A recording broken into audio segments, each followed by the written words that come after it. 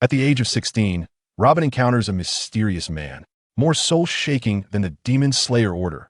In the 8th year since O'Hara was destroyed, Robin is like a rat in the gutter, lying, stealing, killing, just to survive, with a bounty of 79 million. She is chased by the Navy, betrayed by gang bosses, after poisoning and counter-killing. She drifts to Mal Island on a piece of wood.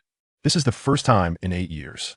She dares to take a walk under the moonlight. On the beach lies a man, not even 1.8 meters tall, considered short in the pirate world, with a delicate face covered in scars. His chest slightly rising and falling, still alive. Robin uses her Hana no me to probe, suddenly trembling all over. This feeling is more terrifying than facing the monster vice admiral of the Demon Slayer Order. Like a mouse encountering a cat, her soul is trembling. She has seen countless villains, but has never been scared by a man who is unconscious.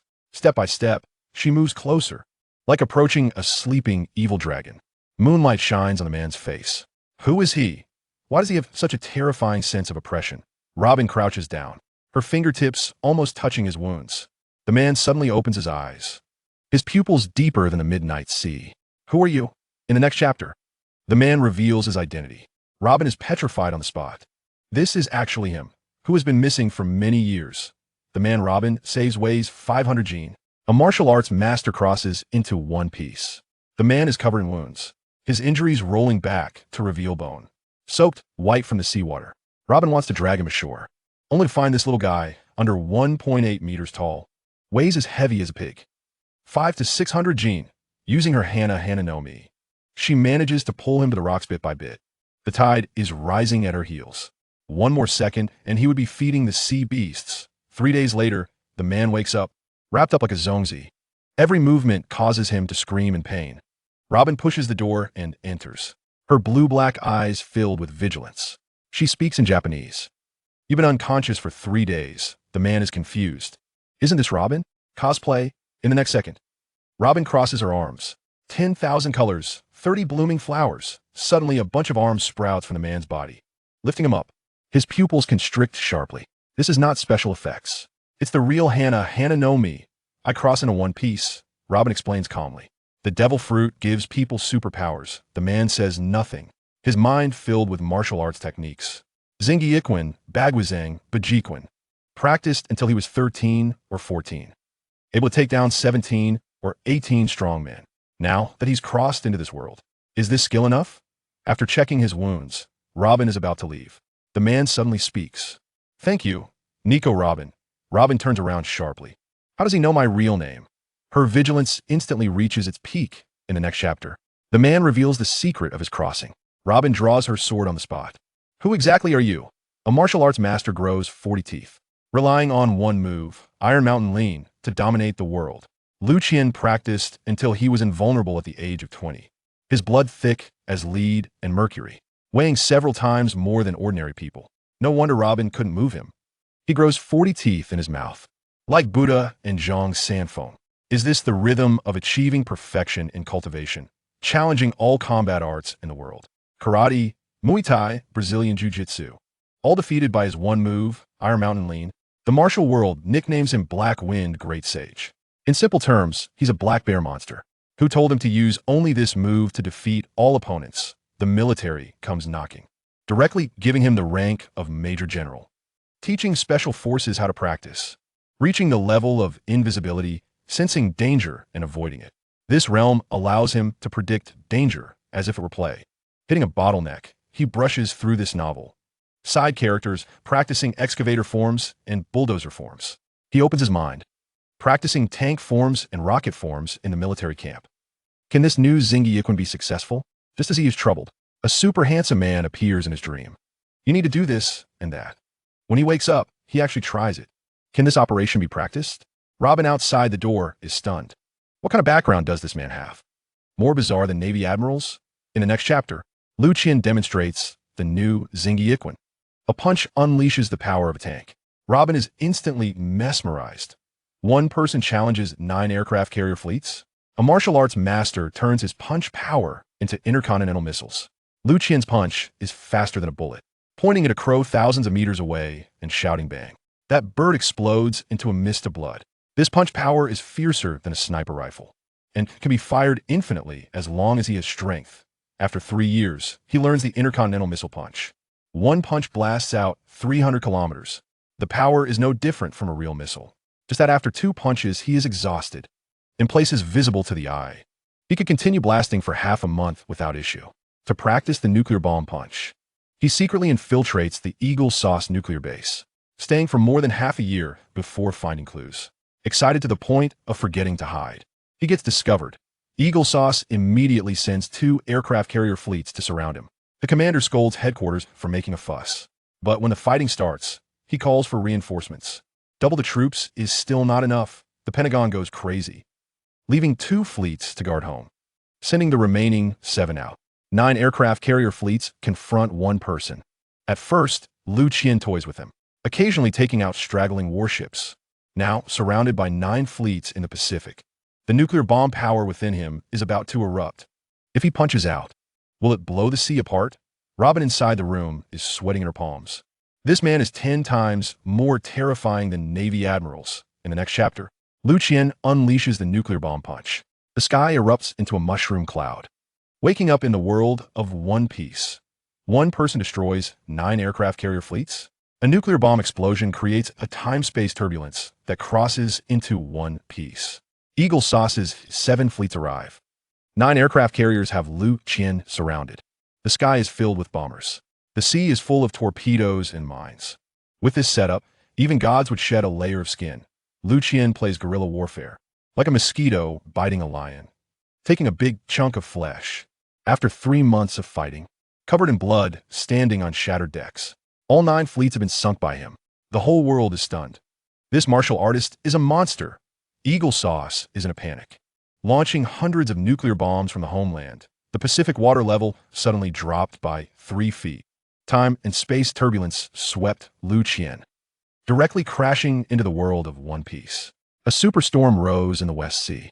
Robin was swept to Marihoa. From this moment, fate changed entirely. Him grimaced in Mary Geos. What's poking me? Half a month later, Liu Qian was able to walk under Robin's care. He hadn't said a word. Robin called him Mr. Mute. He walked to the coral reef by the sea to sunbathe, calculating in his heart how to make a breakthrough in this world of One Piece. Robin secretly watched him. This man was more dangerous than the Navy's demon-slaying order. Yet he had quietly stayed for half a month. What exactly did he want to do? In the next chapter, Liu Qian spoke Japanese. Robin was stunned on the spot. Aren't you mute? A martial arts master wants to help Robin overthrow the world government, just to repay the favor of saving his life. Martial artists value swift vengeance. Failing to repay kindness can become a heart demon. Breaking through could lead to sudden death. Liu Qian was clear about this. He must repay Robin's life-saving grace, and it must be a grand repayment. The food in this world of One Piece was incredibly potent. Ordinary meals contained immense energy. His bone density skyrocketed in half a month. What would take a year to heal on Blue Star? He could now jump and run. No wonder Kaido couldn't be killed. The ceiling in this world was absurdly high. His target was the world government. Dominating for 800 years, the strongest gather here, enough for me to fight.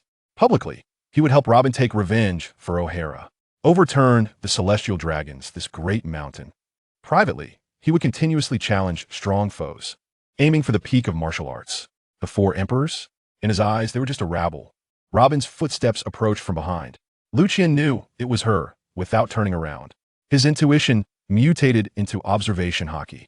With a danger sense buff, he was just waiting to test whether his punch had an armament effect. Mr. Mute, come down quickly. Be careful not to fall. Robin shouted from below. Suddenly, a voice came from the rocks. O'Hara survivor, the child of the devil, Nico Robin. Robin instantly assumed a fighting stance. Are you pretending to be mute to catch me? I have no companions in this world. Then why pretend to be mute?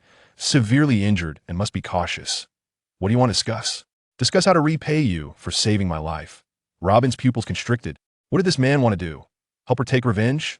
Or did he have other motives? In the next chapter, Liu Qian laid out a plan. He'll help you overthrow Mary Geos. How about that?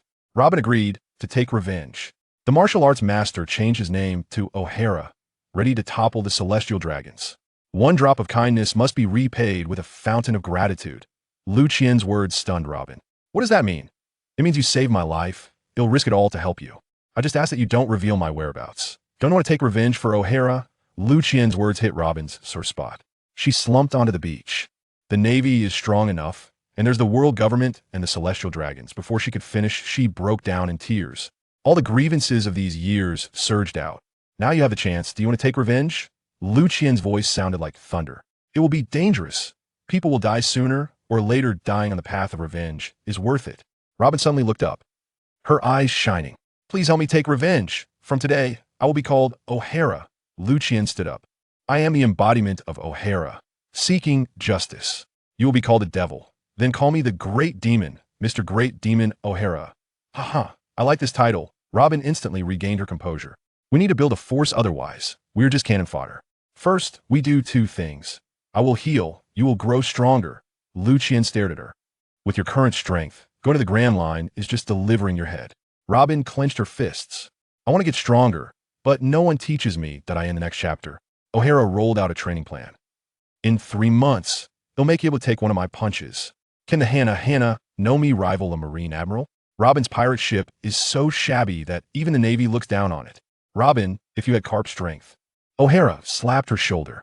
Your fist would appear right in front of the enemy's eyes. Who could block it? Robin's eyes widened. Can we play like this? 3 months later, the O'Hara pirates set sail. The ship was a converted fishing boat. It reeked of fish, enough to knock out seagulls. The Jolly Roger depicted the tree of knowledge, a skull peeking out from the leaves. Robin juggled multiple roles. Navigator, cook, fighter, busy to the point of not touching the ground. In the West Sea, in the Mara waters, a Navy major was drinking red wine. Report, a pirate ship is blocking the way. Major Finland rushed out to take a look, almost laughing out loud. That ship was so shabby, it looked like it was picked from a garbage heap, with more patches than ship planks.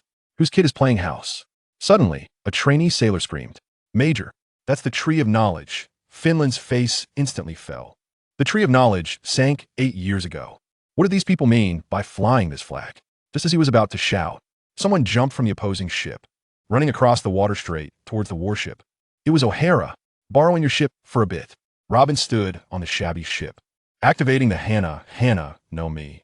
Dozens of hands grasped the ship's railing. This is my first lesson in training. In the next chapter, the Navy warship was dismantled into pieces. Major Finland cried out, what kind of pirates are these? They're monsters. Robin incapacitated the Navy major with one move. A 79 million bounty criminal steals a warship to become a pirate ship. O'Hara wore a cloak made of curtains. Robin had a backpack and sunglasses on. The two stood on the shabby fishing boat with their hands in their pockets, facing the Navy major, whose eyes went wide. It's Nico Robin, the child of the devil, 79 million berries. This time they struck it rich. Major Finland drew his sword and jumped. Before the blade could come down, Robin crossed her arms. 80 petal flower, 4 root tree, countless arms bound his limbs. With a few crisp cracks, he was thrown back onto the warship. All his limbs broken, just as the Navy was about to raise their guns. 1,000 colors, hell flower, dozens of hands burst from the deck, pulling everyone into the sea to feed the fish. Robin tore down the Navy flag, hang the flag of the all-knowing tree pirate crew. This ship belongs to us. O'Hara glanced at her. Being merciful to the enemy is being cruel to yourself. Robin lowered her head, picking at her fingers. I can't just kill people. If you show mercy next time. O'Hara pointed at the Navy floundering in the sea. They'll have to collect your corpses. Collecting corpses is so scary. In the water, Major Finland cursed. The Navy won't let you go. Robin poked her head out and shouted, take care of yourself first. In the next chapter, a vice admiral was sent from the Navy base to encircle them. Robin clenched her fists in fear. O'Hara laughed. Just in time for you to practice. Is Robin stuck in learning Wing Chun? The Navy major can only be considered a lieutenant in the Grand Line. The West Sea major going to the Grand Line is at most a lieutenant. O'Hara's words extinguished Robin's pride. Those 2 admirals from the Demon Slaughter Order, one with magma and the other with ice. Can you beat them? Robin instantly wilted. Those were monsters that could destroy the world. Strong people aren't born strong. O'Hara tapped her head. True strength is in the heart, not in the fists. When encountering tough characters, the thought is how to win, not to be afraid. Robin's eyes lit up. Captain, you went through this too? Of course, I was weaker than you back then. But I knew that as long as I kept practicing, I could reach the peak. Robin suddenly became curious. Captain, just how strong are you? At least strong enough to help you get revenge. O'Hara practiced Tai Chi, but inwardly complained. Robin's cooking could kill someone. She had to hire a chef. In the training room, Robin practiced Wing Chun, sweating profusely. She understood all the movements, but couldn't get into the hidden strength. Frustrated, she stamped her feet. O'Hara stroked her chin. Could it be that there are rules in this world that limit her? Her observation hockey had indeed progressed by leaps and bounds. She could hear schools of fish 10 miles away with her eyes closed. But without hidden strength, how could she fight against Logia types? How to break through armament hockey? O'Hara looked at the sea. She must be given away to cultivate hockey. The ship drifted for more than a month. Not even a shadow of an island in sight. Robin collapsed on the deck. If there's no more food, I'm going to gnaw on the shipboard. O'Hara suddenly stood up. There's killing intent ahead. In the next chapter, Blackbeard's men came knocking. Nico, Robin, come with us. Fortunately, the sea beast that occasionally leaped out of the water gave Liu Qian a sense of novelty. Although Liu Qian could also practice to pass the time, he had to take the lookout position to give Robin more time to train.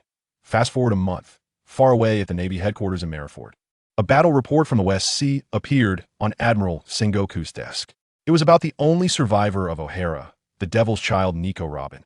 The report stated that Nico Robin had formed a pirate crew and had injured patrolling Navy forces while seizing a warship in the West Sea. The report also indicated that Nico Robin's current strength had reached a level where she could easily kill a Navy major with a casual move, suggesting she was already worthy of her bounty. She had been drifting in the West Sea for some time without any signs of heading to the Grand Line, requesting the headquarters to send someone to capture her. Upon receiving the report, Sengoku immediately called for Kazan. With Sengoku's wisdom, how could he not realize that it was Kazan who had let Robin escape back then? Now, this O'Hara survivor had formed a pirate crew named after O'Hara, and the purpose was evident. Since it was a matter left by Kazan, naturally, Kazan himself had to deal with it. Fortunately, he was on leave recently. While on leave, Kazan received a summons from Admiral Sengoku, appearing as if he had just woken up, lazily making his way to Sengoku's office. Admiral Sengoku, it's very inappropriate to disturb someone on leave. Kazan, take a look at this report. Sengoku didn't explain anything to Kazan, simply tossing the report over. What's this? Kazan took the report, and his expression became unusually serious. Admiral Sengoku, I will go to the West Sea and resolve this matter thoroughly. All right, go quickly and come back soon. The new world has been getting more chaotic lately. We need more combat power. Am I not working overtime right now? Why get back? Aren't you supposed to give me compensatory leave? Kazan, who was just about to leave the room, looked astonished upon hearing Sengoku's words. Kazan, this is the consequence you brought upon yourself, so you have to deal with it yourself. By the time you come back, your vacation will have long been over. Fine, I'll apply to go to the Red Earth continent and enter the West Sea, so if I'm fast enough, I can still take a few more days off when I return. Sure, said the Warring States, non-committally. On the West Sea, aboard the Finland. That's right. Liu Qian named the pirate ship they seized the Finland because it was taken from a naval major named Finland. He even decided that in the future, he would seize more naval warships, and each captured warship would be named after its original captain. I have to say, this practice is really too shameless. Not only did he steal someone else's ship, but he also named it after someone else. Liu Qian was training Robin's observation hockey. Robin covered her eyes. He stood far away from her and flicked snack treats toward her with his fingers. The snacks shot out silently, but incredibly swiftly. Normally, people would say that with their eyes covered, they wouldn't be able to dodge even if they were looking face to face. Although Robin's eyes were covered, she seemed to see perfectly. Each attack was effortlessly dodged. Liu Qian couldn't help but speed up until he hit Robin. Very good, Robin-chan. You've lasted 10 more minutes today than yesterday. If you keep this up, your observation hockey will become stronger and stronger. On the sea, some strong individuals can cover an entire island with their observation hockey. Some powerful beings even possess such strong observation hockey that they can see brief glimpses of the future. I believe that as long as you keep improving, that day will come for you too. Captain, is there really someone whose observation hockey is strong enough to cover an entire island? Can your observation hockey cover a small island? Of course, there are such powerful ones. As for my observation hockey, I can cover a smaller island. That's amazing, Captain. Robin-chan, this is nothing. The Finland gradually approached an island ahead during the two's daily training and chatting. This was also their destination, Capone Island.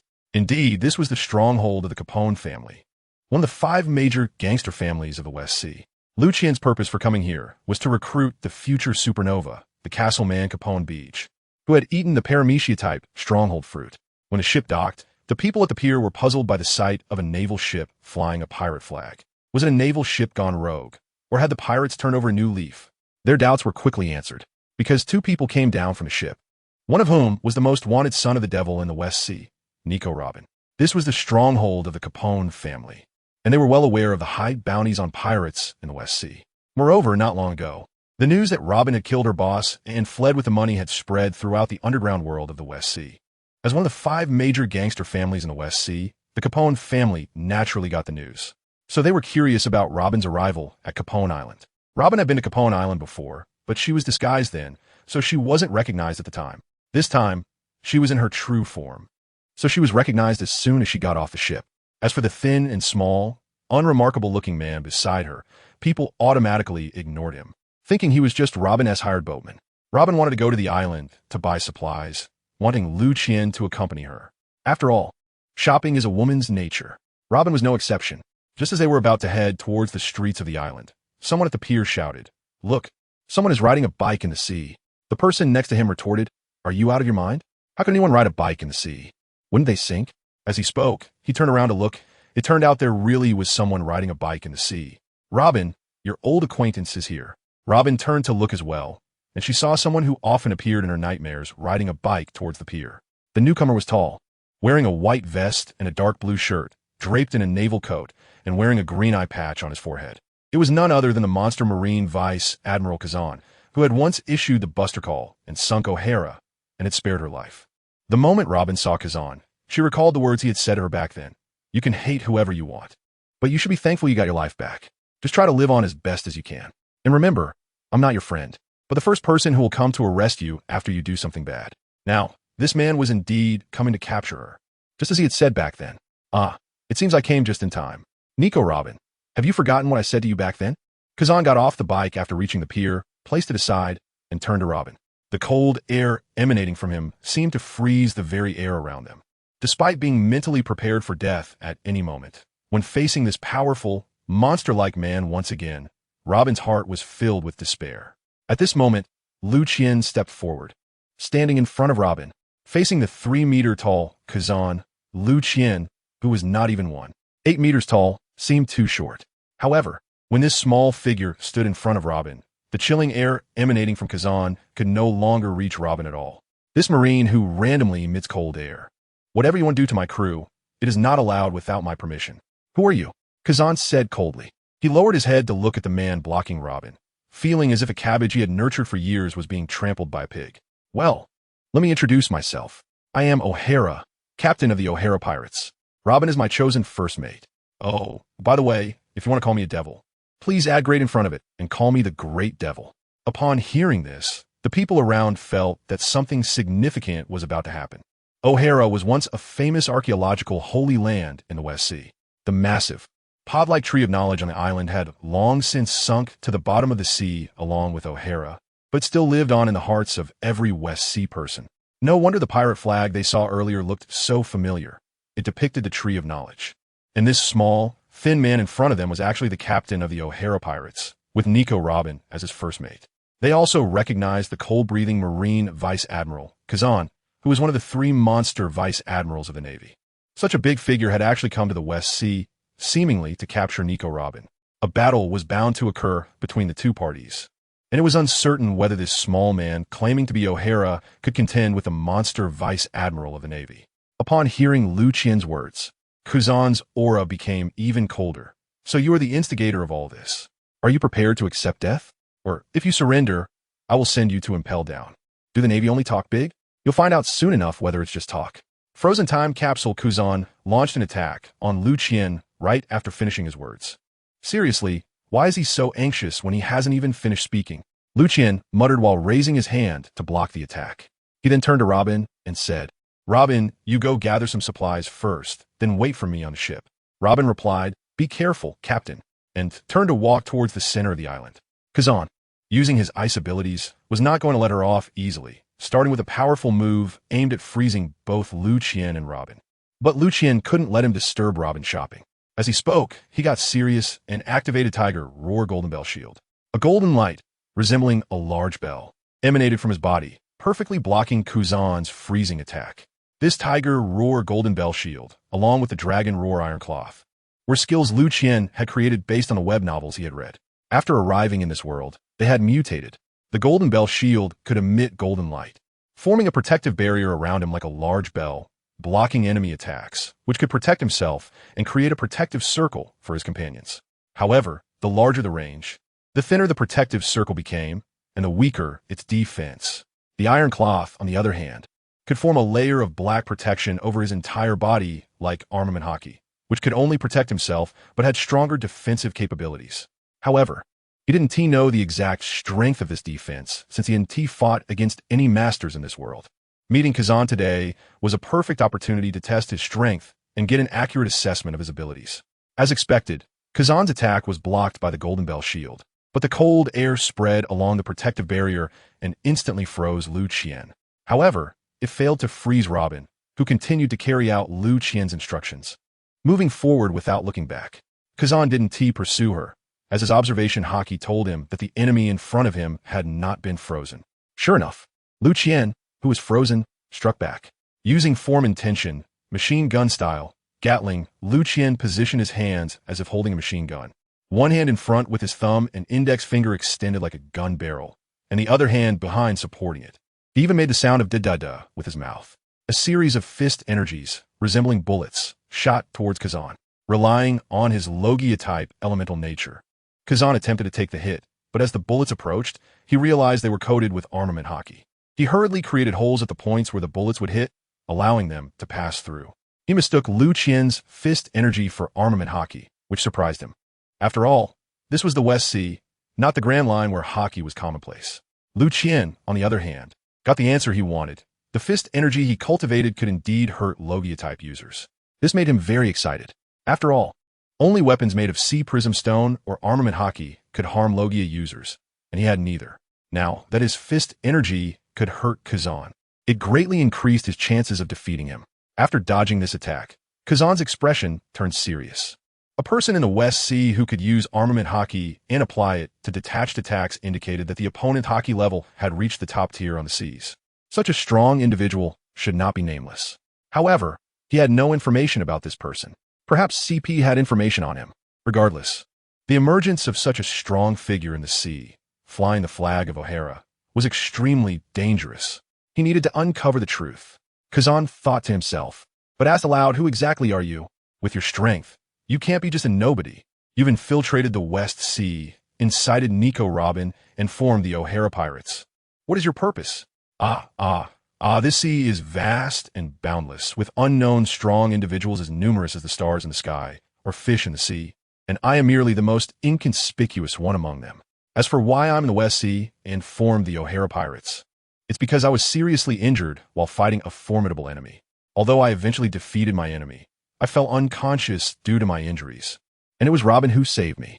If it weren't for her, I might have been eaten by a sea beast by now.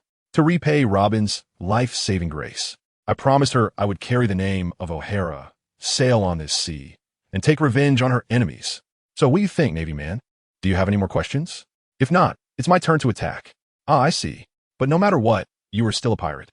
And as a Navy officer, I cannot just stand by. Well, since that's the case, I guess I have to defeat you. Without waiting for Kazan to respond, Liu Qian directly launched an attack using form intention, cannon-style, grenade cannon. He positioned his fingers together to form a square and launched an attack towards Kazan. Kazan sensed the armament hockey on the attack and used the Navy's 6 styles to dodge, but the cannonball-like fist energy hit the sea behind him and exploded. He hadn't expected the man opposite him to be so fierce with his attacks. But since long-range attacks were ineffective and he didn't dare to use wide-area attack techniques, he had no choice but to engage in close combat. The ice blade instantly formed in Kazan's hand. With a swift motion, a flying slash infused with armament hockey and freezing energy struck towards Liu Qian. When Liu Qian sidestepped to avoid it, Kazan had already used Shave to appear behind him, thrusting the ice blade towards his neck. Unfortunately, Kazan miscalculated. He thought Liu Qian would only attack from a distance, not realizing he was actually a master of close combat. Liu Qian slid his foot to evade Kazan's thrust, turned around, and faced Kazan, leaning his shoulder forward in his signature move. Old Bear leans against tree. Kazan didn't expect him to use such a bizarre technique, and the speed was astonishing. He couldn't react in time and was struck in the chest. Fortunately, at the moment of impact, he used armament hockey for protection. However, he was still knocked back and fell to the ground, turning into a puddle of shattered ice. Kuzan slowly revealed himself from the ice shards. He hadn't sustained much damage. After this exchange, Kazan's expression became more serious. He appeared uninjured, but the blow to his chest still hurt. The man in front of him was far stronger than he had imagined. He was extremely skilled in both ranged and close combat, with rich battle experience and exquisite fighting techniques. Moreover, every move was infused with armament hockey, making them incredibly powerful and fast. If one wasn't careful and took a hit, even with armament hockey protecting them, it would still hurt for a long time. If he wasn't on guard, a single blow could incapacitate him. Since becoming a Logia-type user, he had faced many opponents, but only a few of the top pirate masters in the New World had ever made him feel this level of danger. And from this man, he also sensed danger. Despite his reluctance, he had to admit that he had acted rashly today, relying solely on himself. If things went wrong, he might not only fail to capture the pirate, but also put himself in danger. Liu Qian understood the principle of not showing mercy to those in power. Since one of them had to go down, he certainly couldn't hold back. With one successful strike, he quickly moved again, so fast that Kazan didn't have time to react before he was back in front of him. Using the technique of shape and mechanical style hydraulic hammer, Liu Qian delivered a double fist strike, one from above and one from below, aiming directly at Kazan. Kazan raised his ice blade to block, but it turned out to be a feint. Liu Qian pulled back his fists, lowered his body, and slid past Kazan, executing the hydraulic hammer again, this time striking towards Kazan's lower back. Liu Qian had intended to strike his head, but since he couldn't reach it, he had to aim for the lower back instead. Kazan elementalized to evade the punch, gathering cold air in his arms and launching a frozen beak attack towards Liu Qian's head. Liu Qian wouldn't let him land that hit. He performed an iron bridge maneuver to dodge, pushing off the ground to shoot backward. Just as he regained his footing, Kazan's two-pronged spear shot towards him. Liu Qian dared not take it head-on and could only sidestep to avoid it. Kazan, ice blade in hand, charged at him again. Liu Qian took 2 steps forward and executed Old Bear leans against tree, crashing into Kazan. Kazan, aware of the danger, sidestepped. However, Liu Qian's body twisted, and his elbow struck heavily against Kazan's abdomen. This time, although Kazan used armament hockey to defend, a flash of pain appeared on his usually expressionless face. Though it was brief, it didn't escape the eyes of the observant. This blow had clearly dealt him a significant hit. To be honest, in close combat, Kazan's fruit ability was indeed very advantageous. Liu Qian was originally much faster than Kazan, but because Kazan could utilize the freezing air emitted from his ice fruit to freeze his opponents. Even if Liu Qian used Iron Body to protect himself and avoid being frozen solid, the cold air still affected him, making his joints stiff and preventing him from fully utilizing his speed advantage.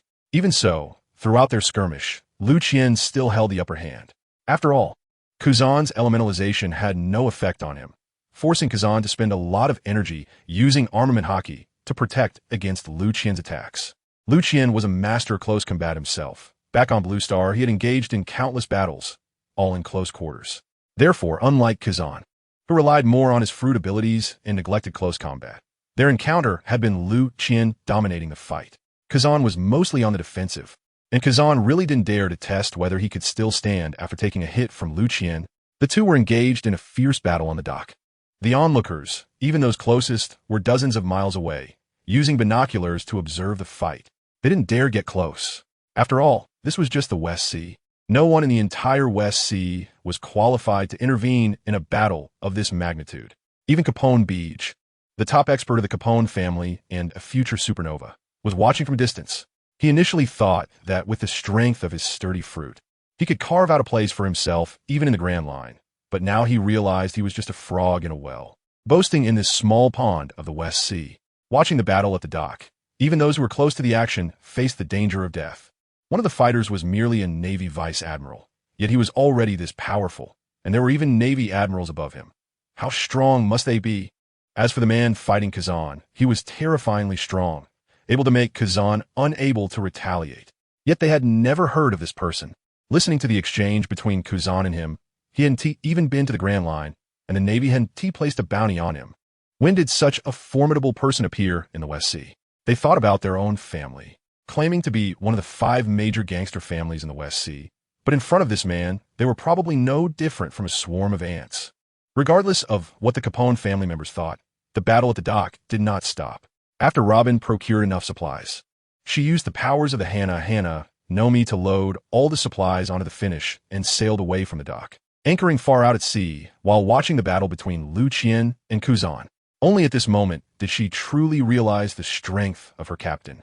That Navy Vice Admiral, who seemed overwhelmingly powerful in her eyes, was actually no match for her captain. At least, in the current situation, Kuzan was mostly on the defensive, often being knocked back by her captain, relying on his ability to elementalize into a puddle of shattered ice to mitigate the impact. If it weren't for that, even with armament hockey protecting him, he wouldn't be able to stand up so quickly after being knocked back by her captain's punch.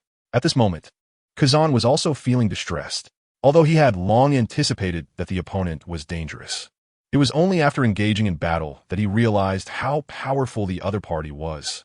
His punches were as heavy as Garp's, and his speed rivaled that of Borsellino.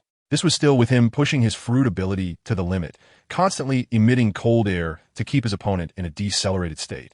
Otherwise, he feared he would have already been unable to defend against the attacks.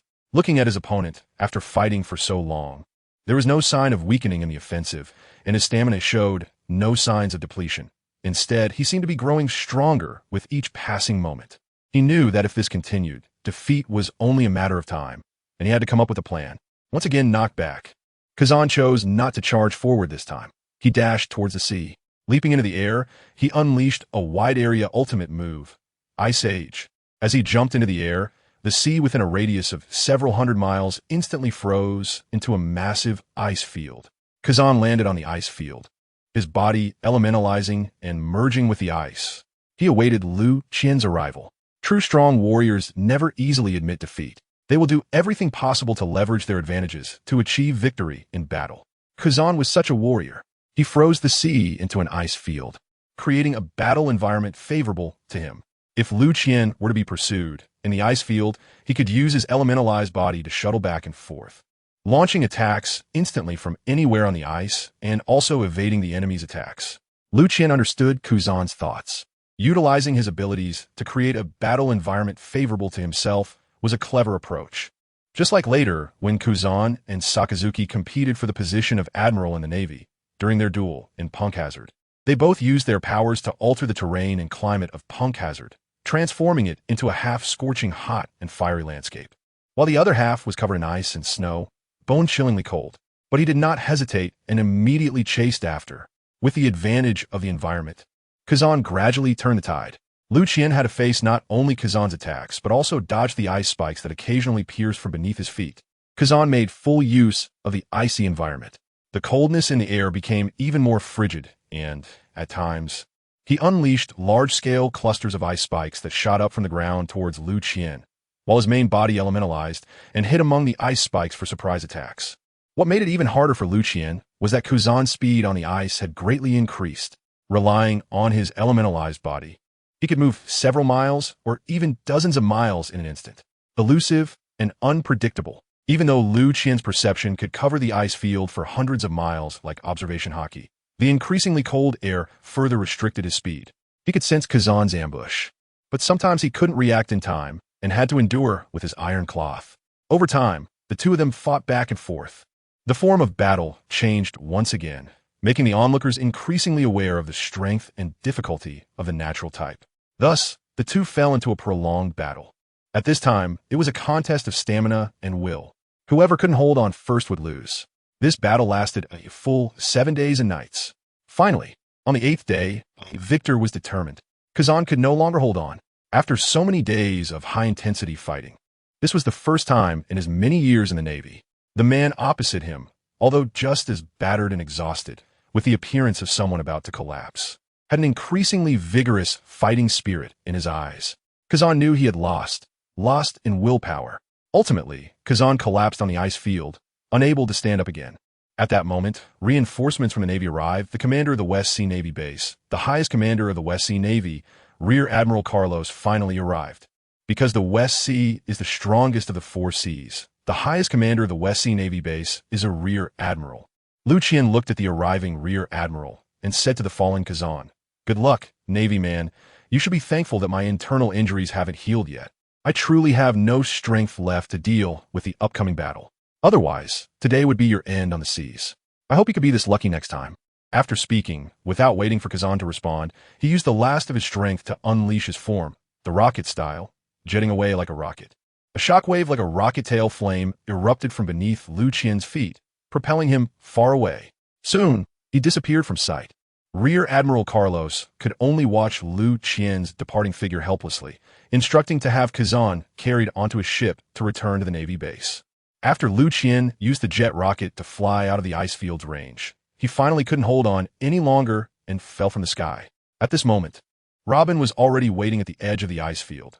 She had watched the entire battle and came directly to pick him up after Liu Qian exited the battlefield. When Liu Qian saw the Finland ship, he could no longer hold on, and after landing on the deck, he lay there like a puddle of mud, completely motionless. Liu Qian did not lie to Kazan. Although his external injuries had healed, his internal injuries had not fully recovered. The radiation from the nuclear explosion continued to linger in his body, constantly eroding it. He had to continuously suppress this power. This also led to him not being able to exert his full strength during the battle, resulting in a war of attrition with Kazan. Ultimately, relying on his extraordinary willpower, he achieved the final victory. Of course, he never thought about killing Kazan. If Sakazuki had come today, not to mention a mere rear admiral from the West Sea coming to assist, even if an elite rear admiral from the Navy headquarters had come to support, he would have gone to great lengths to eliminate Sakazuki. Moreover, he sensed that this external power was very similar to the nuclear power he referred to within himself. Through his constant suppression and conflict, this external power slowly merged with his internal nuclear power, becoming his own strength. He had a premonition that once he fused this external nuclear power, he would surely break through his original peak state, advancing his cultivation further. This battle had accelerated the fusion of his originally slow nuclear power. It seemed that fighting was indeed a catalyst for the strong to become stronger. While Liu Qian was lying on the ship recuperating far away at the Navy headquarters in Marineford, Admiral Sengoku was on the phone with Kuzan. Moshi Moshi, Admiral Sengoku. I'm sorry, I messed up the mission. Things have changed. What happened, Kazan? Why you look so dispirited? That Nico Robin is not the captain of the pirate crew. She is just the vice captain. The captain of the pirate crew is a powerful guy who has never been to sea. The two of them formed a pirate crew called O'Hara, using the Tree of Knowledge from O'Hara as their flag. The O'Hara Pirates. It seems they have grand ambitions. Another ambitious guy. Thankfully, did you manage to capture them, Kazan? On that, Admiral Sengoku. Kazan appeared to hesitate, looking somewhat embarrassed. What happened, Kazan? Did they escape? You didn't let them go again, did you? Or are they so strong that they managed to escape from your grasp? Seeing Kuzan's expression, Sengoku thought Kazan had let Nico Robin slip away again. I was defeated. Admiral Sengoku. Although Kazan was reluctant, he still had to report the result. Nanny? Are you joking? Sengoku couldn't believe it. The transponder snail perfectly mimicked Sengoku's shocked expression. Although it's shameful to say this, I was indeed defeated. In a one-on-one battle with the captain of the O'Hara Pirates, I was defeated. If it weren't for Carlos arriving quickly, I would have been killed. Kazan said to Sengoku again. Kazan, you just said the one who defeated you is a newcomer who has never been to sea? Yes, Admiral Sengoku. I have no information or bounty on him in my memory. I am sure he is just a newcomer who has never been to sea. However, he is really strong, possessing the top-tier dual hockey of the sea. His combat skills are very proficient and his combat experience is incredibly rich. I was only defeated after fighting for 7 consecutive days and nights. And what else? And according to him, he said that his old injuries had not healed while fighting me. That's why I could hold on for so long. Nanny, it seems we are in big trouble. Kazan, since the era of great pirates, the Grand Line has become increasingly turbulent, and the New World has become more chaotic. Many of our Navy strongholds in the New World have been eliminated. Now, such a strong person has appeared in the West Sea. Does that mean our Navy can't even suppress the 4 seas? In the Warring States period, Sengoku had a worried look on his face. Kazan, have Carlos send over that man's information. As for you, just focus on recuperating in the West Sea for now. I will report this matter to Admiral Kong. And once you are healed, hurry back to headquarters. Sengoku gave Kazan the order and hung up the Den Mushi. At the same time, a piece of news was sent from the West Sea Newspaper Agency to the headquarters of the news agency on the Grand Line. Morgans, the big news reporter, saw this and thought, this is truly big news. One of the three monster vice admirals of the Navy, Kazan, a natural-type user of the ice fruit, was actually defeated by a newcomer in the West Sea. This guy must be the headline on tomorrow's front page. Have the staff speed up the layout. It needs to be printed by tomorrow morning. At Marine Ford, in Admiral Steelbone Kong's office. Steelbone Kong was about to be promoted to the supreme commander of the entire army, so the Navy's matters were generally handled by Sengoku, the next admiral. However, today, Steelbone Kong called for an emergency meeting. All officers above the rank of Rear Admiral at headquarters were to participate, including Admiral Sengoku, Marine Hero Vice Admiral Garp, Vice Admiral Tu, Vice Admiral Borisellino, and others, all of whom were high-end combatants currently stationed at headquarters. The topic of the meeting was the defeat of Kazan in the West Sea. Haha, that kid Kazan was defeated in the West Sea? Vice Admiral Garp said while laughing and munching on a donut. The news from Kazan was such that Sengoku was still having a hard time accepting the fact. To think such a strong person has appeared in the West Sea, it's truly frightening, Borisellino joked, looking somewhat scared. The situation in the Grand Line is becoming increasingly tense. The Four Seas must not have any more slip-ups. I suggest we immediately organize a force to capture this person and must not allow him to cause chaos in the West Sea. Vice Admiral Tsuru remained calm, as always, and provided her suggestion with precision. Agreement. Everyone in the conference room fully supported Admiral Crane's suggestion. Since that's the case, let's have Carp and Borisellino take a trip, Marshal Steelbone Kong decisively stated. Before this, the news could not be hidden. Should we issue a bounty on this person?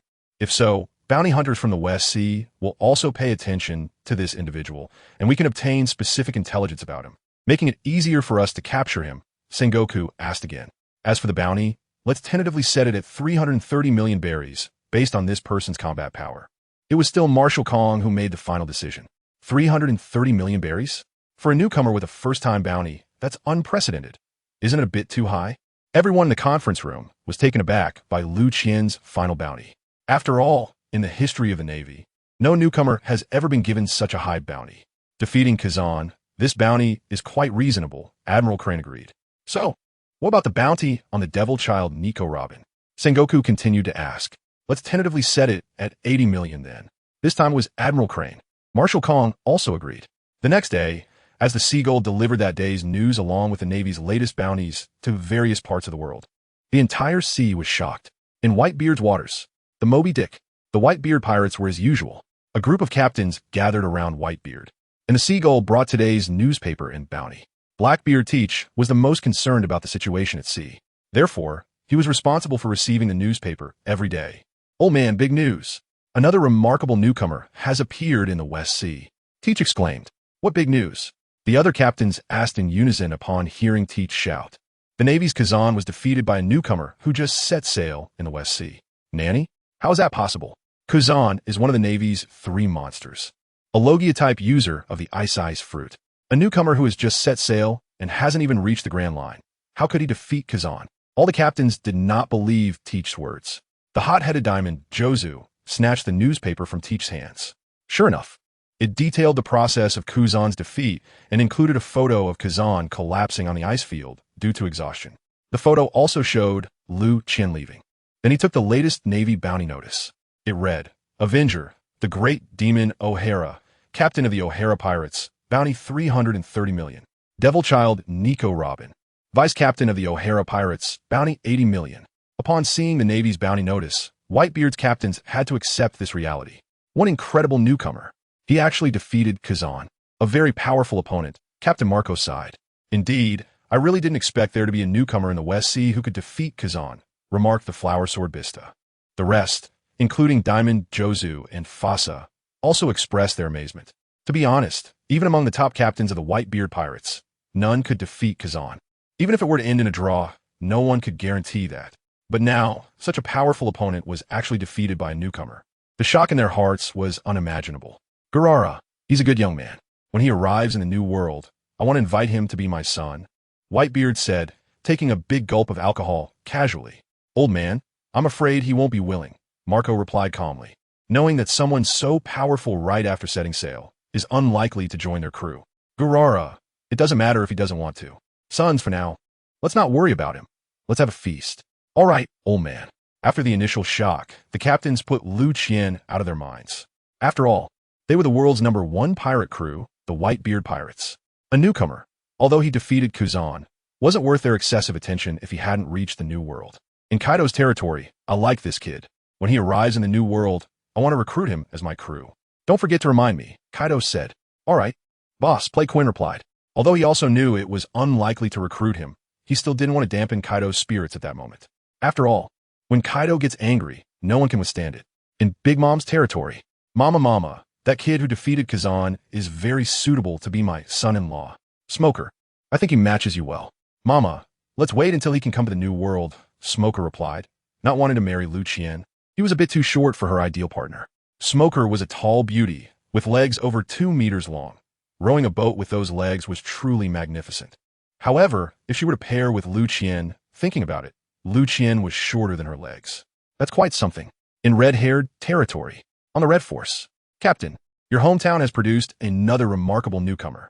The West Sea truly is the strongest sea. A newcomer could defeat that guy Kazan, and his first bounty exceeds 330 million berries. Captain, your bounty back in the day wasn't even higher than his, right? You've been surpassed by your hometown, laughing Locky said while gnawing on a big chicken leg. Mocking Shanks. Ah, yes, lads, let's have a feast to celebrate my hometown surpassing me, Shanks said indifferently. Oh, a feast. Let's celebrate the captain being surpassed by his hometown. The group chimed in. Only Vice Captain Ben Beckman remained calm and composed. With his wisdom, he could see further and more comprehensively than his companions. When he saw the name of the O'Hara pirates, he thought of the O'Hara incident from 8 years ago. Coupled with the Navy's moniker of Avenger, he deduced that this pirate crew's ambitions were anything but ordinary. Avenger, who were they seeking revenge on? The Navy? Or perhaps the world government? Kuzan's strength, no one who has fought against him would say he isn't powerful. Yet this formidable guy was defeated by a man named O'Hara. Considering this man's ambition and strength, it was clear that the West Sea was not his final destination. When he reaches the Grand Line, or even a new world, he will undoubtedly impact the current situation. Although the red-haired pirates are one of the 4 emperors of the New World, they are the newest among them, with the weakest strength and influence. After all, the red-haired pirates are not as strong as they will be during the upcoming war. If this O'Hara arrives in the New World, will he be interested in the position of the 4 emperors, thereby threatening the red-haired pirates? These were all issues that Ben Beckman had to consider. As captain, Shanks did not think that much. Seeing his old mate lost in thought again, he walked over, pulled him to the center of the party, and started getting everyone to pour him drinks. Thus, the vice captain, who was originally worried about the future of the red-haired pirates, had to temporarily set aside his concerns and join his captain in revelry. In the Grand Line, the newly established Revolutionary Army, headquartered on Baldy Island in white soil. The leader of the Revolutionary Army, Dragon, was also reading today's newspaper. Dragon was extremely concerned about Nico Robin, the only survivor from O'Hara, as only she could interpret the true history, calling her the light of the revolution, believing that only she could unlock the blank 100 years of history and enable the Revolutionary Army to overthrow the rule of the Celestial Dragons and achieve ultimate victory. The O'Hara pirates, are they declaring war on the world government? Although he was able to defeat Kazan, the strength of the world government is definitely not just this. It seems that I have to make a trip to the West Sea to prevent her from being captured by the world government. It would be even better if I could recruit her into the Revolutionary Army. Clearly, Dragon has also taken an interest in the O'Hara pirates. North Sea Don Quixote family. Hey, Doflamingo, have you seen today's newspaper? A remarkable newcomer has emerged in the West Sea, Tory Pole said as he approached Doflamingo with the latest newspaper. He actually defeated that guy Kazan. This newcomer is no ordinary strength. O'Hara pirates. Is this the survivor of the O'Hara incident? Wasn't there only Nico Robin? Where did this newcomer from O'Hara come from? Doflamingo, with golden hair, sunglasses, a pink feather coat, and cropped pants, wearing pointed shoes, lay on the sofa, looking at the newspaper in his hand. He also felt wary of this newly emerged character. After all, although he now possesses both armament haki and conqueror's haki, his devil fruit ability has not been developed to the awakened level, and his haki is not at its peak.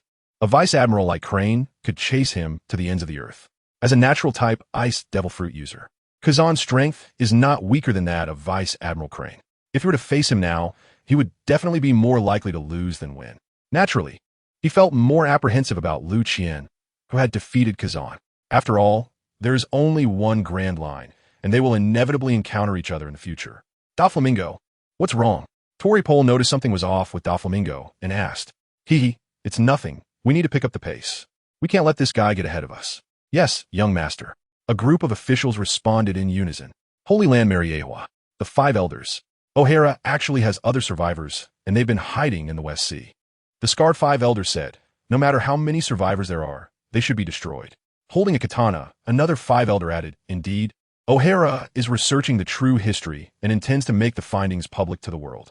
If the world learns the truth about the blank 100 years of history, it will cause turmoil across the seas. This behavior is absolutely not allowed.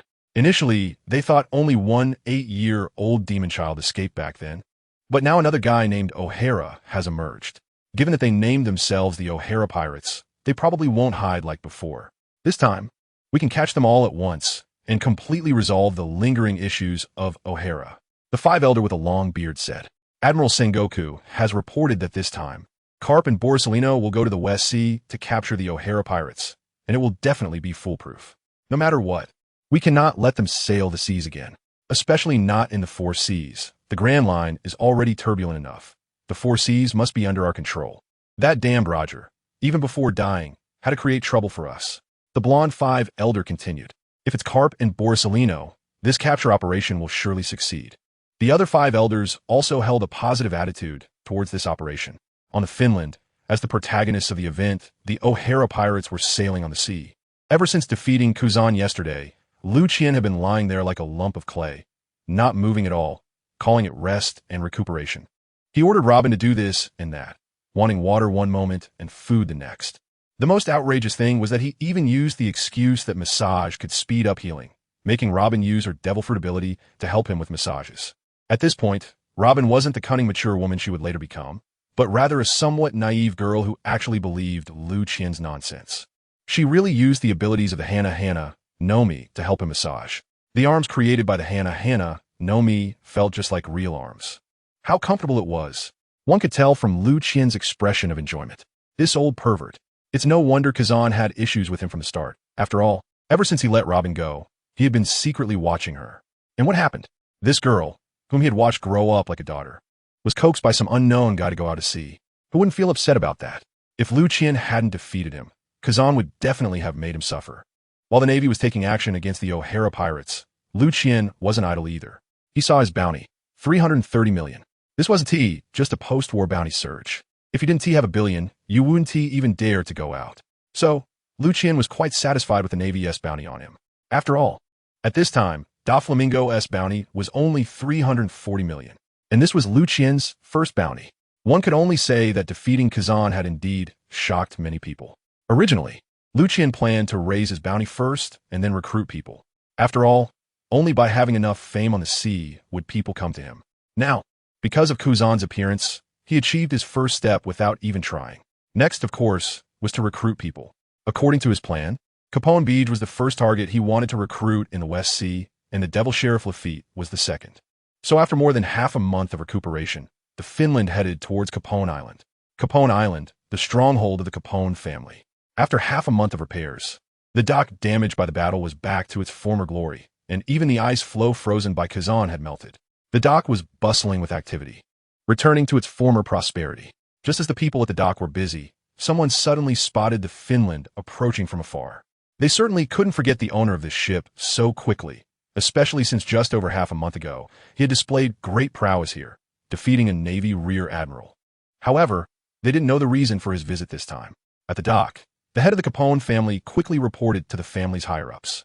The current patriarch of the Capone family was still Capone Beach's father, Capone Earl.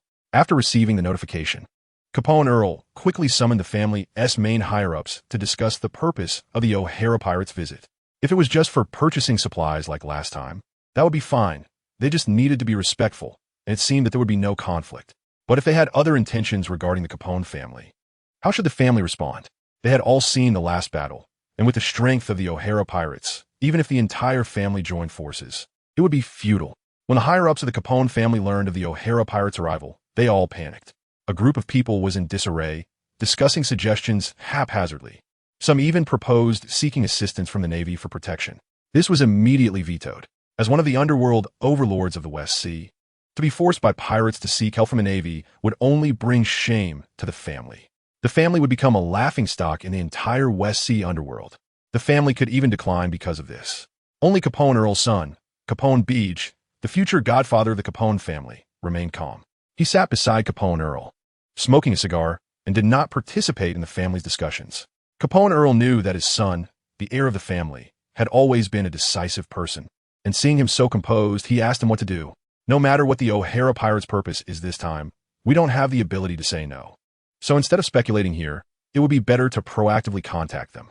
Their captain doesn't seem like a killer, including last time. If Kazan hadn't arrived suddenly, they wouldn't have shown any intention of causing trouble on Capone Island. Capone Beej analyzed.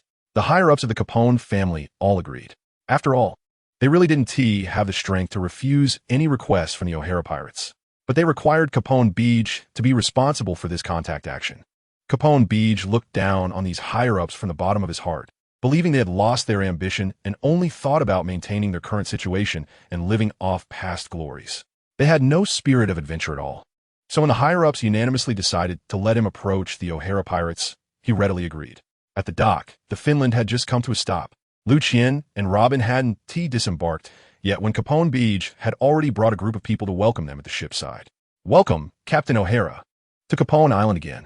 Our Capone family has prepared a welcome banquet for you. Please honor us with your presence. Capone Beej said gentlemanly. Powerful strength is always the best business card. Just like the treatment this time on Capone Island was completely different from last time. When they came last time, although someone recognized Nico Robin, no one took her seriously. But this time, before they even disembarked, someone was already there to welcome them at the dock. Liu Qian looked the leader up and down, dressed in a pinstriped suit, wearing a hat and scarf, looking very much like a gentleman. He was exactly the person Liu Qian came to recruit, Capone Beej. The only difference from his impression was that the current Capone Beej didn't have a beard, which made him look even more like a gentleman. Thank you for the Capone family's warm hospitality. Please lead the way. Robin saw Liu Qian staring at Capone Beej, and, fearing an awkward situation, quickly tried to smooth things over. All right, my lords, please follow me to continue our conversation. Capone Beej will lead the way. The journey wasn't far, and they soon arrived at a castle. It resembled a European medieval castle, with a heavy appearance and a strong sense of history. Robin had always been very interested in such age structures, inevitably taking a few more glances. Capone Beej knew that Robin was a survivor of O'Hara, and that O'Hara had once been a sacred place for archaeology in the West Sea. Therefore, he found Robin's actions quite normal and explained, this is the base of the Capone family. It has a long history, and if you're interested, Lord Robin, you can observe it up close. Oh, by the way, our family occupied this castle 300 years ago, and has looked like this since then. Indeed, upon hearing that this castle had at least 300 years of history, Robin immediately expressed her desire to conduct an archaeological investigation of it. Capone Beej naturally would not refuse and promised to send someone to assist Robin's archaeological efforts after the banquet. Once inside the castle, they found the decorations to be magnificent and splendid, completely different from its old exterior. It made sense, after all, as one of the overlords of the West Sea underworld. Their living conditions couldn't be poor. The banquet proceeded as scheduled. Although Capone Beej was a hot-tempered person, it must be said that he was also quite skilled in socializing. Throughout the banquet, there wasn't a single point that could be criticized. He was reasonable and poised in his actions. His foresight and insights expressed during conversations did not resemble those of a gangster, which made Liu Qian even more satisfied, strengthening his desire to recruit him. As for Capone Beej's later betrayal of Big Mom, Liu Qian didn't care. It was merely because Big Mom's pirate crew couldn't satisfy his ambitions. Liu Qian believed that as long as Capone Beej boarded his ship, he could definitely win over this ambitious mob boss. After the banquet, everyone got down to business. Robin took someone with her to conduct archaeology on the castle, leaving only Liu Qian and Capone Beej in the hall. I wonder what brings the esteemed Lord of O'Hara to Capone Island? Capone Beej asked straightforwardly. Liu Qian had no intention of beating around the bush. I came specifically for you. I want you to join my ship and become my crew member. You are an ambitious person, and the small West Sea will never accommodate your ever-growing ambitions. Only the Grand Line is our stage. So what do you say, Capone Beej? Let's turn this world upside down together. Let our names resound across the seas, and make everyone tremble in fear even while hiding under their blankets. Come on, Capone Beej. Join us.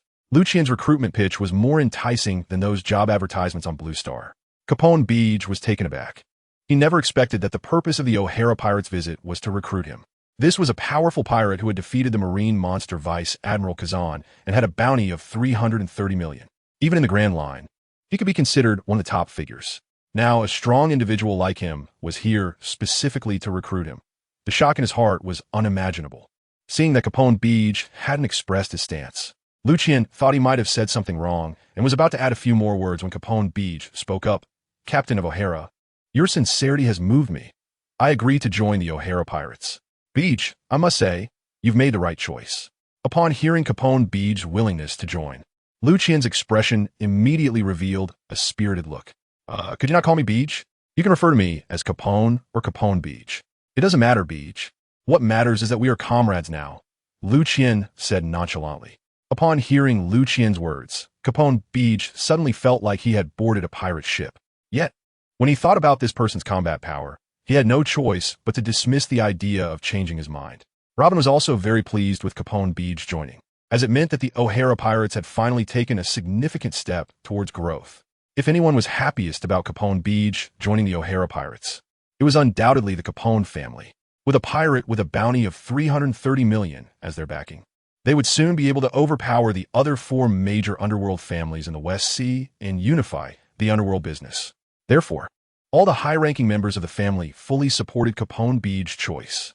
However, for Liu Qian, what pleased him the most was not the growth of O'Hara, but the unanimous support from the Capone family's upper echelons due to Capone Beej joining.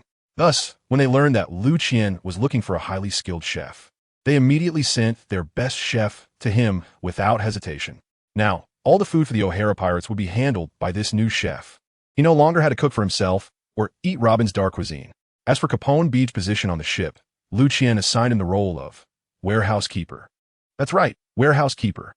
Liu Qian believed that for Capone Beej, who had eaten the superhuman-type stone fruit, there was no position more suitable for him. In the future, they could store all their supplies in Capone Beej's castle. This way, even if the ship was sunk, as long as Capone Beej was still around, they would not fall into a starvation dilemma. For this reason, Capone Beej felt that he had once again boarded a pirate ship. After all, he was a user of the superhuman-type stone fruit, currently a being with combat power stronger than Robin, yet he was only a warehouse keeper. Just hearing that title made him feel like a logistics support person. He had never heard of a logistics support member of any pirate crew whose name could echo across the seas. Fortunately, Liu Qian stated that although he was a logistics support member, he could be the vanguard during battles. This calmed Capone Beej's thoughts of wanting to leave the ship. Just as Capone Beej was debating with Liu Qian about his position, a capture team from the Marine headquarters arrived in the West Sea. Led by Garp, supported by the powerful duo of Borsalino, they were heading towards the Marine base in the West Sea. They needed to reach the Marine base in the West Sea first to gather intelligence on O'Hara from the past half-month before proceeding with their capture operation. After all, the target of this capture was the powerful being who had defeated Kazan, and any slight mistake could lead to a failed capture or massive casualties among the Marine forces. This coincided with the action route of the O'Hara Pirates. Liu Qian originally intended to directly seek his next target for recruitment, the Devil Sheriff Lafitte. However, due to Capone Beej joining, they changed their plans. The reason was that Capone Beej believed he had no bounty, which was inconsistent with the situation of the fully bountied O'Hara Pirates. Although O'Hara currently only had 3 members, Liu Qian believed he was right. However, he did not want to increase his bounty through the slaughter of civilians or the plundering of ordinary merchant ships, so he had to set his sights on the Marines. Under normal circumstances, pirates would have the Marines pursuing them, but the O'Hara Pirates were different. Due to O'Hara's overwhelming combat power, no Marine warship had ever pursued them. Therefore, if they wanted to deal with the Marines, they could only go to the Marine base. As for why they didn't target those scattered Marine outposts, apart from finding them too weak, Liu Qian also wanted to seize a Marine battleship as the new pirate ship for O'Hara. West Sea Marine Base. A sudden battle swept across the entire Marine base. The enemy was only 3, or rather 2. One was a girl, the son of the devil Nico Robin, with a bounty of 80 million. Another one is a man dressed like a gentleman. These 2 enemies have turned the entire naval base in the West Sea upside down. As the highest commander of the base, Major General Carlos immediately requested support from headquarters and rushed to the front lines of the battlefield. What awaited him was not the captain of the O'Hara Pirates, the infamous demon who defeated Kazan, nor was it the demon's child, Nico Robin. Instead, it was a newcomer, someone who had never had a bounty before. I have to say this newcomer is really strong. He is also a devil fruit user, as he has transformed his legs into tank treads, moving at high speeds like a tank, knocking all the Navy personnel in his path away. All the attacks directed at him have no effect at all. Seeing this, Carlos personally went to block him, because in the entire naval base, only his flying slash could inflict damage on this guy. Unfortunately, although he did manage to cause some damage to Capone Becky, it was a big problem for Capone, who had turned into a tank. The only issue was that Carlos was very agile, and Capone, in his tank form, couldn't hit him despite several charges. Ignoring Carlos would mean getting hit by his flying slashes. After going back and forth several times, Capone had no choice but to devote all his energy to dealing with Carlos. Meanwhile, Nico Robin was responsible for blocking the remaining Navy trying to assist Carlos. Although there were many remaining Navy personnel, they posed no threat to Robin at all. She merely stood at the edge of the battlefield between Capone and Carlos, breaking the limbs of any Navy personnel attempting to get past her and throwing them far away. Eventually, no Navy personnel dared to come forward to support Carlos anymore. As for Liu Qian, he set up a lounge chair on the deck and lay down, watching his two crew members fight the Navy, occasionally sipping some red wine that the Capone family had gifted him, said to be from the Grand Line. Although Carlos could unleash flying slashes, it was very exhausting. Just as he was about to be taken down by Capone, a golden light flew in from a distance, moving so fast that the human eye couldn't even blink before it arrived in front of him. This golden light knocked Capone Becky far away, just in time to save Carlos. As the golden light dissipated, a person appeared. The newcomer had short black hair, slightly curly, wearing sunglasses, with stubble on his face. Tall and slim, dressed in a yellow and white striped suit, a purple tie, a dark green shirt, and white shoes, with a lecherous expression. He was none other than Borsalino, one of the Navy's 3 monsters and a user of the light fruit. Oh, I'm glad I made it. Are you okay, Carlos? I'm fine, thank you, Vice Admiral Borsalino. Has Vice Admiral Carp not arrived? Carlos responded to the newcomer. After receiving your distress signal, Vice Admiral Carp asked me to come ahead to rescue you. He'll arrive on a warship later, but it will take a few days. After all, the speed of a warship cannot match the speed of light. At this point, Liu Qian had already come down from the deck. Upon seeing that it was Borsalino, he realized that today's robbery plan might encounter some variables. Now hearing that Carp was also coming, he vaguely felt it might be for him. After all, the only person worth the Navy deploying Carp and Borsalino against in the West Sea right now was him. It's quite impolite for this lecherous Navy gentleman to casually interfere in someone else's battle. Liu Qian said to Borsalino, "Oh, you're the one who defeated Kazan, right? What a terrifying newcomer." Borsalino's voice was as lecherous as ever, making one want to pin him down and give him a good beating. "Well, are you talking about that cold guy? If so, then yes, I defeated him. Not just him, I'll defeat you too." "Oh, so confident. Do you know that speed is power? Are you ready to be kicked by light?" As he spoke, Borsalino launched his attack. His speed was indeed very fast, incomparable to Kuzan. Unfortunately, the person he encountered was Liu Qian. With just a lift of his foot, he easily blocked the light speed kick. "Do you Navy personnel all like to sneak attack?" After teasing Borsalino, he turned to Robin and Becky, saying, "You two go wait for me at the place we agreed upon. This time, besides Borsalino, Carp is also here. If you're here, I have to split my attention to take care of you." Hearing their captain's words, Robin and Becky knew he was speaking the truth. Given their current strength, participating in such a battle would be like delivering their heads to the Navy. Although they were very reluctant, they still turned around and left. "Oh, it seems you have a lot of confidence in your strength. Do you think you can escape under the capture of me and Carp?" Borsalino did not chase after Robin and the others. After all, from what he just saw, as long as he dealt with the guy in front of him, the O'Hara pirates would be insignificant. If it were Kainu or Kazan who came, I really would need to run away now. Unfortunately, it seems Kazan has already returned to the Navy headquarters, and a Kainu hasn't come. If it's just you, I'll defeat you before Carp arrives. Oh, it seems your intelligence work is quite good. You even know that Kazan has returned to the Navy headquarters. Of course, as far as I know, that cold Navy gentleman returned to the Navy headquarters the day after I defeated him. It seems he was in a hurry to go back for special training. This failure must have hit him quite hard. Indeed, I heard Kazan say that your speed is very fast. I want to know if you can surpass the speed of light. Borsalino, have you ever been kicked by a hypersonic kick? Nanny? Thought Kizaru, shouldn't that be my line? Also, what the hell is hypersonic? Liu Qian didn't make Kizaru wait long. With Xingyi Quan, he executed a hypersonic missile kick at 20 times the speed of sound. A figure attacking Kizaru. That speed was even faster than Kizaru's light-speed kick. Of course, the speed of sound can't exceed the speed of light. Even at 20 times hypersonic, it cannot surpass light speed. The light fruit is indeed fast. At its peak development, it can reach light speed.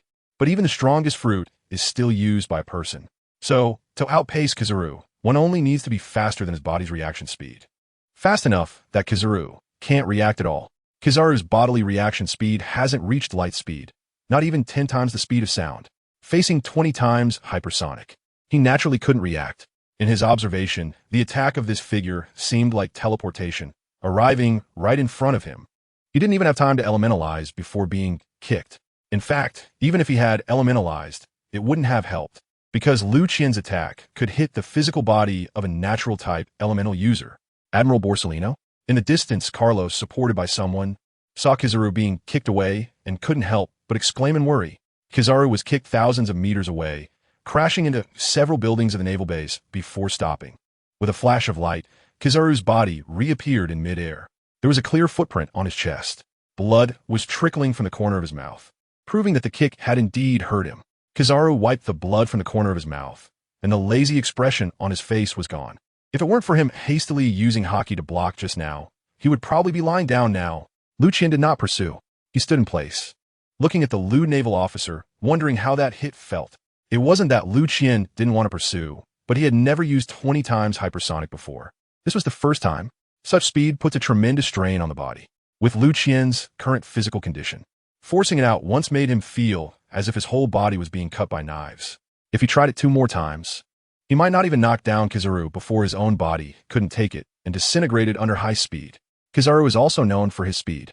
Just as his body couldn't adapt to light speed, he understood what kind of burden such speed would place on the body. So, when he saw Liu Qian standing still and not pursuing, he realized that this guy definitely wasn't being merciful, but that the aftermath of the previous high-speed movement forced him to stop and rest. Even so, a foe capable of explosive speed faster than himself deserved his full strength. Oh, that last hit was indeed very fast, but with your current body, how many times can you use it? Although Kizaru's lazy expression was gone, he still spoke with that same lazy tone. That was enough to deal with you. Liu Qian heard Kizaru's words and knew he couldn't hide it. After all, they were both top experts on the sea, and when one's strength reaches a certain level, there are always points of commonality. It was normal for Kizaru to recognize the flaws in his previous move. Shaka Yuki. The yellow ape stopped talking nonsense and launched a large-scale attack. What a terrifying Shaku Yuki. Liu Qian casually teased. Xingyi Quan, rocket launcher style, tornado. Countless fist shadows, resembling rocket shells, shot out from Liu Qian. Each shell corresponded to every beam of light coming at him. There was no smoke and fire, but the aftermath of their exchanges still caused dust and debris to swirl around. Amidst the dust, both sides chose to ambush simultaneously. Once the dust settled, the onlookers could only hear the sounds of fists and feet colliding, with no shadows of people visible. Their speed was simply too fast to be observed by the naked eye. Both sides were fighting fast with fast. Liu Qian wanted to defeat the yellow ape before Carp arrived, while the yellow ape, after experiencing the opponent's speed, knew he couldn't win on his own and was solely focused on delaying until Carp arrived. Liu Qian was fully aware of this. However, the yellow ape's speed was indeed very fast. Although he couldn't emit cold air like Akiji to limit his own speed, it was still difficult for Liu Qian to suppress the yellow ape in terms of speed. After all, achieving 20 times the speed of sound, like at the beginning, wasn't that easy. Thus, the two fought for 3 days and nights without a clear winner. However, the scale of victory was gradually tilting towards Liu Qian, because the yellow ape couldn't change the battlefield environment with his fruit ability like Akiji and Akainu to increase his odds. Moreover, the yellow ape's light fruit, aside from increasing speed, didn't inflict additional damage on enemies like the ice fruit and magma fruit. For instance, the ice fruit's cold air could freeze enemies if they weren't careful, while Akainu's magma fruit could burn enemies. So, when dealing with Akainu and Akiji, even if one captured their physical form with Haki, one still had to be wary of the damage their fruit abilities could inflict. After all, Haki could only capture the physical forms of Logia users, but couldn't restrict their abilities. Plus, they could change the battlefield environment, making them indeed more difficult to deal with. In the end, It often came down to a battle of stamina. But when facing the yellow ape, as long as one could keep up with his speed, there was no need to worry about his fruit abilities causing additional damage.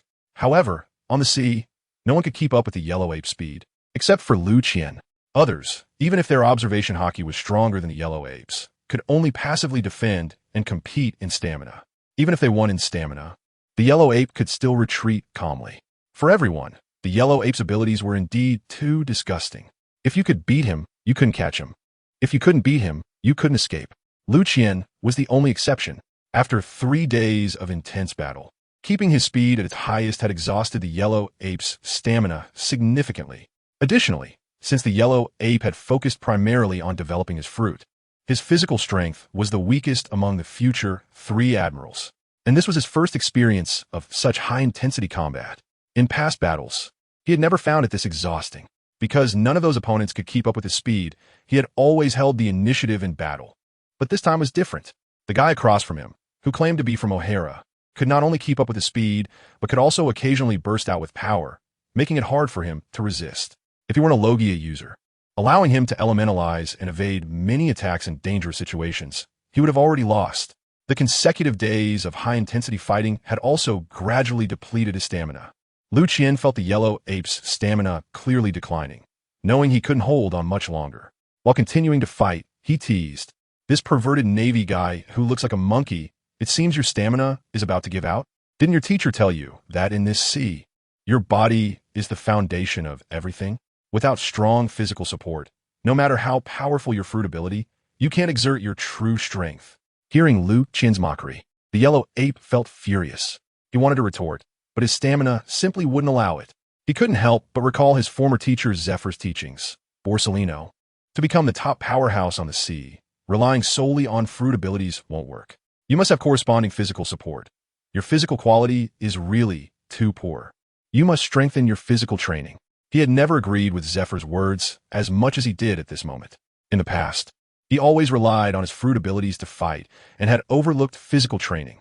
But this vast sea always produced unexpectedly strong opponents, those who could keep up with his speed and were stronger in physical strength. Seeing the yellow ape silent, Liu Qian continued to tease, "It seems your teacher taught you this before, but I fear you didn't listen to him. Disobedient students will have to suffer." After saying that, Liu Qian suddenly exploded, increasing his speed to 10 times the speed of sound.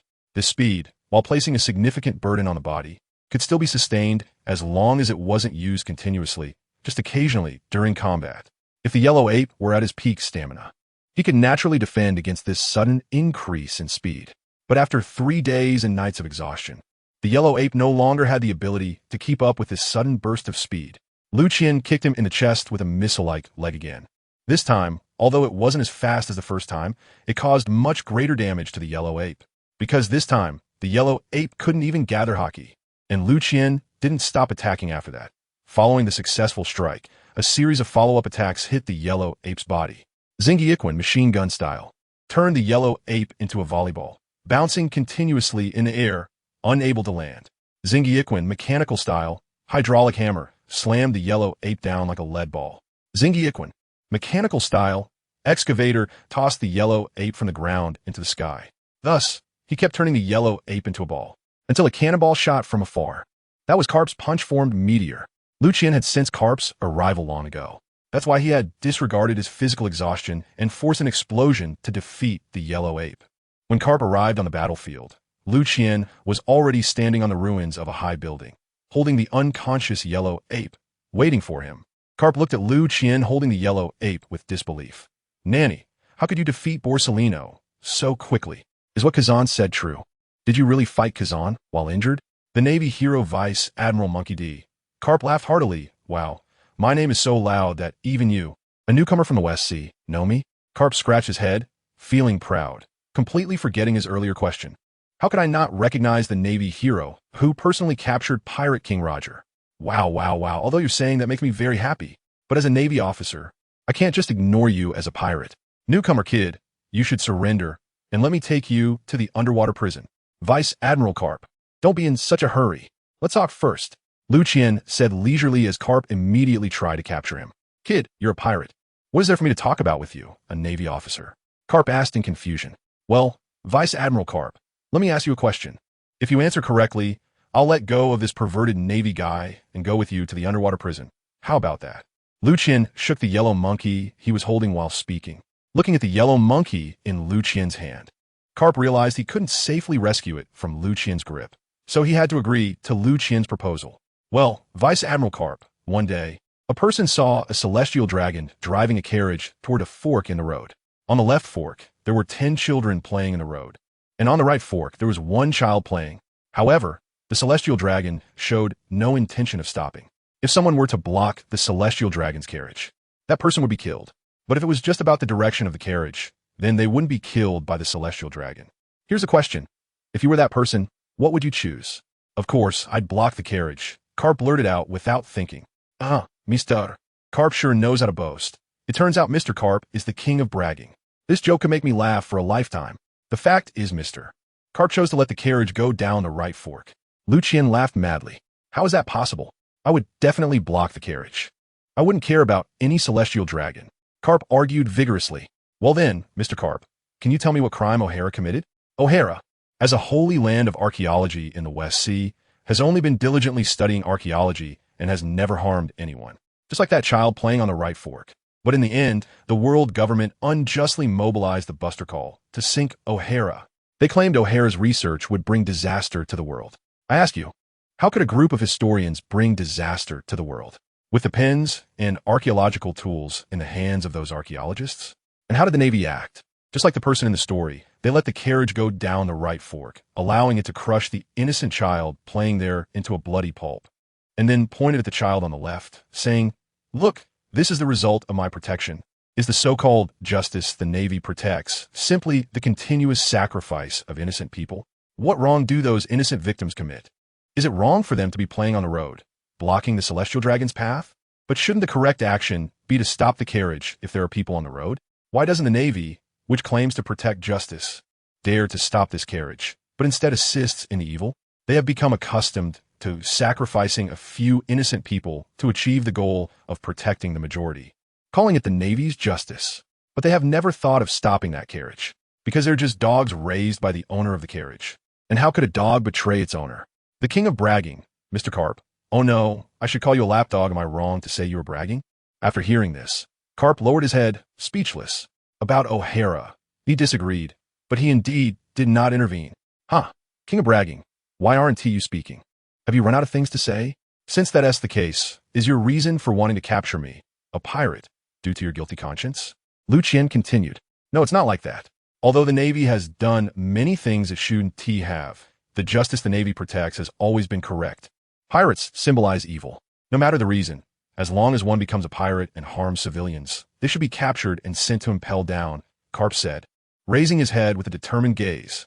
Then, Mr. Carp, can you tell me what should we, the innocent victims of slaughter, do? Should we remain indifferent while watching our relatives, friends, and comrades being brutally murdered right before our eyes over trivial matters? Liu Qian retorted. Carp again lowered his head, unsure how to respond to Liu Qian's words.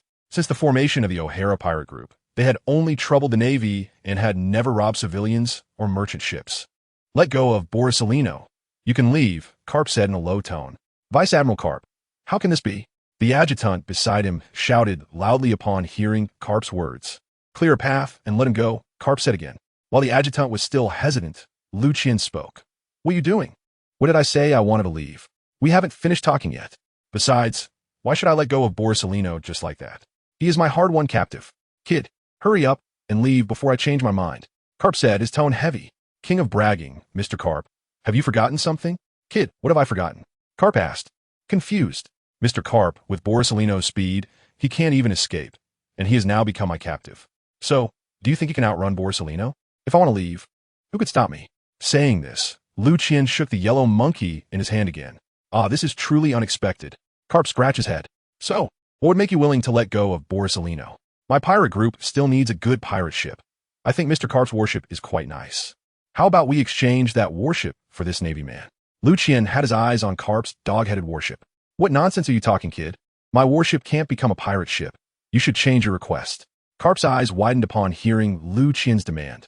Then he refused. It seems this nature-type light fruit ability user isn't worth as much as a warship. In that case, let us just get rid of him. Saying this, Liu Qian's finger pressed hard, making it seem like he was really going to kill the yellow monkey. Hey, kid, are you joking? Do you know the consequences of killing him? Carp said anxiously. Well, what consequences? Can the Navy fish O'Hara out of the sea and sink it again? Liu Qian said indifferently. Carp then thought of the fact that the Navy had a deep-seated grudge against them, not to mention a vice admiral. Even an admiral would likely be killed if possible. This is going to be difficult. Carp scratched his head again, looking very troubled.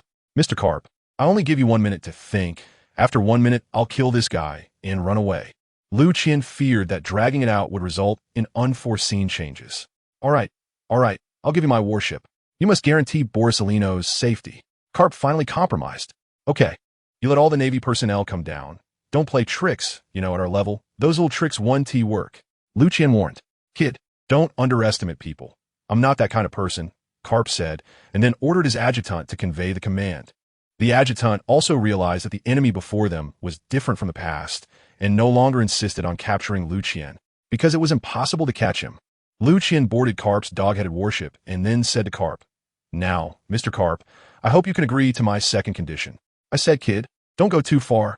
I've already given you my warship. What else do you want? Don't be so angry. Old people should take care of their health. I just want to ask Mr. Carp for a method to cultivate hockey. I think this shouldn't be difficult for you, right? Liu Qian had long wanted to find a hockey cultivation manual for Robin, but there were hardly any in the West Sea, so he had been delaying it. This time, it was just right to take the opportunity to pressure Carp and ask him for a hockey cultivation method. After all, Carp's dual-color hockey, especially the armament hockey, is the best across the entire sea. Kid, with your current strength, do you still need to ask me for hockey training methods? Carp asked in confusion. Of course, when it comes to the training of dual-color hockey, who in the whole sea can compare with you? Especially with armament hockey. You could say you're the best in the world, right? In order to obtain Carp's hockey training methods, Liu Qian was also willing to flatter him without holding back. Ha, you little brat. Although you're annoying, you still have good taste. I agree to your request. Carp was so flattered that he didn't know where he was, and immediately had his aide bring over his training notes and throw them to Liu Qian. When they were handing over the warship earlier, it was cleaned better than a dog. This training note was naturally taken down by Carp's aide as well. After Liu Qian got the notes, he had the Navy on the sea clear a path and drove the warship far away. Once he was out of the encirclement, he threw the yellow ape back with force, not caring whether he would fall into the sea. He shouted to Carp, Thank you, Mr. Carp the Big Talker. Ha. Kid, don't call me Big Talker Carp. Carp shouted angrily from behind. In fact, if the one who came today was a Kainu, it would have been impossible to exchange for the warship, and they might even have had a fierce battle. It was only because Carp came that everything went so smoothly. When Liu Qian brought the warship to the agreed place, Robin and Capone Beach were dumbfounded. They initially thought the Navy was coming to capture them, but they were surprised to see Liu Qian coming down from above. Captain, is this the warship you stole? Robin asked first. Well, this is Carp's flagship, and I hijacked it.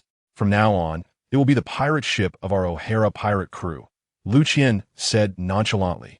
Nanny? Captain, this is actually the flagship of Vice Admiral Carp, the hero of the Navy. That S. Carp, who personally captured Pirate King Roger. Capone Beach and Robin were shocked when they heard it was Carp's flagship, their eyes nearly popping out. Yes, it's indeed the flagship of Vice Admiral Carp. I captured Borisolino and exchanged him for Carp's flagship. Nanny, you captured Borisolino? The one with the light fruit ability, one of the 3 monsters of the Navy, Borisolino? Robin was even more shocked than Capone Beach this time. Yes, that guy. He was as sneaky as a monkey jumping around, and it took a lot of my energy to catch him, Liu Qian said in a very casual manner. After hearing this, Robin and Capone Beach exchanged glances. Their captain had already shocked the sea by defeating Kazan more than half a month ago, and now he had captured Borisolino and exchanged him for the flagship of Vice Admiral Carp. If this gets out, the sea will boil. And the fact was just as they thought. When the news reached Morgan's ears, he urged his staff to rush to print the front-page headline for the next day. At the Navy headquarters, in the office of Admiral Steelbone Akainu, it was still the same group of people as half a month ago. The only difference was that the yellow ape and Carp were missing, and there were now Kuzan and Akainu. After being defeated the next day, Kazan knew that Carp and the yellow ape were responsible for capturing the O'Hara pirate crew, so he didn't stay in the West Sea to recuperate, but returned to the headquarters directly to prepare for special training with Zifa. Akainu had just returned from the New World to report. Take a look at this battle report. Akainu distributed a report from the West Sea to everyone. As everyone received the report, they saw the contents. The O'Hara pirate crew attacked the West Sea Navy base. Receiving a distress call from Base Commander Major General Carlos, Vice Admiral Borsellino used his fruit ability to arrive at the base first to provide support. And Vice Admiral Carp commanded the fleet to arrive shortly after. At this point, everyone was still indifferent, because no one could say that this report was incorrect. The Navy base was attacked by pirates and called for help from Carp, and it was completely normal for the Yellow Ape to use his fruit ability to provide support at such speed and strength. But the next content. After 3 days of fierce battle with the captain of the O'Hara pirate crew, the great Demon O'Hara, Vice Admiral Borsellino was defeated and captured, and then made a deal with Vice Admiral Carp, exchanging Carp's flagship to retrieve the captured Borsellino, and then escape calmly. Everyone exclaimed, "This is impossible. This is absolutely impossible." After all, the combination of the Yellow Ape and Carp was only to capture a newcomer from the West Sea. Even if this newcomer had previously defeated Kazan, the result on the report should not have happened. Unfortunately, facts are facts and will not change based on anyone's unwillingness. It seems that he really was not fully healed from his old injuries. Kazan was the first to speak while looking at the report. Even so, it's too hard to believe. With Borsellino's strength and speed, he shouldn't even be able to delay or escape. Just how powerful is this existence? Vice Admiral Crane sighed afterward. The West Sea is now in turmoil. The warring states were worried. After hearing this, everyone came to realize this is in the West Sea, not the Grand Line. It's not unusual to have such strong individuals in the Grand Line. The Navy's main combat power can only control the first half of the Grand Line. But now it's in the West Sea, and their Navy's combat power has already been stretched thin to suppress the Grand Line. And it is impossible to send more forces to the West Sea. Even Carp and Borsellino cannot stay long in the West Sea. After completing this mission, they have to hurry back. Seeing that everyone was silent, even the most radical Akainu did not insist on capturing the O'Hara pirate crew. After all, as one of the 3 monsters of the Navy, both Kuzan and Borsellino had been defeated. Even if he was confident that he was slightly stronger than the two, he wouldn't dare to say he could capture the O'Hara pirate crew. Admiral Kong said, "Let Carp and Borsellino return first. Let the Navy monitor the actions of the O'Hara pirate crew. I will report to the Gorsi and ask them to send CP to secretly capture the O'Hara pirate crew. If it really doesn't work, we can only wait until they arrive at the Grand Line before organizing forces to capture them. With the ambitions they have shown, it's impossible for them to delay in the West Sea for too long." "Hi," everyone responded in unison. Then Sengoku asked about the bounty on O'Hara. "Given O'Hara's strength, let's set it at 1.03 billion berries." "What?" Admiral Akainu exclaimed. "Isn't that too high? After all, he's just a newcomer. And this bounty is more than double the last one." Sengoku countered. "Is this bounty excessive for someone who managed to capture Port Asti? Ace? There are numerous bounties in the New World that surpass this. Who can capture Port Asti? Ace. In the New World, even those with bounties of 1 billion berries wouldn't dare to claim they could capture Port Asti Ace, let alone the new 4 emperors." With this thought, no one opposed any further. After all, this time it was not about defeating but capturing, and the one captured was the speedster, the Logia-type glint fruit user, Port Asti Ace. On the sea, where the major powers converge, with the news and the Navy's latest bounty announcement spreading, it caused a tremendous shock. Old man, this time it's really something incredible. That newcomer from the West Sea last month has created another big news. The Whitebeard Pirates Teach was the first to learn about this and shouted to Whitebeard, "Teach, what big news again?" A group of captains surrounding Whitebeard asked upon hearing Teach shout. That captain of the O'Hara pirates captured the Navy's monster Vice Admiral Port Asti Ace and exchanged him for the Navy hero Vice Admiral Garp's ship as their pirate ship. Teach said loudly, "Nanny?"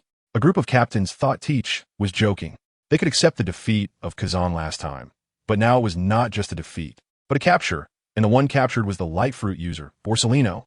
The difficulty level between these two situations was evident. Upon seeing the news in the newspaper, the captains fell into deep thought. If such a powerful individual came to the New World, would it threaten their current status? Thinking of this, the captains felt somewhat despondent. Gulalala, what a formidable little brat. Even Borsellino has been captured. However, what are you all worried about? I am Whitebeard, the strongest man on the sea. Even if this little brat comes to the New World, what can he do? Seeing his son's expressions, Whitebeard understood their concerns and spoke to comfort them. Yes, we still have Dad. He's the strongest. Besides, Dad wants him to be his son. Maybe he will join our Whitebeard pirates." Upon hearing Whitebeard's words, the captains immediately shook off their earlier gloom. Only a few captains, like Marco and Vista, still felt some worry.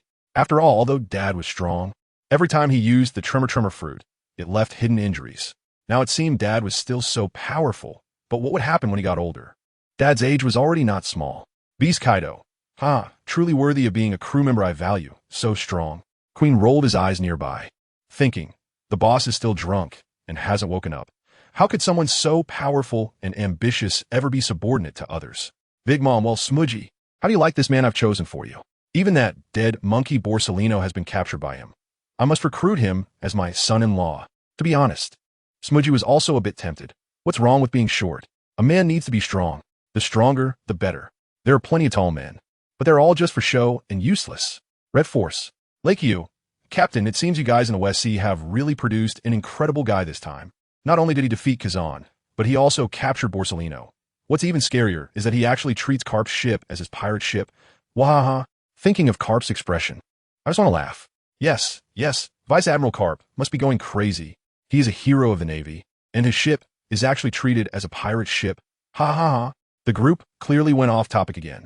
As for the red-hair pirate's first mate, Ben Beckman, he was even more worried than last time. However, she didn't have any good solutions for now. After all, the O'Hara pirates were far away in the West Sea, and even the Navy couldn't reach them, let alone they were just a pirate crew.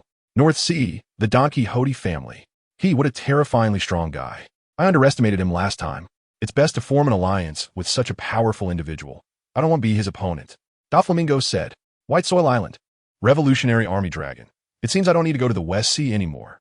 In short, this time's incident of capturing Borsalino caused a much greater stir on the sea than the last time defeating Kazan. Even a bounty of 1.03 billion berries raised no questions. No one in the Grand Line dared to regard the O'Hara pirates as a rookie pirate crew anymore. At any time, strength decides everything. No one dared to underestimate someone who had captured Borsalino. Everyone knew that the rise of O'Hara was unstoppable. They just waited for him to arrive in the Grand Line. And even the New World would have a place for him. Even many pirates, attracted by the O'Hara pirates' deeds, wanted to join them, just waiting for them to enter the Grand Line to pledge their allegiance. Carp's ship, the new ship of the O'Hara pirates. It was originally Carp's flagship. Now it has become Liu Qian's flagship. This ship, said to be a Vice Admiral level warship, is actually of Admiral level. After all, Carp's achievements and strength are there. It's not unreasonable to give him an Admiral level warship. Unfortunately, it has now become Liu Qian's bargain. Moreover, Liu Qian, following the old tradition, renamed it to Carp. Originally, Liu Qian only wanted to rob a Vice Admiral's flagship from the Navy base in the West Sea. He had already chosen his target, which was Vice Admiral Carlos's ship. Now he unexpectedly got Carp's flagship. Although he acted nonchalantly in front of his two companions, when there was no one around, Liu Qian couldn't help but smile broadly. As for the latest bounty the Navy issued for him, Captain of the O'Hara Pirates, the Avenger and Great Demon O'Hara, suspected to be a devil fruit user. Fruit ability unknown, bounty 1.03 billion berries. He was quite satisfied with this.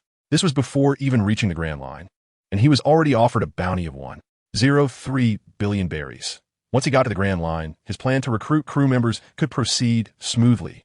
Not only his bounty, but the Navy also issued new bounties for Robin and Becky, superhuman flower fruit user, Vice Captain of the O'Hara Pirates. Daughter of the Devil Nico Robin, bounty 130 million berries. An increase of 50 million at once, much more than last time. Mainly because she participated in the attack on the Navy base this time. And for Capone Becky, superhuman brick fruit user, Tank Capone Becky, bounty 50 million berries. Although he defeated a Vice Admiral this time, his first bounty shouldn't be this high. It was still thanks to Liu Qian's influence. Indeed, the Navy gave Capone Becky the nickname Tank. The few celebrated the increase in bounty and the acquisition of a new ship before setting off again. This time the target was the Devil Sheriff Lafitte. Although many strong individuals have emerged in the West Sea, currently, the only ones that could satisfy Liu Qian's recruitment desire, besides Capone Becky, were Lafitte. After all, Lafitte was not only a qualified diplomat, but also an excellent navigator. Liu Qian used Capone's family's intelligence network in the West Sea to help him gather information on Lafitte.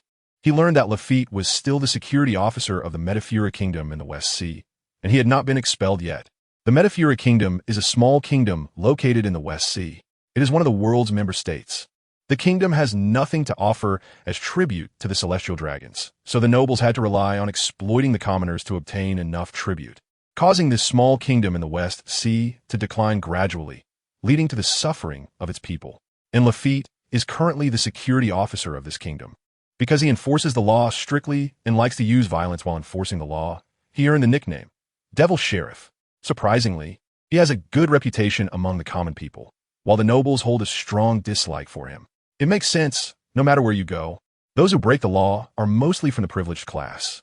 The common people tend to abide by the law, so Lafitte, who enforces the law strictly, naturally becomes popular among the common people and hated by the nobles. Lafitte is a well-known figure in the Metafura kingdom. When Liu Qian and Robin inquired about Lafitte's whereabouts from the locals, many commoners knew where he lived, and when Liu Qian stated he was a friend of Lafitte come to visit him, they warmly pointed him in the right direction. As for Capone Becky, he naturally stayed on the ship to watch over it. As the security officer, Lafitte also keeps an eye on the famous pirates in the West Sea. So when Liu Qian and Robin suddenly appeared before him, apart from the initial surprise, there were no other expressions. Why would someone like you come to our small place?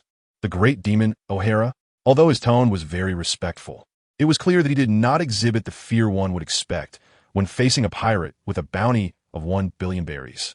Instead, he appeared quite calm. Within that calm expression, there was a hint of vigilance and concern. It's no wonder that he later infiltrated Mary Geos alone and crashed the 7 warlords meeting.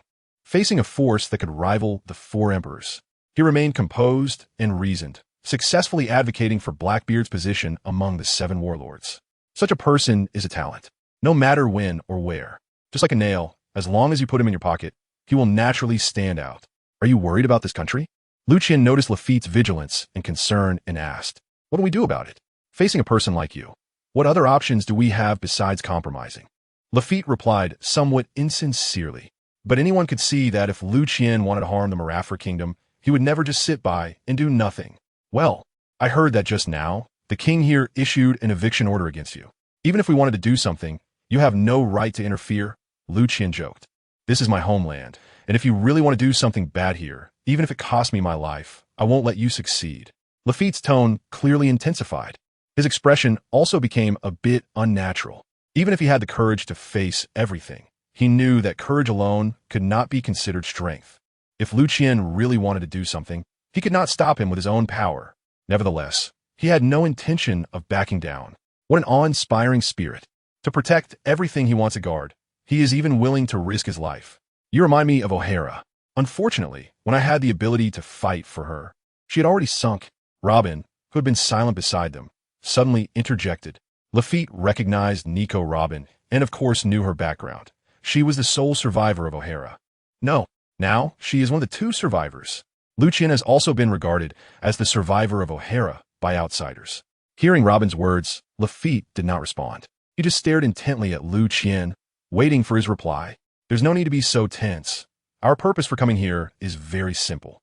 We are specifically here for you," Liu Qian said directly without making him wait long. "Here for me?" Lafitte asked. "Of course. My O'Hara pirates are still missing a navigator. I believe that as the #1 pirate crew in the West Sea, we must have the #1 navigator in the West Sea. And you are the navigator I've chosen. So Lafitte, join us. Let's go change the world and see what those nobles have done to your hometown. Don't you want to?" Before Liu Qian could finish, Lafitte made his choice. "I agree." Liu Qian didn't hear clearly and thought Lafitte had refused. He was still waving his hands and chattering away, preparing to persuade Lafitte with his eloquence. "Don't you want to?" I said, "I agree to board your ship." Lafitte made himself very clear this time. So much so that Liu Qian's hand was still hanging in the air. What did you say? Repeat that." Liu Qian looked incredulous, mainly because he felt he wouldn't get the chance to use his eloquence, which made him quite frustrated. After all, both Robin and Capone Beach only said a couple of sentences before agreeing to board. Oh no, join the crew. He thought it would be harder to recruit Lafitte, and he had planned to talk to him for 3 days and nights to persuade him. Unexpectedly, he had only said a few words, and Lafitte had already agreed. This left Liu Qian with a belly full of words that had no place to go. After Lafitte repeated himself, Liu Qian had to reluctantly say, "All right, welcome aboard. My navigator." With Lafitte's addition, the strength of the O'Hara pirates was further enhanced, especially since it filled the previous gap of having no navigator. After all, having a good navigator is essential for sailing on the sea. At critical moments, it can even save the entire pirate crew. But Liu Qian still hadn't decided to head to the Grand Line, because in the entire O'Hara pirates, apart from him, there wasn't anyone capable enough to stand out in the Grand Line. Now that he had obtained Cap's notes on the training of hockey, he decided to guide his crew to train well in the West Sea. He would wait until all the crew could master hockey before heading to the Grand Line. After all, their opponents were not just fellow pirates in the Navy, but the world government. It is worth mentioning that Lafitte currently does not have any devil fruit abilities. He hasn't eaten the original animal-type devil fruit yet, but he can still hypnotize others with his own methods. Moreover, his swordsmanship is quite impressive. He has already comprehended the breadth of all things and reached the realm of cutting iron. At this level, he can be called a swordmaster. And the next step is to comprehend the flying slash and be called a great swordmaster. His marksmanship is also not bad. Although he hasn't awakened observation hockey yet, it is likely that with his talent, he will awaken it soon. Liu Qian shared his thoughts with the crew, and they unanimously agreed to train first and set off for the Grand Line only after Liu Qian deemed them ready. After all, as the captain, Liu Qian put too much pressure on them, especially Robin and Capone Beach, who could only let the captain cover for them in every battle and retreat first. This was a huge blow to them. Taru Island is a large deserted island located in the West Sea, near the doldrums. The only characteristic of this island is its wilderness. The island still retains many ancient plants and animals. Towering trees, reaching hundreds of meters, with trunks that can be encircled by 20 or 30 people, are everywhere. Vines as thick as an adult's waist grow up along the trees. There are also wild grasses tens of meters tall, found everywhere. Huge plants nurture enormous herbivorous animals, such as herbivorous dinosaurs over 20 meters long and mammoths, triceratops, and so on. Along with them are equally large carnivorous animals. Large carnivorous dinosaurs like Allosaurus, Mapusaurus, etc. There are also some giant prehistoric saber-toothed tigers and short-faced bears. In addition to the giant plants and animals, the insects have also grown in size, with 3-meter-tall mantises, dragonflies 4 to 5 meters long, centipedes over 10 meters long, and leeches over a meter long. Of course, there are also smaller creatures, but they are all extremely poisonous. The harsh living environment is precisely why, despite being a large island, no humans have settled here. Ordinary people simply do not have the ability to survive on this island, let alone for a day. Today, this wild island welcomed a group of unexpected guests. After many years without human footsteps, for humans landed on Taru Island from the northern shallows. 3 men and 1 woman. They are the entire O'Hara pirates. They hid the carp in a secluded bay and then set foot on the island. Seeing the dangers everywhere on the island, Liu Qian couldn't help but show a hint of a grin. He was very satisfied with this island, much like the island where Rayleigh trained Luffy. Many of the giant animals on the island would be no match for Robin and Capone Beach if they didn't use their devil fruit abilities. This is truly a perfect natural training ground. Everyone, to establish a foothold in the Grand Line, strong power is fundamental. And to become the top powerhouse on the sea, each person's physical strength is essential.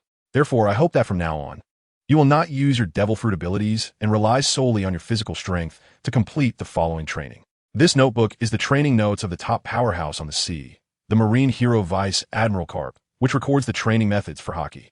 You can take it to study. This was what Liu Qian said to his crew after landing on the island.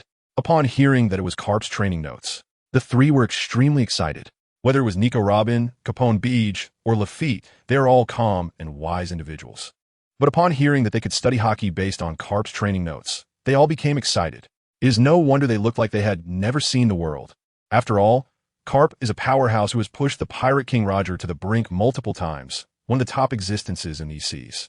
Being able to see his training notes is something many people dream of. Not everyone is like Luffy, who starts off with 4 emperors gifting him devil fruits, and has a marine hero grandfather as a mentor, ultimately guided by the Pirate King's right-hand man Rayleigh in hockey training. Thus, the O'Hara pirates began their collective training. When tired, they rested in Capone Beach's castle. After looking through the methods for practicing hockey, Liu Qian found that hockey simply couldn't compare to his own fist power and perception. The abilities that hockey has, he possesses all of them with his fist power. For example, the defensive capability of armament hockey. The Golden Bell Ironcloth he uses with his fist power is completely comparable in defense, and the Golden Bell can serve as a group shield. Armament is the only means for ordinary people to counter nature-type devil fruits. But his fist power can also grasp the essence of nature types, and the attack power is even stronger. As for the perception capability of observation haki, his spiritual perception is more delicate and has a larger range. Although he cannot foresee the future, he can sense danger and avoid it, which is not inferior to observation haki at all. Therefore, after instructing the three to train here, he ventured alone into the jungle to begin his exploration journey. He promised that when he returned, if the three reached a level of training he recognized, he would teach each of them one of his unique skills. The three were very envious of the captain's strange battle skills, especially after seeing the Wing Chun technique the captain taught to Robin. They were even more looking forward to it. After giving his instructions, Liu Qian set off on his own adventure. To be honest, since arriving in this world, he had never experienced the wonders of it. The miraculous creations of nature are far more enchanting than those on Blue Star. Not to mention, who can observe a living Tyrannosaurus up close? Liu Qian can. With his strength, a mere Tyrannosaurus is certainly not something he concerned himself with. The Tyrannosaurus Rex in front of him might have been full, or perhaps it just looked down on Liu Qian's skinny meat, thinking it wasn't even enough to get stuck in its teeth, so it ignored him. However, Liu Qian was persistent. Initially, he was just observing from a close distance, but now he directly reached out to touch it. While touching, he was also clicking his tongue. The texture is smooth, the scales are shiny. Those teeth, my goodness. It turned out that the Tyrannosaurus Rex couldn't stand Liu Qian's sexual harassment and opened its huge mouth to bite him. After all, the Tyrannosaurus Rex didn't want to end up like the next Bengal giant lizard. Seeing that the Tyrannosaurus Rex was enraged, Liu Qian quickly made his escape. With a burst of flame to accelerate, he evaded the T-Rex's massive jaws. Just as Liu Qian was harassing the Tyrannosaurus Rex, possibly aiming to become a dragon rider, a group of unexpected guests arrived at Tallow Island. The newcomers were piloting a regular merchant ship. The ship did not display any markings. For men dressed in white suits with dark ties, wearing strange masks, disembarked from the ship. They also landed at the place where the O'Hara pirate group had come ashore. Upon landing, they followed the traces left by the O'Hara pirate group to head towards their base. The weather was clear and sunny today. The dappled sunlight filtered through the branches and leaves of the trees, illuminating Robin and her two companions who were training diligently. The sweat on their bodies glistened under the sunlight. They had been training here for over 6 months. The three had finally mastered the basics of the two-color haki. Among them, Capone Beej had the best mastery of armament haki, while Robin and Lafitte's observation haki was even stronger than Capone Beej's. After all, haki training varies from person to person. Capone Beej's physique was indeed stronger than the other two. Yo, aside from Captain O'Hara, everyone else is here, which saves us the trouble of searching one by one. Just as the three were resting and exchanging insights about their training, a voice like a snake's hiss came from the nearby forest. Robin and the others looked up and saw 4 men dressed in white suits with dark ties, cloaked in white capes, and wearing strange masks, standing scattered atop the trees, surrounding them. The one speaking was a tall, thin man wearing a venomous tongue mask. Who are you? Capone Beej stepped forward, blocking his companions. But it was Robin, the vice captain, who asked the question. We're obviously here to kill you, said the man on the far left, wearing a mask resembling a sunflower. His voice was sharp and urgent. You really managed to hide well. What a secluded island that no one has ever visited, and yet you found it. Where's your captain? The other 2 men asked simultaneously. They wore masks with the same flame design, one red and the other blue. Their voices were in unison, as if it were one person speaking. The sound was hoarse, as if their throats had been smoked. Who are you exactly, and why do you want to kill us? Robin continued to question. If you won't answer, then we'll just kill you first and wait for your captain to arrive, said the man with the snake mask. It seemed he was the leader of the 4. Upon hearing this, the other 3 immediately launched an attack. The man wearing the sunflower mask attacked first, but Capone Beej blocked it. He was definitely a martial arts expert, as a single kick sent Capone Beej flying dozens of meters, nearly leaving him unable to get up. Fortunately, Capone Beej had mastered armament haki. At the moment of the attack, he managed to block the kick, but before he could stand up, a storm of attacks followed, raining down on him. With no choice, Capone Beej had to transform into tank mode to defend himself, but each attack caused him immense pain. Clearly, all the attacks were enhanced with armament haki. Seeing Capone Beej being overwhelmed, Robin and Lafitte wanted help, but a wall of flames blocked their path, followed by a series of explosions. Lafitte and Robin had to use armament haki to defend themselves. While blocking, they retreated until they reached the seaside, finally jumping out of the enemy's attack range. Turning to look back, Robin and Lafitte saw the man with the red flame mask transform into a ball of fire, while the man with the blue mask became a gas-like substance. At this moment, the snake mask man spoke. I advise you not to struggle. The Jones brothers are users of the Mera no Mi and Gasu no Mi. You stand no chance against them. Robin and Lafitte exchanged glances, knowing that unless they dealt with the two brothers in front of them, they couldn't support Capone Beach. But could the two of them defeat these two Logia fruit users? They felt uncertain, but the sea always brings battles that don't adhere to one's will. Just like now, Robin knew that her Hana no Mi couldn't inflict damage on Logia users yet, because her armament haki couldn't fully cover her body, let alone combine it with her fruit abilities. So she charged forward, preparing for close combat. She planned to use the Wing Chun techniques Liu Qian had taught her against the enemy. The premise was that she had to hit the opponent's real body. She chose to engage with the Gasu no Mi user. After all, without a weapon, facing the Mera no Mi user with her current armament haki would be too disadvantageous. As for Lafitte, he drew his sword staff, opting to confront the Mera no Mi user. Although Lafitte was a swordsman, facing a Logia user, especially one renowned for its high attack power, left him feeling inadequate. Just after the battle began, with one of the opponents still not having made a move, the O'Hara pirate group was almost entirely annihilated. Over there, Capone Beach had completely given up on attacking, transforming from tank mode into a complete fortress to increase his defense, hoping to wear down the opponent's stamina. But the enemy was now attacking him from a distance with gale foot, and each attack caused the fortress to tremble, showing that even as a fortress, Capone Beach was still suffering. Meanwhile, Robin, despite her proficiency in martial arts, found her armament haki lacking. Several times she hit the opponent's real body, only to be blocked by their armament haki. She even endured a few gas explosions. Had it not been for her recent training that enhanced her physique, she might have already collapsed. Among the three, it was Lafitte who had joined last, relying on his swordsmanship, entwining his armament haki around his sword staff, and striking back and forth with the enemy. But that was all he could do, because using all his armament haki for offense left him with no strength for defense. His entire body was burned black by the flames, and he was relying solely on willpower to keep from falling. But the meaty aroma wafting through the air told everyone that he couldn't hold on much longer. Just at this critical moment, our captain finally arrived. With his Xingyi Quan, sniper gun style, and bat ray, the support arrived before he even got there. He was afraid that using missile style would harm his companions. So he chose the most powerful bat ray sniper gun. The snake mask man turned his head to see a figure in the distance. Like him, the person stood atop a tree, fingers forming a gun shape, continuously shooting out bullet-like fist shadows.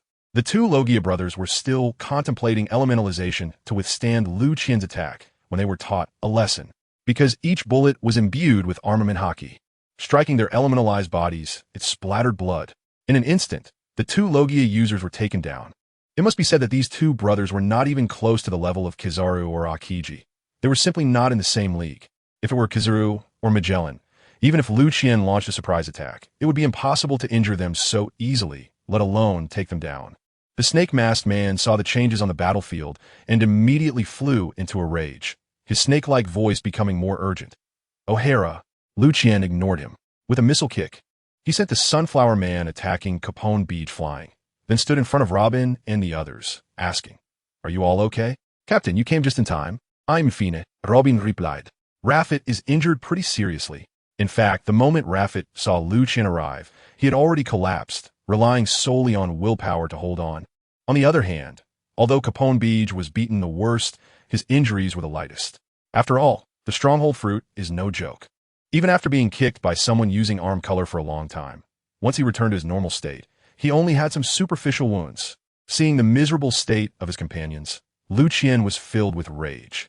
He turned around and said to the remaining two CP members, "Have you thought about how you want to die?"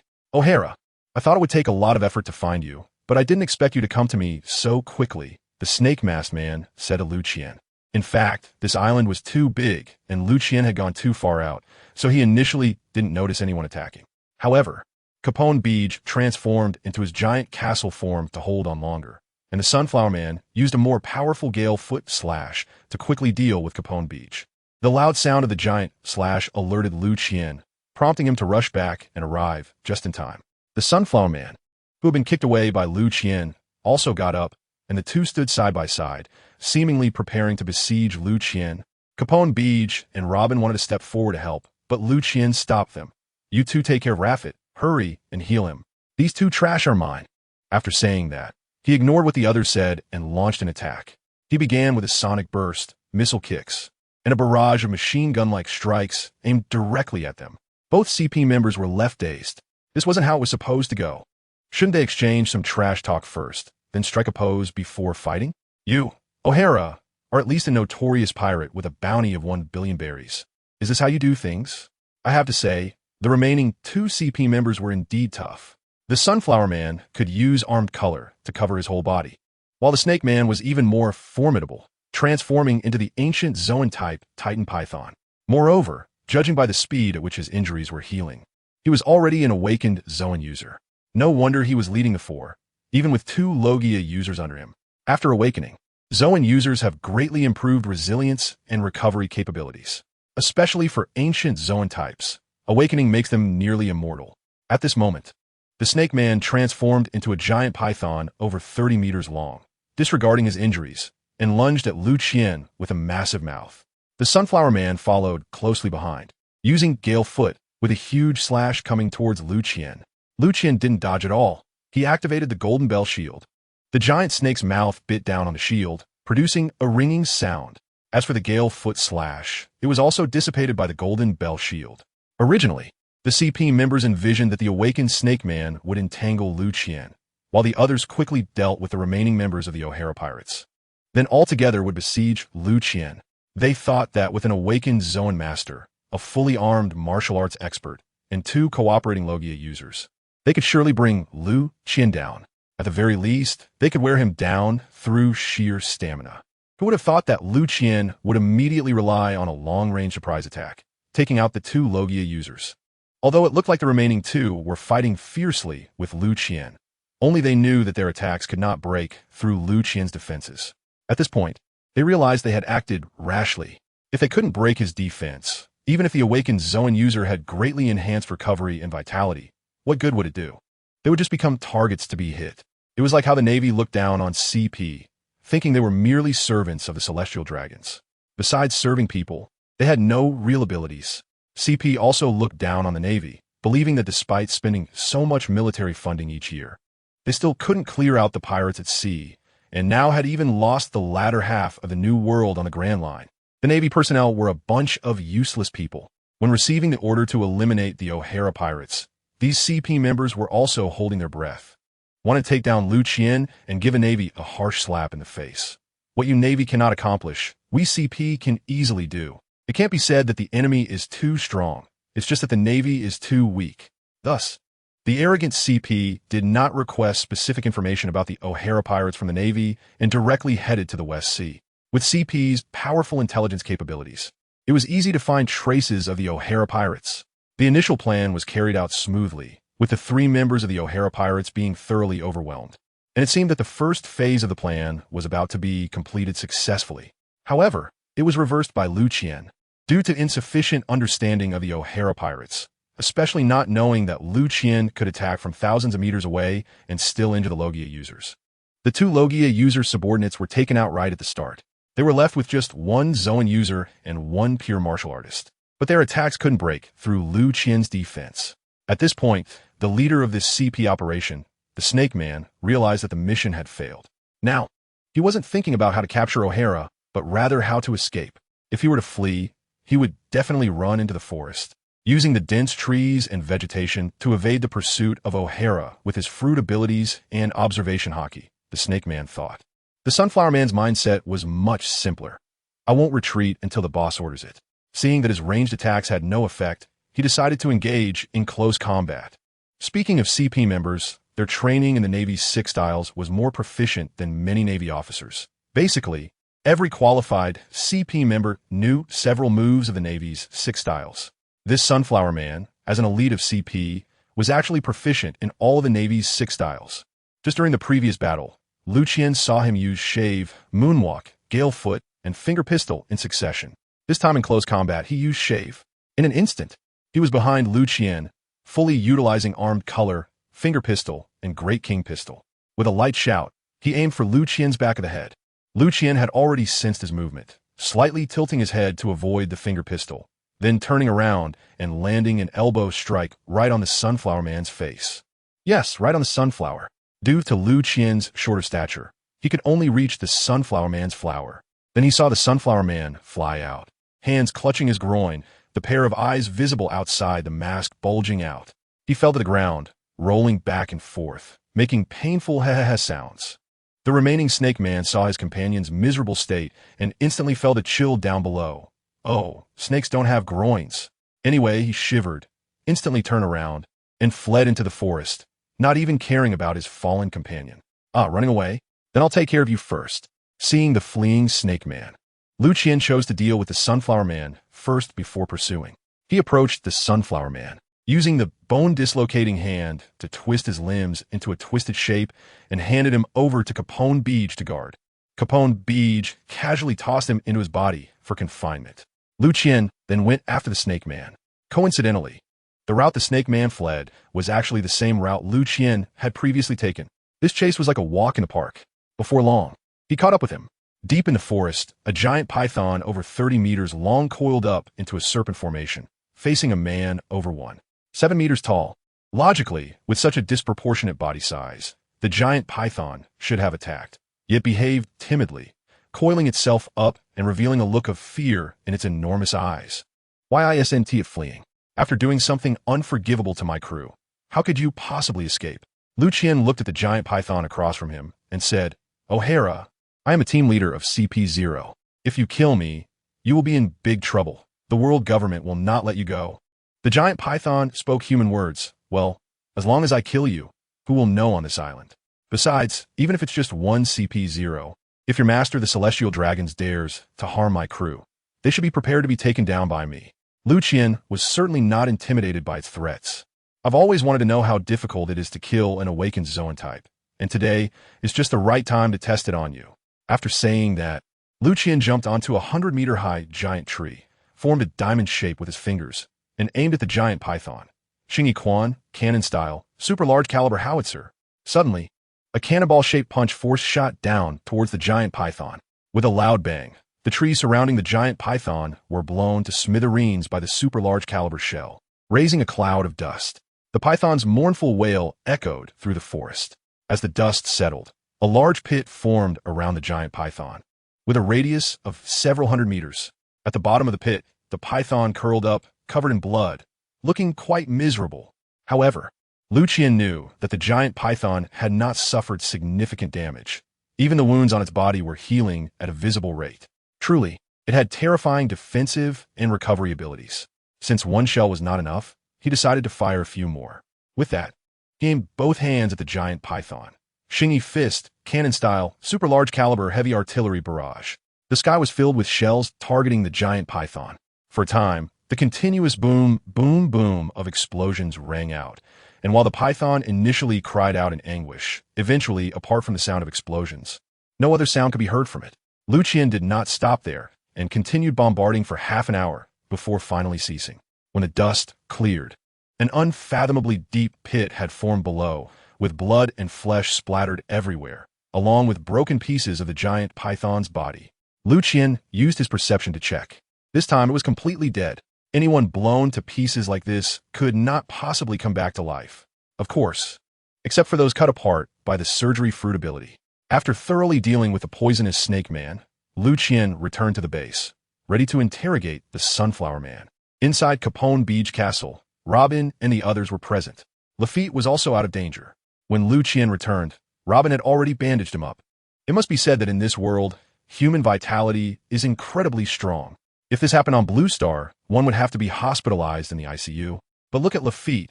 After a simple bandage, he could walk like a normal person. Hearing about the interrogation of the Sunflower Man, he eagerly volunteered to be the chief interrogator, claiming he had experience as a security officer and was familiar with the process. Liu Qian thought about it and agreed. He lay down on the nearby sofa, ready to watch the excitement. Capone Beej brought the Sunflower Man up. This guy still hadn't recovered. Although his limbs were twisted like a pretzel, he still hunched over. When he saw Liu Qian, his body involuntarily trembled. It seemed Liu Qian's previous attack had left a significant psychological shadow on him. Who are you? Who sent you here? Lafitte seemed to have genuinely done some interrogating before, and he looked quite professional. Unfortunately, it was of little use. The Sunflower Man merely stared with wide eyes, ignoring Lafitte entirely. To be fair, this guy's voice was unpleasant, but after removing the mask, he was quite decent looking.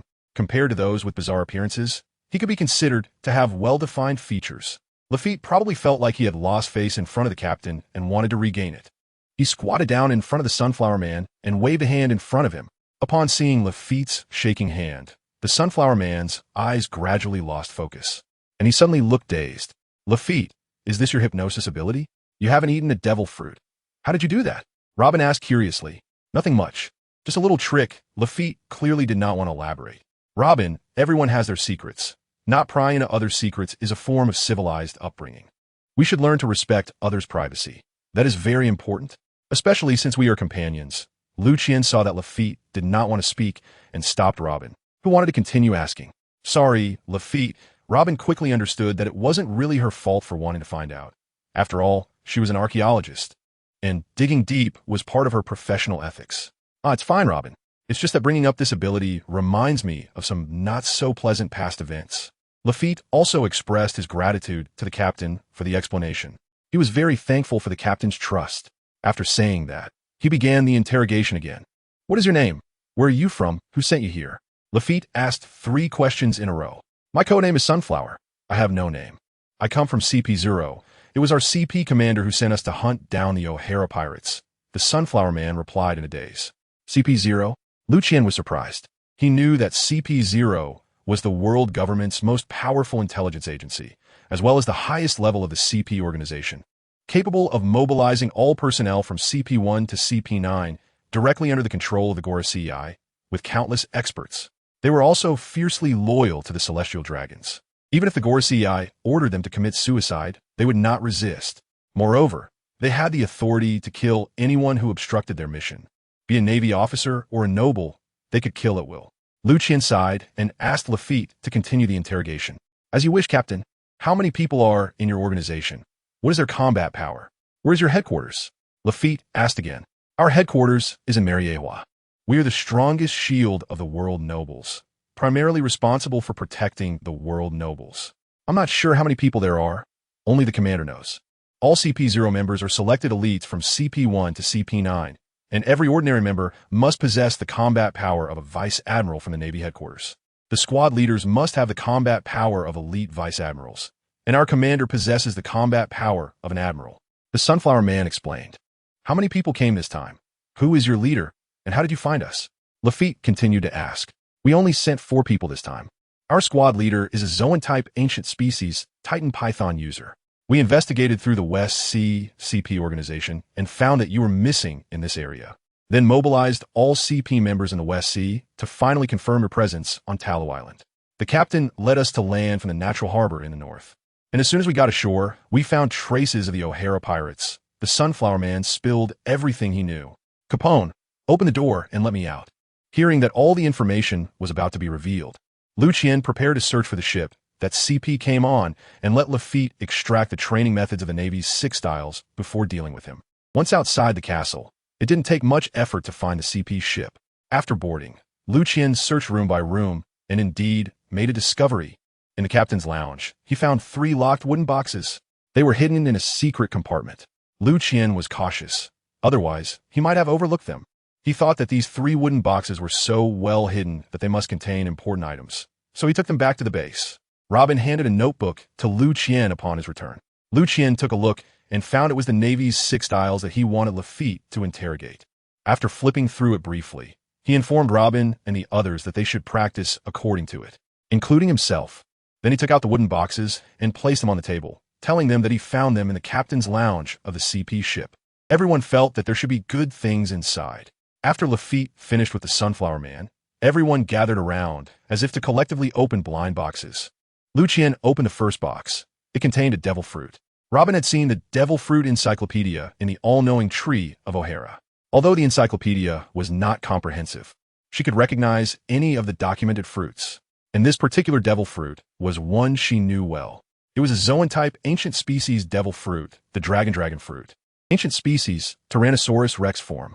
This can be considered a very powerful fruit. Among the four of them, only Captain Liu Qian and Navigator Lafitte have not eaten a devil fruit. So now, the owner of this fruit has to choose one among them.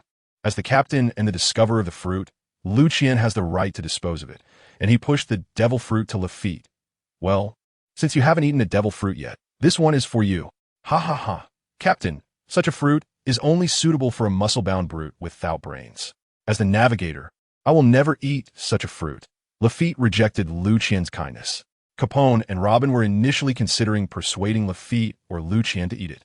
But upon hearing Lafitte's words, they dropped the idea. Minasan, there are 2 more boxes here. Maybe there are also devil fruits. Robin pointed at the other 2 boxes. Yeah, there are still 2 blind boxes we haven't opened. Following Robin's reminder, they temporarily shifted their focus from the devil fruit. Their attention returned to the 2 unopened wooden boxes. Given that the last blind box opened an ancient-type devil fruit, Liu Qian was the one to open the blind box this time. Liu Qian pretended to spit into his palm and rubbed his hands vigorously. Then he opened the second blind box. Sure enough, Robin guessed it right. This was also a devil fruit. Moreover, it was a natural-type devil fruit, the cloud fruit. It could transform the body into clouds. Lafitte immediately set his sights on this devil fruit. The moment the box opened, he was captivated by this devil fruit. Some say that a person achieves the devil fruit, and others say that the devil fruit achieves a person. In fact, these 2 are complementary. Just as people choose devil fruits also choose people. Therefore, a devil fruit that suits oneself is the best devil fruit. Just like the Tremor fruit and Whitebeard, or the Float fruit and Gold Lion. They are undoubtedly the most suitable fruits for themselves. And Lafitte felt that he was destined to be the owner of this cloud fruit.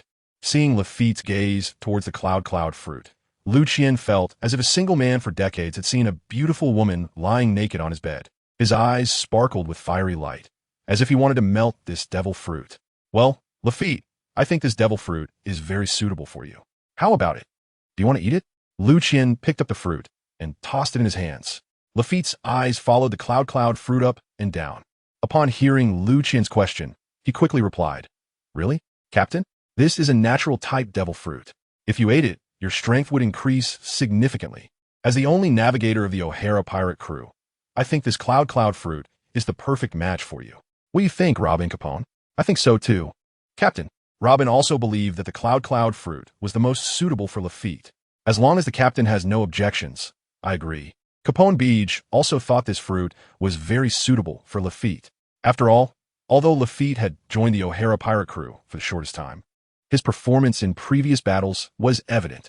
He voluntarily took on the strongest attacker, the Flame fruit user, and fought to the death for everyone's safety. This earned him the recognition of Robin and Capone Beej. Lafitte, what do you think? Liu Qian asked Lafitte again.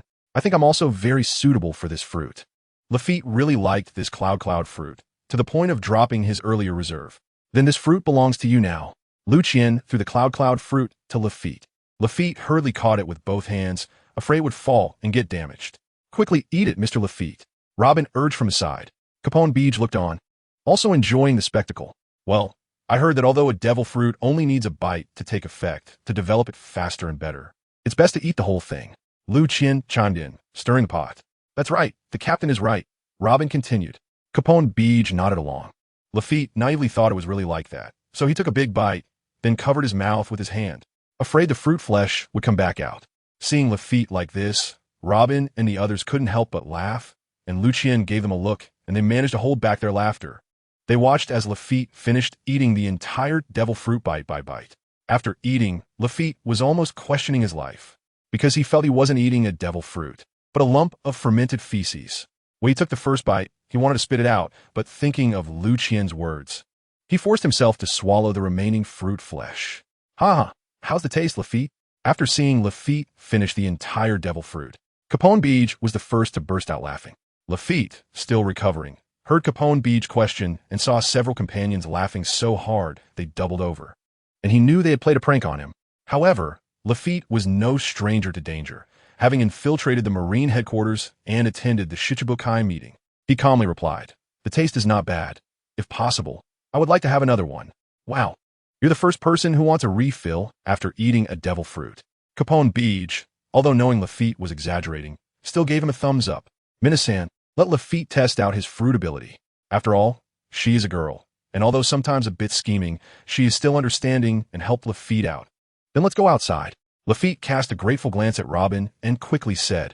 The four of them exited the castle and arrived at an open space outside. Suddenly, Lafitte's body transformed into a mass of white clouds, floating in midair. The white clouds were surrounded by mist. Under the sunlight, it gradually transformed into a castle, which looked exactly like Capone Beej's complete form. Before anyone could ask what was going on, the white clouds turned into dark clouds, and the castle that had transformed also dissipated. The dark clouds first shrank, then suddenly expanded, as if brewing something.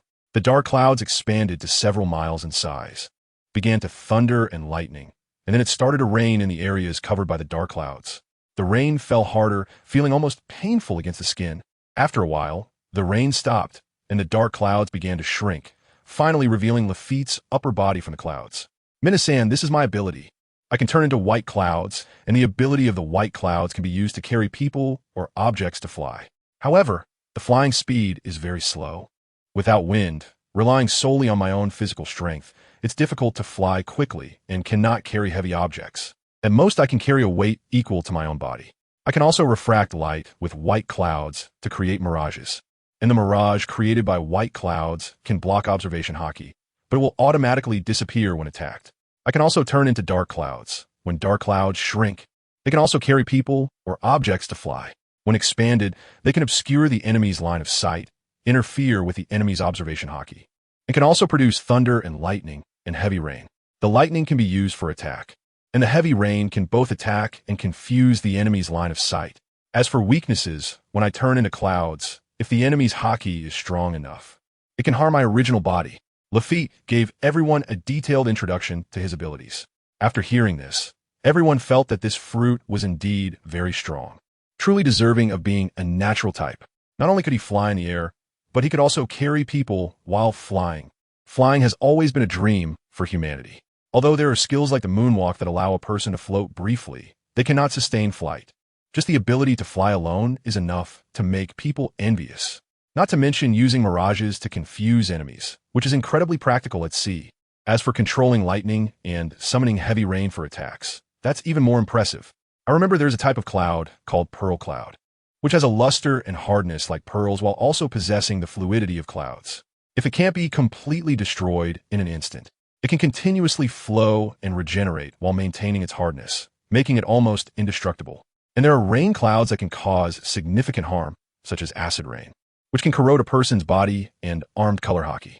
For example, freezing rain can create low temperatures and freeze enemies. Lafitte, these abilities can indeed be developed. Liu Qian provided some guidance to Lafitte based on what he knew. Haha, thank you for the captain's guidance. It's clear that Lafitte is very happy. He placed his left hand on his chest, leaned on his cane with his right hand, and bowed to Liu Qian to express his gratitude. Everyone was also happy for him. After all, Lafitte is their companion. The stronger their companions are, the more secure they feel. And the facts have proven that Lafitte is indeed a trustworthy person. There's no need for such formality among us. Let's go. We still have a blind box to open. Although I don't understand why the captain always calls the wooden box a blind box, no one questioned it. The group returned to the castle's hall, and Liu Qian, as usual, pretended to spit into his palm, rub his hands together, and open the third blind box. Inside this wooden box was yet another devil fruit. It was the Zoan-type mythical beast fruit, the human fruit, devil form. Robin immediately called out the name of this devil fruit. Haha, it turns out to be a mythical beast devil fruit, which is even rarer than a Logia type. It seems today is our O'Hara pirates' lucky day. They say encountering CP0 leads to bad things happening, but now it seems they are just our transporters. Liu Qian said with a laugh. Captain, this fruit is quite suitable for you. After all, you are the great demon of O'Hara. Robin also said with a smile. Ha, that's true, Captain. Just hearing the name matches you perfectly. Lafitte also said with a smile. Indeed, only this fruit is worthy of the captain. Capone Beej also thought so. But I don't want to become a landlubber. I still want to swim in the sea. Eating a devil fruit will make me unable to swim. Liu Qian said reluctantly. Captain, this fruit will also enhance your strength. Didn't you say that strength is the most important thing at sea? Robin advised. Well, Robin, With my current strength, I no longer need a devil fruit. Besides, after eating a devil fruit, I would be afraid of sea stone and seawater, which would become my weakness. The main point is that once my strength reaches a certain level, it can no longer be enhanced by just one devil fruit. Otherwise, the Navy's Admiral Zephyr and Hero Carp, who have not eaten devil fruits, are already the top powerhouses at sea. If devil fruits could enhance their strength, the Navy, with its power at sea, would certainly be able to provide them with suitable, powerful fruits, but why haven't they done so? Liu Qian stated emphatically. So, how should we handle this devil fruit? After all, Captain, you are the great demon of O'Hara, and this is precisely a mythical beast devil fruit in its devil form. Are you going to sell it? Robin asked. That's simple.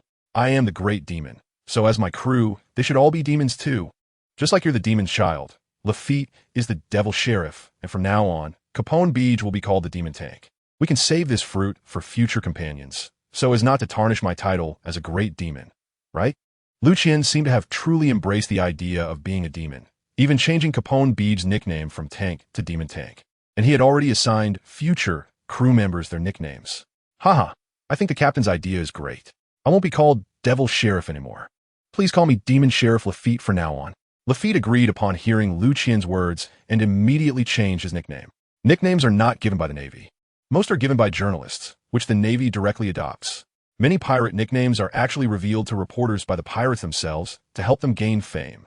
For example, the later supernova, White Horse Cavendish, created his own nickname and revealed it to reporters for the purpose of becoming famous. Next time, when the O'Hara pirates stir up a big event, as long as Lafitte and Capone Beej mention their nicknames to the reporters, they will be featured with their new nicknames in the newspapers. And when the Navy issues bounties, they won't pay attention to such minor details as nicknames. They just copy whatever the newspapers say. Speaking of bounties, one must mention the photos on them. There were no issues with Robin's and Capone Beej photos. But the problem lay with Captain Liu Qian. It's unclear whether the Navy aimed to annoy Liu Qian or was simply lazy. But both bounty notices used the same photo, the one of Liu Qian from when he first set sail, with a curtain turned into a cape. Yes, that's right. The Navy's second bounty notice also featured that photo with the curtain. Even after Capone Beej boarded, Liu Qian had the best tailor from the Capone family custom make several fitted martial arts outfits for him, and the cape was made from the best black brocade fabric. That curtain cape had long been thrown in the trash. Moreover, the second newspaper featured his new outfit photo, yet his bounty notice photo remained unchanged. As a result, many who admired the O'Hara pirates thought this was a reflection of O'Hara's personality, and many began to imitate it. This caused the price of curtains to rise significantly. Capone Beej didn't mind his nickname that much. Whether called Demon Tank, or even his original nickname, Flame Tank, he could accept it. As for Robin, since she was already wanted at the age of 8, being called the Demon's Child was indeed fitting back then. Now that everyone has gotten used to it over the years, it might be quite difficult to change it to something like the Demon's Hand. Liu Qian stored the remaining 2 devil fruits in Capone Beej Castle, which is probably the safest place in the world.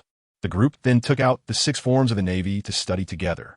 The 6 forms of the Navy are the most basic martial arts in this world, akin to grappling techniques in Blue Star. Almost all strong Navy members must practice it. As a direct, violent organization of the world government, the CP organization requires all members to train in it, which speaks to its power. However, because so many people use it, the levels are uneven, leading many to believe that the 6 forms of the Navy are just for beginners.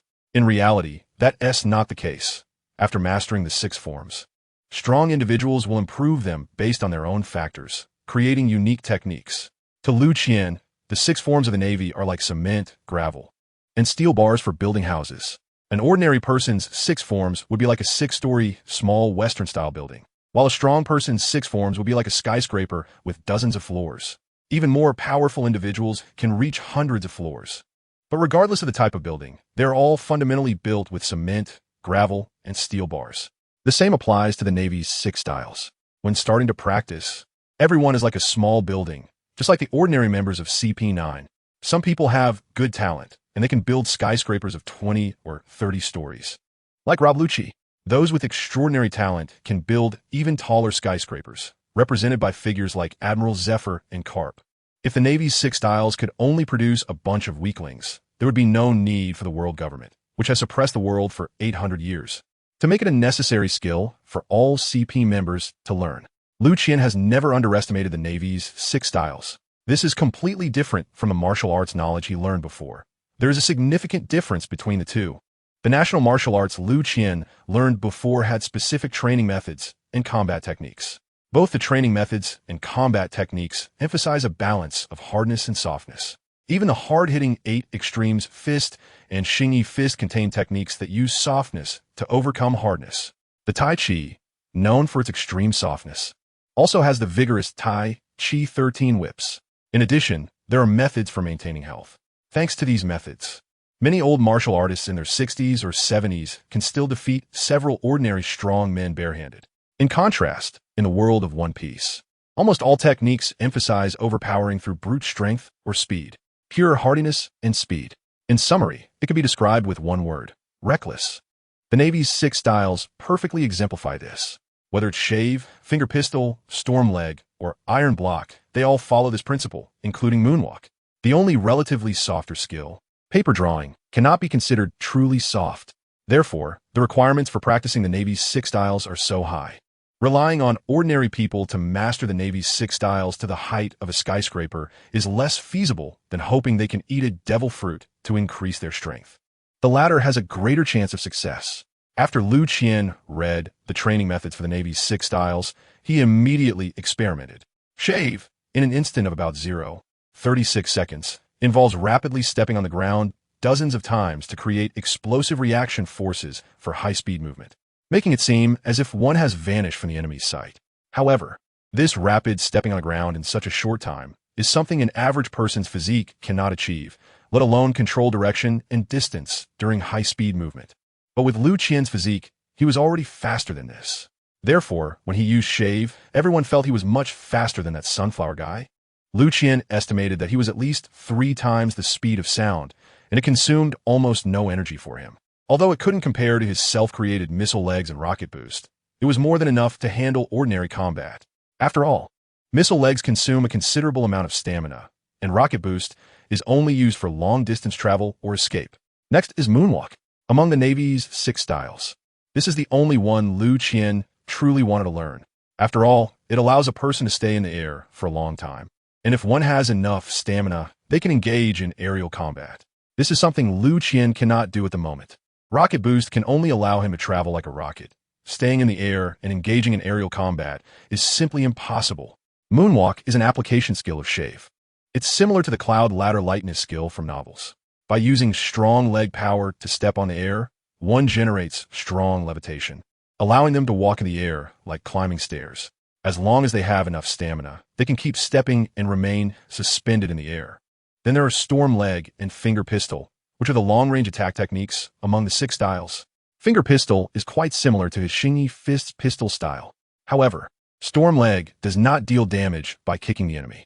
Instead, it creates slashing attacks by executing high-speed, powerful kicks that generate a vacuum, easily slicing the target in half. This compensates for Liu Qian's lack of long-range attacks with his legs.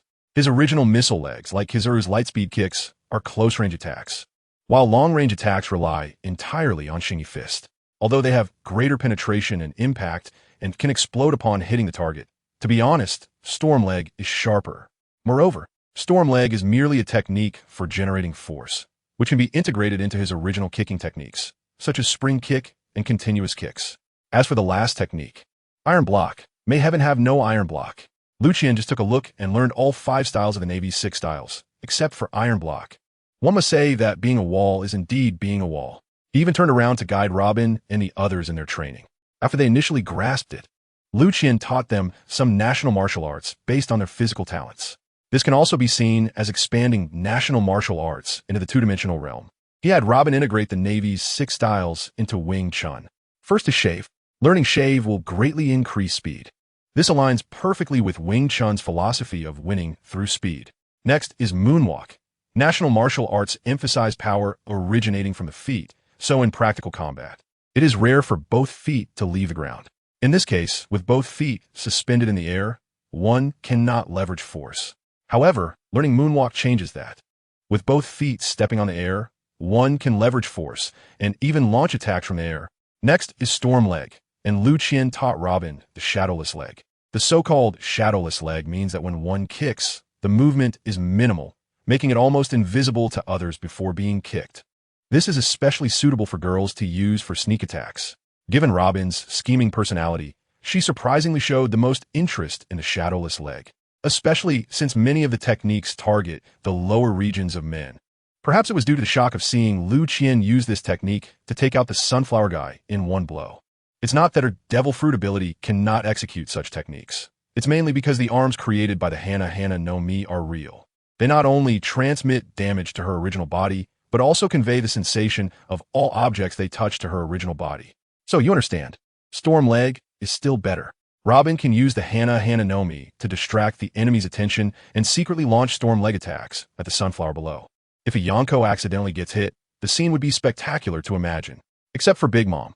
She has no sunflower. Capone Beach, due to having eaten the castle fruit, makes his physical qualities more suitable for Hungar. Hungar is characterized by hard strikes and wide-ranging punches. It can also coordinate well with the Navy's 5 styles, especially Shave. Among all national martial arts, Hungar does not hold an advantage in speed. It relies on hard hits and powerful strikes. Moreover, Hungar has almost no kicking techniques, making Storm Leg and Moonwalk perfect supplements.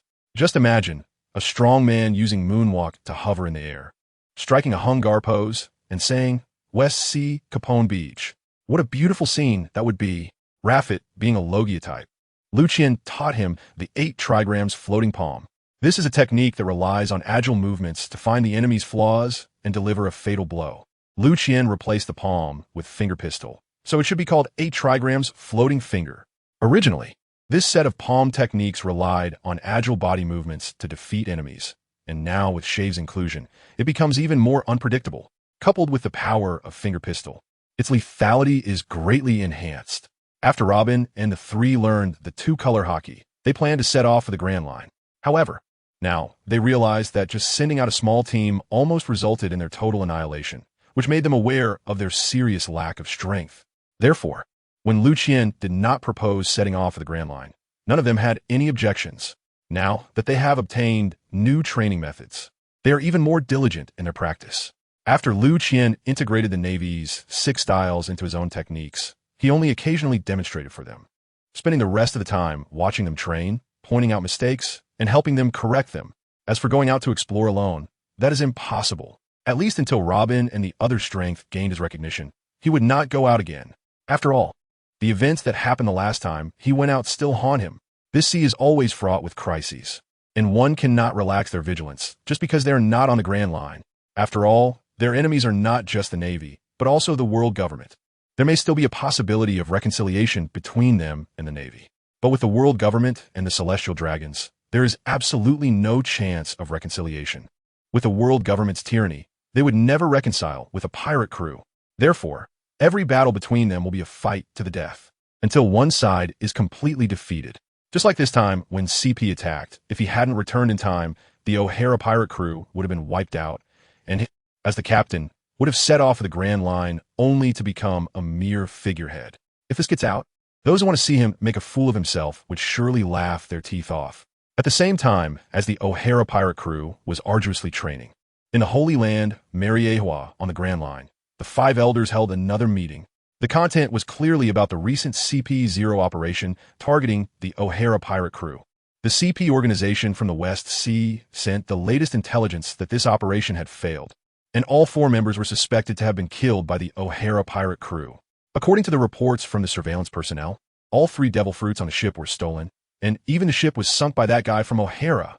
The 5 elders in black suits stated. That was a tribute to the celestial dragons, and now it has been taken by the O'Hara pirate crew. We must find a way to retrieve it, or else that family will surely come to cause trouble again, said the long-bearded 5 elder. Moreover, it's not just a simple matter of retrieving the devil fruits.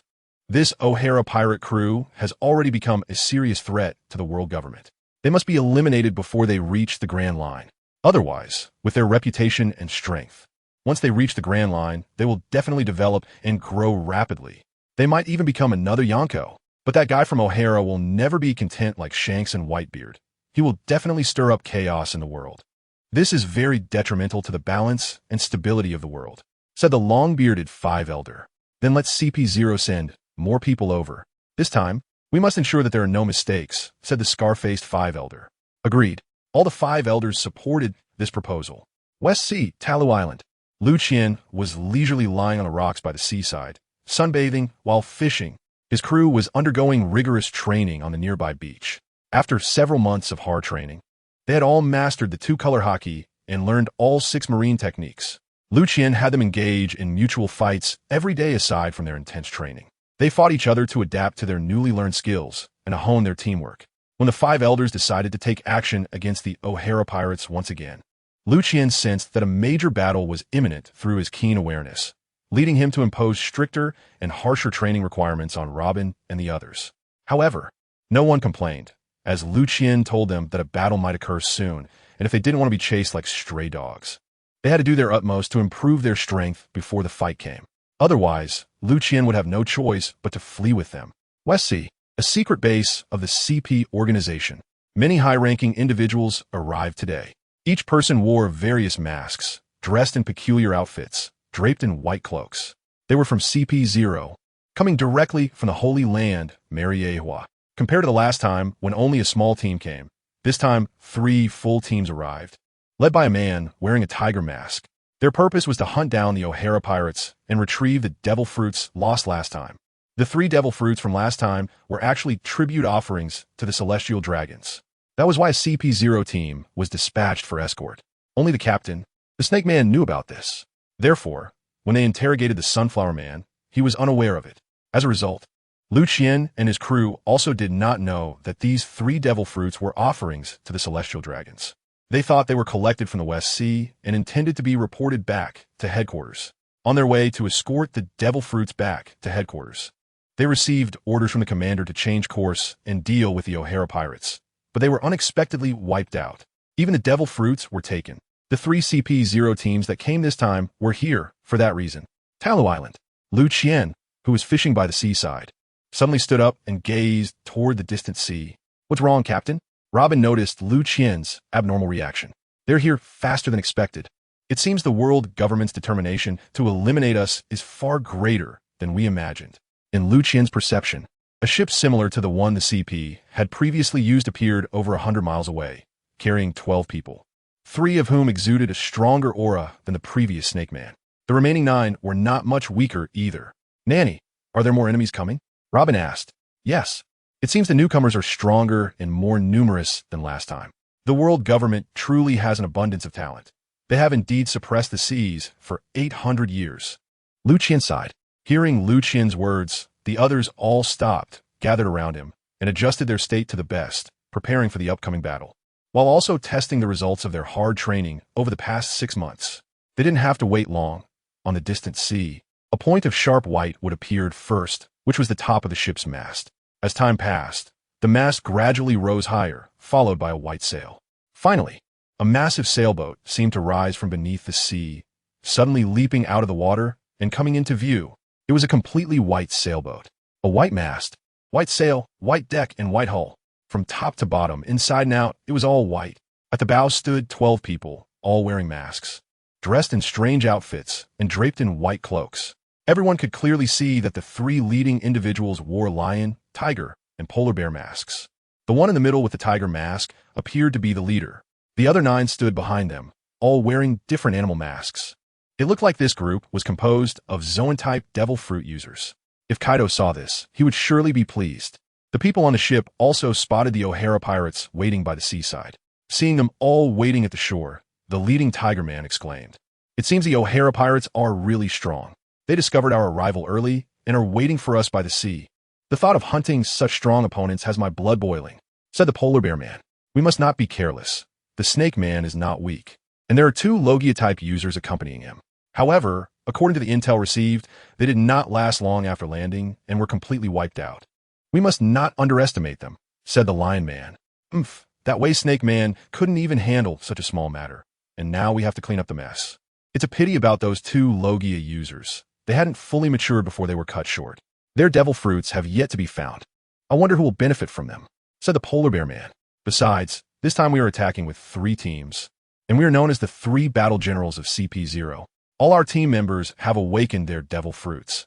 Even if it turns into a war of attrition, we can exhaust them all.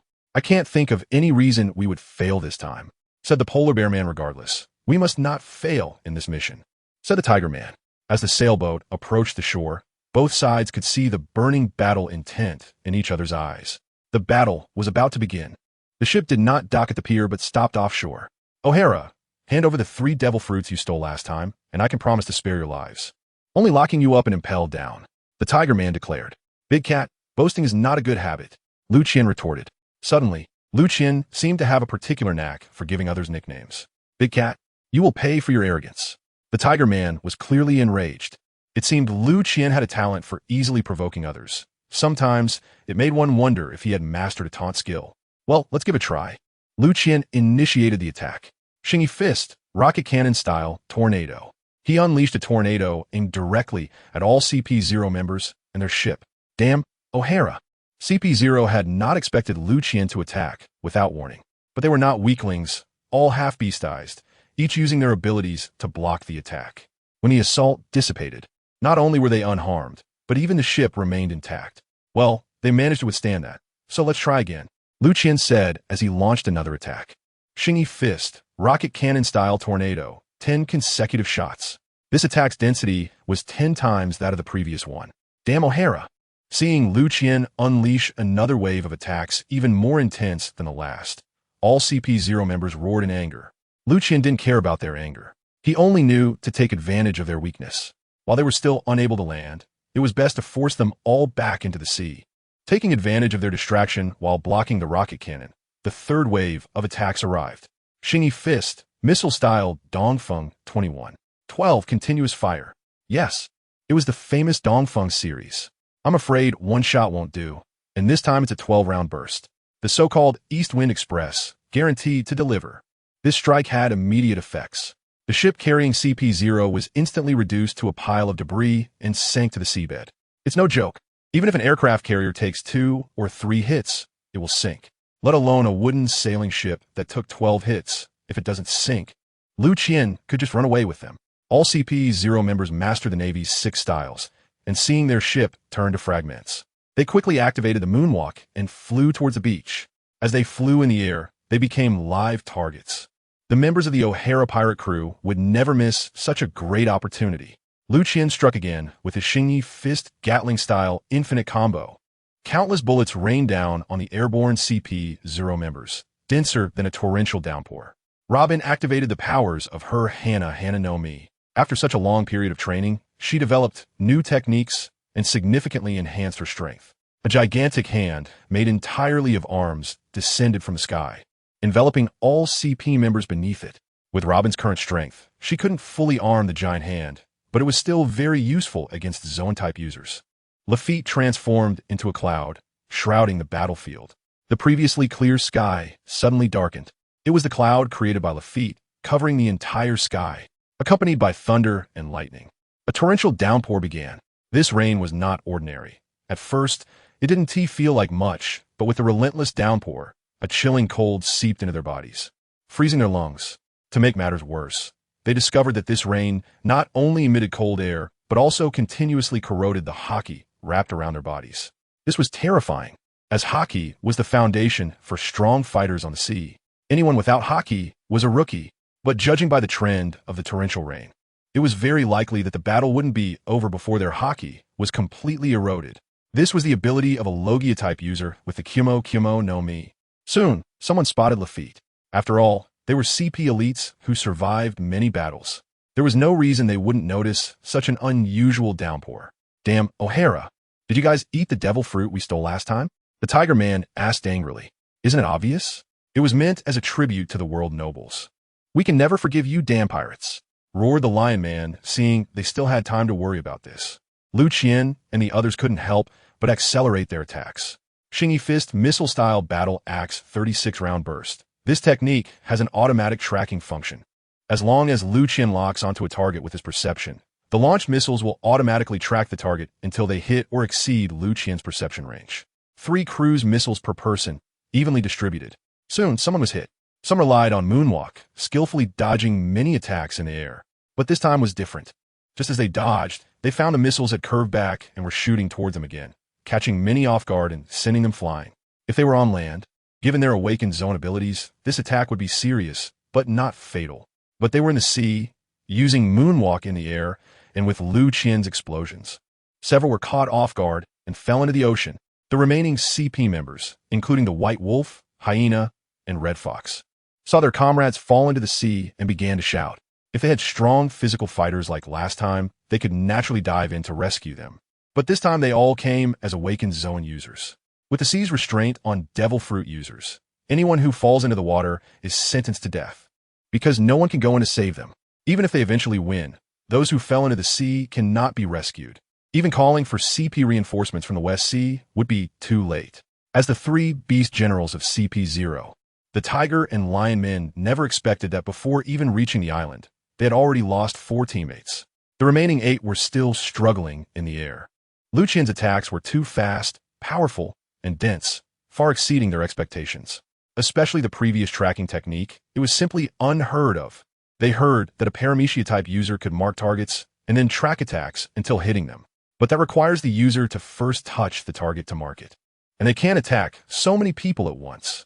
Yet Liu Qian managed to attack 12 people simultaneously, with each one taking more than 3 hits. This was truly shocking. Liu Qian had used a similar tracking technique when fighting Akiji and Kizaru before, but it was not very useful against Logia masters. Their observation haki allows them to elementalize the moment an attack is about to hit. And this tracking attack, whether it's the real body or the elementalized form, will explode upon impact. So for Logia users, it's far less effective than other techniques.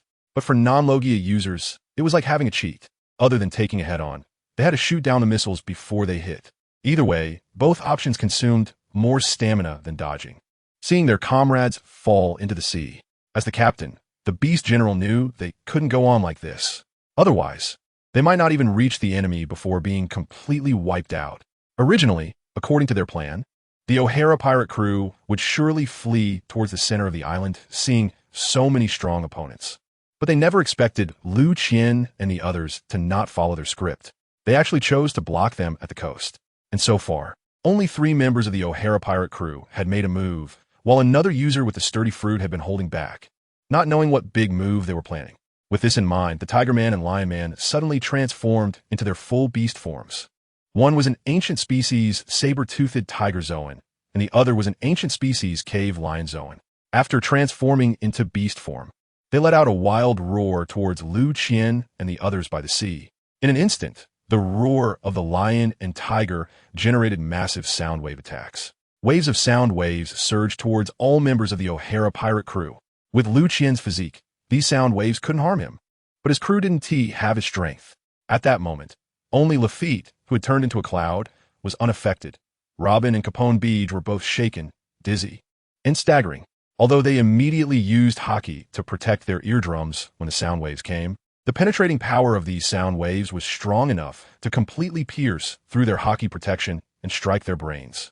Seeing this situation, Liu Qian couldn't care less about suppressing them from landing and quickly activated the Golden Bell to envelop Robin and Capone Beach. Although the outside of the Golden Bell was buzzing from the sound waves, the inside was quiet.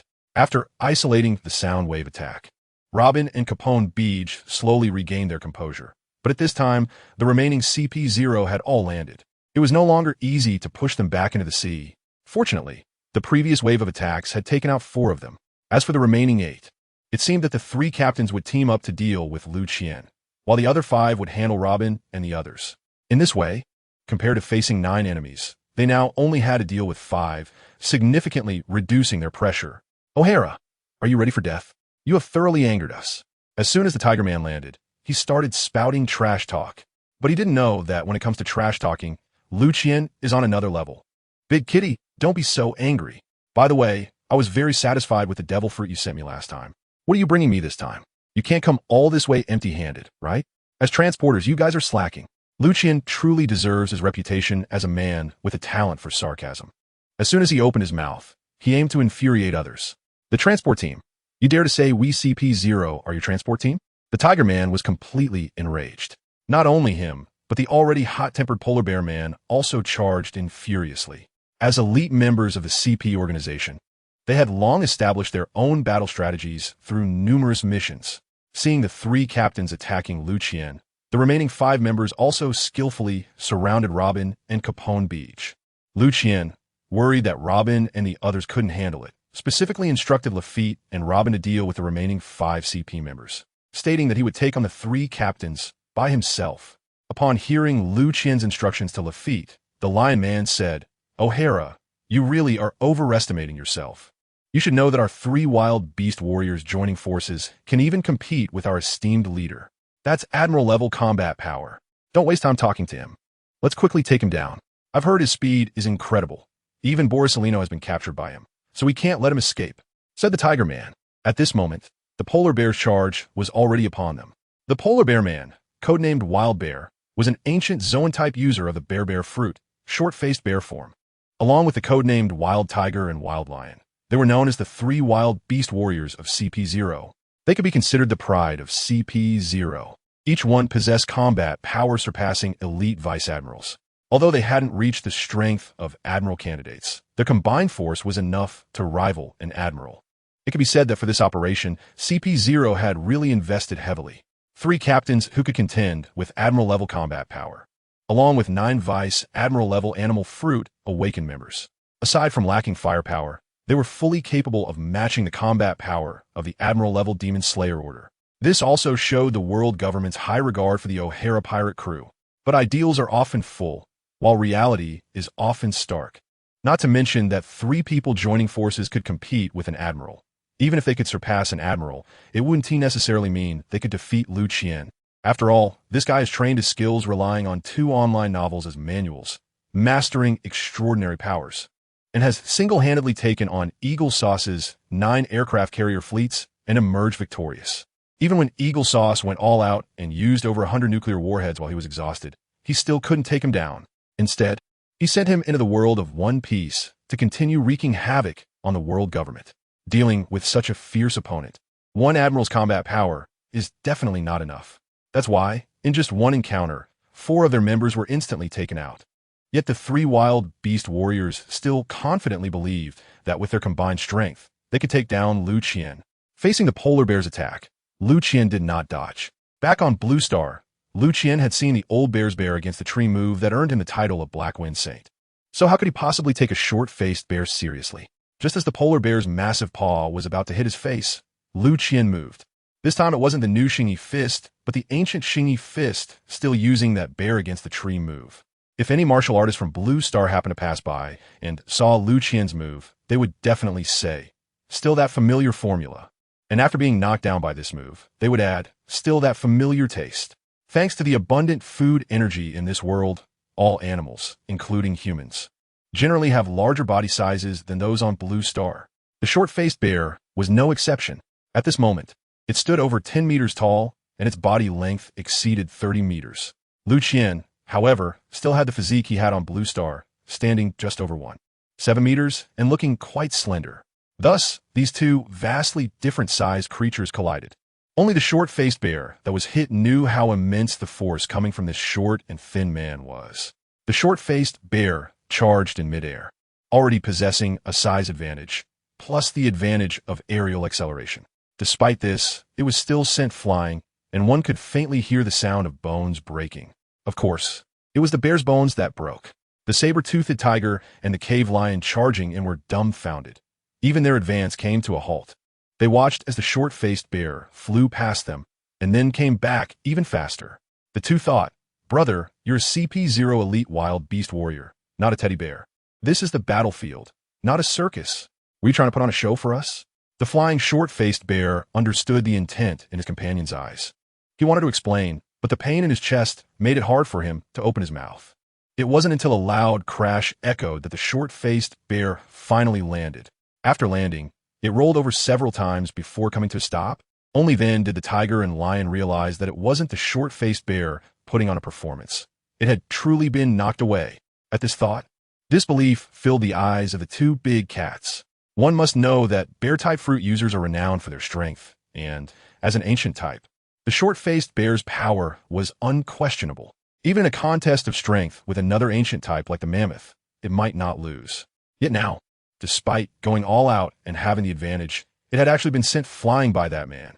It wasn't due to any strange fruit ability, just pure strength. It was hard to imagine what kind of incredible strength was hidden within that small, frail body. On the seas, while there are those known for their strength, such as the giant race, more often, it is those who excel in martial arts, hockey, fruit abilities, and swordsmanship that dominate. Giants, despite their great strength, only rank at the level of a vice admiral at most. When it comes to top-tier combat power at the admiral level, it's not enough to rely solely on strength. Therefore, despite being hailed as the strongest nation in the world government has never viewed the giant kingdom as a threat due to their lack of top-tier combat capability. Even the formidable red-haired Shanks wouldn't dare claim he could defeat a short-faced bear in a strength contest. Thus, if a person's martial arts and hockey are among the best on the seas, and they possess incredible strength, it is undoubtedly a terrifying thing.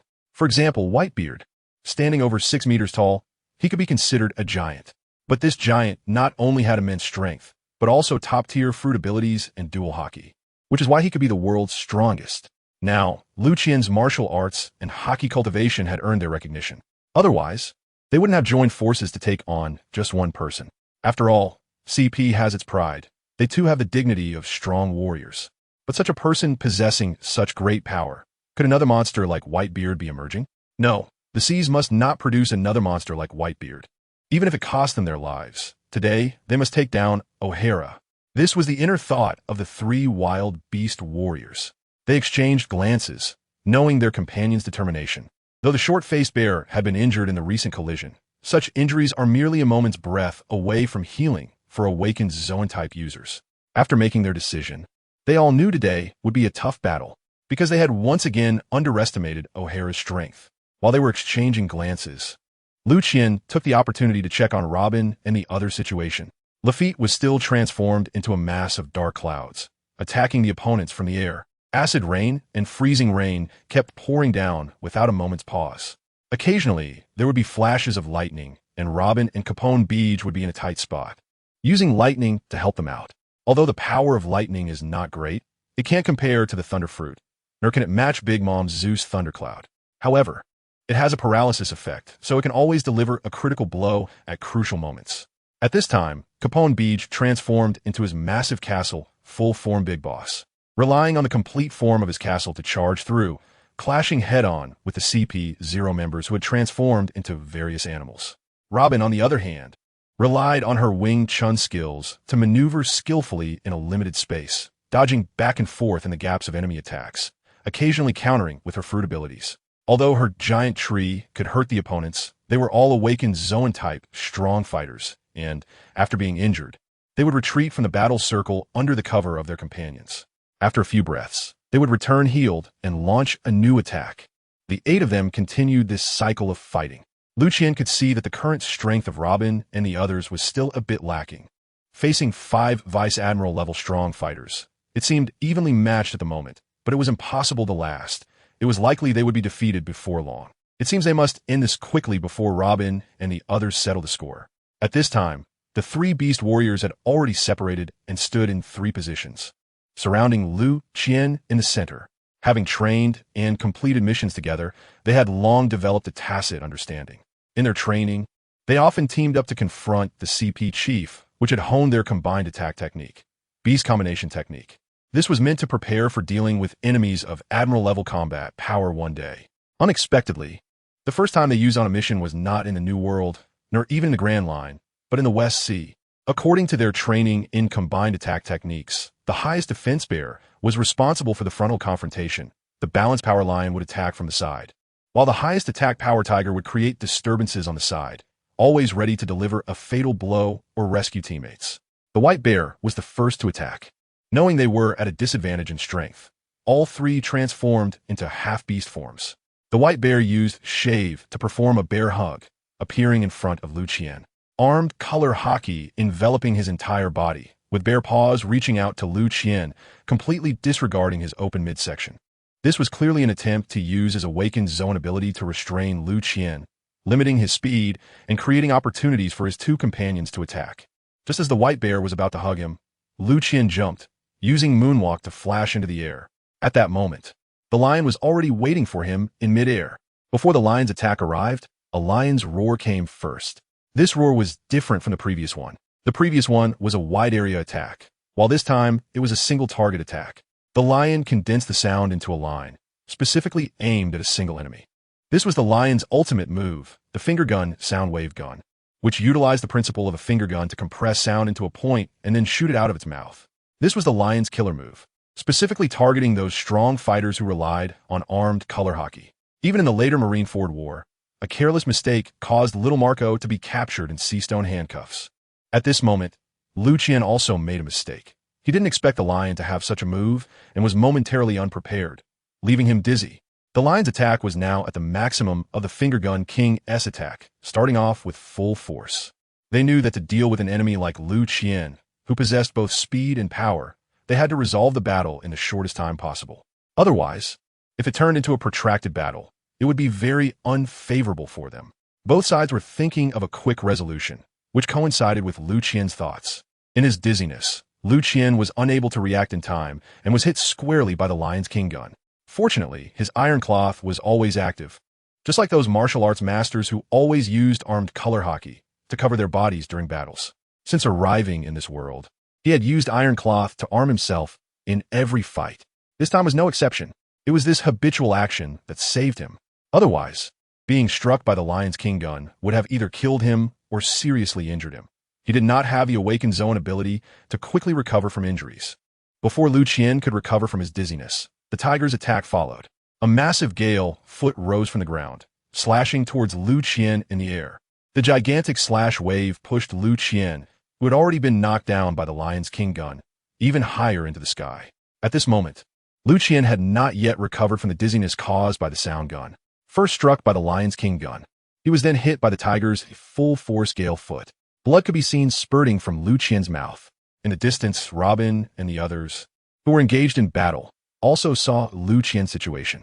Seeing Liu Qian being relentlessly attacked by the three to the point of spitting blood, they hurriedly wanted to rush over to rescue him.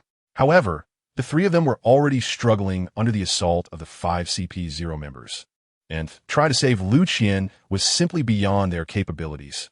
The Beast Warrior trio saw their hard-trained combined attack technique had succeeded, and their confidence soared.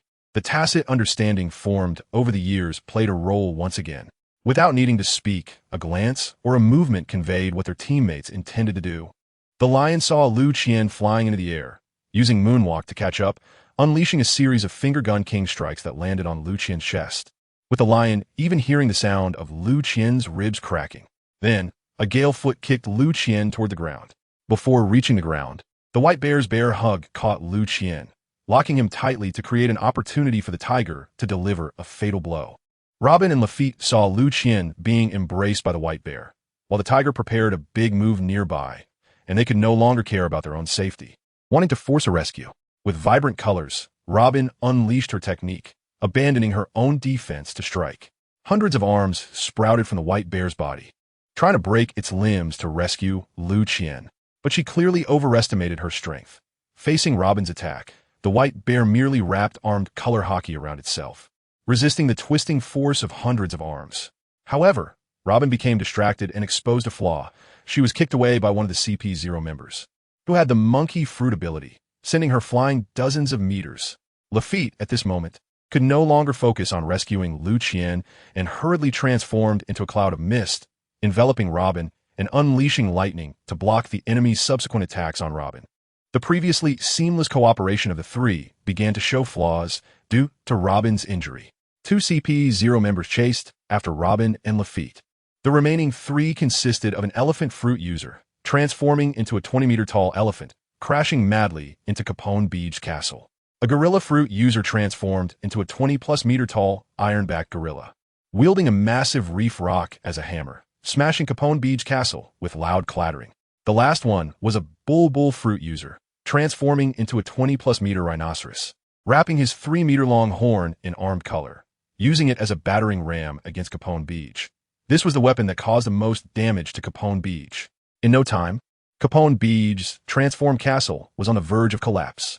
Meanwhile, the 2 CP0 members chasing after Robin were one with the monkey fruit long-armed gibbon form, and the other with the cat fruit lynx form. Both were fast and agile Zoan-type users. Without Capone Beach Castle as a stronghold, Lafitte and the injured Robin found it even harder to cope. Lafitte was slightly careless and was hit by the armed color-wrapped finger gun gale foot, while Robin, due to her injury, found her previously agile movements becoming heavy. At this moment, Liu Qian was still under the control of the white bear, and the tiger, having brewed a powerful move for a long time, finally unleashed a fatal strike aimed at Liu Qian. The six-style ultimate move, Maximum Wheel Tiger Roar Sky Strike, caused the muscles of the tiger to tense up. Veins bulging, a display of power pushed to its limits. A pair of tiger claws, wrapped in armed color hockey, came at Liu Qian from above and below. In an instant, they were right in front of Liu Qian, so fast that a sonic boom was even heard. At this moment, Liu Qian, due to his injuries, had not yet been able to break free from the embrace of the white bear. At this moment, even the CP0 members who were fighting with Robin and the others couldn't help but stop their actions, their eyes fixed on the tiger's movements. They watched as the tiger defeated this pirate who had given the Navy so much trouble. This was the rookie pirate who had once defeated the Navy's monstrous Vice Admiral Kizaru and Akiji, a newcomer who started at his peak. The bold and reckless guy who dared to extort the Navy hero garb on his ship was about to fall completely into the hands of CP0. Once this guy was defeated, they could prove to the Navy that it wasn't that the enemy was too strong, but that the Navy was too useless. If they wanted to suppress the seas and bring stability and peace to the world, it would rely on their CP organization. Robin and the others had already closed their eyes, not daring to witness the impending tragedy of their captain. At this critical moment, Liu Qian finally struck. A bell rang, echoing across the entire Talu Island. Even islands hundreds of miles away could faintly hear the sound of the bell. This was Liu Qian activating the golden bell shield at the last moment. A semi-transparent, golden bell-like protective shield appeared once again before everyone. It seemed to have a physical form, and as soon as it appeared, it broke free from the white bear's embrace. However, at this moment, there was no way to avoid the tiger's attack. Dang! Once again the bell rang. This time, it was the sound of the tiger's attack colliding with the golden bell shield. It wasn't as loud as the last time, but it successfully blocked the tiger's attack. Nanny? The tiger, the polar bear, the lion, and all the CP0 members had a question mark appear above their heads. They were actually blocked. The tiger was sweating profusely, his powerful move tiger's roar that he had charged for a long time. A technique even the commander would never dare to take, was actually blocked by the man in front of him. How is this possible?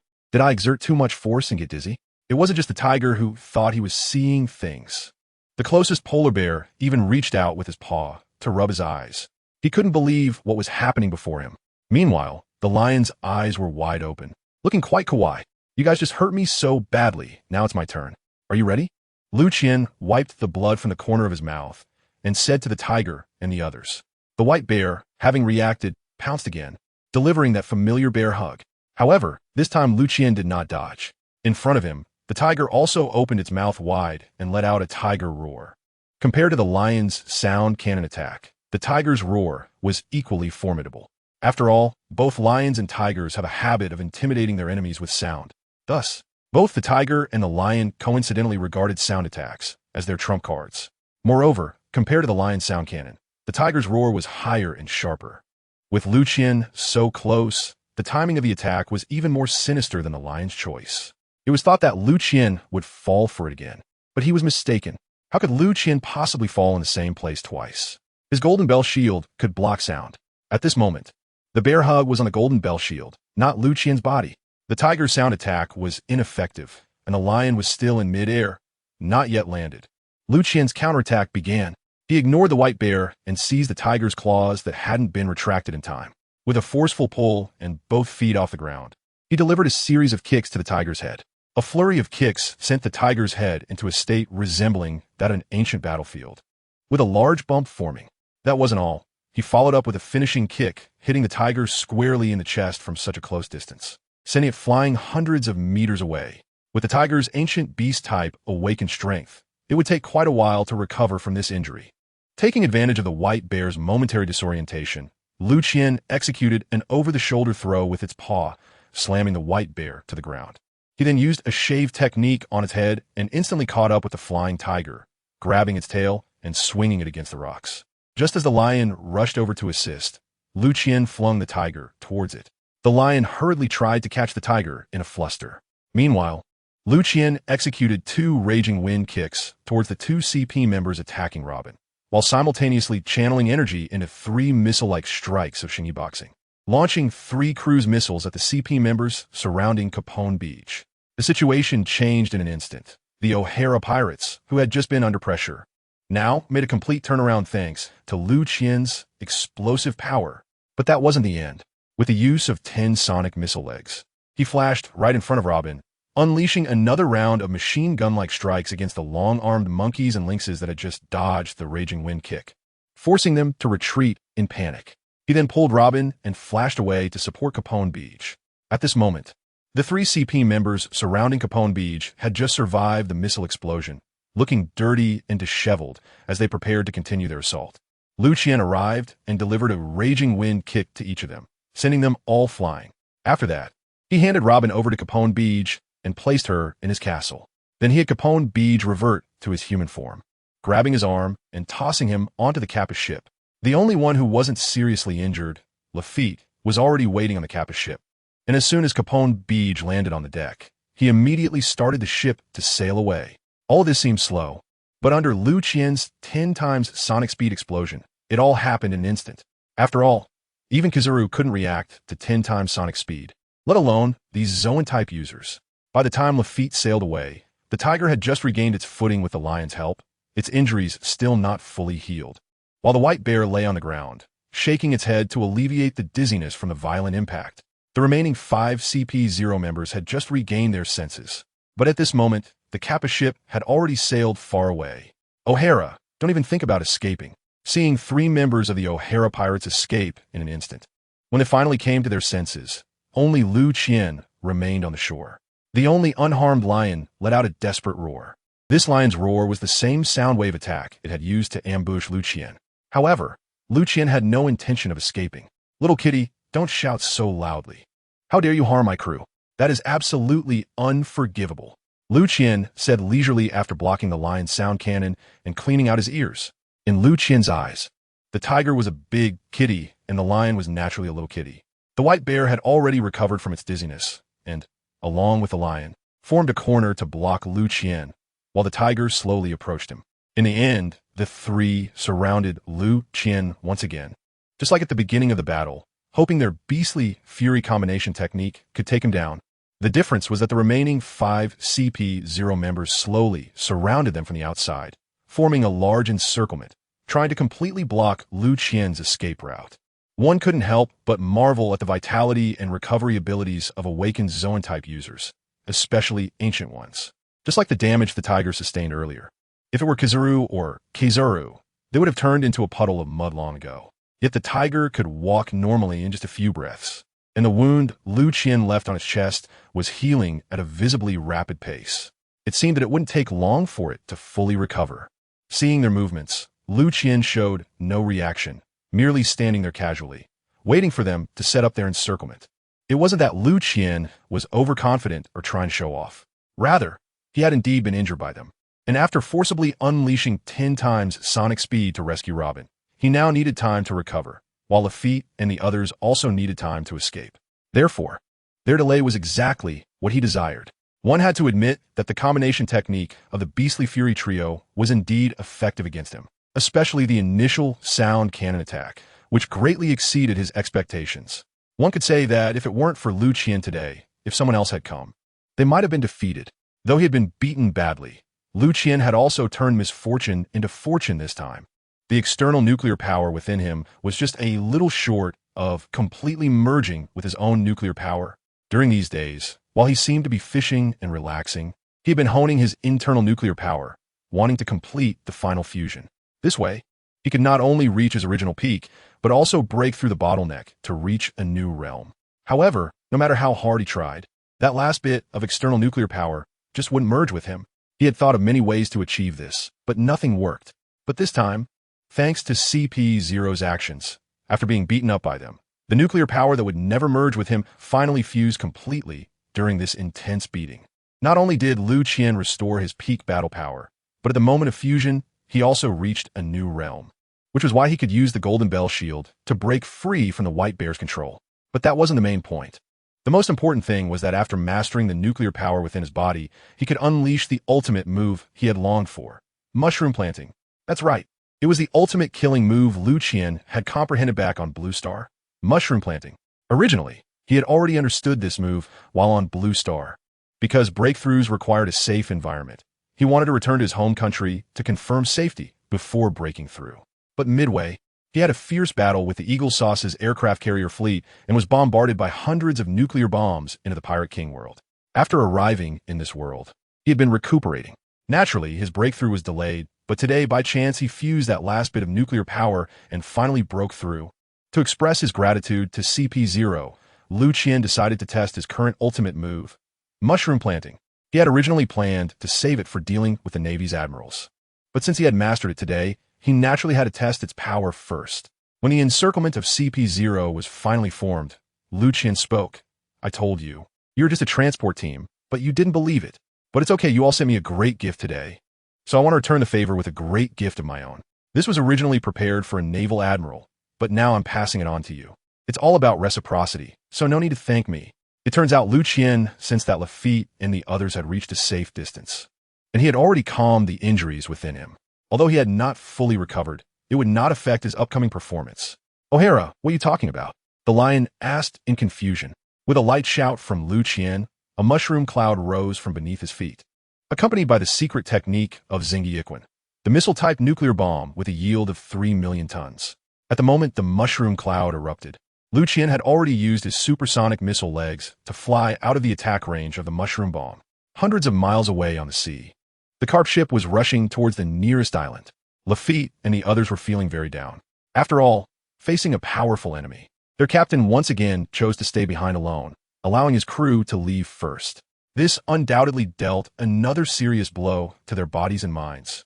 The few of them sat dejectedly on the deck, with Robin hugging her shoulders and displaying a helpless expression once again.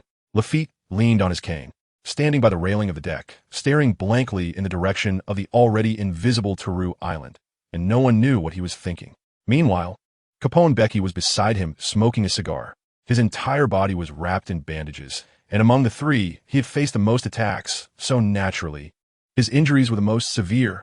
The future Godfather of the West Sea wore a serious expression, deep in thought about something. What is that?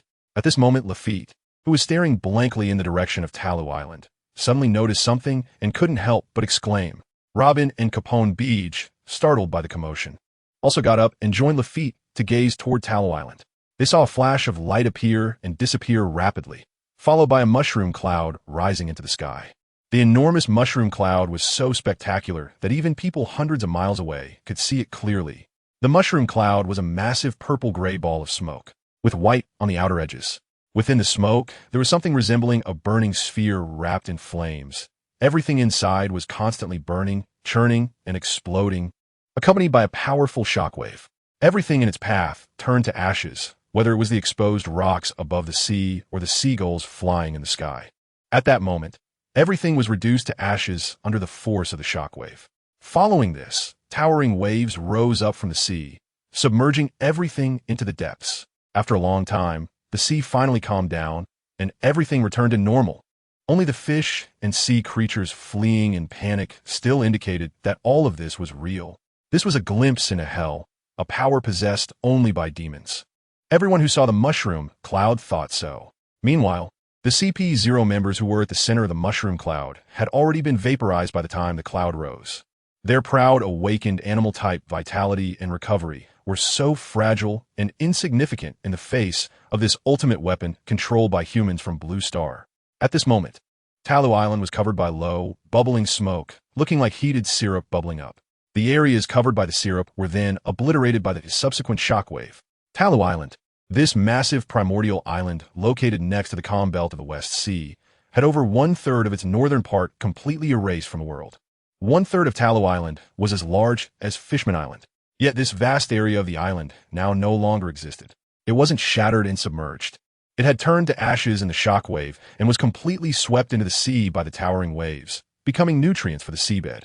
3 days later, Liu Qian was in the southern part of Talu Island, waiting for the explosion to completely end before hurrying back to confirm, not whether all the CP0 members were dead, but to ascertain the extent of this attack's power. When he discovered that more than one-third of Talu Island had been completely erased, he was stunned by the power of this move. He also realized that perhaps during the passage through the time-space vortex, the nuclear power had mutated, Or it could be the world's rules that cause the mutation. The nuclear radiation typically produced after a nuclear explosion was absent. Instead, there was a powerful shockwave that turned everything in its path to ashes. This was also why 1/3 of Talu Island was erased, sacrificing decades of future nuclear radiation pollution in exchange for such overwhelming lethality was undeniably a great deal. After all, if there were nuclear radiation, it would mean many restrictions on future uses of this move. At the very least, he couldn't use it freely on his own territory. Otherwise, even if he eliminated the enemy, it would cause nuclear pollution to his own territory, making it uninhabitable for decades, an unworthy trade-off. Now, without nuclear contamination, the power was even greater. In future uses, he just needed to control the yield and ensure not to harm his own people. This was Liu Qian's first use of the mushroom egg, and he had no specific measure of its power before using it. That's why he had unleashed the maximum yield he could muster at that moment. As Liu Qian's cultivation improved in the future, he would inevitably master even greater yields of the mushroom egg, until he reached the peak of power that this world could tolerate. The events that transpired on Talu Island were not only witnessed by Robin and the others, but also by people on other islands hundreds of miles away. According to inquiries made afterward by the CP organization and reporters in the West Sea, the residents of nearby islands learned that the long-deserted Talu Island suddenly emitted a bell-like sound one day, followed by a massive explosion. Some people went to Talu Island to investigate and found that the entire northern part of Talu Island had vanished, leaving the existing northern edge looking like something had bitten off a piece, creating a semicircular gap. 1/3 of Talu Island was missing. Investigations revealed that at that time, only the O'Hara pirate cruise ship had set sail from Talu Island. After that, a mushroom cloud rose, followed by the earth-shattering explosion and the destructive shockwave. Although the shockwave had lost its power by the time it reached other islands, the towering waves that followed still overturned many passing merchant ships and submerged many coastal houses. According to their investigation conclusions, it was likely that the O'Hara pirate crew had engaged in battle on Talu Island, and the members used a powerful move. What specific move it was, or whether it was some kind of fruit ability, remained unknown, as those who fought against the O'Hara pirate crew had turned to ashes in that explosion. In the reports submitted to headquarters by the CP organization in the West Sea, as well as the materials sent by reporters to news agencies, this Talu Island explosion event was referred to as the Bell of O'Hara. After confirming the power of the ultimate move-planting mushrooms, Liu Qian immediately activated rocket propulsion and shot toward the island closest to Talu Island. Although they hadn't agreed on a rendezvous point in advance, he knew his crew would definitely be waiting for him on the island closest to Talu Island. Indeed, Robin and the others were, just as Liu Qian had imagined, arriving at the island closest to Talu Island after the explosion, a small island named Oka. Oka Island is famous in the West Sea for its cherry blossoms. The island is dotted with beautiful cherry blossom trees, and this season happens to be when the cherry blossoms bloom. Upon arriving on the island, every corner was filled with pink and white cherry blossom trees, with one every few meters. During this season of blooming cherry blossoms, many places resembled a sea of blossoms. When a gentle breeze blew, the petals scattered like a light snowfall. The falling cherry blossoms danced like fairies, brushing past people's hair and swirling around their clothes, sending the air and their garments. However, they had no intention of appreciating this beautiful scenery. They gathered at the dock of Oka Island, watching the boats passing by and the travelers arriving, waiting for the person in their hearts. Their captain, the captain of the O'Hara pirate crew. 3 days had passed since the explosion on Talu Island, and they had already been waiting here for 3 days. It seemed that no matter how long they had to wait, they would persist until their captain returned. Because of practicing moonwalk, Liu Qian could now land softly using moonwalk after arriving at his destination, rather than landing hard as he did before. This time, his landing was much quieter, so quiet that Liu Qian had already approached Robin and the others from behind, and they still hadn't noticed that the person they were waiting for had arrived. In this season of blooming cherry blossoms, not appreciating the beautiful scenery, but sitting idly at the dock was not a wise choice. Liu Qian's calm voice reached Robin and the others' ears. Captain, Captain Sir, Captain Sir. The only one who can call Liu Qian Captain is Robin, so Lafayette and Capone Beiji can only call him Captain Sir. Although they firmly believe that their captain will definitely achieve victory again, when they see Liu Qian appear before them unharmed once more, they still cannot contain their excited emotions. They all exclaim in surprise, as if they cannot express their inner excitement any other way. Minasan, I'm back. I didn't keep you waiting too long, did I? Seeing the excited crew, Liu Qian happily asks. Haha, not all, Captain Sir. We saw the explosion on Teru Island, and we thought it must be your masterpiece, right? Such a massive force that wiped out a third of Teru Island from the sea. Captain Sir, you really continue to bring us a sense of security. Lafayette's excitement is evident, as his speaking speed is much more cheerful than usual. Well, I had a sudden breakthrough in my cultivation and realized some new techniques. And I just happened to test them on those guys. To be honest, it was my first time using them, and I didn't control the power well. So I was quite surprised by the final results. Liu Qian is also somewhat apprehensive about the consequences he caused. He never expected that just a 3-megaton mushroom bomb could create such a massive force. What if it were 10 megatons? Or 50 megatons? Just thinking about it makes him feel scared. Huh, Captain Sir, you had another breakthrough in your cultivation? You've already been so strong, and yet you've broken through again.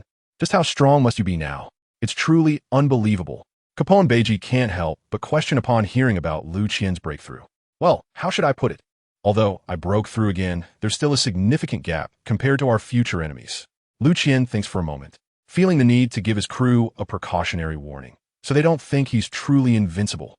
Captain Sir, can you explain to us in detail how strong the top powerhouses on the sea really are? Robin knows that their enemies have always been the world government. So she agrees with Liu Qian's previous words, but still wants to know just how powerful those strong individuals are. All right, since we're about to set sail for the Grand Line, let me educate you on just how powerful the strong ones at sea really are. Liu Qian feels that with his current strength, he can secure a place even in the New World. So after resting for a while longer, he plans to set off for the Grand Line. Therefore, it's quite necessary to inform the crew about the strength of the powerful individuals in the Grand Line in advance. Let's take the Navy as an example. The highest combat power of the Navy headquarters is the Admirals, whom we call Golden-level powerhouses. Currently, Sengoku the Buddha, Black Arm Zephyr. The 3 monster Vice Admirals of the Navy, Admiral Tsu, the Navy Hero Garp, and Fleet Admiral Steelbone Kong, are all at this level of strength. If we consider the Admirals as Golden-level powerhouses, then below them, we have the Silver-level Admiral candidates, the Bronze-level Elite Vice Admirals, and the Black Iron-level Ordinary Vice Admirals. Below that, they're all cannon fodder in the Grand Line. An ordinary person reaching the peak is just the combat power of a Black Iron-level Ordinary Vice Admiral. If a Black Iron-level Ordinary Vice Admiral works hard enough, they can break through to the combat power of a Bronze-level Elite Vice Admiral. If a Bronze-level Elite Vice Admiral is both hardworking and exceptionally talented, they can reach the combat power of a Silver-level Admiral candidate. However, there is a vast chasm between the Silver-level Admiral candidates and the Golden-level Admirals. Crossing it means a difference between humans and gods. That's right. If we say that the Silver-level Admiral candidates are the peak limits that humanity can achieve, then the combat power of the Golden-level Admirals is an existence that has broken through the limits of the human body. Breaking through from Admiral candidate to Admiral is like becoming a god. Even the weakest Golden-level Admiral, in a fair duel, would definitely defeat the strongest Silver-level Admiral candidate. Perhaps the battle would be difficult and prolonged, but the final victor would surely be the Admiral, not the Admiral candidate. This is the difference between humans and gods. However, there are also differences in strength among Golden-level Admirals. The weakest is the newly promoted Junior Admiral, who belongs to the bottom tier of Golden level. Currently, perhaps Marco, the captain of the Whitebeard Pirates 1st Division, Jin from the Beast Pirates, and Katakuri from the Big Mom Pirates are all at this level of combat power. In the Navy, Zephyr, Tsu, and the 3 monster Vice Admirals should be at the Intermediate Admiral level. Sengoku the Buddha is likely a Senior Admiral. As for the Navy Hero Garp and Fleet Admiral Steelbone Kong, they should be at the top Admiral level, existing at the ceiling of the Golden level. But above the Golden level, there are even higher ranks. That is the Diamond level Emperors. In the second half of the Grand Line, the New World, reside 4 powerful pirates, known as the Emperors of the Sea. They are Whitebeard, the captain of the Whitebeard Pirates, hailed as the world's strongest, Kaido, the captain of the Beast Pirates. Known as the strongest creature in the sea, land, and air, Charlotte Linlin, the captain of the Big Mom Pirates, known as the Iron Balloon, and Shanks, the captain of the Red-Haired Pirates.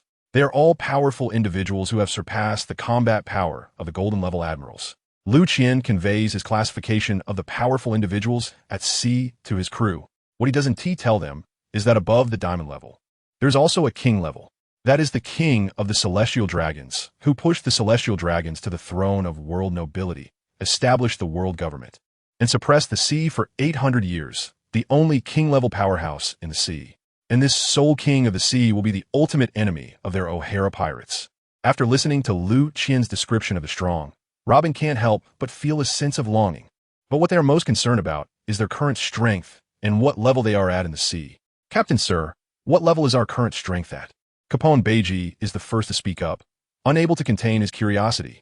"As for the strength of the three of you, overall, it's not much different. You barely reach the combat power of a Black Iron level ordinary Vice Admiral. This is just the entry level among the strong in the Grand Line." Liu Qian roughly estimates their combat power and gives a fair evaluation. "Huh, so we're just barely at the entry-level Black Iron level." Lafayette is not questioning his captain, but is simply amazed at the strength of the powerful individuals in the Grand Line, which is almost unimaginable.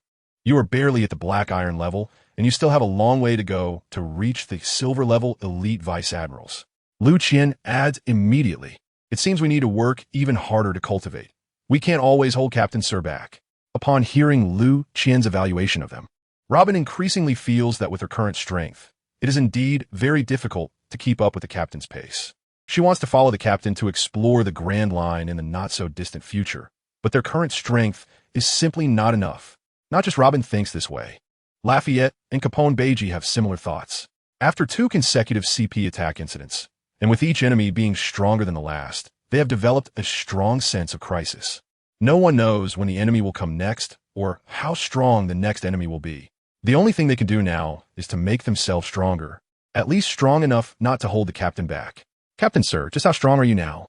Although all 3 of them are curious about how strong their captain really is, it is Capone Beiji, the most impatient, who asks first. "Well, I should be a high-ranking general now. Compared to the 4 emperors, I'm still a bit lacking, but I shouldn't be weaker than the current admirals of the Navy." Liu Qian thought. The 3 of them exchanged glances upon hearing Liu Qian's self-assessment. They couldn't believe he was already this strong and still not a diamond-level powerhouse. Even at the gold level, he wasn't the strongest top general. However, even as just a high-ranking general, he was strong enough to establish themselves in the Grand Line. They recalled the captain's earlier words about their imminent departure to the Grand Line, and a wave of uncontrollable excitement surged within them. After all, for pirates like them from the 4 seas, venturing into the Grand Line had always been their ultimate aspiration. However, what Liu Qian didn't elaborate on was that even among powerhouses of the same level, there are distinctions in strength. Just like how there is a difference between the numbers 1 and 9, even though they are both single digits. This is why Liu Qian, who was also at the mid-level general strength, could defeat Akiji. At that time, if Akiji's strength was 1, then Liu Qian was 5. But battles aren't fair arena duels. There are always many uncertainties. So when Akiji turned the sea into a battlefield suited for him, his combat power soared to 5, allowing him to contend with Liu Qian. This is also why Liu Qian, despite ultimately winning, found it so difficult. Later, when Liu Qian fought against Kizaru, his combat power had reached 8. And combined with the fact that Kizaru's superior speed was restrained by Liu Qian, he was captured. Now that Liu Qian had broken through to high-ranking general strength, he had mastered the Mushroom Egg, a powerful weapon that could rival top general strength in terms of attack power. Moreover, with his speed, he had reached the pinnacle of high-ranking general strength, just 1 step away from breaking through to top general. Even against someone like Garp, a veteran top general, he wouldn't easily lose and could escape if he did, because Garp couldn't catch up to him. However, since the Mushroom Egg is a powerful weapon, it naturally has its limitations. It can't be used like a machine gun without restraint. The Mushroom Egg, as Liu Qian's trump card, requires him to compress and condense all of his nuclear power into a single point before releasing it. The longer the compression time and the smaller the point, the greater the released power. However, due to his current strength, no matter how much he compresses, the maximum equivalent he can achieve is 3 million. In battle, enemies won't give you much time to prepare such a powerful move.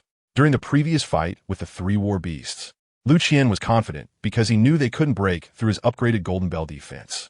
That's why he dared to unleash a fully compressed Mushroom Egg.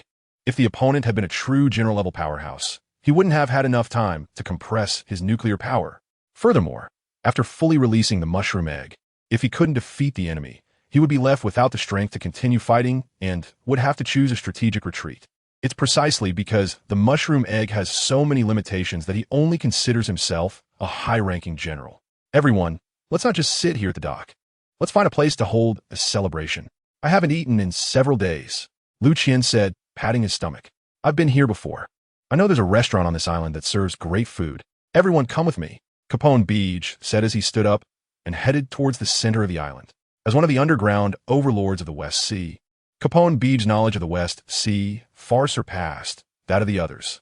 Moreover, Oka Island is a famous tourist destination in the West Sea.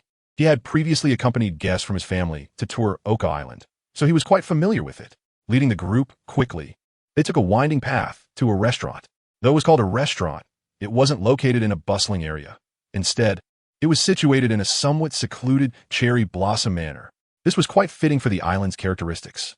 The manor was filled with cherry blossoms, and visitors sat at tables beside the cherry blossom trees, enjoying their food while admiring the blossoms, creating a beautiful scene.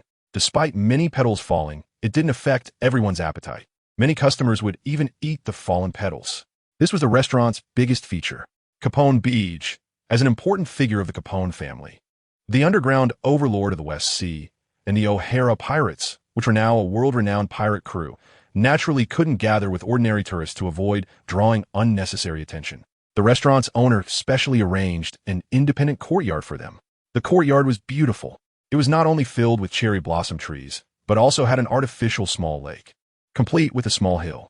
The hill was only a few meters high, and it was unknown how the owner managed to channel the lake water to the top of the hill, creating a small waterfall.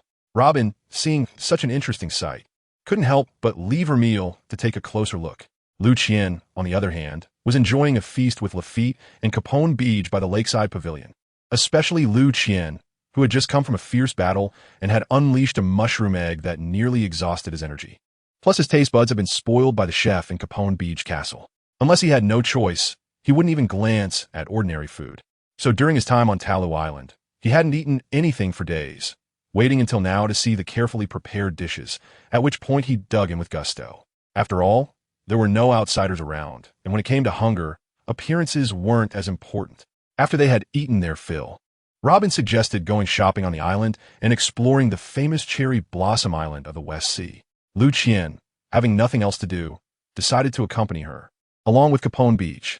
After all, they needed his castle to carry things. There's no way their captain would personally carry anything. Carrying things was out of the question. It was impossible. Lafitte, meanwhile, went back to check on the ship. Robin and Liu Qian walked side by side along the Cherry Blossom Avenue on Oka Island, with Capone Beej trailing behind them at a distance.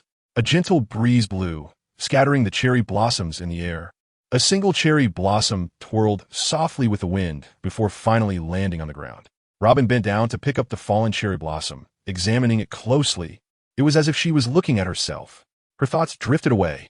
Before meeting the captain, her fate was so similar to that of this cherry blossom. She never knew when she might be blown off the branch by a gust of wind, drifting away without a destination.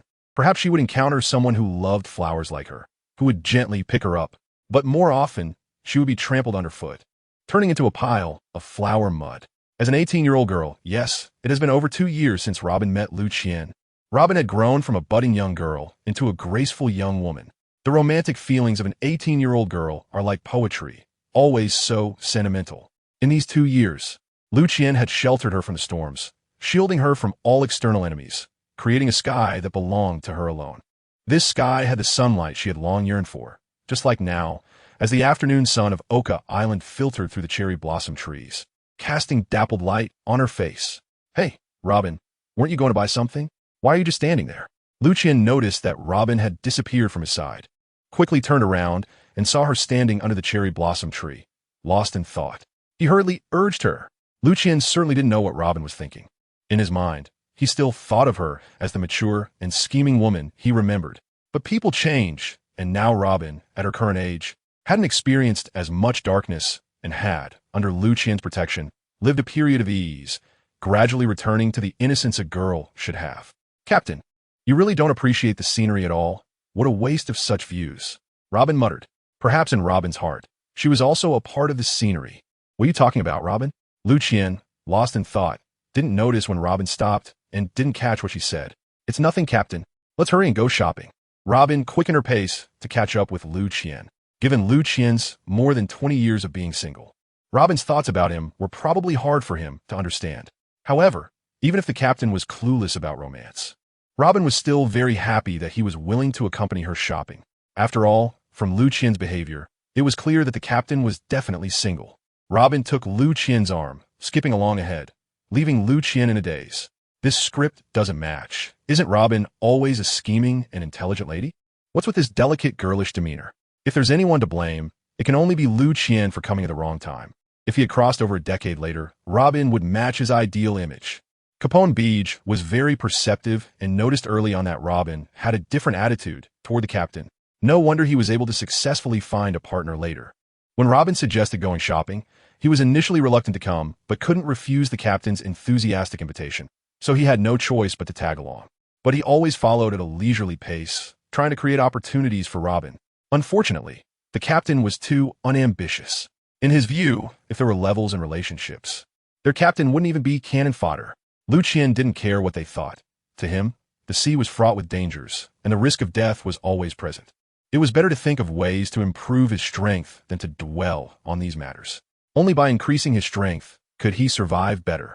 So even while shopping, he was contemplating how to release his newly mastered mushroom planting skills more quickly. He didn't even notice when Robin stopped. Robin pulled Liu Qian along, stopping and going, and when buying things, she would occasionally ask Liu Qian's opinion. Liu Qian mostly replied, "Not bad, good, buy it." Perhaps noticing that Liu Qian was distracted, Robin lost the mood to continue shopping, and her pace picked up dramatically. It was tough for Capone Beej. Every time they bought something, Liu Qian would casually toss it back to him, making him store it in his fortress. Once they returned to the carp, Liu Qian eagerly asked Lafitte to set sail to find an uninhabited island. He wanted to test his newly developed skills. "Captain, the nearest uninhabited island is Talu Island. Can we go back?" Lafitte asked. "Sure, as long as it's an uninhabited island," Liu Qian said nonchalantly. With the sails raised, the carp set off once again, heading for Talu Island. "What new skills has the captain developed?" Robin, bored from the voyage, asked. "Well, there are two. I can show you one of them first," Liu Qian said somewhat proudly. After speaking, he raised his palm, revealing a small golden bell. "Wow, is this a souvenir the captain bought on Oka Island? It looks quite exquisite. Does the captain's new skill require this bell?" Lafitte, who had been watching the ship, asked. "Lafitte, I didn't buy this. Just watch." As soon as Liu Qian's voice fell, the small golden bell began to grow larger. It expanded until it enveloped the entire carp. "Isn't this the captain's golden bell cover?" "That's right, this is indeed my golden bell cover. But it has upgraded now. With my breakthrough in cultivation, it has undergone new changes. I just discovered it," Liu Qian said excitedly. "It doesn't seem much different from before. I remember the captain used this move in the battle against CP0, Capone Beej remarked. "I did use it before, but this is different from the past. Just watch," Liu Qian said, shrinking the golden bell until it only covered Capone Beej. Seeing this, Robin, who understood Liu Qian best, spoke up. "Captain, can your golden bell cover be released away from your body now?" "That's right, Robin. My previous golden bell cover had to be centered around me to be released. If you were too far away, I couldn't protect you. Although I could enlarge the golden bell, the protective power would weaken as the coverage area increased. But now it's different. As long as you're within my perception range, I can freely cover anyone with the golden bell, just like now. The farther away you are, the more energy it consumes," Liu Qian explained. "So, if we're within the captain's perception range and encounter danger, the captain's golden bell can protect us at any time?" Lafitte asked after hearing this. "Of course, and it's even stronger than before. At least it can withstand an attack from an admiral-level combatant." Wow, the captain is becoming more reliable. Hearing that it could withstand an admiral-level attack, everyone was excited. Even just one strike was enough. After all, in a rapidly changing battlefield, that strike could mean the difference between life and death. Just like in the later Marine-Forward War, if Whitebeard had this skill, he could have saved Ace at a critical moment. But that's not all. After Liu Qian finished speaking, new changes occurred. The golden bell cover slowly tightened, getting smaller. Capone Beej inside the golden bell cover was also tightly confined as it shrank, until he could barely move. Only then did Liu Qian stop. "Capone Beej, how do you feel?" Liu Qian asked the just experienced Capone Beej. "Captain, this golden bell cover is really amazing. I almost thought I would be crushed to death. And as it shrank, I found it harder and harder to breathe," Capone Beej said, still shaken by what had just happened. "Ha! My golden bell cover can not only save people, but can also trap them and be used for attacks. When I shrink it, it slowly compresses the person trapped inside, until they suffocate. Even Logia users can't escape, or they could die from asphyxiation due to lack of air." The best part is, it can also emit sound wave attacks. Listen, Liu Qian said, then knocked on the golden bell cover. A deep, resonant sound echoed in their ears. The bell sound made several people dizzy and blood rushed to their heads. If they hadn't been sitting on the sofa, they probably would have fallen to the ground. Even Lafitte, a Logia user, couldn't escape because of the added punch power. Wow. As expected of the captain, this upgraded golden bell cover is really powerful. Capone Beej laughed heartily. Ha ha. Let me tell you, this bell sound can also distinguish between friends and foes. After hearing Capone Beej's words, Liu Qian started to show off again. This time, it was aimed only at Lafitte, and sure enough, after the bell sound rang, Robin and Capone Beej showed no reaction. But Lafitte suddenly transformed into a cloud, dodging this ordinary attack. Although this sound attack skill may not be very effective against true powerhouses, it is perfect for clearing the field and bullying weaker opponents. Captain, you just said there are 2 skills. What is the other skill? Robin was amazed to see the golden bell's incredible power, and couldn't help but become curious about another skill of Liu Qian. Well, Robin, this skill needs to be tested in an uninhabited area. It's a very powerful skill, Liu Qian casually replied. Could it be that explosion we saw before? Didn't the captain already test it last time? Robin asked. It's precisely because it was tested last time that I realized the release time for this skill is too long. I've made some improvements recently to see if I can shorten the time, Liu Qian explained. So, we can experience the captain's new skill up close this time. I'm really looking forward to it. Lafitte was also excited to see Liu Qian unleash his ultimate move that he had tested last time. The voyage of the Carp was very smooth. After all, in the West Sea, no one dared to provoke a ship flying the O'Hara pirate flag. Moreover, the appearance of the Carp had already spread throughout the sea via newsbirds, and anyone who hadn't lived enough, be it the Navy, pirates, or bounty hunters, would steer clear upon seeing the Carp. As for the Navy surveillance ships, as long as they didn't seek their own doom, Liu Qian had no interest in dealing with them. Liu Qian was never a bloodthirsty person. The Navy still played a good protective role for most ordinary people. After all, the sea was mostly filled with rookie-level pirates who relied on pillaging and plundering. They lacked the ability to venture into the Grand Line and could only drift in the 4 seas, with all their supplies obtained through robbing ordinary people. The Navy's actions greatly maintained the survival opportunities for ordinary people. However, for the CP organization, Liu Qian was not so harmless. Due to the O'Hara Bell incident, the CP headquarters needed detailed intelligence, so along the way, Liu Qian had encountered several waves of merchant ships, news collection ships, fishing boats, and so on, all disguised as CP agents. Faced with these loyal dogs of the Celestial Dragons, the O'Hara pirates showed their fangs. All ships disguised as CP agents detected by Robin using the flower fruit were sunk. As a result, the CP organization in the West Sea now regarded the O'Hara pirates as messengers of hell, ruthless demons. The task of investigating the O'Hara Bell was treated as a death sentence, and no one dared to accept it unless forced to. Thus, the O'Hara pirates arrived at Talu Island once again. When they reached the spot where they had anchored last time, Robin and the others were all stunned. Although they had seen the mushroom cloud from the explosion, they only knew it was powerful due to the distance. But today, seeing the remnants of the explosion up close, they realized just how great the power was. Looking at Talu Island, which had shrunk by a third, they found that the distance from their previous anchoring point to the current coastline of Talu Island was a full 300 miles away. This was truly beyond their imagination. Coming from the West Sea, although they had heard of powerful figures in the Grand Line who could easily destroy cities and islands, that was too far removed from them. But witnessing everything today left them speechless with shock. We originally heard that Talu Island was sunk by a third, but we didn't feel much. Now it seems that the captain is even more formidable than we imagined. Robin and the others looked at the once lush island, now transformed into a vast ocean, exclaiming in awe, "Mina-san, let's hurry onto the island. I can't wait to see Captain's new skill," Lafitte urged. The group found a bay and docked the Carp. After landing, they quickly found an open space and eagerly asked Liu Qian to demonstrate that powerful skill capable of sinking islands once again. "Mina-san, stand close to me." Liu Qian instructed everyone to stand beside him and began to gather nuclear energy. He held his hands loosely with the fingertips of his 10 fingers touching, as if holding a round ball between his palms. After a short while, Robin and the others felt a powerful force gathering towards Liu Qian's palms. An oval-shaped light ball slowly took shape in his hands, and as the light ball formed, the surrounding space emitted subtle vibrations.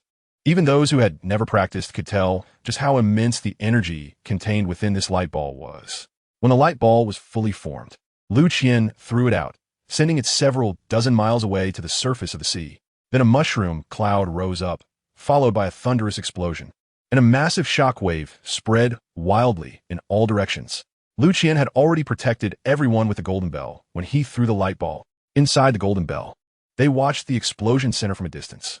As the explosion sounded, a black hole suddenly formed at the center, where the explosion had blasted through thousands of meters of sea surface, exposing the dark seabed. The sea surface also surged with towering waves of hundreds of meters high. Even though they were more than 100 miles away, the force of the shock wave still reached them. Fortunately, Liu Qian had already placed a protective shield around them. Otherwise, they would have been seriously injured or worse from the shock wave. Even if they all used armament hockey, it wouldn't have helped. After all, they were still too weak, and the proximity this time was just too close. The scariest part was that Lafitte even sensed the armament hockey from a shockwave. This meant that even if he had elementalized, it wouldn't help him, unless he could dodge at extreme speed, like with Kizaru's light fruit or Enel's rumble fruit. He would be able to evade. Otherwise, he would have to endure it with armament hockey or defensive skills, like the barrier fruit, Liu Qian's golden bell, or creating a defensive wall like Akiji with the ice fruit. If they couldn't withstand it, they would just have to wait for death. After the chaos settled, Robin and the others were still immersed in the immense power of the earlier destruction. They heard Liu Qian say, as expected, it still doesn't work. Even if the power is reduced to half, the time taken to condense is still so long. Liu Qian lamented the long cool-down time for this move. Upon hearing Liu Qian's remark, Robin and the others exchanged glances. This is still only half the power? Before they could speak, Liu Qian made another move. This time using one hand, he held his fingers loosely, and the nuclear energy compressed and condensed again, forming a small light ball. This time, it took much less time than before. In the blink of an eye, it was formed, compared to the previous oval-shaped light ball the size of an olive tree. This time the light ball was only the size of a duck egg. Liu Qian flicked his hand to throw it out again, targeting the same explosion point, which welcomed another round of explosions. Just like before, as soon as the light ball touched the sea surface, a massive explosion occurred, followed by shock waves that whipped up towering waves. However, this time it was significantly smaller, only a few dozen meters high. Liu Qian did not shield Robin and the others with the golden bell this time. When the residual shock wave reached them, they each used their armament hockey to withstand it and managed to get through. The power this time was much less than the last. Well, although I'm still not very satisfied for now, this is all I can do. Liu Qian wasn't dissatisfied with the power or the cooldown. Rather, through this test, he discovered that while the time met his combat requirements, the physical energy consumed had multiplied. Originally, he could unleash a 3 million ton mushroom egg with all his strength, and the power just now only equated to 30,000 tons. Based on this calculation, he should have been able to unleash it 100 times, but the reality was different. For that attack, just now, he could only unleash it a little over 20 times, which was 4 times less than expected. This means that every time he releases it, he consumes 4 times more stamina. However, even if he can only release it a little over 20 times now, he is still very satisfied. After all, with such powerful moves in such a short charging time, there are bound to be many limitations, which is inevitable. Even the strong Whitebeard's tremor fruit would cause harm to his body if overused. What he experiences is just a bit more stamina consumption, which is nothing compared to Whitebeard. We can set sail for the Grand Line. Liu Qian is full of confidence in his current strength. He feels that it is time to head to the Grand Line to implement his next plan. Are we going now? Robin and Capone Beach, who had just seen Liu Qian test his moves, asked in confusion when he suddenly said they would set off for the Grand Line. Oh, do we need to choose an auspicious day to go to the Grand Line? Or are you scared? Liu Qian couldn't understand the crew's confusion. Weren't you all eager to go to the Grand Line before? Why do you seem reluctant now that I've decided to set off? It was just too sudden. Everyone didn't react in time. Lafitte explained. Yes, we didn't expect Captain to decide to go to the Grand Line so quickly, especially since in the last battle, we didn't play any significant role, and it was still Captain who resolved all the enemies by himself. We thought Captain would let us stay in the West Sea to train for a while longer. Robin continued. I'm already very satisfied with your performance in the last battle. You 3 have just reached the Black Iron level, and by cooperating with each other, you were able to hold off 5 mid-level Black Iron level CP0 members, which has impressed me. Sometimes battles are not just determined by the level of combat power. Your previous performance in battle proves that you have the capital to venture into the Grand Line. So, let us set sail today and conquer the Grand Line. With Liu Qian's words, everyone cheered. Oh, we're going to the Grand Line. Just wait. Not to mention the Grand Line, even the New World. We will have our place. Just like the golden level generals have distinctions between beginner and advanced levels, the silver, bronze, and black iron levels also have their distinctions. Therefore, Liu Qian recognized that his 3 newly promoted black iron level crew members could hold off 5 CP0 members of at least mid-level black iron, which was also the reason Liu Qian decided to take them to venture into the Grand Line. After all, only through battle can one progress faster. And the West Sea has no opponents left for them now that they are already at the black iron level. In the year 1510 of the Sea Circle calendar, after more than 2 years in the pirate world, Liu Qian's self-formed O'Hara pirate crew finally began their journey to conquer the Grand Line. Meanwhile, at Mariehua, the 5 elders were holding another meeting, and the subject of discussion was, of course, our main character, the O'Hara pirate crew. CP0 has failed again. Moreover, even Tulu Island was sunk by O'Hara during the battle, using an unknown skill by 1/3. It seems that O'Hara's strength has made a new breakthrough. One of the 5 elders, dressed in a kimono, said, "Could it be that he has eaten one of those 3 devil fruits?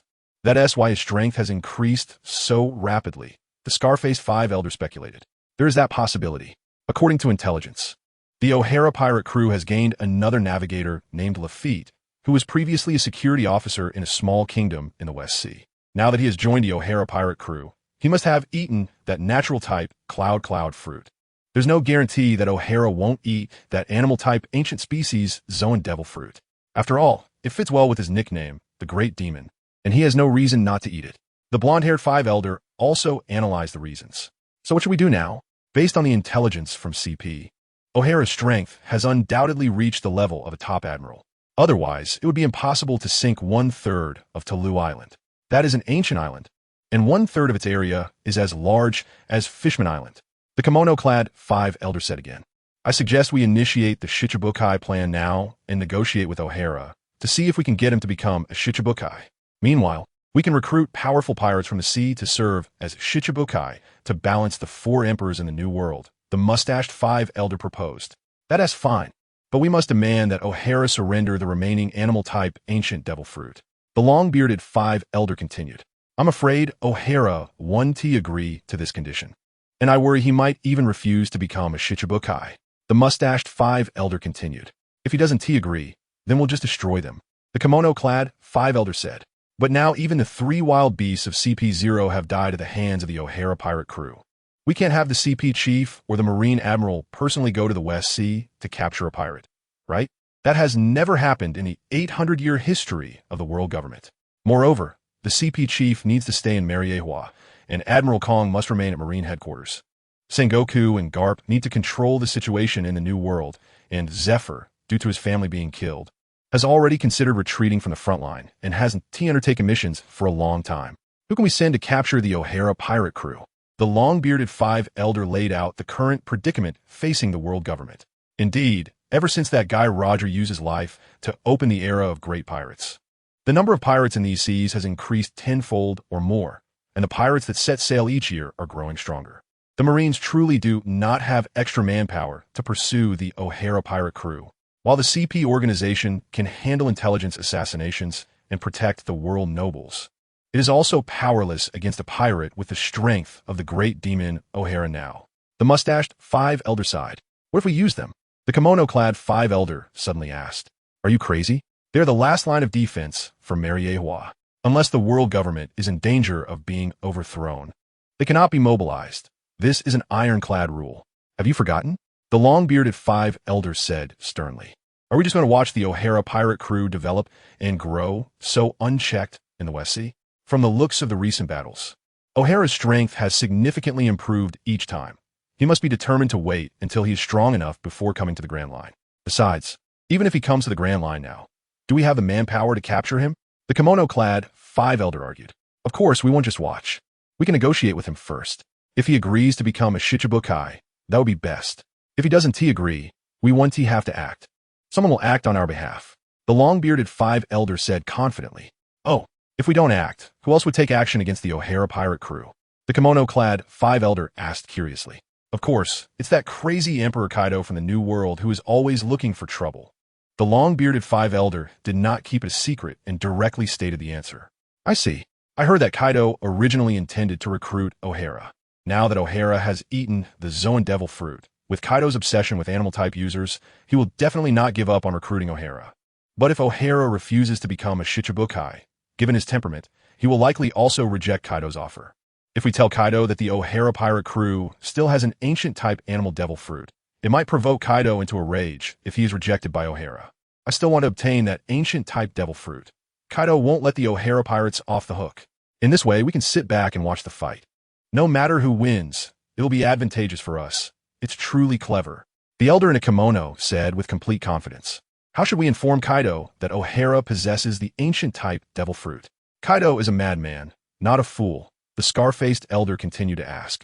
We can have a Marines issue a new bounty. The content will state that the O'Hara pirates in the West Sea robbed a batch of devil fruits being transported by the CP organization as tribute to the world nobles. Among them, the animal-type mythical Zoan devil fruit has already been consumed by O'Hara, and there remains an ancient-type Tyrannosaurus fruit. I believe Kaido will be tempted when he sees this, the elder with a long beard replied. Shoot, Ezzy. The other 5 Elder Stars had smirks on their faces, as if their conspiracy had succeeded. The carp ship was heading towards the Grand Line when it was blocked by a suddenly appearing merchant ship. Is it the esteemed members of the O'Hara pirates? A man on the deck of the merchant ship shouted at the carp ship. We are the O'Hara pirates. Who are you and why are you blocking our way? Lafitte, serving as the navigator and currently also acting as a lookout, saw the merchant ship blocking their path and transformed into a dark cloud appearing at the bow of the ship. I have been entrusted to deliver something to Lord O'Hara. After saying this, the man took out a den mushi, holding it with both hands, ready to hand it to Lafitte. Lafitte told him to wait, wanting to go to the captain's cabin to report to Liu Qian. Liu Qian had already sensed what was happening outside, and, without waiting for Lafitte to find him, directly said, Lafitte, let him come over. Lord O'Hara, I am the head of the Shining Gold Merchant Association in the West Sea. My name is Lap. Someone entrusted me to deliver this den mushi to you, saying that several important figures want to talk to you. After saying this, he respectfully handed the den mushi to Lafitte, who took it and placed it on the table in front of Liu Qian. Who sent you to deliver this den mushi? Liu Qian asked. Lord O'Hara, this was sent from our Shining Gold headquarters. I don't know who specifically sent it. Lop respectfully replied. All right, if there is nothing else, you can go back. Liu Qian waved his hand, signaling Lap to leave. He could tell that this Lap was just an insignificant pawn and couldn't possibly know too many important matters. To find out who sent the den mushi, they just had to wait for the person on the other end to call. Billy indeed. It wasn't long before the phone bug rang. Moshi, this is O'Hara Liu Qian, he said as he picked up the receiver. O'Hara, we are the 5 elders. The phone bug then displayed the image of an old man with a long beard. Liu Qian immediately recognized that this was one of the 5 elders. The rulers of the world government, the 5 elders, actually contacting a small fry like me? Liu Qian teased in a frivolous tone. O'Hara, we apologize for the incident at O'Hara Island back then. But O'Hara has already sunk, and this is something that cannot be reversed. We can now offer you compensation. The long-bearded elder ignored Liu Qian's teasing and went straight to the point. Oh, what kind of compensation are you talking about? Liu Qian was curious upon hearing that the 5 elders wanted to offer compensation. We are preparing to gather 7 powerful pirates at sea to form the warlords of the sea. The world government will grant you special powers and qualifications. Upon becoming a warlord of the sea, your original bounties will be suspended and the world government will not pursue any of your previous crimes. Even if you engage in privateering, it will be tolerated by the world government, but you must pay tribute to the world government. However, you must respond to the mandatory summons issued by the world government when they need your assistance. All members of the warlords of the sea must obey the arrangements of the world government. Otherwise, you will lose your title as a warlord of the sea. O'Hara, you are the first member we have chosen for the warlords of the sea, the long-bearded elder said. Ha! Is this your idea of compensation? To let me be a dog for the world government? Is your brain filled with crap? Liu Qian couldn't help but mock when he heard the 5 elders invite him to become a warlord of the sea. O'Hara, please watch your words. It was clear that Liu Qian's words had angered the 5 elders. Well, I would never become a warlord of the sea or anything like that. We've always been in a life and death hostile relationship. Unless you can hand over the real culprit behind the annihilation of O'Hara Island, there is no possibility for negotiation. Liu Qian stated his demands. That is absolutely impossible. Exempting all crimes of your O'Hara pirates and inviting you to become a warlord of the sea is our greatest concession. The long-bearded elder replied. Then there's nothing to talk about. After saying that, Liu Qian was about to hang up the phone. Wait, O'Hara, I know you have eaten the Zoan-type mythical beast devil fruit and still have an ancient-type Zoan devil fruit in hand. I've heard that Kaido is interested in recruiting you. Are you planning to ally with one of the four emperors, Beast Kaido? The long-bearded elder probed.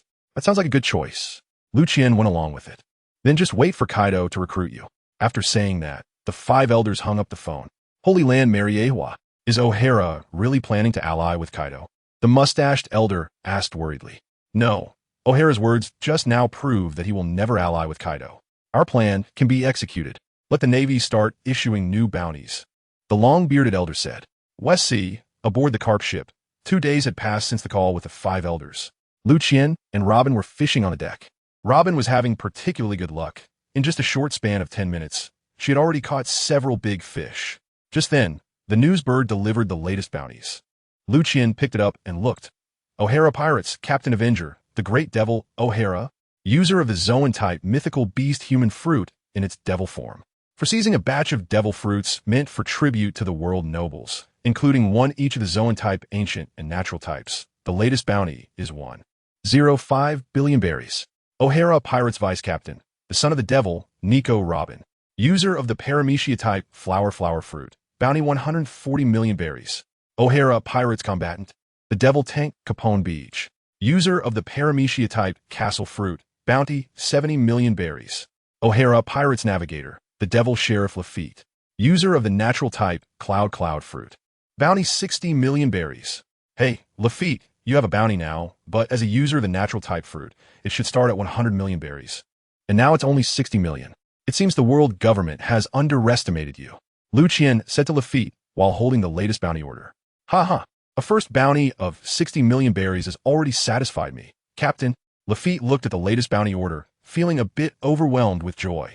His cane sword was occasionally spinning in his hand, expressing his inner joy. My bounty also increased by 10 million berries. Robin didn't seem as excited about the increase in bounty as Lafitte. After all, although Robin was only 18 years old, she had been on the wanted list for 10 years. The bounty amount wasn't very important to her. TCH, what the heck? My bounty only increased by 20 million. I thought I could break 100 million this time. Capone Beach threw the bounty order aside after looking at it. From the way he smoked a cigar, it was clear he was not satisfied with the increase in his bounty. The Grand Line, Onigashima in Wano Country. O'Hara actually became a user of the mythical beast fruit. Oh, and he still has an ancient-type devil fruit resembling a Tyrannosaurus. It looks like the plan to recruit him needs to be expedited.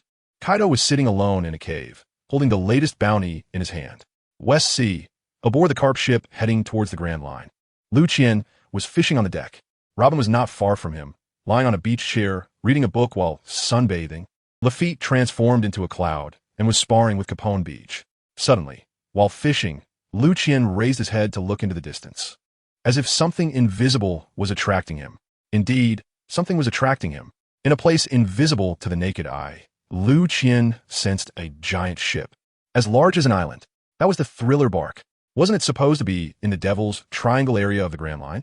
All right, it's still the year 1510 in the sea calendar, so it probably hasn't made its way from the West Sea to the Grand Line yet. The guy on that ship must be Gecko Moria. He doesn't seem that dead and fat after all, Liu Qian thought while exploring the giant ship with his senses. As the carp ship approached the thriller bark, Lafitte and the others also spotted the giant ship. What is that? An island? Why is it moving?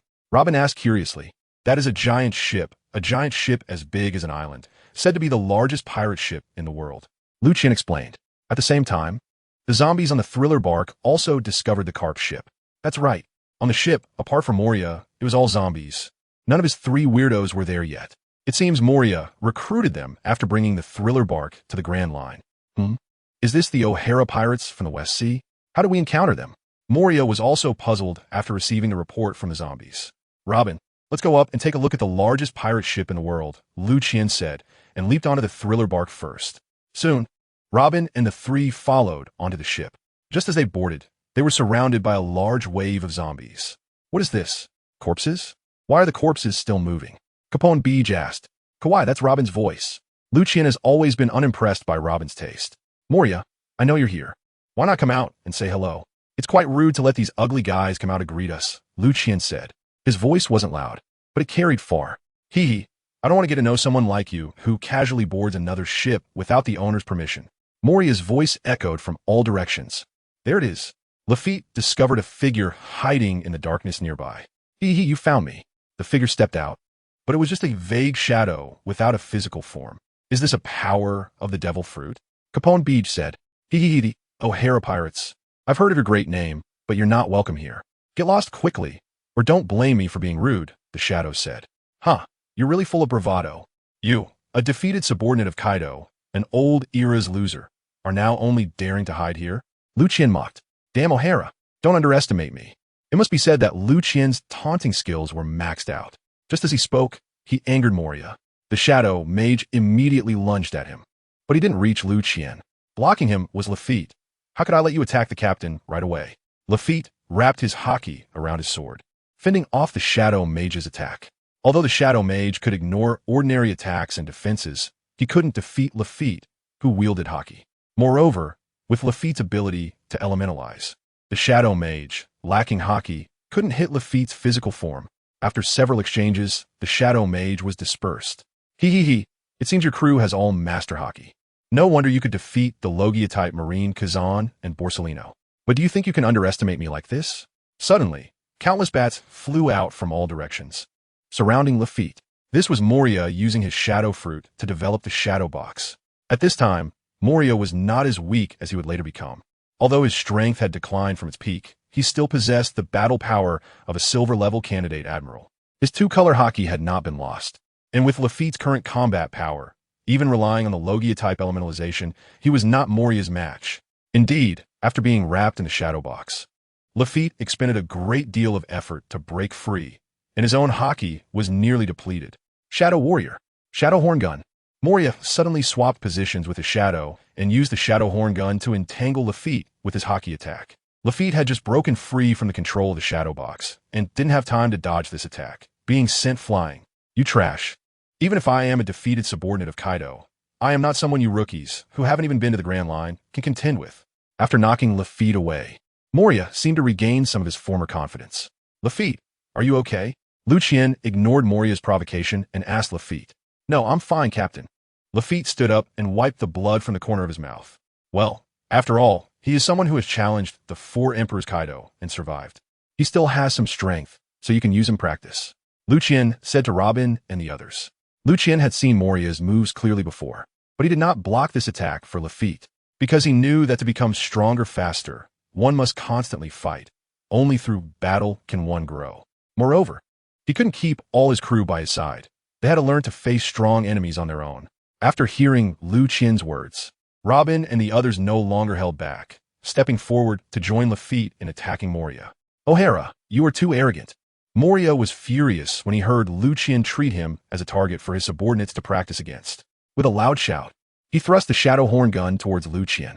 Liu Qian made no move, not even blinking. Then he saw Moria's shadow horn gun stabbed into a humanoid tank. It was Capone Beej, who had used Sook to arrive in front of Liu Qian and block the attack. Since the captain has spoken, how could I let you disturb the captain so easily? Damn, O'Hara pirates. Won't outnumber me? Zombie Legion attack. With Moria's roar, a large wave of zombies surged forward. Leading them were 5 zombie generals: Winch Treatment Goro, Terura, Lola, Captain John himself, and the Dragon Slayer swordsman Ryuma from Wano. Under the leadership of the 5 zombie generals, they surrounded Robin and the others. These zombies were fearless, not needing defense, and just rushed in with wild slashes, especially the 5 zombie generals, whose strength was greater than that of ordinary zombies. What was even more terrifying was that to completely defeat the O'Hara pirates, Moria even summoned his trump card, the Demon Oz. The Demon Oz had a control room in its abdomen, allowing Moria to manipulate it freely.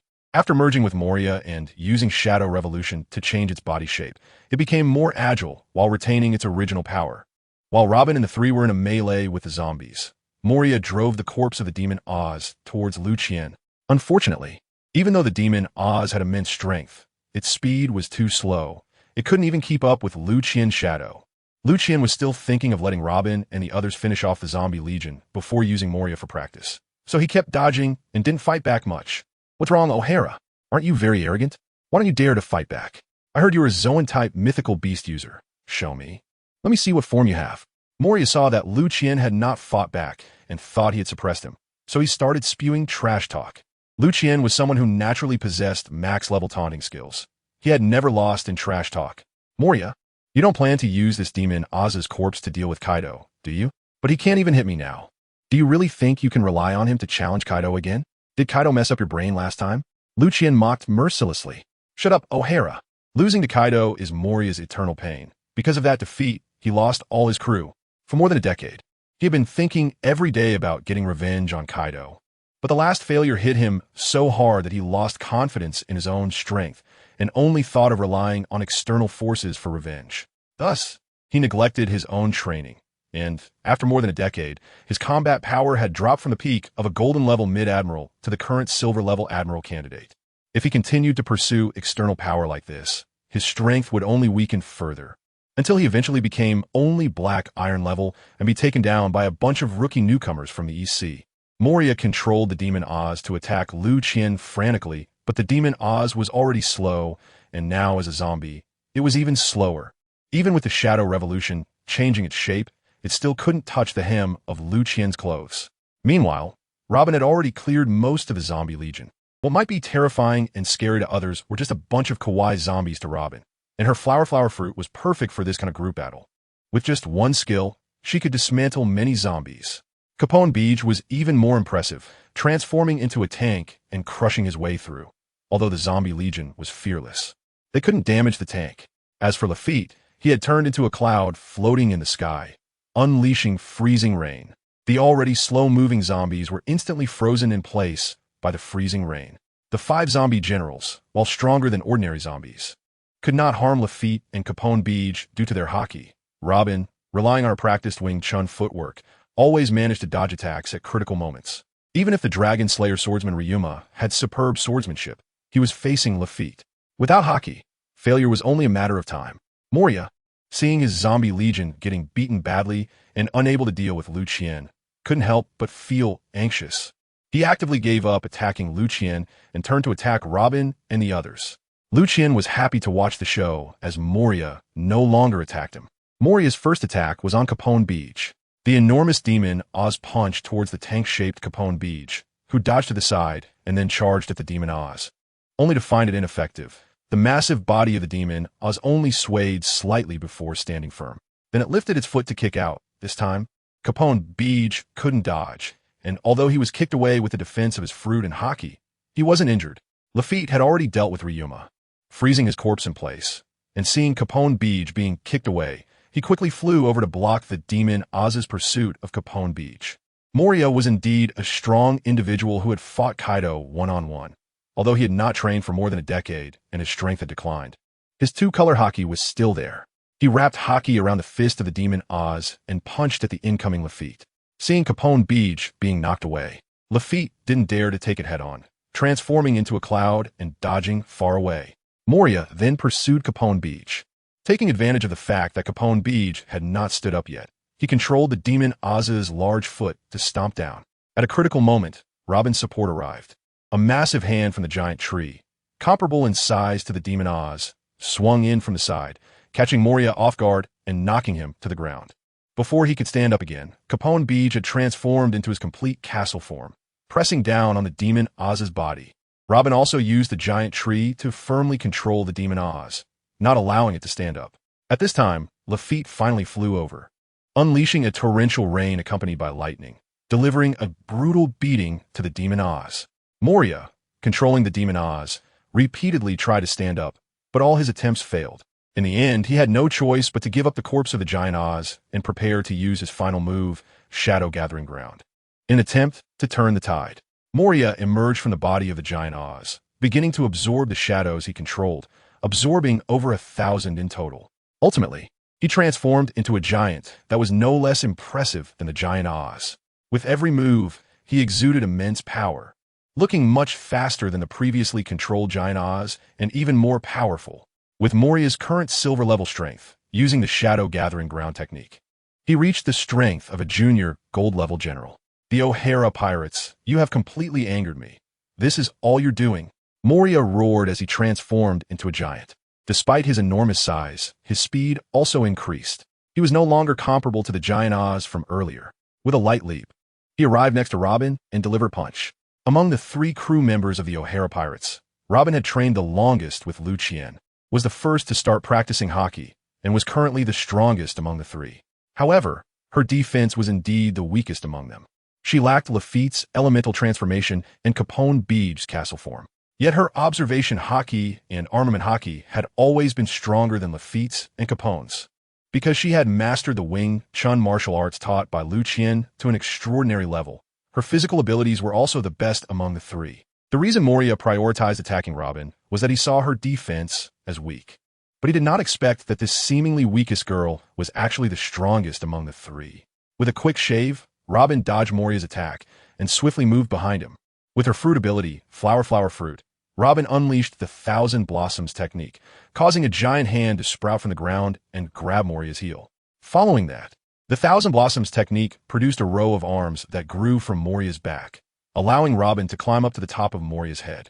Wrapping her fists in armament hockey, she continuously struck Moriya's head using the Wing Chun method, raining down punches that left Moriya with numerous lumps on his head. In a fit of rage, Moriya tried to catch Robin with his hands, but Robin, with her fully activated observation hockey, could always anticipate his movements.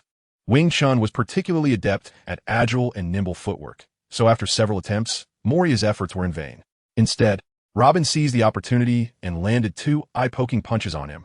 While Robin was toying with Moriya atop his head, Capone Beej and Lafitte's attacks finally arrived. Capone transformed into his complete castle form, swinging a massive fist made from the castle walls towards Moriya's abdomen. Meanwhile, Lafitte transformed into a cloud that enveloped Moriya's head, causing Moriya's senses to falter, even affecting his observation hockey. However, Moriya was still Moriya, despite being in a dire situation from the combined attacks of the 3.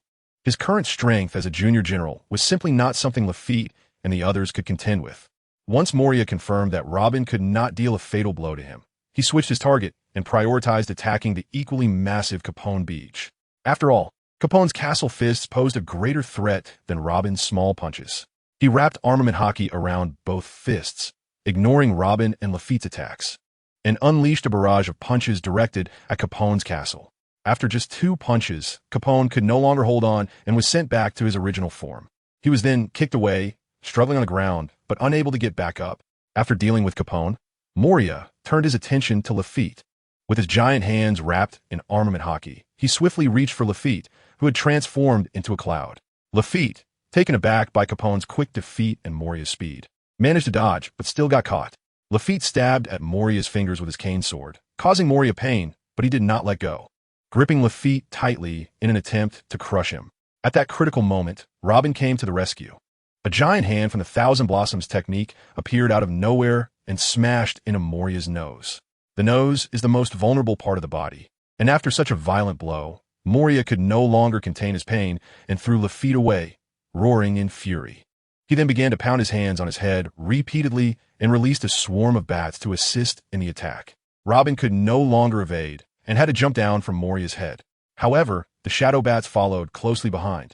Despite Robin growing hundreds of arms with her fruit ability, she could not completely defend against the attack. In the end, like Capone, she was caught in opportunity and kicked away. Thus, the 3 members of the O'Hara pirates were completely defeated. Throughout it all, Liu Qian watched from the sidelines, showing no intention of stepping in to help. In Liu Qian's perspective, this was a process they had to go through.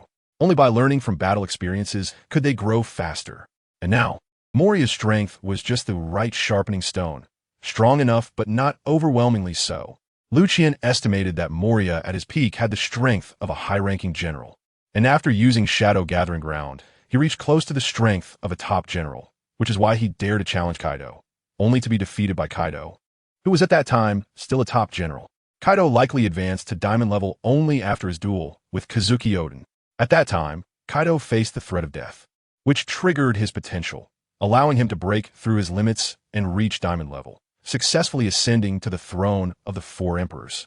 This might explain why Kaido now has a penchant for self-harm. He wants to use the threat of death to once again unleash his potential. Now, however, Moria had fallen from high-ranking general strength to a general candidate. Even at his most desperate, he could only exert the strength of a general. And with the passage of time, his strength had dropped to black iron level over the years. It has to be said that every time Liu Qian thought of Moria, he felt a sense of pity. Such a once mighty figure at the pinnacle of the sea had become a stepping stone for rookies fresh out of the village. After seeing that Robin and the others had all been defeated by Moria, Liu Qian finally spoke. No wonder you're a well-known powerhouse in the New World. Even though you're no longer at your peak, you are still quite strong. O'Hara, you guy, do you only realize this now? I will definitely defeat you all, then cut off your shadows and stuff you all into zombies to replenish my zombie army, Moria declared as he charged at Liu Qian. Ah, what a hot-tempered guy. However, with your borrowed power barely reaching the level of a general, you are definitely not my opponent. I advise you not to humiliate yourself, Liu Qian said bluntly. You arrogant fool. I hope your strength is as great as your words, Moria said before launching his attack. The double shadow spear, a gigantic spear composed of 2 shadows, appeared in Moria's hands, thrusting towards Liu Qian with one in each hand. It must be said that Moria's marksmanship is quite good. The 2 spears, wrapped in haki, danced up and down, each thrust accompanied by a swift whoosh, showcasing their incredible speed. In the face of Moria's attack, Liu Qian did not use the Navy's 6 styles. Instead, he went all out right from the start. He was prepared to shatter all of Moria's confidence, to demonstrate his own strength, and then recruit him as a crew member. Liu Qian admired Moria's loyalty and his willingness to go through fire and water for his companions. He had always wanted to change Moria's tragic life, allowing him to fulfill his wishes. The missile leg technique of Xingyi Quan, at 10 times the speed of sound, was unleashed as the same missile leg that had once defeated Kizaru. With just one kick, it struck Moria's abdomen, sending him flying into the forest several miles away, crashing through a large number of trees along the way. His body carved a path through the forest. Damn it, although Moria was kicked away, his massive size greatly enhanced his defense. This kick did not cause Moria to lose his fighting ability as Liu Qian had expected. After getting up, Moria used Shadow Samurai to instantly teleport in front of Liu Qian, sweeping both spears towards him. Liu Qian did not dodge and directly used the Golden Bell shield to block. There was a loud clang, and surprisingly, Moria's double shadow spear was shattered. Moria stared at his empty hands, momentarily stunned. But Liu Qian was not stunned. He unleashed the machine gun style of Xingyi Quan, with countless shadows of fists appearing in front of Moria, striking him like lightning. The final blow, the missile leg technique of Xingyi Quan at 20 times the speed of sound, landed squarely on Moria's chest. He was sent flying once again, landing several miles away. This time, after a series of blows, Moria could no longer hold on. He could not control the shadows being drawn out of his body. All the shadows rushed out from within him, flying back to their original owner. As the shadows left, Moria's body gradually shrank until he returned to his original height. No, my shadows, come back, you all come back. Moria got up from the ground, chasing after the fleeing shadows, waving his hands wildly, trying to catch them again. Unfortunately, it was all in vain. Moria watched the shadows fly away, and this repeated failure shattered him completely. Like a madman, he ran around, chasing after the shadows. Moria, Liu Qian shouted, inviting Moria, join us. O'Hara, you underestimate me. Moria retorted, don't think that just because you defeated me, you can give me orders. I am Gecko Moria, the Moonlight Moria. What qualifications do you have to recruit me? Someone who hasn't even been to the Grand Line. After hearing Liu Qian's invitation, Moria was momentarily stunned, then mocked him. Liu Qian did not argue back. He formed a light sphere in his right hand. Moria, Liu Qian shouted again, throwing the light sphere at Moria.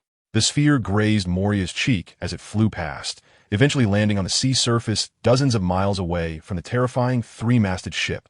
Then, a loud explosion erupted, creating a hole in the sea and revealing the seabed hundreds of meters below, with shockwaves sweeping across the sea surface, raising towering waves over 100 meters high. When a residual shockwave hit the ship, Moria, stunned by the explosion's power, forgot to defend himself and was thrown hundreds of meters away.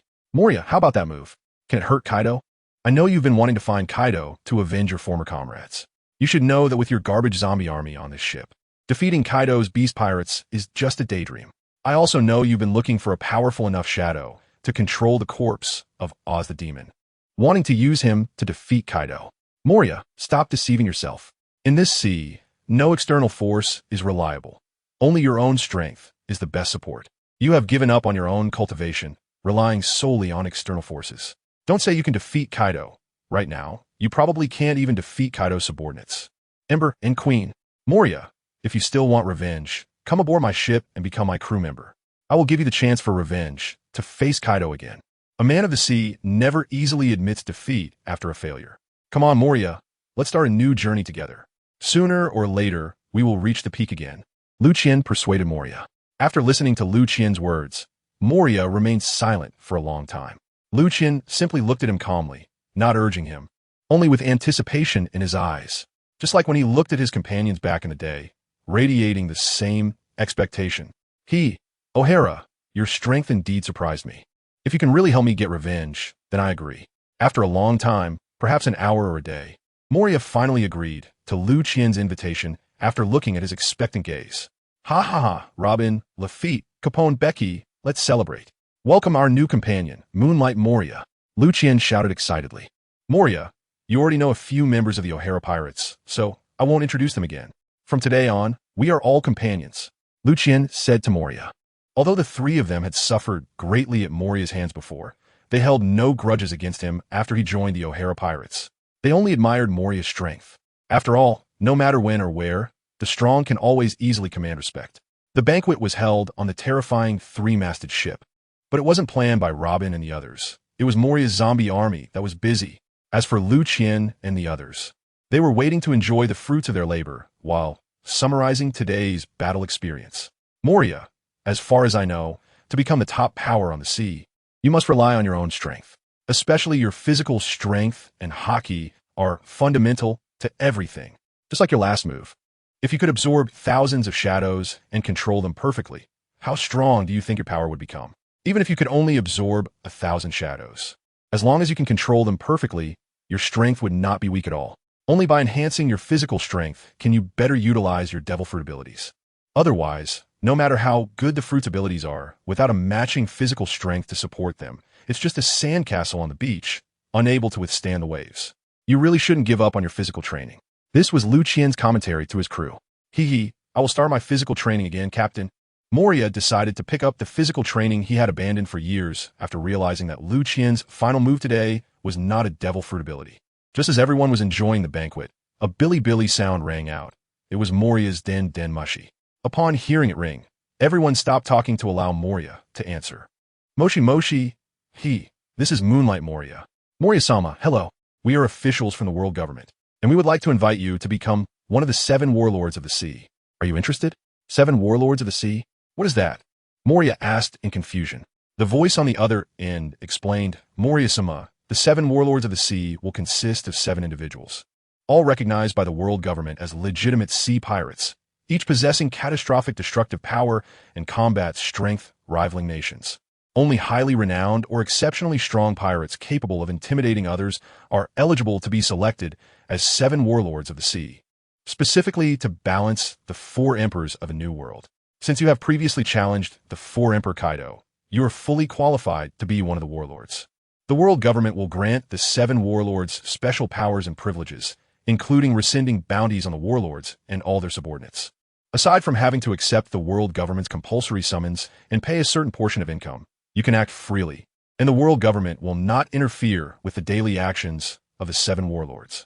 Upon hearing this, Moria was initially interested, but then he remembered that he had already agreed to join the O'Hara Pirates and was about to refuse.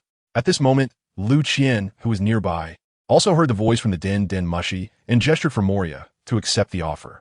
Although Moria didn't understand Liu Qian's intentions, he still followed his suggestion and agreed. Is there really such a good thing? The world government actually needs us pirates to serve them? Has the Navy become so incompetent? Moria-sama, the Navy has its own tasks, and currently, there are too many pirates on the sea, leading to a severe shortage of Navy personnel. Therefore, the main responsibility of the 7 warlords of the sea is to intimidate those areas of the sea that the Navy cannot reach and to support the world government when they need to fight. The government official on the other end of the Den Den Mushi explained to Moria. All right, I agree. However, according to the agreement, you cannot interfere with my daily actions. Moria said, understood, 7 warlords of the sea, Moria-sama. Soon, someone will deliver the formal invitation and agreement to you. And then the voice on the den mushi hung up. Captain, why did you want me to agree to become one of the 7 warlords? Moria asked, puzzled. Well, our O'Hara pirates have been established for too short a time, and we have always been a focus of the world government's attention. I want to take this opportunity for you to join the 7 warlords. This way, we will have an insider within the world government. If the world government makes any major moves, they will certainly not overlook your powerful force as a warlord, and we will be able to obtain intelligence in advance and respond accordingly. After all, events that can prompt the world government to take significant action will definitely cause a strong chain reaction in this sea. With your intelligence, we can lay out our plans calmly and strive to gain the maximum benefit for our O'Hara pirate crew.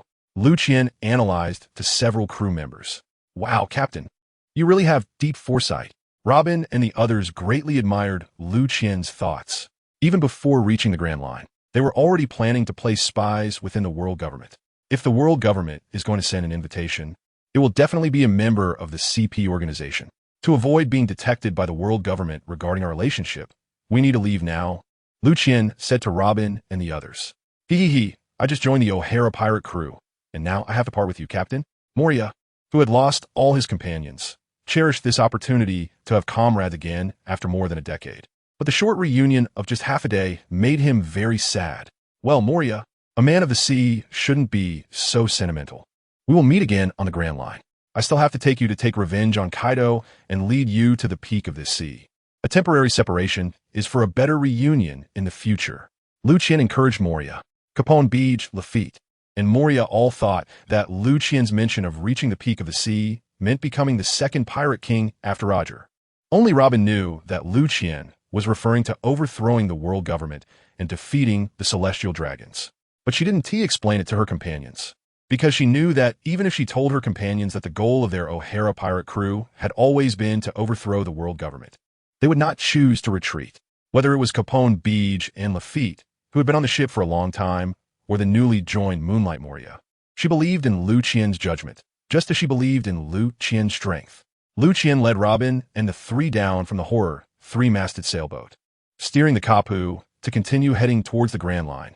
Not long after they left, a member of the CP organization indeed found Moria, delivering the invitation letter and agreement from the world government. Once Moria accepted the invitation letter and signed the agreement, he would officially become a warlord of the sea. The next day, news spread across the sea. It caused new turmoil on the ocean.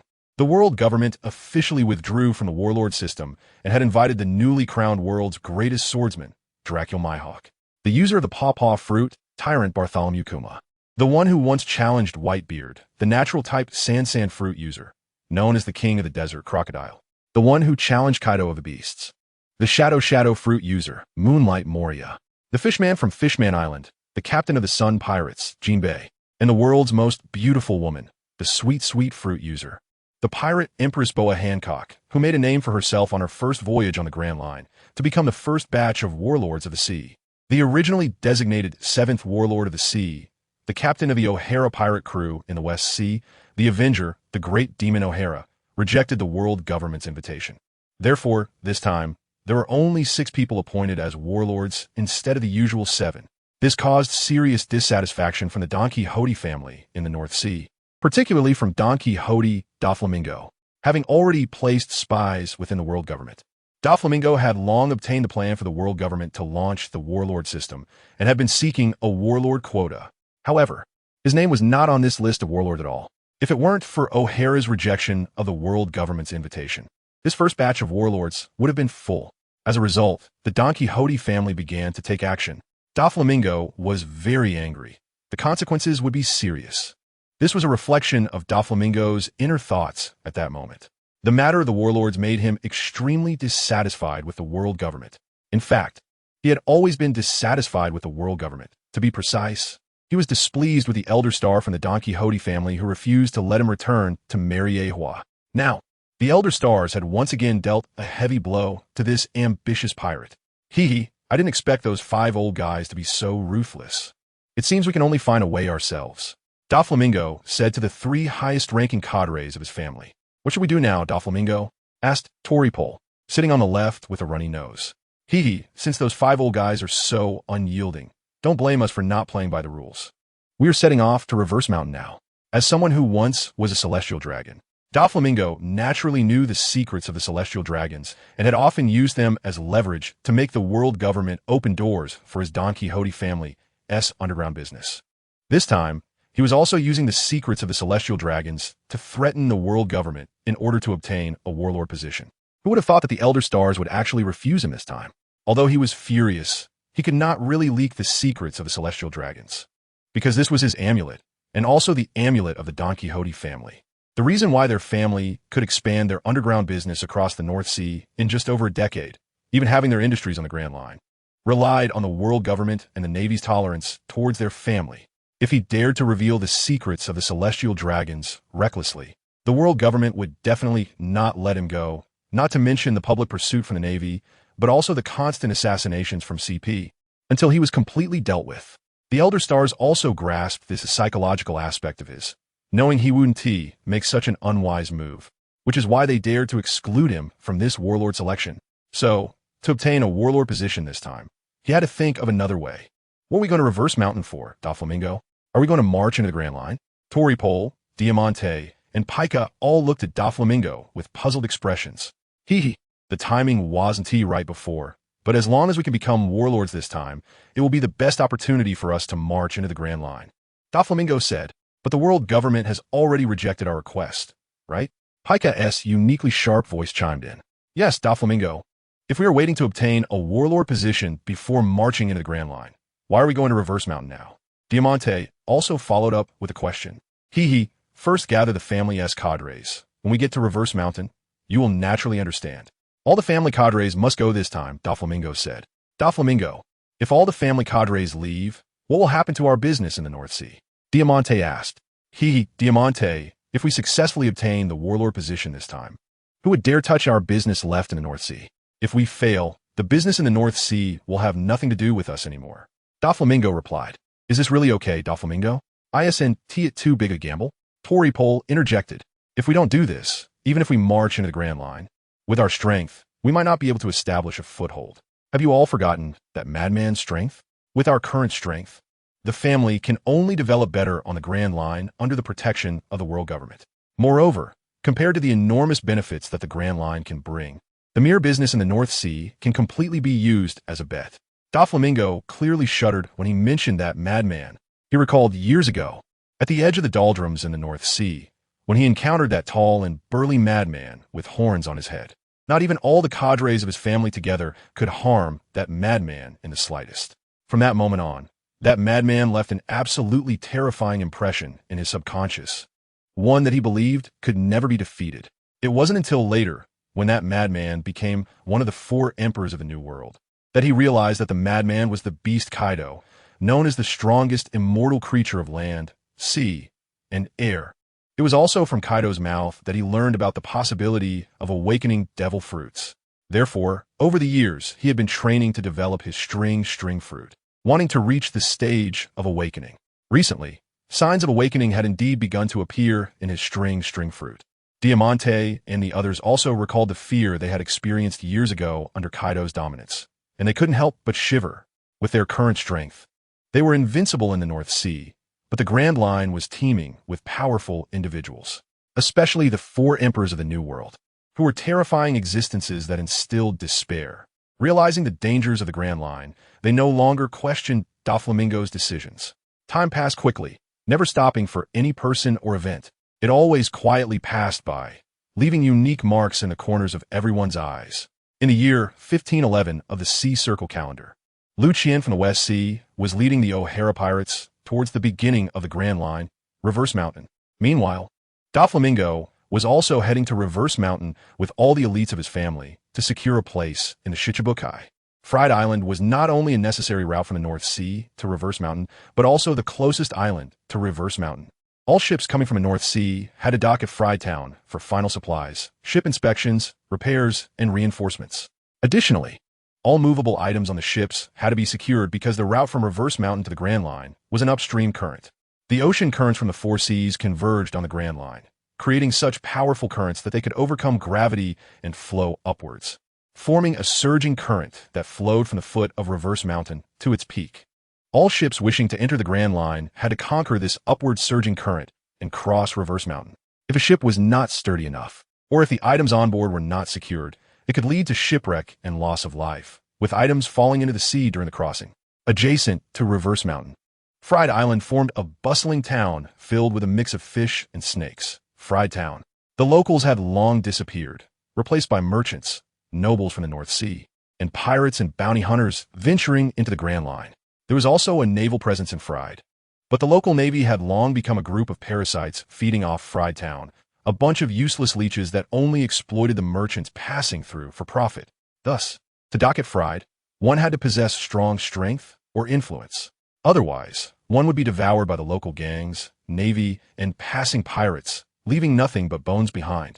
This led to most of those choosing to dock at Fried being people with backgrounds in power or strong pirates and bounty hunters. However, in recent days, Fried Town was clearly different from before. The law and order had significantly improved. The navy, rarely seen on ordinary days, had begun normal patrols. Even those self-assured, strong pirates and bounty hunters no longer dared to be as arrogant as before. Even their actions while drinking in taverns had become much more subdued, and their calls for waiters had grown quieter. The entire town had become much less noisy. It was as if Fried Town had suddenly transformed overnight from a chaotic, filthy place into a model town of politeness and civility. Without the quarrels, noise, and violence, this town had swiftly changed from barbarism and bloodshed to civilization, courtesy, and gentlemanliness overnight. It would make first-time visitors believe that the rumors about Fried Town were false. Only those who had stayed in Fried Town long enough knew that this was due to the annual convoy of heavenly gold that would make its final supply stop here. Every year, the heavenly gold from the North Sea was escorted by the Navy headquarters and the CP organization. But no one knew if there would be celestial dragons among these convoys. This was because there had been instances in the past where celestial dragons followed the convoy of heavenly gold back to the Grand Line. A celestial dragon returning from the North Sea with a convoy of heavenly gold passed through Fried Town and simply stated, "The people here are too barbaric. Their existence is a pollution to this world, and I do not want them to continue polluting it." Following that, the CP organization mobilized en masse and slaughtered everyone in Fried Town. This was why there were no original inhabitants in Fried Town. Now, the people of Fried Town had all poured in after that incident. It was precisely because of that event that every year during this time, Fried would become a model town of politeness and civilization. In such a peaceful and tranquil environment, the underground overlords of the North Sea, the Don Quixote family, arrived in Fried Town. They secretly infiltrated the town through their underground channels and took refuge in a hotel. The hotel was secretly run by the Don Quixote family under someone else's name, originally intended for gathering intelligence and conducting underground trade negotiations. Now it served as their base of operations. No one knew that at this moment, the underground overlords of the North Sea, the Don Quixote family, from a young master Doflamingo to all the cadres, were hidden here. Good job this time, Diamante. If you hadn't managed this place so well, it wouldn't have been easy for us to sneak in. Doflamingo praised his subordinate with his trademark laugh. Not all. I really didn't do that well. Diamante humbly replied. You really did a great job, Diamante. Doflamingo praised him again. Not all. I really didn't do well enough. Doflamingo, Diamante, once again humbly deflected. All right. I take back what I just said, Diamante. Since you say so, I'll accept it, Doflamingo. The cadres watching their back and forth had long gotten used to it. Only Treble interjected. I say, Doflamingo, can you tell us your plan now? Since the 5 old geezers of the world government are unwilling to give us a place in the Shichibukai, we'll just come and take it ourselves. Doflamingo said with a smile to his family as cadres. Doflamingo, we're going to take it ourselves? Is the Shichibukai spot just sitting here for us to take? Pika's sharp voice rang out. The convoy of heavenly gold from the North Sea passes through here every year and stops at Fried Town for final rest. This year's convoy will arrive in the next few days, and our target is this heavenly gold. If the world government give us a place in the Shichibukai, we'll just take the celestial dragon's heavenly gold this year. I believe those 5 old geezers will definitely compromise. Doflamingo did not hide his plan any longer. I say, Doflamingo, ISNT this action a bit too big. That S heavenly gold. The treasure known as heavenly gold, escorted by the Navy and CP organization. Their strength is not to be underestimated. Even if we succeed, if the five elders still disagree, the Navy and CP organization will definitely pursue us. We won't even be able to return to the North Sea, and will only be left to wander the Grand Line. Tory Pole expressed his concerns. Don't worry. They will agree. The heavenly gold is a tribute to all celestial dragons. Although the five elders control the world government, the world government was established to better serve the world's nobility. Once the celestial dragons from the Holy Land learn that the world government has jeopardized the safety of the heavenly gold for a mere position in the Shichibukai, even the five elders won't be able to bear it. Doflamingo, being a celestial dragon himself, understands this intricacy well, which is why he chose to use the heavenly gold as a bargaining chip for negotiation. Now, all they have to do is wait for the fleet escorting the heavenly gold to arrive, then defeat the escorting team and seize the heavenly gold. Time flies quickly. But for the oppressed residents of Fried, every day feels like a year. They pray every day for the fleet escorting the heavenly gold to arrive soon, hoping to end their torturous days. Finally, the fleet escorting the heavenly gold arrived at Fried Town amidst everyone's expectations from the North Sea. As usual, they docked at the designated berth prepared for them. A group of Navy personnel and a group of masked CP members disembarked from the ship. Leading them is Vice Admiral Rob, draped in the Navy's Justice Cloak. Vice Admiral Rob was once an elite admiral of the Navy, an animal-type dog fruit user in the Tosa form. However, he has not reached the level of awakening. He was seriously injured in a previous battle with pirates, and this escort mission will be his last task as a Navy officer. After this mission, he will return to the Navy headquarters to serve as Zephyr's assistant at the new recruit training camp, training new soldiers for the Navy. One must never set a last-time flag. Vice Admiral Rob's experience once again proves that this saying is the truth. The night is very cool. The moon seems to also be unable to bear the chill of the seaside and has hidden away early behind thick clouds. Without moonlight, Fried Town is also quite unappealing. At the dock, taking advantage of the cover of night, Lao Ji slowly poked his head out of the sea. He is currently the only cadre in the Don Quixote family without a devil fruit ability, but relying solely on his physical skills. His strength does not fall short of the four highest cadres in the family. However, due to his age, he can only remain beneath the four cadres. Tonight, he is acting alone. Only he can stealthily infiltrate the fleet, escorting the heavenly gold, thanks to the cover of night and his considerable mastery of observation hockey. He evaded the Navy and CP members guarding the dock.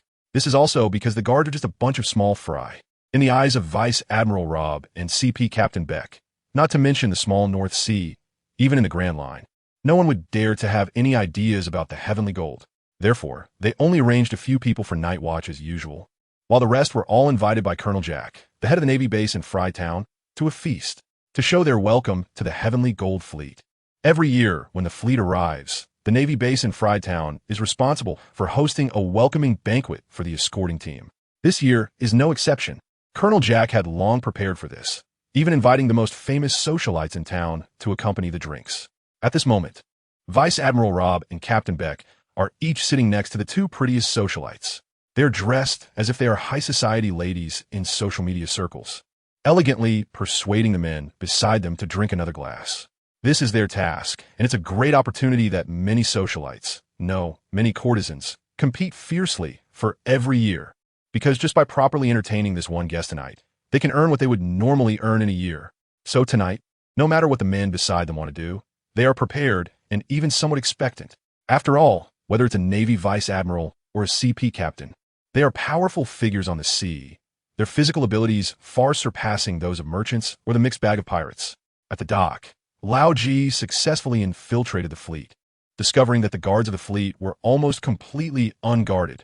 After dealing with a few guards at the dock, he signaled to his lurking accomplices. The next day at noon, when Vice Admiral Rob and Captain Beck woke up from the embrace of the socialites beside them, the Don Quixote family had long since made off with the fleet carrying the heavenly gold. But neither the Navy at the Fried base nor the escort personnel reported anything, because they were all still drunkenly unconscious from last night's banquet. Ordinary merchant pirates kept their distance from the dock, fearing that if they got too close, they would be suspected of having ideas about the heavenly gold and be ruthlessly dealt with by the CP members, as there were previous precedents. So they had no idea that last night, a group of audacious individuals had taken down the dock guards and made off with the fleet. By the time the escort personnel discovered that the fleet was missing, It was already noon.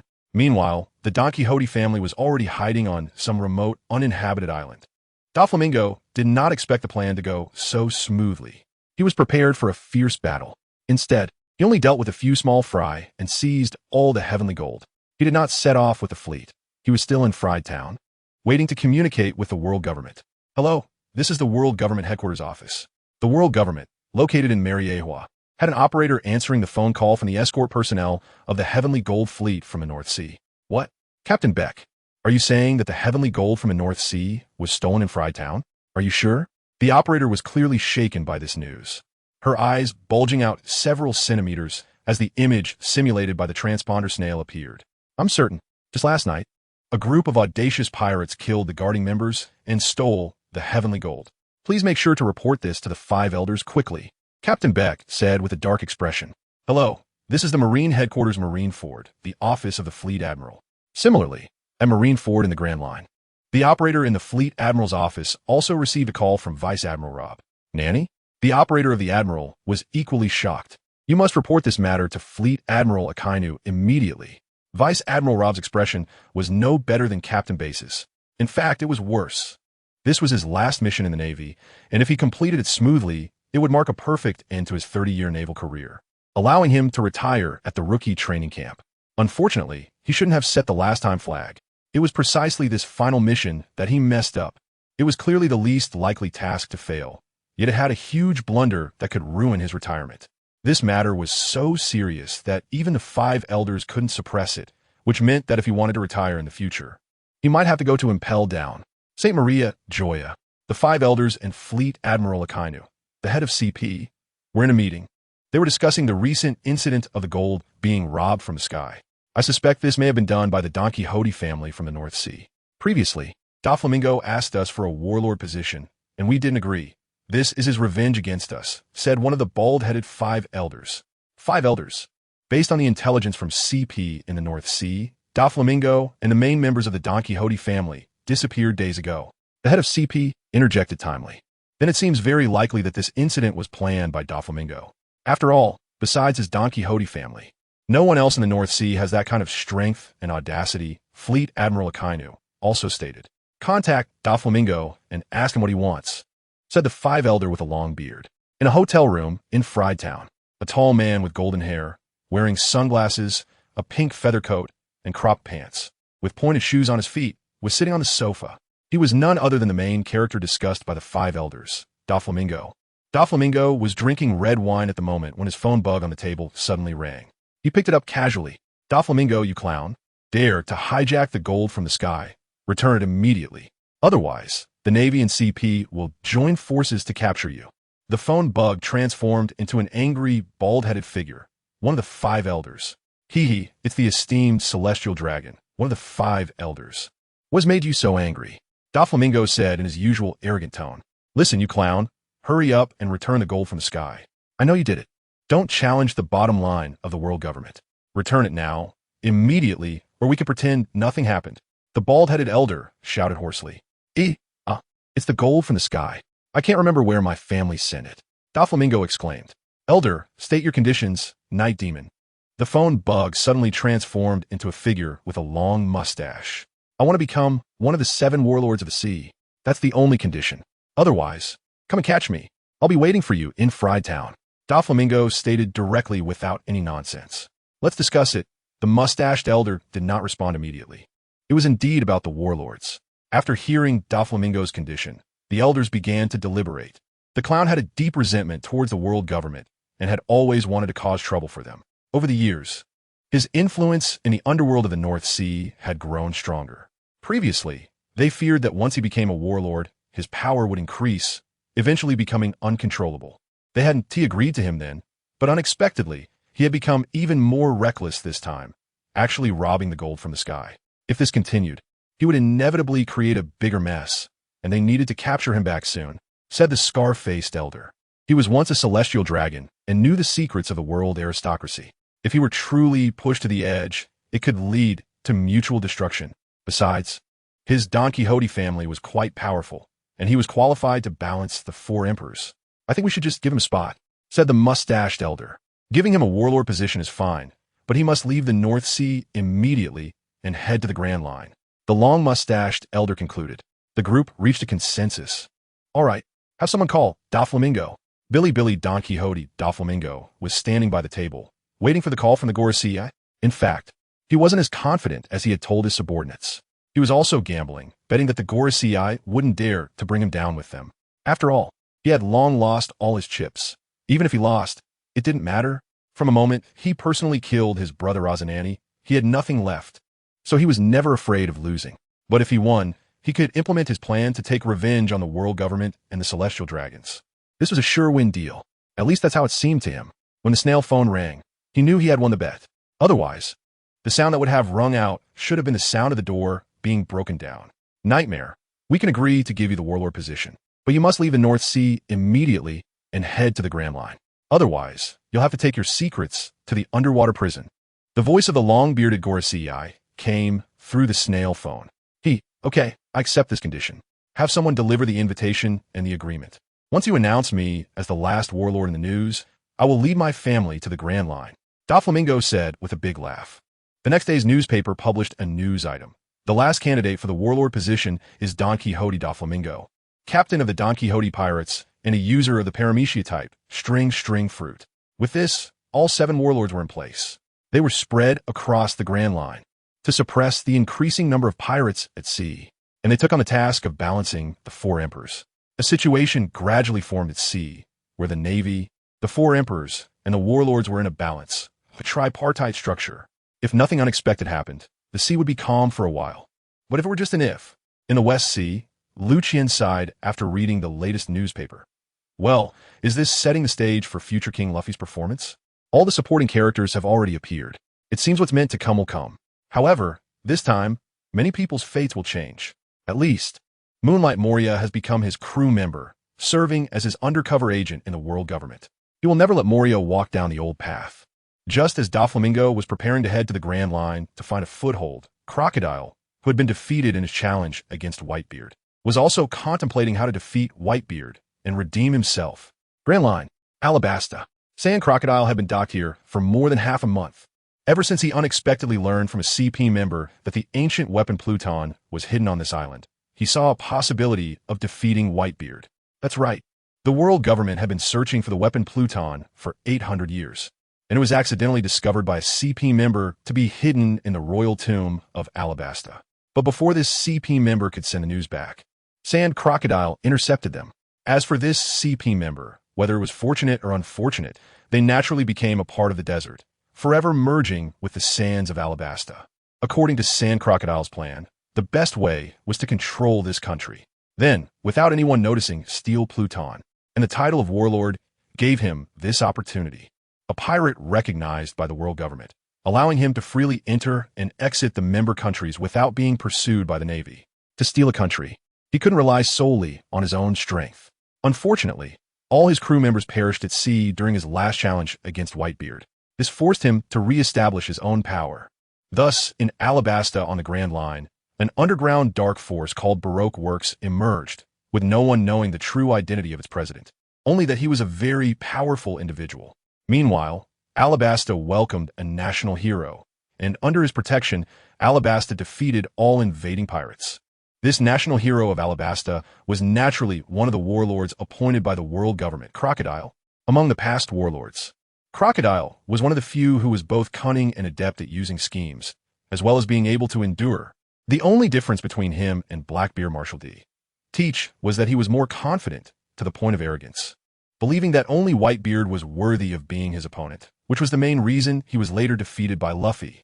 At this moment, in the capital of Alabasta, Alyabarna, Your Majesty, the warlord Crocodile has suddenly appeared in Alabasta. Surely he has some ulterior motives. We must be on guard, said Ikaram, the captain of the royal guard with peculiar curly hair, to King Nefertari Cobra of Alabasta. But he hasn't done anything harmful to the kingdom yet. Moreover, with his presence, there are now hardly any pirates who dare to disturb Alabasta. The people of the country trust him very much. If we drive him away, not to mention that he's a warlord recognized by the world government, even our own citizens won't agree. King Cobra replied, But Your Majesty, pirates are never to be trusted. Even if we don't drive him away, we should still be more cautious to avoid being caught off guard.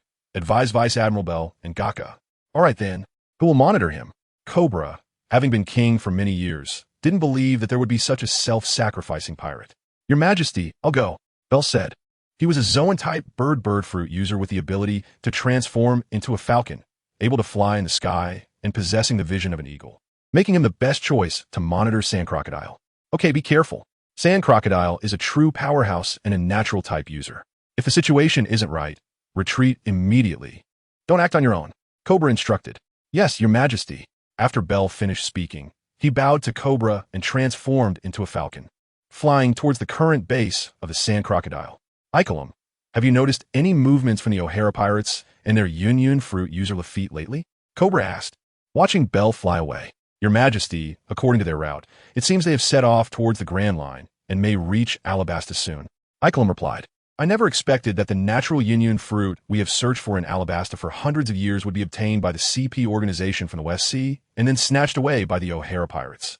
With the Union fruit, which can permanently alter the terrain, we could change the desert environment of Alabasta, turning the desert into an oasis and the oasis into a forest, completely shedding the label of a desert nation. Only then can the people's lives improve. This time, no matter what the O'Hara pirates demand, we must ask them to help us fulfill this wish. Even if it means emptying our treasury, we must satisfy them. Cobra expressed his determination. Your Majesty, if we cooperate with pirates like this, the world government will expel us if they find out, Icolum said worriedly. It's fine. I will personally arrange a secret meeting with them.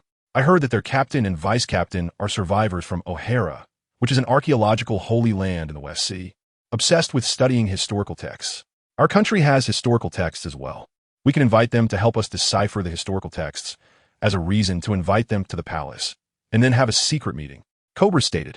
Seeing the king's determination, Icolum stopped persuading him. After all, the king was considering the well-being of the people of Alabasta.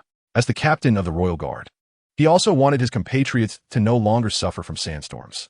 However, this matter had nothing to do with the O'Hara pirates for the time being.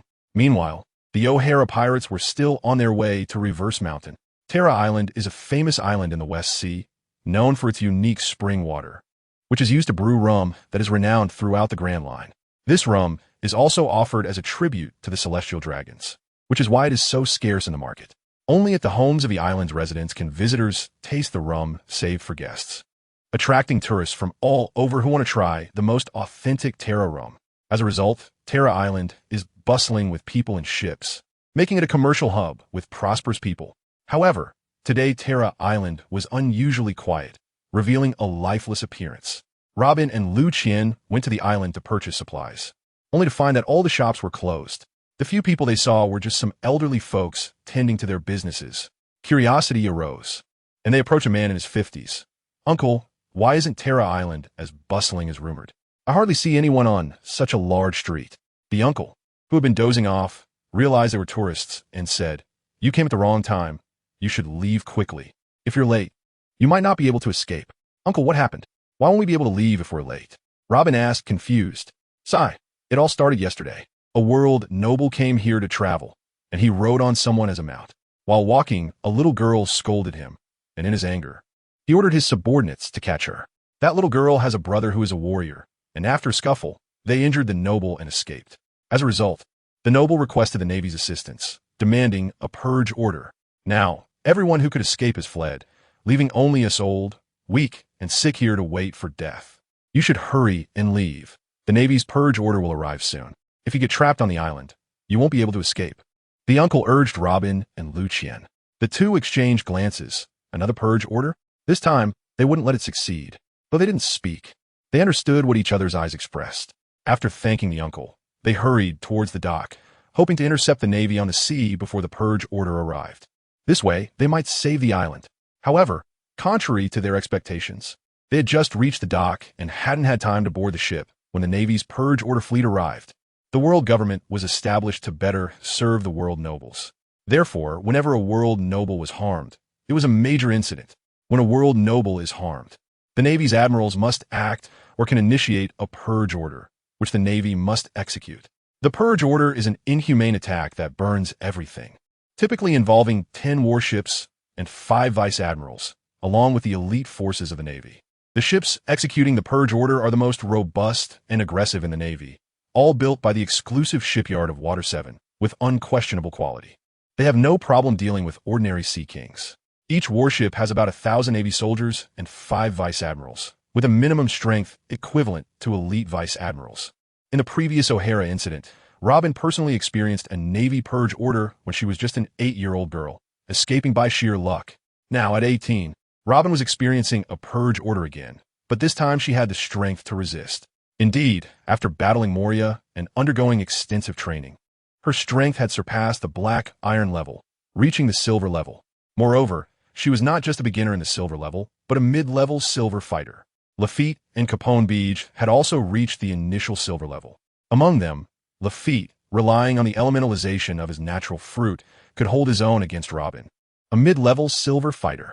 On the Kappa, Lafitte and Capone Beige also saw the approaching Navy fleet, mistakenly believing it was coming for them, the O'Hara pirates. But before they could disembark to notify Liu Qian, the Navy's fleet had already lined up outside Terra Island, with all cannons aimed at the island, followed by a barrage. "Stop them, Lafitte," Liu Qian commanded upon seeing Lafitte and Capone Beige just disembark. "Understood, Captain." Lafitte transformed into a mass of pearl clouds, covering the entire sky above the dock. He couldn't cover the entire sky above Terra Island with his current mid-silver strength, but it was enough to cover the dock.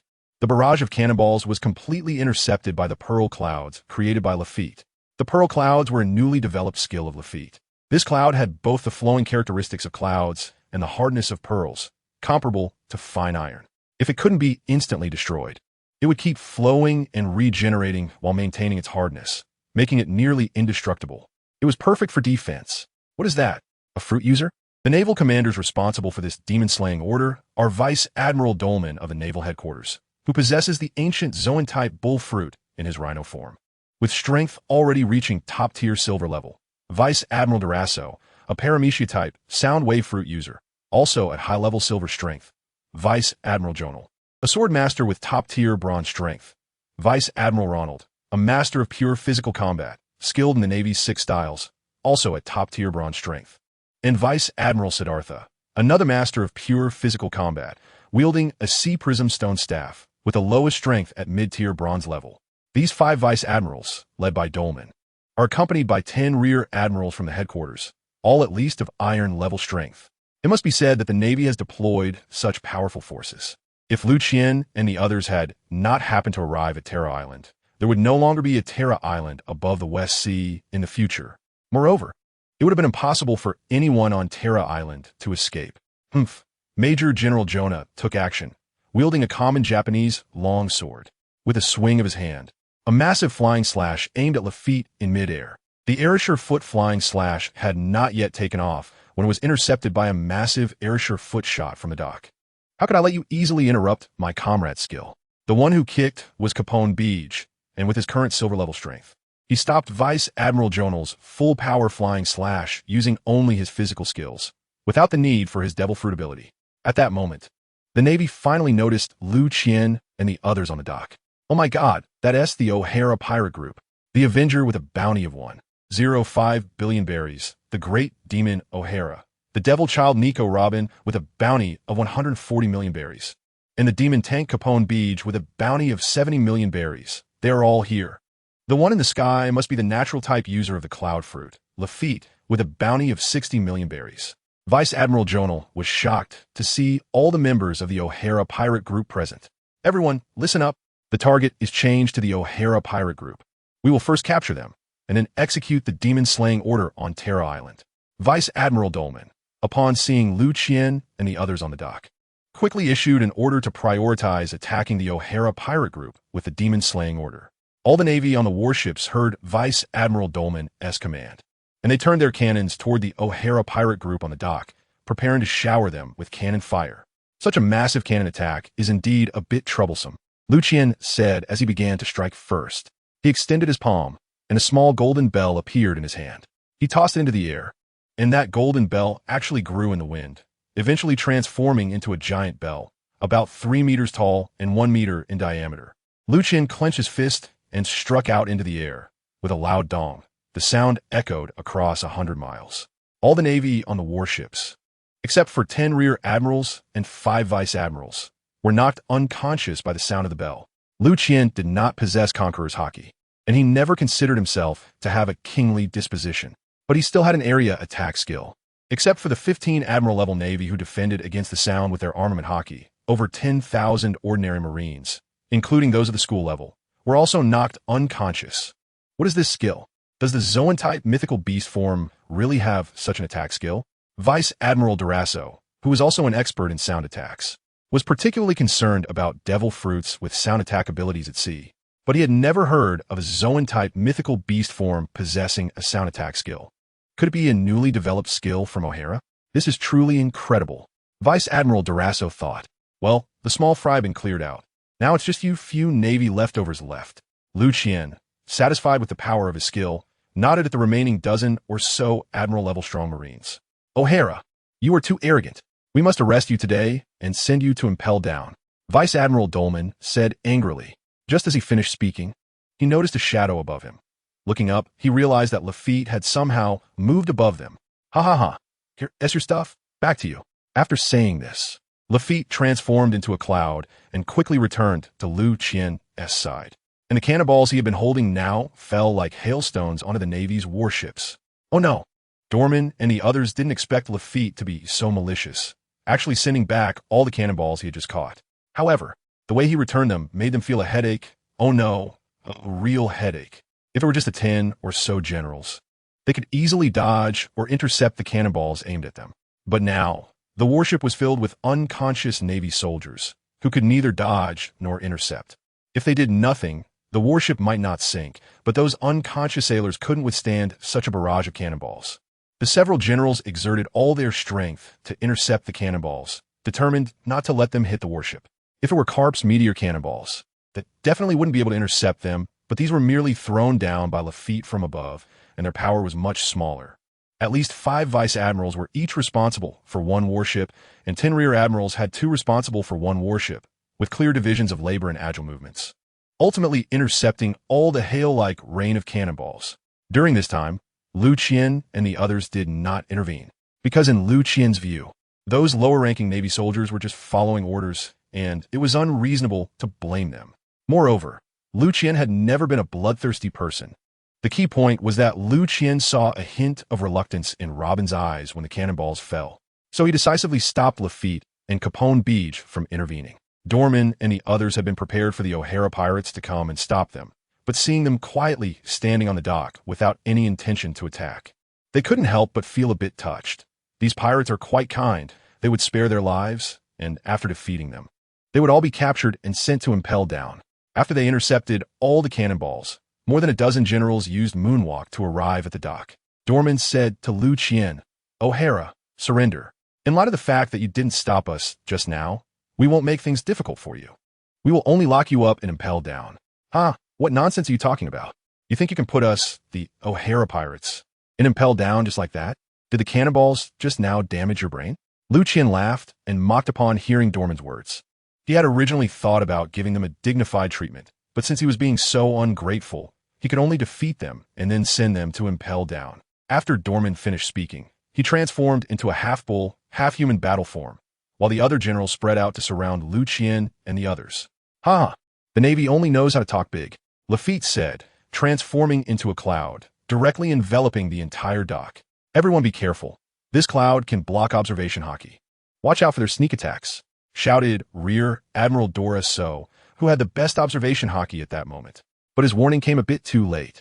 Vivid flowers blooming in myriad colors. With a light shout from Robin, the 10 rear admirals were the first to be affected. Each of them sprouted hundreds of arms. And then Robin gently folded her hands, causing these 10 rear admirals, who had just reached black iron-level combat power, to be eliminated. A series of bone-breaking sounds echoed, followed by waves of wails. This was Robin breaking all their limbs. They couldn't help but scream in pain. The 10 rear admirals, with the highest only having black iron-level combat power, faced Robin, who was at silver intermediate, and with a 2-tier gap, they naturally could only suffer. The remaining 5 vice admirals, Dorman and the others, were shocked to hear their companions' screams and quickly used the 6 Styles-Aru to retreat from the cloud's coverage. Among them, Rear Admiral Durasso launched a sound wave attack during his retreat. He was a Paramecia-type sound wave fruit user with silver advanced strength, even stronger than Robin and the others. With a buzz, The sound of ultrasound rang in Liu Qian and the others' ears. This was the sound of the sound waves, which ordinary people couldn't hear. Only those being attacked could hear it. This sound seemed to drill into people's heads, causing dizziness, weakness, and a feeling of nausea. Fortunately, several of them had practiced armament hockey, wrapping it around their ears. Although it couldn't completely block the sound, it significantly reduced the pain. Upon seeing someone using sound attacks right in front of him, Liu Qian shouted, "A mere trick, daring to show off in front of me, great wailing bell." With a loud dong, even louder than the previous bell, the sound of the bell spread out, surprisingly shaking the 5 major generals unsteadily on their feet. Among them, Major General Dureso, who was in the midst of launching an attack and was unprepared, was directly shaken to the point of spitting blood. Once they stepped out of the cover of the dark clouds, Lafitte retracted his abilities and transformed back into human form. The others finally saw the scene in the arena. 10 rear admirals were lying on the ground, now barely breathing. It turned out that they had already been injured by Robin, who had broken their arms and legs, and later were further injured by Liu Qian's bell sound, which had severely wounded them all. They were on the brink of death. At that moment, Liu Qian didn't think much of it. Just seeing someone attacking him with sound waves reminded him of being besieged by the 3 war generals of the beast. In a fit of anger, he exerted too much power, resulting in the deaths of the 10 injured rear admirals. This was quite a situation. They had come with 15 generals leading 10 warships, commanding over 10,000 Navy personnel to carry out the demon-slaying order, and now, over 10,000 Navy personnel were wiped out.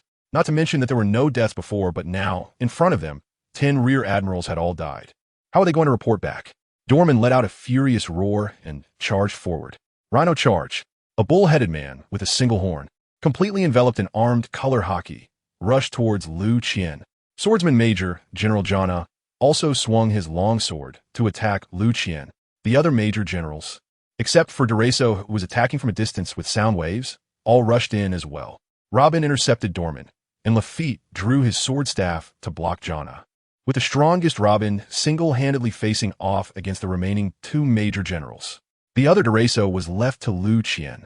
Liu Qian couldn't even be bothered to move. A mere silver-level combatant, and one who was injured at that, he didn't take seriously at all. He lightly tossed the golden bell in his hand, trapping Dureso within it. As he tightened his grip, Dureso joined the 10 rear admirals. Dureso was unaware that the golden bell could be used this way. By the time he realized it, he was already trapped. Being a Paramecia-type sound wave fruit user, he had been focusing on developing his fruit abilities and training his observation hockey, neglecting his armament hockey training. Coupled with his previous injuries, he found it impossible to break free from Liu Qian's golden bell. Inside that enclosed golden bell, he had no way to use his fruit abilities. By the time Liu Qian tightened the golden bell, despite his desperate struggles, it was all in vain. Ultimately, he met his end within the golden bell.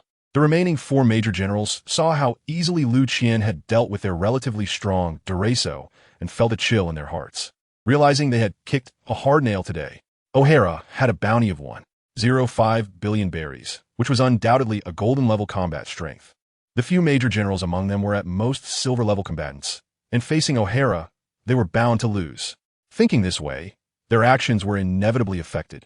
First, the 2 major generals who were surrounding Robin, both being bronze-level combatants, were already at a disadvantage against the silver intermediate Robin. Now, with their distraction, Robin seized the opportunity. Countless vibrant flowers sprang from the ground, growing hundreds of arms that grabbed their feet, first throwing both of them into the air, and then a massive tree descended from above, crushing them down. By the time Robin retracted her skill, the 2 major generals were already buried in the ground. Their bones shattered, and they were also on the brink of death. Meanwhile, Major General Jana, seeing 2 more companions dead, became even more anxious. This anxiety led to mistakes. Affected by his emotions, he couldn't use his observation hockey freely and fell into Lafitte's trap. Transforming into a cloud, Lafitte enveloped the area around their battle. Seizing the chance when Jana was unable to use his observation hockey, he elementalized and appeared behind him, stabbing him right in the heart. Major General Jana joined his companions in death. The remaining Dorman saw that he was the only one left among his dozens of companions, realizing that his fate was grim. Transforming into a giant rhinoceros, about 4 to 5 meters long, he charged at Captain Baiki with his horn. Captain Baiki dared not let him hit, quickly transforming back into human form and using Shave to dodge. However, Dorman was already blinded by rage. Seeing Captain Baiki escape, He turned and charged at Liu Qian. Liu Qian similarly trapped him with the golden bell, but before Liu Qian could crush him, Dorman used all his strength to break through the golden bell and escape. Continuing to charge towards Liu Qian, Liu Qian wouldn't let him off easily. With his Xingyi fist, he unleashed a barrage of bullets at Dorman. However, despite the power of the barrage, it was nothing compared to the awakened Dorman of the Zoan type. Although he was hit with blood holes, they healed in the blink of an eye. By the time Liu Qian wanted to switch to a stronger skill, Dorman had already reached him, forcing Liu Qian to raise the golden bell and iron shirt to take the hit. Liu Qian used the Xingyi fist's rocket cannon-style tornado burst to block Dorman's rhino charge, then enveloped Dorman with the tornado rocket cannon. After a cloud of smoke, Dorman knelt on the ground, bloodied and wounded. But his large bull eyes were filled with defiance and hatred. Liu Qian saw his wounds healing at a visibly fast rate and couldn't help but sigh again. Awakening as a Zoan type really means being tough. Following that, Liu Qian unleashed a full-force missile kick to Dorman's head. This time, Dorman couldn't withstand it. After all, with Liu Qian's current golden high-level combat strength, being able to endure his repeated attacks and still be alive had to be of the same golden level. Although Dorman was awakened, the power gap was too great, and he could only die in resentment. With the defeat of Major General Dorman, this demon-slaying order finally resulted in a complete annihilation. The 10 rear admirals leading the charge, along with all 5 major generals, perished. A country of S. A little girl's voice came from the ruins far away from the dock battlefield. Who is there? Because they were focused on the battle, Robin and the other two didn't notice that someone was secretly watching from a distance. Only Liu Qian had sensed it long ago, but since he didn't perceive any danger, he didn't take it seriously. The little girl's voice suddenly became panicked. It turned out that Robin had grown an eye beside her using the Hana no Mi, which scared her. Robin saw that it was a very cute little girl and a young man who was not tall and looked very weak, hiding there and peeking. Then she saw the little girl jump back in fright. She really jumped back, almost falling to the ground, but Robin quickly grew 2 arms to support her. Seeing that Robin not only did not harm her, but also protected her from falling, the little girl was no longer afraid. She poked at the 2 arms that had sprouted from Robin's shoulders with her little finger, and Robin felt a bit ticklish. She retracted her ability, and the 2 arms turned into petals and gradually disappeared. Sister, was that a trick you did just now? You're amazing. The arms you made look just like real ones. The little girl hurriedly ran over to Robin, shouting as she ran. The thin young man beside her turned pale with fright when he saw her running towards Robin. These people had just killed many Navy officers. Who knew if they would kill them too? He hurriedly followed, shouting, Dango, come back quickly. The little girl, named Dango, completely ignored him and ran straight to Robin, looking up with her round little face, full of admiration, and asked, Sister, were those arms you made just now? So amazing. Can you teach me? The little girl was probably around 7 or 8 years old. She had a sweet, chubby little face that was round and rosy, with a few strands of dark hair playfully hanging down, tied into 2 little buns, and she was wearing a kimono. Under her 2 faint, short eyebrows were a pair of sparkling big eyes, lively as if they could talk, looking at Robin with full admiration. Below her beautiful eyes was a slightly upturned small nose and 2 red little lips. She looked plump and had a round feeling. Robin squatted down, placing her hands on the little girl's shoulders, and asked her, Are you called Dango? I'm not called Dango. I'm called Hirata Yashidango. The little girl sniffed and said proudly, okay. Hirata Yashidango. Robin was amused by the little girl's adult-like demeanor. Why do you want to learn this? Robin asked with a smile. I just saw Sister use this to defeat many bad guys, and I want to learn it so I can also fight those bad guys. Dango said seriously. Dango, how do you know we were fighting bad guys? Robin asked again. It was Kagayaro who said so. He said these are all bad guys who want to destroy Terra Island. After saying that, Dango kicked a major who was lying on the ground with her foot. Then who was Kagayaro? That's him. Tawanzi pointed at the man who had followed him over with her chin. I'm sorry, Lord Robin. Tawanzi doesn't understand and has disturbed you. The man who rushed over immediately bowed and apologized as soon as he reached Robin, looking very nervous. Do you recognize us? Liu Qian also walked over with La Fight Capenby. Why yes, Lord O'Hara. I saw you in the newspaper. The man stuttered nervously as he saw Liu Qian approaching. Oh, then who are you? Why are you here? This is a battlefield. You should have seen how dangerous it was just now, Liu Qian asked. I am really sorry. Lord O'Hara, my name is Zhen Xiaoyong. We didn't mean to disturb you. We'll leave right now. After saying that, he grabbed Tawanzi and tried to leave. Don't go, that's a very unique name. Liu Qian said, while stroking his chin upon hearing the man's name. What are you doing? I still won't learn the trick from this beautiful sister. Tuanzi shouted angrily and resisted, not wanting to be pulled away by Qiaoyang. Hee, Mr. Qiaoyang, don't be afraid, we won't hurt you, Robin said with a smile, gently pinching Tuanzi's puffy little face and speaking to Qiaoyang. Hi. Shiki quickly bowed to Robin and stopped pulling Tuanzi away. Tuanzi, what did you mean when you said you wanted to take revenge for your brother and his parents? Robin squatted down, placing her hands on Tuanzi's shoulders as she asked. Yesterday my brother, Shiki and his mother were selling things in the street when suddenly a bad guy with a transparent helmet came along. Not only did he make us all kneel, but he also rode on a person in the street and whipped them. Later, Shiki mother told me that was Shiki dad, Xingyi Quan. I couldn't help but ask that bad guy for the person, who knew that not only did he not return Shiki dad, but he also wanted to capture us. My brother fought with them, but that bad guy's subordinates were really strong. Even though we escaped, Shiki parents were killed by that bad guy, and my brother died shortly after returning because he was too seriously injured. When she mentioned her brother's death, Tuanzi's mood clearly dropped, but soon she became enthusiastic again. Sister, can you teach me that move from earlier? I saw you use it to create so many arms and defeat all those bad guys. If I could be as strong as you, my brother wouldn't have died protecting me. Even though my brother always said that a samurai must die on the battlefield, I still don't want him to die. As she spoke, her initially high spirits gradually fell, and by the end, she was on the verge of tears. Shiki, what is going on? Liu Qian and the others, hearing Tuanzi's disjointed words, had to ask Shiki for clarification. Lord O'Hara, Tuanzi's brother, is called Hirata Kizaru because their family name was killed by Kaido. Tuanzi's brother didn't want to submit to Kaido and brought Tuanzi from Wano country to seek refuge with my father, Xingyi Quan. My father was also a samurai from Wano country, and he brought me and my mother here to live over 10 years ago. But after settling my mother and me here, he went out to sea. Until yesterday, when the celestial dragons came here for tourism. My mother saw the person being ridden by the celestial dragon was my father, and she couldn't help but cry. Tuanzi found out and asked the celestial dragon for the person, which angered the celestial dragon. They wanted to capture us all as slaves. Tuanzi's brother fought with them. My father and mother died under the celestial dragon's guns to allow me to escape. And Tuanzi's brother was also injured by the celestial dragon's subordinates and died shortly after returning, urging us to quickly flee this island. We buried Tuanzi's brother. And today we wanted to leave by boat from the dock, but we found out that the celestial dragons initiated the demon-slaying order and wanted to flatten Terra Island. Tuanzi was furious and wanted to confront the Navy. I came along and saw you defeat all those Navy soldiers. Seeing that Liu Qian and Robin truly had no intention of harming them, Shiki relaxed and explained everything clearly. I see. Now that it's all settled, the Navy's demon-slaying order has been defeated by us. You should quickly leave by boat and find a place where no one knows you to start a new life, Liu Qian said, waving his hand and preparing to board the ship. I'm not leaving. I want to learn powerful moves from this beautiful sister and take revenge for my brother in the future.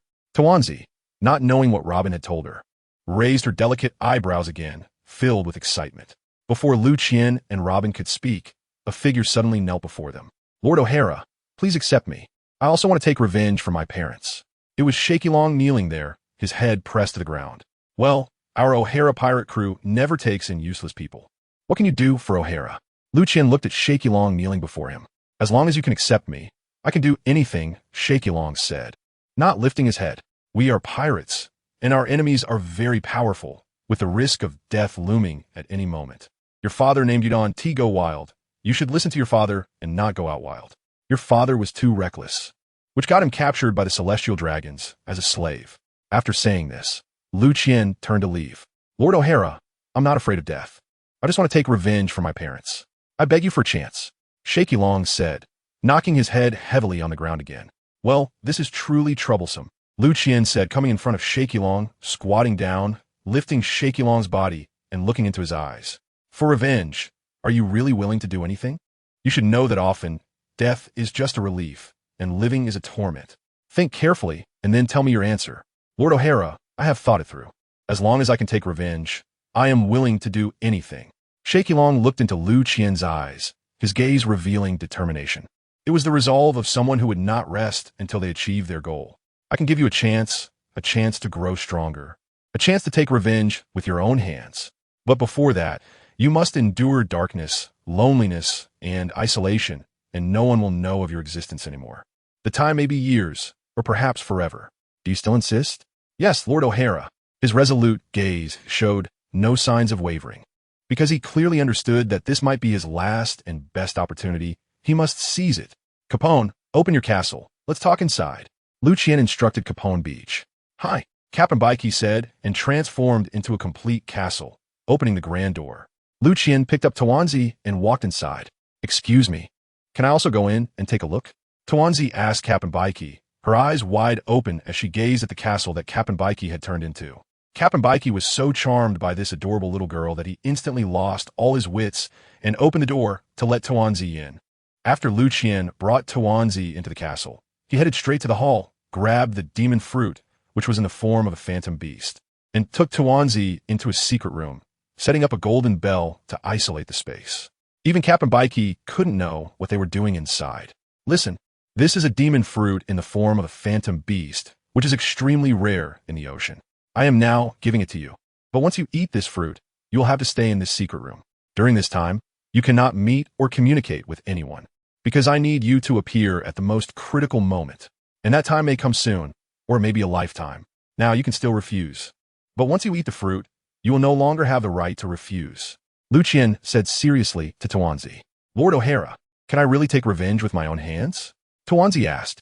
I promise you in the name of O'Hara that you will definitely have the chance to take revenge with your own hands. Liu Qian replied solemnly. Then, I entrust everything to Lord O'Hara, Tawanzi said, bowing to Liu Qian. Then straightening up, she took the demon fruit from Liu Qian's hand and ate it directly. Ugh! Just after taking a bite, Qi Lao Lang felt like throwing up, but seeing Liu Qian's serious gaze, he still gritted his teeth and swallowed the whole devil fruit. Very good, Qi Lao Lang. This is a very powerful devil fruit. I hope you won't let it down, Liu Qian said, trying to suppress his laughter as he saw Qi Lao Lang's face contorted in discomfort, as if he had eaten something disgusting. I will definitely not let down this devil fruit, nor will I disappoint Lord O'Hara's expectations of me. Although Qi Lao Lang felt nauseous, he managed to hold it in when he saw Liu Qian in front of him. Very good. Then from now on, you are the shadow hidden in the dark of the O'Hara pirate crew, codename Shadow of the Devil. You will deliver a fatal blow to the enemies of the O'Hara pirate crew at the most critical moment, Liu Qian said to him again very seriously. Yes, Lord O'Hara. Qi Lao Lang quickly bowed his head in response. Once you're on my ship, you're my crew member, so from now on, just like them, call me Captain, Liu Qian instructed. Yes, Captain. Qi Lao Lang changed his address. So, work hard, young man. I will not only help you take revenge, but I will also make your name resonate across this sea. For now, focus on developing yourself. Don't be reckless. I will have someone deliver supplies to you regularly. Liu Qian patted Qi Lao Lang on the shoulder and walked out. Tawanzi asked Hiling hello. Liu Qian's previous few sentences and the last one he understood, but the phrase weird development really left him confused. Just when he wanted to ask, Liu Qian had already left, and the door to the secret room was closed. While Liu Qian and Hilang were talking in the secret room, Tawanzi, who had entered alone, wandered around the castle, but couldn't find Liu Qian and Hilang. So she had to return to the hall. Just at that moment, her stomach growled. Tawanzi hadn't had a chance to eat since escaping because of the Celestial Dragon incident. And after burying her brother Hiroka Mikihiro, she was busy escaping, resulting in her not having eaten anything until now. So her stomach was growling. After searching everywhere, she couldn't find the kitchen or any food. This was because Liu Qian instructed Captain Beiji not to let anyone disturb him before he went in. So Captain Beiji closed the door leading to the underground, and the kitchen happened to be on the basement level. So Tawanzi couldn't find her way to the kitchen. Then she saw a box on the table in the hall, and when she opened it, she found a fruit-like fruit inside. Hungry and in discomfort, Tawanzi picked up the fruit and took a big bite. She had never eaten such a terrible fruit before. Just one bite made her spit it out. But the flesh she had bitten into was already in her stomach, and no matter how much she vomited, it was just a pool of clear water. When Liu Qian came up from the basement, he found the dumpling was vomiting, and then he saw the devil fruit he had placed on the table had been bitten into. At that moment, Capone Beach, who knew Liu Qian had come out of the secret room, appeared in the hall with Robin and Lafitte. They happened to witness this scene. Lord O'Hara, I'm telling you, this fruit is really disgusting. I just tried it for you, the dumpling said with a face that seemed to say she wasn't lying, and it carried a hint of pride. So this is why you stole a bite of my fruit? Liu Qian suddenly wanted to tease her. That's because I wanted to help you taste it. How can I taste it if I don't eat it? The dumpling replied matter-of-factly. Hee hee, Dumpling Chan. Do you know what kind of fruit this is? Robin interrupted Liu Qian and asked with a smile. I don't know, but it's really disgusting. The dumpling shook her head and said, This is a devil fruit. After eating it, you will gain superpowers, just like the moves you saw me use before. Robin explained to the dumpling with a smile. Wow, can I grow many arms like my sister? The dumpling asked happily upon hearing that eating this fruit could grant superpowers. No, you have the ability of the ancient Zoan-type dragon fruit, Tyrannosaurus Rex form, which allows you to turn into a giant Tyrannosaurus Rex. My ability is from the Paramecia-type flower fruit, which lets me grow my own arms like blooming flowers in places I can see. Moreover, each person can only eat one devil fruit in their lifetime. If you eat two, you will die. Robin patiently educated the dumpling about devil fruits. Huh? Is the Tyrannosaurus Rex an evil dragon? The dumpling suddenly asked nervously. Of course, the Tyrannosaurus Rex is an evil dragon. Liu Qian interjected at that moment. Wow. Hearing Liu Qian's words, Tuanzi suddenly slumped to the ground and began to cry. Liu Qian and Robin were caught off guard by this sudden change, looking at each other in confusion, not knowing what had happened. Tuanzi-chan, what's wrong? Why are you crying so sadly? Robin squatted down to ask Tuanzi. I originally wanted to become a dragon slayer, but now I've become an evil dragon. I can't become a dragon slayer anymore, and I will be slain by the dragon slayer. Awa. Tuanzi cried while explaining the reason, and by the end, she was crying even more sadly.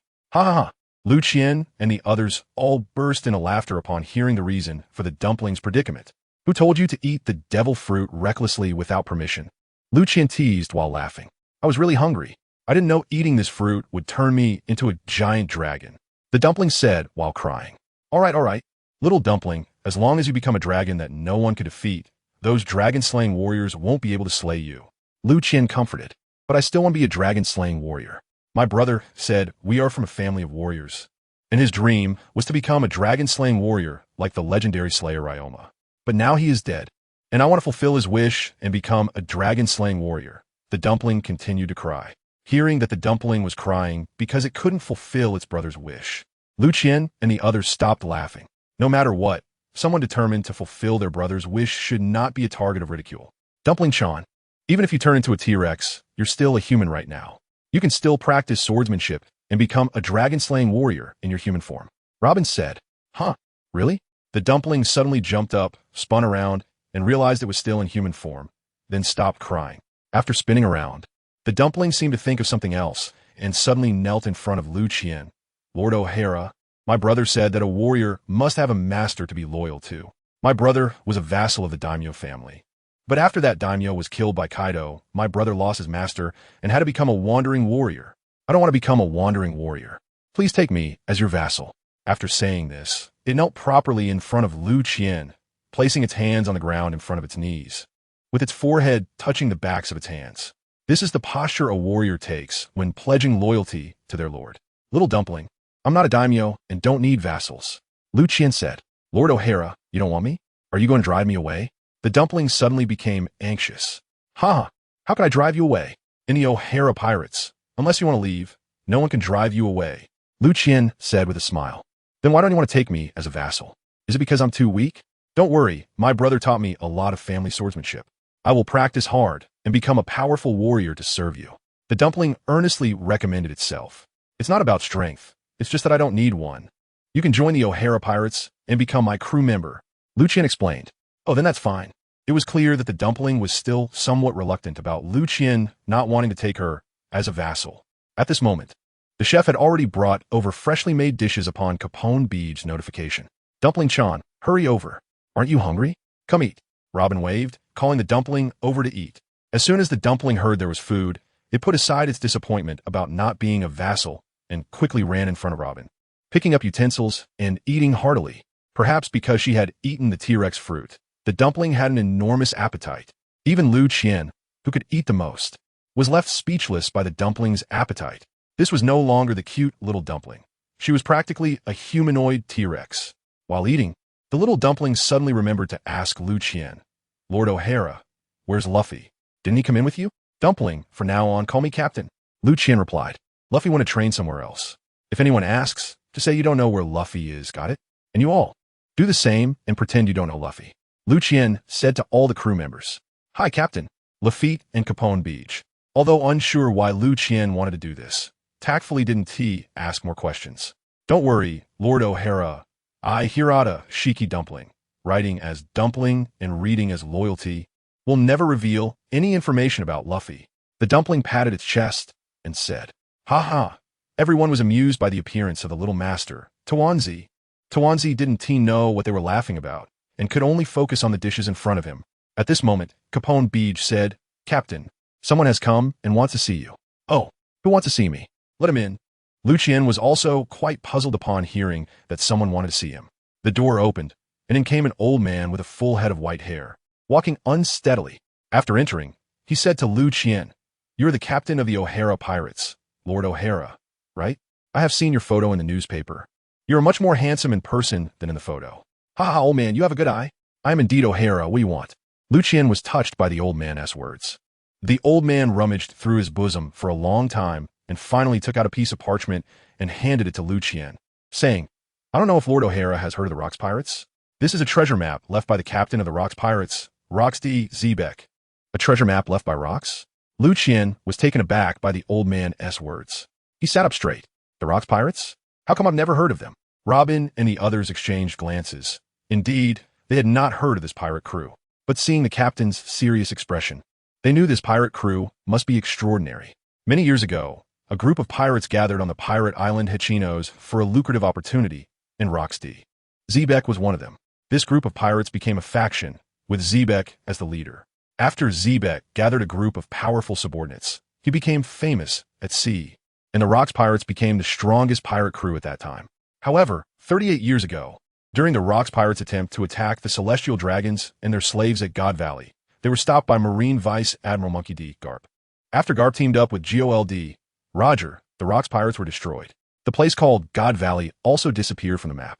Some of the crew members from this pirate crew later established their own pirate crews, namely, the Flying Pirates, the Whitebeard Pirates, the Big Mom Pirates, and the Beast Pirates. Liu Qian explained the past of the Rocks Pirates to his crew, and when they heard that Whitebeard, Kaido, and Big Mom were all former members of Rocks, their faces were filled with disbelief. That's right, it's the three of the four emperors in the New World, Whitebeard, Big Mom, and Kaido.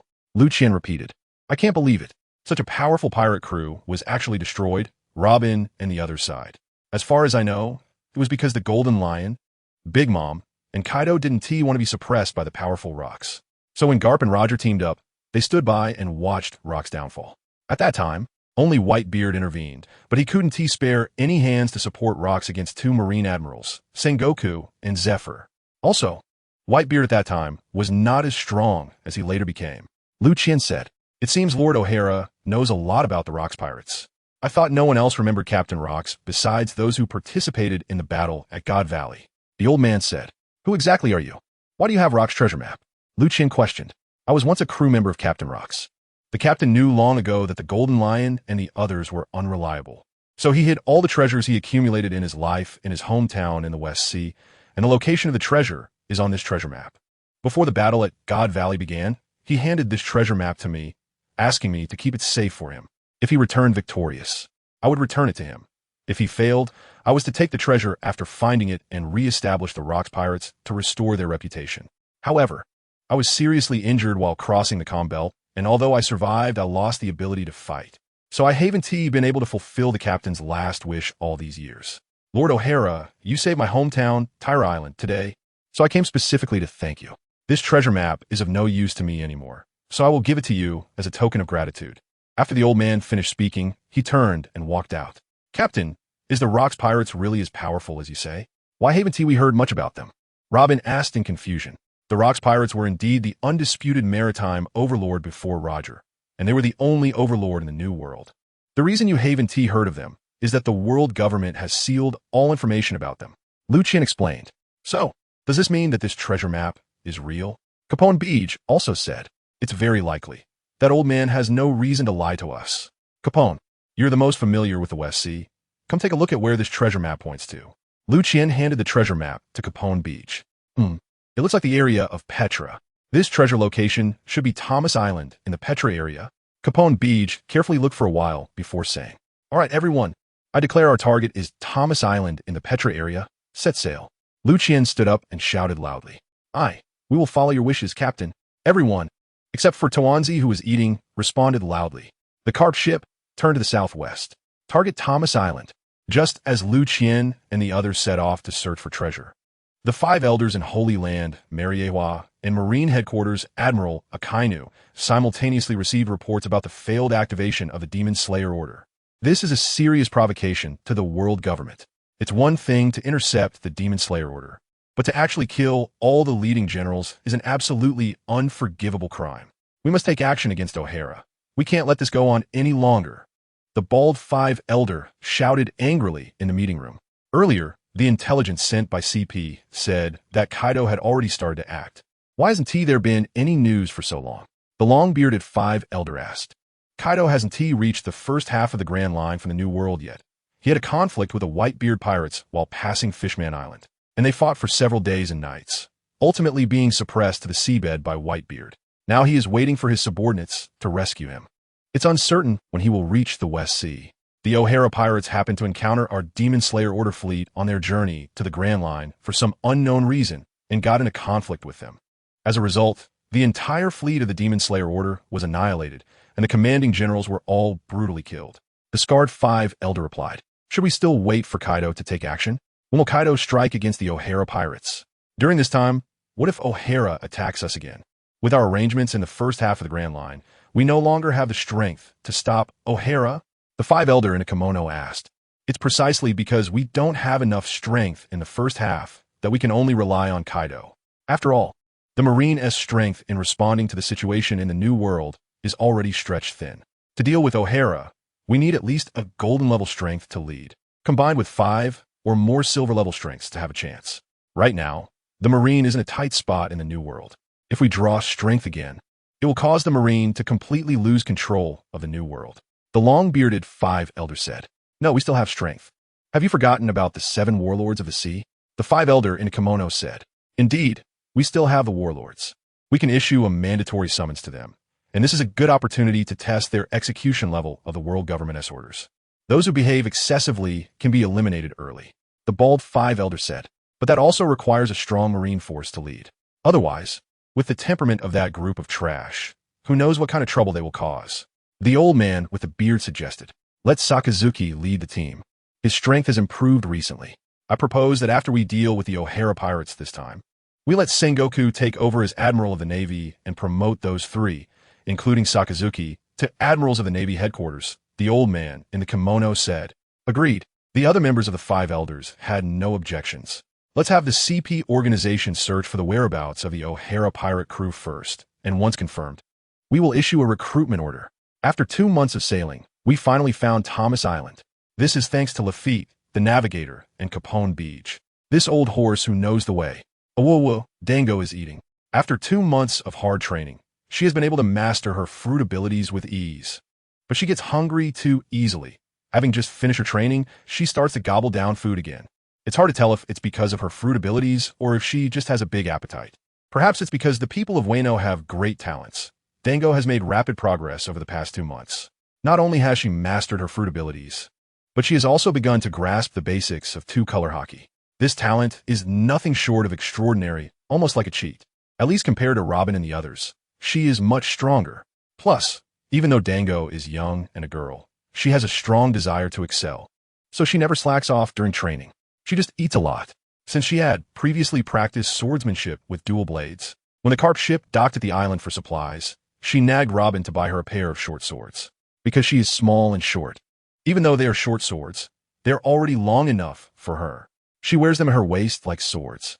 A tiny person with 2 short swords hanging at her waist, always trying to look fierce, makes everyone who sees her unable to help but laugh. Even the previously male-biased Capone Beach can't help but want a daughter. When the carp ship finally docked, Liu Qian and the others were going to search for treasure. Initially, they wanted Dango to stay behind to watch the ship since she was eating, but she refused to stay no matter what.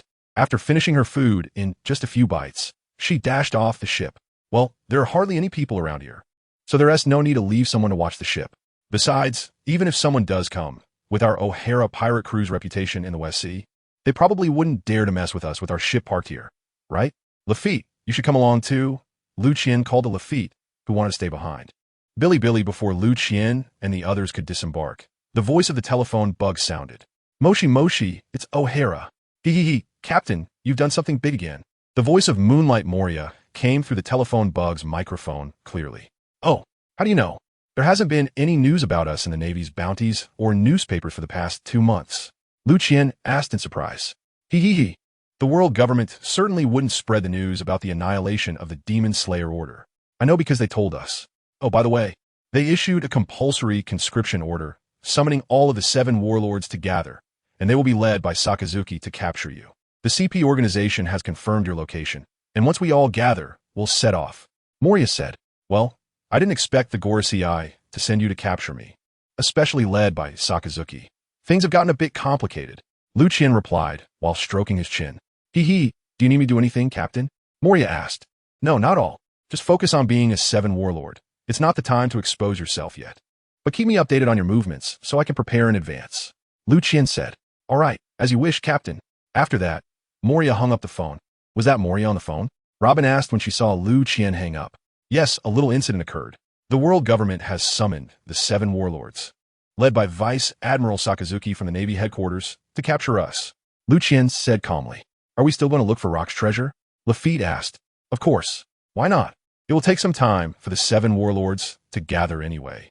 So we should use this time to find the treasure first, and then figure out how to deal with them later. Liu Qian waved his hand, and the group disembarked. The group was already waiting for them on the shore, and seeing that they hadn't come down for so long, they were a bit anxious, wanting to board and urge them. But fearing Liu Qian would leave her behind to watch the house, she walked back and forth on the dock to pass the time. Just then, seeing Liu Qian and the others finally come down, she hurriedly went up and grabbed Robin's hand. Sister Robin, I'm going with you. Robin certainly wouldn't refuse, and the two walked hand in hand, waiting for Capone Beach to lead the way. Capone Beach took out the treasure map, looked at it for a moment, and pointed in a direction. It should be this way. Follow me. As Capone Beach looked at the map, he led the way ahead. Thomas Island is also an uninhabited deserted island, densely forested, filled with snakes, insects, rodents, and enormous beasts that have taken over all human living spaces. It is called Thomas Island because there is a strange mountain on the island that looks like a person dancing, performing the Thomas Great Spin. Therefore, this island is also known as Spinning Thomas, because there are often giant sea beasts in the nearby waters. Along with the fact that the island has no special products aside from some poisonous insects and fierce beasts, almost no one comes to this island. Just as Robin and the others were following Capone Beach, Liu Qian suddenly felt that a hawk was circling high above them at several thousand meters. He recalled the intelligence Moria had just told him, that the CP organization had confirmed their location, which meant there were CP organization spies nearby. This suspicious hawk might be a Zoan-type user of the CP. Following the principle of hitting the target regardless of whether it's true or not, Liu Qian took action. Form intent fist sniping gun style battery. The circling hawk didn't expect to be attacked, and was hit squarely in the head by the sudden sniper bullet. With a loud bang, the head of the falcon was blown apart, truly leaving no whole corpse. But before the falcon's body could fall from the sky, it transformed into a human corpse in mid-air. It was indeed a user of the animal-type falcon ability. Seeing this scene, Liu Qian realized that this was the spy from the CP organization, to ensure that their purpose on this trip wouldn't be discovered. Liu Qian maximized his perception and discovered a pirate ship anchored on the sea near Thomas Island, over 100 miles away. Liu Qian knew, at first glance, that this was the ship sent to pick up the Falcon. Although they were well hidden from any angle, it was the most authentic pirate ship, but the strength of the crew still exposed them. The leader on the ship actually had bronze-level combat power. In the West Sea, he had never heard of any pirate crew with such strength. With a swift strike of the 12-round Dongfeng Express missile-style Quan, by the time the people on the ship noticed, it was already too late to intercept. In fact, with their maximum bronze-level strength, they couldn't stop it anyway. As the ship was reduced to fragments and the crew sank to the bottom of the sea with the debris, Liu Qian waved his hand. All right, we've dealt with a few flies. Let's continue on our journey. Following Capone Beach's guidance, they quickly arrived at the foot of Thomas Mountain. Along the way, although there were poisonous insects and fierce beasts blocking their path, once Lafitte transformed into a dark cloud and unleashed a corrosive acid rain that could erode the armed color hockey in front of them. All the animals kept their distance. This also saved them a lot of trouble. From a distance, Thomas Mountain resembled a person performing a 720-degree Thomas spin. Thus, the foot of Thomas Mountain looked like a human hand, with a mountain arm protruding downward at an angle resembling a human head above the hand. Further up, 3 more mountain arms resembling hands and feet branched out. The mountain arms were covered in moss, and from far away, it looked as if a person was wearing green clothing. The map indicated that the treasure was located in the belly of the mountain, and to find it, they had to climb up. However, upon closer inspection, they found that the foot of Thomas Mountain was very wide and steep, with no place to climb. They could only fly up or, like Robin, use her fruit ability to create a staircase on the mountain. Among the group, only Tuanzi was not skilled in using moonwalk, while the others could all fly up. So, currently, only Tuanzi was climbing the mountain. By the time Liu Qian and the others reached the mountainside, Tuanzi was still struggling halfway up. In the end, Robin couldn't stand it anymore and directly used her skill to throw her up, then caught her in midair. Wow, Sister Robin, that was so much fun. Can we do it again? Tuanzi quickly grabbed Robin and asked after being caught. Not right now, Tuanzi-chan. We still need to find the treasure. When we go back, I'll throw you down again, and I'll catch you below, Robin replied with a smile. Chem. When the dumpling heard that they could be thrown once more on the way back, she quickly nodded. Captain, are you sure this is the place? Liu Qian asked Captain Beiji directly, ignoring the dumpling and Robin.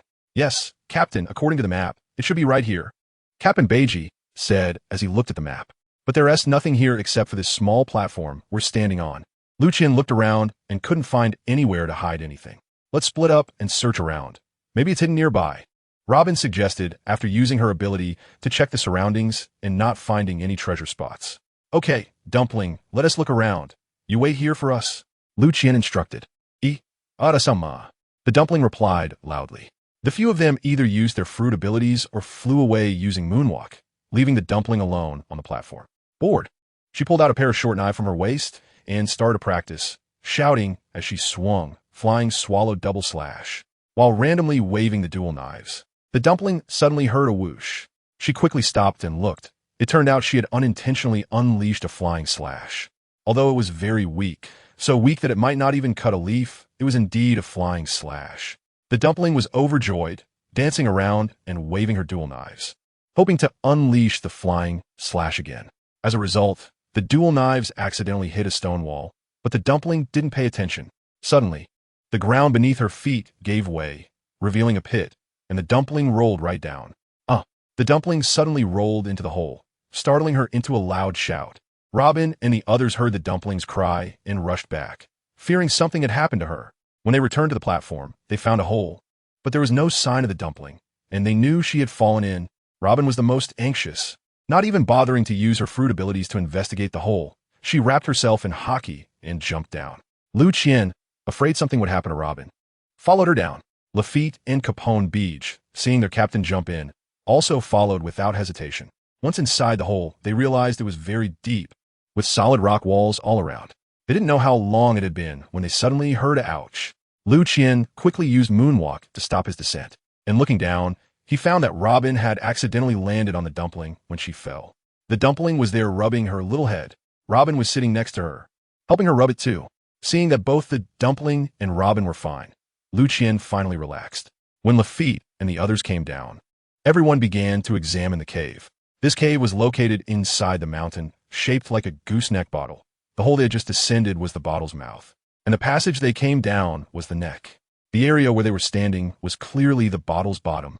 The bottom of the cave wasn't very large, occupying about 100 square meters and was 7 to 8 meters high. It seemed to be artificially hollowed out, looking quite spacious. Besides a large pile of gold and jewels at the bottom, the ceiling was embedded with 5 or 6 luminous pearls, lighting up the not-so-large cave brightly. However, because the neck was too long, it still looked dark and murky from the entrance of the hole. But what was most attractive wasn't the pile of gold and jewels. It was the few devil fruits that had fallen out when the dumpling crashed down and broke a couple of wooden boxes. There were also several intact wooden boxes nearby, which presumably contained more devil fruits. Liu Qian and the others roughly counted and found that together with the ones that had fallen out, there were as many as 13. Wow, we struck gold. After the dumpling fell, she landed right on the pile of jewels. At first, she was dizzy from the fall, and then Robin bumped into her, so she didn't even have time to look around. It was only now that she realized she had fallen onto a pile of treasures, and there were several devil fruits next to her, making her shout excitedly. After shouting for a while, she suddenly stood up and ran to Liu Qian's side. "Oh, HerSoul, oh, HerSoul," This is what I discovered. You must remember this achievement for me. Her round little face wore a serious and solemn expression. Oh, okay, I'll remember it.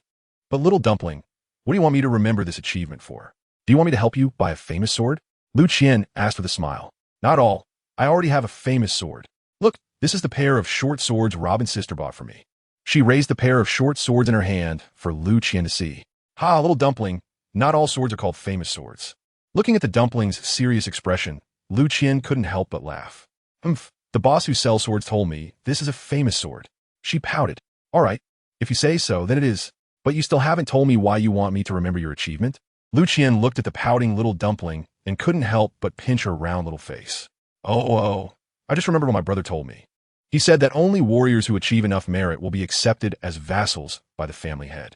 Oh, Hera-sama, you won't accept me as a vassal. It must be because I have no achievements. You help me remember this achievement for now, and when I have enough merit, you should accept me as a vassal. The dumpling said very seriously. Well, little dumpling, why are you so fixated on whether you can become a vassal? Liu Qian asked, puzzled. Of course, because I don't want to be a wandering warrior. When my brother wasn't a wandering warrior, we ate well and lived well, but after he became a wandering warrior, he could only take me around wandering, and I couldn't even eat enough, the dumpling said, rubbing her belly. Ha, don't worry, dumpling, even if you're not my vassal, I won't let you wander anymore. Liu Qian assured the dumpling again. Yes, dumpling-chan, we definitely won't let you wander anymore because we already consider you a companion. Robin also said, Companion? Can you eat that?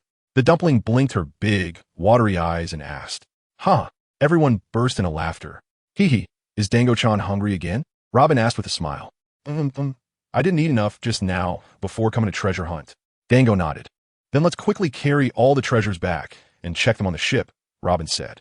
All right, Capone. Liu Qian naturally had no objections and called Capone Beach to open the castle. There was no need for anyone else to lend a hand. Robin directly used her ability to transfer all the treasures into the castle with a single 1,000 blossoms blooming technique.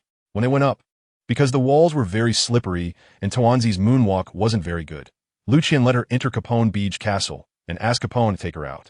However, she refused to go in and insisted that Robin use her fruit ability to create a ladder for her to climb step by step. It wasn't until Robin told her there was food inside that she agreed to enter. Without Tawanzi as a burden, everyone was much faster on the way back. When they returned to the carp ship, everyone entered the castle to start checking their haul. The first thing to check, of course, was the devil fruits, as they were valuable items that couldn't be bought with money. Devil fruits were the rarest treasures at any time. There were a total of 13 devil fruits, and there were a few that even Robin couldn't recognize. The ones Robin could identify included the Paramecia-type giant fruit, which allows the user to become a giant. After transformation, the user's weight, strength, and stamina would also increase proportionally, and most importantly, it can enlarge objects, but cannot enlarge others. The specific size is determined by the individual's body type and strength. The Paramecia-type speed fruit allows the user to accelerate themselves or objects, but cannot accelerate others. The Paramecia-type cold fruit corresponds to the heat fruit and allows the user to emit extremely low temperatures, affecting the surrounding environment, and can reach absolute zero in later stages. It can instantly freeze a person into a popsicle or freeze seawater into ice. If developed well, it should be no worse than Akiji's ice fruit, except for the inability to elementalize. The special Paramecia-type glass fruit allows the user to turn into solid glass or glass solution. Upon awakening, it can affect the surrounding environment, assimilating everything around into glass or glass solution. It belongs to the same special Paramecia category as Capone's mochi fruit. The special Paramecia-type metal fruit can transform into any type of metal and, upon awakening, can assimilate the surrounding environment into metal. However, the transformed metal cannot be separated. If it separates from the body, it will turn into nothingness. The Logia-type asphalt fruit allows the user to elementalize into asphalt and has the ability to permanently change the terrain.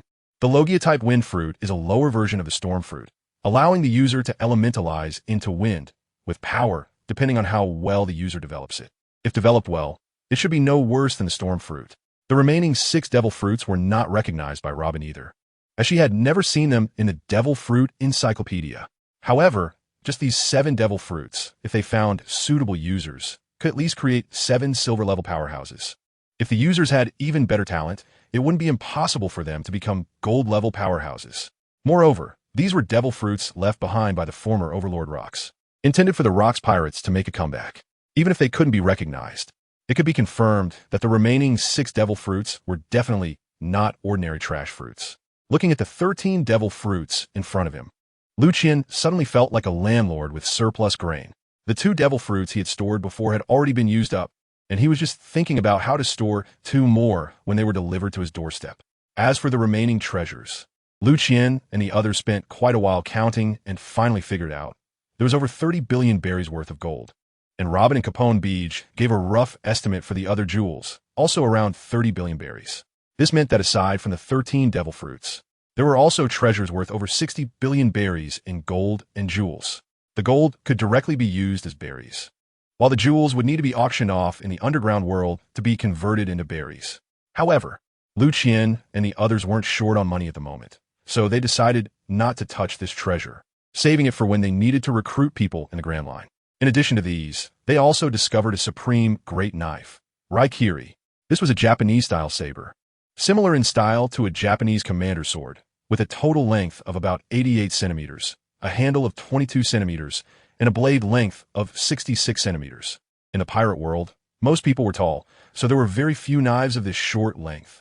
Moreover, this was a supreme great knife that Liu Qian had wanted for a long time, preferably a Japanese-style commander's sword. Partly because every man has a dream of wielding a sword in the world. In Blue Star, it was impossible to carry a long knife around. Not to mention legal issues, many places had metal detectors, making it very inconvenient to go out with a long knife. He also believed that this was befitting of his identity as the captain of a pirate crew. So when he first saw Raikiri, he immediately liked the knife. It truly matched his physique. Capone Beach was also quite short, but his strong build made him look like a stone pillar. Liu Qian, on the other hand, was only about 175 centimeters tall, which was indeed short in the pirate world, and coupled with his lean physique, he always gave off a weak impression. There were hardly any knives that suited him, and Liu Qian was also too picky. He didn't even look at ordinary knives. Just as he had acquired this supreme great knife today, he immediately picked it up and hung it at his waist. The saying goes, a gun is a fist. A knife is a palm. Anyone who practices martial arts, won't be too bad with common weapons like knives and guns. Liu Qian happened to be a grandmaster of martial arts, so his swordsmanship was also excellent. Plus, he knew the Navy's 6 styles. Flying Slash was used similarly to Storm Kick from the Navy's 6 styles, the difference being one uses a knife and the other uses a foot. After getting Raikiri, Liu Qian couldn't help but want to try the knife. Everyone followed him out of the castle and onto the deck to watch. Liu Qian's way of hanging the knife was different from others. Others held the knife in their right hand, and the knife hung on the left side. He used the knife with his right hand, but it hung on the right side. Liu Qian jumped into the air using moonwalk, drew the knife from his waist, and with a horizontal slash, a massive slash wave flew hundreds of miles away, cutting through Thomas Mountain in half, leaving the rotating Thomas to be renamed as the One-Armed Thomas. Sir O'Hara, it turns out your swordsmanship is so impressive. Tawanzi was stunned by this scene. Not just Tawanzi. Robin and the others also didn't expect their captain's swordsmanship to be so high. However, upon reflection, since swordsmanship and physical techniques have many similarities, it was normal for their captain to have such high swordsmanship, given his extraordinary physical skills. Liu Qian was also very satisfied with the power of his slash. He felt that he could pretend to be a great swordsman and compare swordsmanship with Mihawk in the future. Billy, just as everyone was marveling at their captain's swordsmanship, Liu Qian's transponder snail rang again. Moshi. This is Liu Qian from O'Hara. He answered the transponder snail. Captain, it's Moria. I'm here to inform you that we, the Shichibukai, have gathered at the Navy headquarters, and Vice Admiral Sakazuki has also arrived. We're about to set off to the West Sea to find you. Moria relayed the latest intelligence from the Navy to Liu Qian. You guys are acting so quickly. By the way, I took out all the CP members monitoring us. How will you confirm our exact location? Liu Qian asked. The latest intel from CP indicates that you are currently at Thomas Island in the Petra Sea. We plan to ambush you there. Since you've eliminated the CP members watching you, if you act fast, you might be able to evade our blockade. However, all CP members in the West Sea are scattered across various sea areas, and any information about you will be reported to us immediately. So you'd better hurry, Moria replied. All right, I understand. If there's any new intelligence, don't forget to find a way to notify me. Liu Qian urged. Got it, Captain. Good luck, Moria said before hanging up. Well then, everyone, the the world government's desire to eliminate us hasn't ceased. Now, with Sakazuki leading the charge, they've summoned the Shichibukai to capture us. And given our current strength, we can't confront them head-on.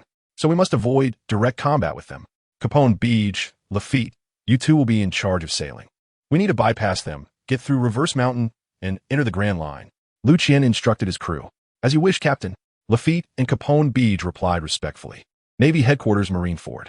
This was the first time the world government had forcibly summoned the Shichibukai since they were fully staffed. And it was also the first time they gathered so neatly. They were not very familiar with each other, having only seen the others in bounty posters or newspapers before. Taking this opportunity, the business-savvy Doflamingo began his social maneuvering, hoping to connect with a few of the Shichibukai to expand his network. Among all the Shichibukai, he had the largest influence. Over the past 2 years in the Grand Line, he not only occupied Dressrosa in the New World, but also expanded his underground business throughout the Grand Line and the Four Seas. With the identity of a Shichibukai, he became the most well-known intermediary in the underground world, weaving a vast web of interests. The Shichibukai are distributed along the long Grand Line, and each possesses formidable power. If any of them could join his ranks, it would undoubtedly elevate his influence and strength to a new level. Unfortunately, every Shichibukai is a proud individual, and after making the rounds, Doflamingo found few who paid him any attention, which left him quite bored. Fortunately, the arrival of Fleet Admiral Sengoku eased his awkwardness. You bunch of garbage on the sea. This gathering is to pursue the O'Hara pirates from the West Sea. I hope you will give it your all and not think about taking advantage of the situation. Otherwise, I will report to the world government, revoke your Shichibukai status, and send you to Impel Down. Sengoku entered without wasting any words and got straight to the point. Report. Vice Admiral Sakazuki has arrived. Let him in, Steelbone Kong said. Sakazuki, you're just in time. All the 7 warlords have gathered. Are you ready? Steelbone Kong asked as he saw Akainu enter. Reporting to the Marshal, I am ready and can depart at any time. Akainu replied with a salute to Steelbone Kong. Good, then you all set off now. Yes. Marshal, in the West Sea, Liu Qian had already destroyed countless naval and CP organization surveillance ships. But those guys would still pop up like cockroaches, seemingly appearing from nowhere. And no matter how many he killed, they just kept coming. Captain, I've taken care of all of them. Lafitte had just taken out another merchant ship disguised by CP members. These guys are really tenacious. No matter how many we take down, there's always someone to take their place. I don't know how the world government brainwashes them to be so fearless, Liu Qian said gloomily. The world government has dominated the world for 800 years. There are bound to be some die-hard loyalists. Robin remarked. Forget it, no matter how many come. We'll take down as many as they send. Liu Qian said boldly. Captain, come quick, there's someone fighting ahead. Capone Beej suddenly shouted from the lookout. Liu Qian and Robin exchanged glances and got up to walk to the deck. Captain, look. Captain Beeke pointed to the front of the Carp. There were 2 people fighting there. To be precise, one was fleeing while a group was chasing. The fleeing person was not on a boat, but was directly running on the sea using moonwalk, while the pursuers were on a pirate ship. Liu Qian recognized the flag on the ship very well. After looking closely for a while, he remembered that it should be the flag of the Flying Sky Pirates. However, the captain of the Flying Sky Pirates is the Golden Lion, and that guy usually flies in the air, so the pirate ships under him rarely land on the sea, unless it's to avoid a storm. But now there was a Flying Sky Pirates ship chasing someone on the sea. The person being chased had quite impressive strength. Although he was using moonwalk, his speed was not inferior to that of the pirate ship behind him, and it was unclear how long he had been running on the sea. His weapon was a pair of revolvers, which seemed to be modified for long-range shooting. Moreover, his Busashoku and Kenbunchikahaki were excellent, as he managed to hit the people on the pursuing pirate ship every time he fired. Although several times, the people on the pirate ship used Busashoku for defense. They were still shot in the head. Captain, what should we do? Captain Beeke asked. Go around. We are currently facing the Navy's pursuit and have no time to meddle in other people's affairs, Liu Qian said. Unfortunately, things did not go as planned. Just as the Carp made a turn to go around, the person being chased actually ran toward their ship, shouting, Why did it take you so long to get here? Hurry up and help me take down those guys behind. Liu Qian and the others all had question marks on their faces.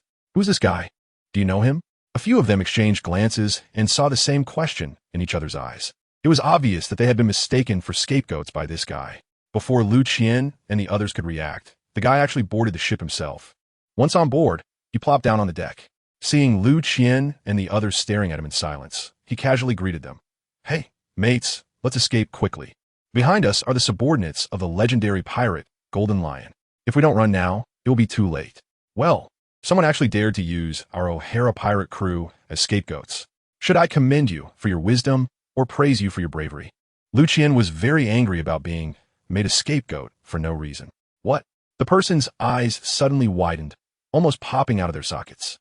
It was clear that he hadn't seen the flag on the Carp ship properly. Otherwise, he would have recognized that this ship belonged to the O'Hara pirate crew, known for its fearsome reputation in the West Sea. A powerful pirate crew whose captain had already been offered a bounty of over 1 billion berries without even stepping foot in the Grand Line. I was just joking with you guys. Do you believe me? The person scratched the back of his head, feeling a bit embarrassed. How about I twist your head off and say it was a joke too? Is that okay? Liu Qian asked with a smile. I'm leaving right now. After saying that, he was about to turn and jump off the ship, a riot of colors hiding the flowers. He couldn't escape before he could even stand up. He was already controlled by Robin. Thinking of leaving now, don't you think it's too late? If I let you go just like that, how are we going to explain it to the Golden Lion? Although I'm not afraid of that old lion, I also don't want to offend a powerful enemy because of some unrelated people, Liu Qian said. Whoosh, whoosh, whoosh. As Liu Qian finished speaking, the pursuing pirate ship had already launched an attack on the Carp. Seeing the cannonballs flying in without any explanation, Liu Qian felt a bit angry.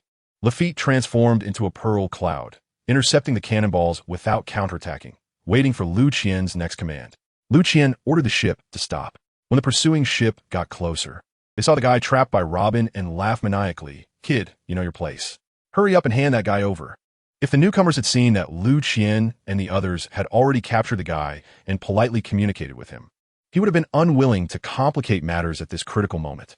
However, this newcomer, perhaps used to being arrogant, relied on being a subordinate of the legendary pirate, Gold Lion, and looked down on the peers from the West Sea, spouting off nonsense. This completely infuriated Liu Qian. What if I don't hand him over? Liu Qian squinted and asked, if you don't hand him over, you're opposing our sky pirates. Kid, do you know about our sky pirates? We are the subordinates of the legendary great pirate, Gold Lion Shiki, the pirate said. Oh, Gold Lion? Isn't he the one who got captured and impelled down and later escaped? The defeated dog? I haven't heard news of him for so many years. Thought he was dead. Turns out he's still alive. Liu Qian casually said while cleaning his ears. Kid, do you dare to insult Lord Gold Lion? I see you're looking for death. After saying that, a wave slash came at Liu Qian. I have to say, this subordinate of Gold Lion still had some strength. And he was actually a swordsman. Well, can any dog bark in front of our O'Hara pirates? Lafitte, it's up to you. After Liu Qian finished speaking, he walked over to the guy, trapped by Robin, wanted to clarify what was going on. So tell me, who exactly are you? And why are you being hunted by Gold Lion's men? My name is Philip Howard. I'm a sniper. I can tell. Continue, Liu Qian urged. Why are you being hunted? At this moment, Robin leaned into Liu Qian's ear and introduced. Philip Howard is a famous lone pirate in the Grand Line, codenamed Wing of the Sky. He makes a living by assassinating people and is very powerful. Currently, the Navy has placed a bounty of 130 million berries on him. I accidentally overheard Gold Lion's plan to destroy the East Sea, and as an East Sea person, I naturally couldn't tolerate such a thing happening. So I went to assassinate Gold Lion, but who knew he'd been hiding in the sky? I finally found an opportunity to infiltrate the flying pirate group, but ended up failing and was chased by his subordinates. I see. Liu Qian nodded after hearing this. At this moment, Lafitte had already drawn his sword staff and unleashed a wave slash. Not only did it neutralize the opponent's wave slash, but it also continued to strike towards the opponent. Nanny? The boastful guy never expected that there would be such a strong warrior in the West Sea. He quickly dodged. He managed to avoid it. But his ship wasn't so lucky. It was sliced in half by Lafitte's sword. Quickly report to Lord Shiki. We are being attacked, and the enemy is very powerful. Looking at the ship that had been cut in half, that guy hurriedly told his subordinate to call the Golden Lion. Moses, Rabin, have you dealt with that guy? Lord Shiki, no. He was rescued by a pirate crew from the West Sea, and that pirate crew even insulted you. I tried to fight them, but Rabin's voice choked up here. He knew the temperament of the Golden Lion, who was never a forgiving person. If the Golden Lion found out that he couldn't even handle a pirate crew from the West Sea, his fate would probably not be good. Rabin, you failed? The voice suddenly became low and deep, and it was clear that the Golden Lion was angry. Hey, Admiral, but that pirate crew is really strong. I told them I was your subordinate, but they said, Rabin couldn't continue. What did they say? The Golden Lion's deep voice continued. They said, They said you are the defeated dog that escaped from Impel Down. After Rabin finished speaking, sweat poured down his forehead like a waterfall. One could imagine how scared he was. Ha ha, very good. The little brats these days are so arrogant, huh? Where are they? The Golden Lion was actually laughing in anger. Right in front of me, not far away, they seem to be a well-known pirate crew from the West Sea called the O'Hara Pirate Crew, Rabin said. O'Hara Pirate Crew? Never heard of it. Probably just a nameless nobody. But it doesn't matter. After today, the sea will no longer have the O'Hara Pirate Crew, the Golden Lion declared. With a chirp, the sky suddenly darkened. Liu Qian and the others looked up and were shocked to see an island crashing toward them. What? Lafitte and Kappenbecky were both drenched in cold sweat from fear. Umph! Liu Qian let out a cold snort, then drew his sword from its sheath. With a series of swipes, he unleashed over 100 strikes, cutting the falling island into massive chunks of rubble. The Xingyi Quan rocket launcher-style tornadoes fired in succession as Liu Qian unleashed a barrage, shattering all the falling debris into dust, making it seem as if a rain of stone powder was falling from the sky. As the sea breeze blew, it drifted down onto the surface of the ocean. St. Country 1, Phil Howard watched in astonishment as Liu Qian effortlessly turned an island into stone powder. Although he knew that the captain of the O'Hara pirates, the notorious demon O'Hara, had a bounty of over 1 billion berries, he had only seen it in the newspapers and still had some doubts about O'Hara's strength. Now, seeing Liu Qian's power, he realized that the bounty set by the Navy was not only not high, but somewhat low. Kid, your strength isn't bad. Come join my crew. Shiki, seeing Liu Qian so easily resolve the island he had smashed down, felt a desire to recruit him.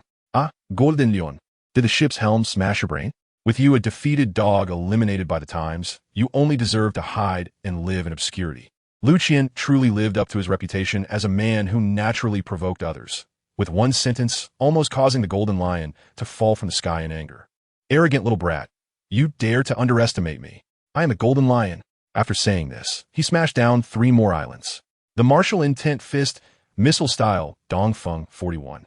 Rapid fire was Liu Qian's most powerful regular move. Faced with the continuous onslaught of islands from the Golden Lion, he had no choice but to exert all his strength. Bang! Bang! Bang! With a series of explosions, the island crushed by the Golden Lion turned into a sky full of debris. Liu Qian raised the Golden Bell to protect the carp, and all the debris that fell in the Golden Bell slid into the sea, causing no harm to the carp. Ha ha! Kid, I'm starting to appreciate you more and more. After saying this, the Golden Lion actually floated down from the floating island. Liu Qian then clearly saw the Golden Lion's appearance, truly deserving of his nickname. He had long golden hair that dragged on the ground, resembling a lion's mane. Additionally, his sideburns and beard were also golden and very long. However, there was a ship's helm stuck on his head, making him look like a big rooster. He wore traditional Japanese clothing with orange and yellow stripes. At his ankles, he had 2 swords attached. Liu Qian knew that he had severed his own legs while escaping from Impel Down and later attached his 2 famous swords to his legs to use as feet. As Liu Qian examined the Golden Lion was also sizing up Liu Qian. Not tall, skinny, and small, with sword-like brows and starry eyes. His face was handsome, looking nothing like a strong warrior. Yet he stood there with a presence like a mountain, making people reluctant to underestimate him. Well, Golden Lion, you're just a failure of the previous era. Why not come aboard my ship, and let me take you to unprecedented heights? Seeing the Golden Lion's appearance, Liu Qian felt he looked cooler than the golden-haired Lion King and couldn't help but want to persuade him over. Ha ha ha, kid, I'm a Golden Lion. You think a little brat like you can recruit me? Even Roger and Whitebeard wouldn't dare to be this arrogant.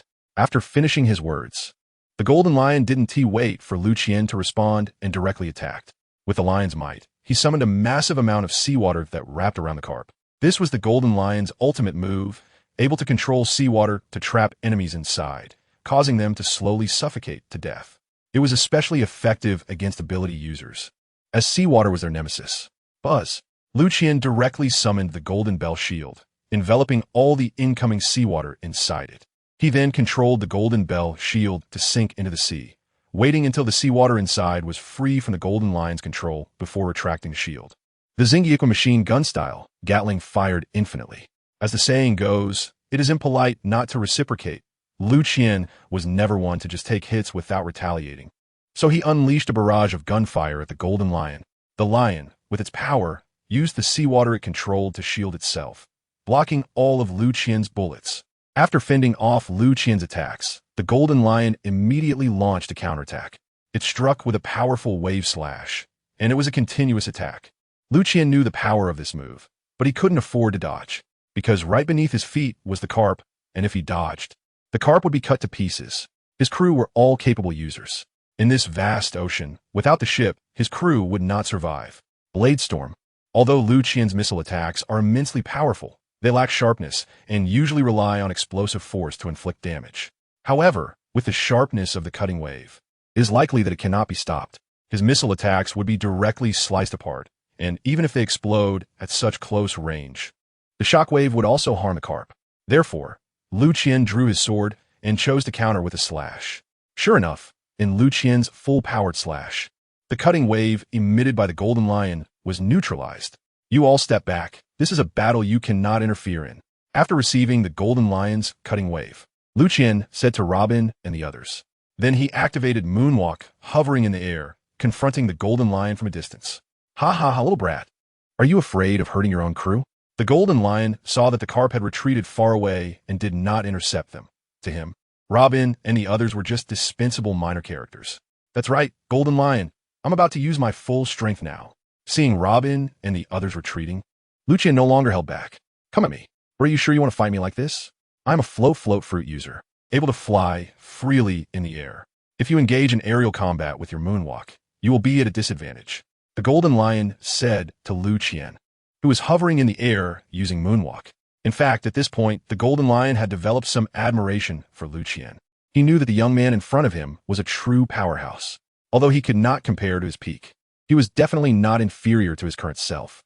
Moreover, he looked very young. Even the Golden Lion himself did not possess such strength at that age. Thus, Liu Qian felt a sense of mutual respect. In battle, there is no concept of taking advantage or suffering losses. All battles are about using one's strengths to attack the enemy's weaknesses to achieve victory. You are a float fruit user. That is your advantage. Just like I have 2 more legs than you, that is my advantage. If I were to make you give up the powers of the float fruit, should I also cut off a pair of my legs to make it fair? Liu Qian replied, Ha ha, you little brat, you're quite arrogant. You remind me of an old friend, the Golden Lion said with a smile. Oh, is it Roger or Whitebeard? Liu Qian was also curious about who he was thinking of. It's the solitary red, Raidfield. You both have the same arrogance, the Golden Lion replied. Ah, so it's him. However, Golden Lion, you underestimate me. I will absolutely not be captured and sent to Impel Down, Liu Qian stated. Ha, you boastful little brat, of course. You won't be captured and sent to Impel Down, because this will be your last voyage on the sea. Prepare yourself, little brat. A huge slash wave kicked up from the feet of the Golden Lion. This slash wave was even more massive and faster than the previous one. The enormous slash wave cleaved the thousands of meters deep sea in half, revealing the pitch-black seabed. It was evident that this was the true strength of the Golden Lion. Liu Qian sidestepped to avoid it, and the slash wave continued to ripple out for over 100 miles before gradually dissipating.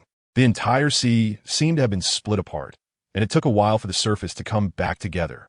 Lion's Thousand Cuts Valley. The Golden Lion did not expect to defeat Liu Qian with just one strike. After emitting the slash wave, it unleashed a series of multiple slash waves, effectively sealing off Liu Qian's escape route. Form an intent fist missile-style missile legs at 10 times the speed of sound. Although Liu Qian could not soar through the air as freely as the Golden Lion, his speed was faster. Ever since he learned the moon step and gained the ability to hover freely in the air, his missile legs had become even more practical. Previously, they could only be used on land or on a boat, as he needed to exert force. Now, he could use them while stepping on the air with the moon step. The Golden Lion suddenly realized that Liu Qian had vanished from sight. Using his observation hockey, he sensed Liu Qian above him. As he attempted to fly up to continue his attack, Liu Qian's counterattack arrived. The Xingyi Quan rocket artillery-style tornado unleashed an infinite barrage. This was a standard Dragon Ball-style combat method, with a deluge of rocket artillery enveloping the Golden Lion from all sides, leaving him no room to maneuver. Lion's Might, Earthquake. A massive amount of seawater was whipped up, forming a gigantic water lion's head that flew towards him. When it encountered the rocket artillery fired by Liu Qian, it exploded into a shower of water droplets. However, Liu Qian's attack was also blocked by him. Lion's Might, Earthquake. After receiving Liu Qian's attack, the Golden Lion immediately retaliated. Dozens of smaller water lion heads surged towards Liu Qian from all directions. This display was no less impressive than Liu Qian's earlier rocket artillery. With a loud thud, Liu Qian summoned the Golden Bell Shield, protecting his entire body and launching sound wave attacks at the Golden Lion from within. The Golden Lion was caught off guard by the fact that the Golden Bell could also attack with sound waves. For a moment, he felt dizzy and nearly lost control of his body. Just as he was about to fall into the sea, he made a sudden turn and soared into the air. Wave Slash was immediately followed by a Wave Slash aimed at Liu Qian in midair. Liu Qian dared not take it head-on. Even with his Golden Bell Shield and Iron Cloth, he did not dare to confront this move. He could only dodge again, but before he could turn around, the Golden Lion had already flown above him. This was the advantage of the float fruit, allowing him to soar freely in the air. Liu Qian could not compare. Although he was fast, his agility in the air was significantly lacking.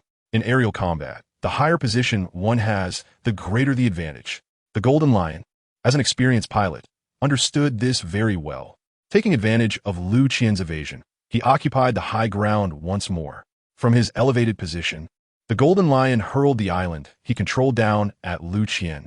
The difference this time was that he used the island as a boomerang rather than a one-time weapon.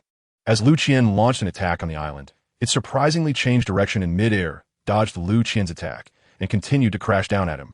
With missile-like speed, Liu Qian had no choice but to burst into action, dodging the incoming island. Just as he escaped the island's attack range, several islands followed closely behind, crashing toward him again. Damn, when did islands start playing like this? Seeing the islands chasing him like they were equipped with trackers, Liu Qian couldn't help but curse. Then he suddenly slapped his forehead, realizing he was being foolish. He also had moves that could automatically track. The Xingyi Fist missile-style cruise missile battle axe. While dodging the island's attacks, he launched several cruise missiles, targeting the Golden Lion who was controlling the islands. The Golden Lion, enthusiastically smashing the islands down, saw Liu Qian being chased with nowhere to go and couldn't help but laugh heartily. Ha ha ha, little brat. Let's see how you deal with this. I'll add some more. As he spoke, several more islands came crashing down. As for Liu Qian's attacks, he dismissed them casually, taking a few leisurely steps in midair to evade Liu Qian's missiles. Nanny? The Golden Lion thought that, like before, as long as he had just dodged the missile attack, everything would be fine. Who knew this time the missile had a tracking function, turning in midair and chasing after the Golden Lion. The Golden Lion, not believing in evil, dodged again, but the missiles had already locked onto him. No matter how he dodged, after a few attempts, they relentlessly pursued him, determined to achieve their goal. With no choice, the Golden Lion had to use his Wave Slash to cut down all the incoming missiles. After being hit by the Wave Slash, the missiles still exploded. However, because they were too far away from the Golden Lion, they did not cause him any harm. While the Golden Lion was dodging the missiles, Liu Qian's island behind him lost control of the Golden Lion. They all hovered in midair, giving Liu Qian a breather. Seizing this opportunity, Liu Qian began to counterattack. Xingyi Quan missile-style cruise Missile Tomahawk, 12 consecutive shots. Seeing how effective the cruise missile was, Liu Qian not only used it again, but also doubled the amount compared to before. You little brat, what kind of skill is this? The Golden Lion asked upon seeing the same kind of attack coming again and in even greater numbers. Haha, Golden Lion, let you taste the feeling of being chased, Liu Qian said, launching another 12 consecutive shots. Don't get too smug. I'm the Golden Lion. How could such a move possibly hurt me?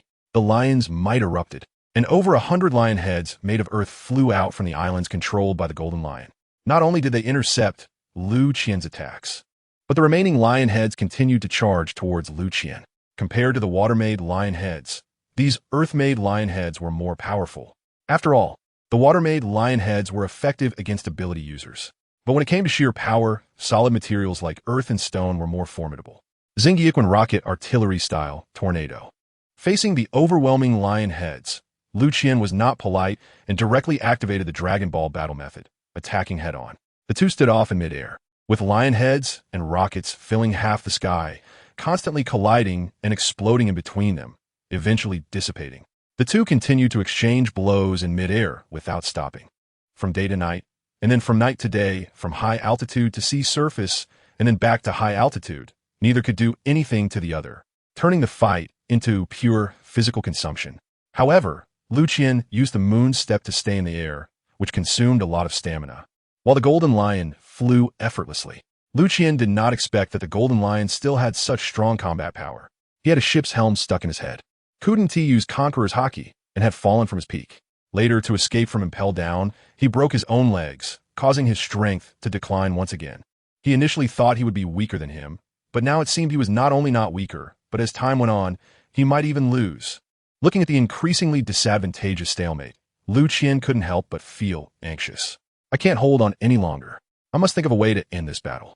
Otherwise, if it drags on too long, I might lose, and even if I don't lose, once it kind of catches up, I won't have a chance to escape.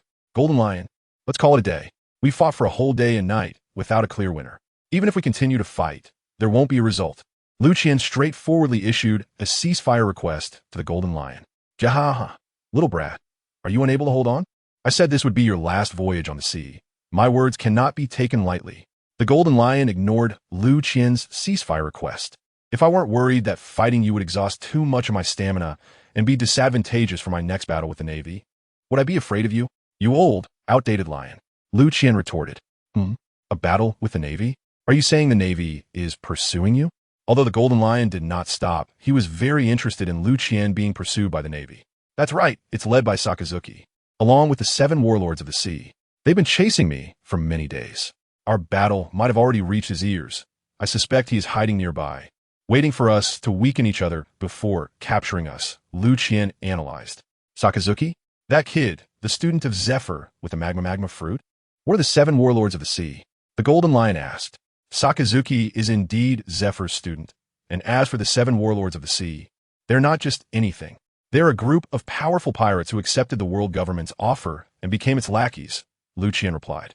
Jahaha, I thought the Navy would send someone formidable. Turns out it's just Zephyr's student and a bunch of lackeys. Just a mere kid with a logia fruit and a group of world government lackeys has you so scared? The Golden Lion said disdainfully.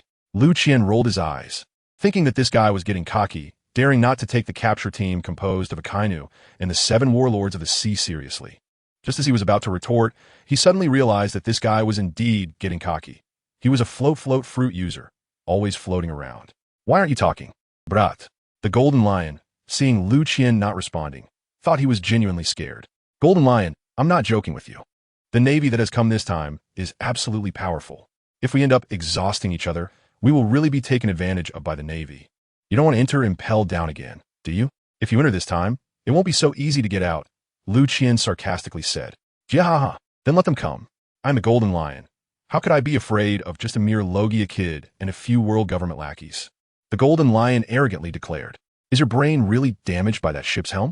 No wonder you dare to venture into Marineford alone, Liu Qian said, unable to reason with the Golden Lion and resorting to angry sarcasm. Liu Qian's guess was not wrong. Not far from their battle, there was a pirate ship disguised by the CP organization, reporting intelligence to Akainu. Moshi, this is Sakazuki. Admiral Sakazuki has already locked onto the position of the O'Hara pirate crew. But there has been a situation. The voice of a CP member was transmitted through a den mushi to Akainu's ears. What is going on? Akainu asked. The O'Hara pirates were fighting against the Golden Lion, and they had been battling for a whole day and night without a clear victor.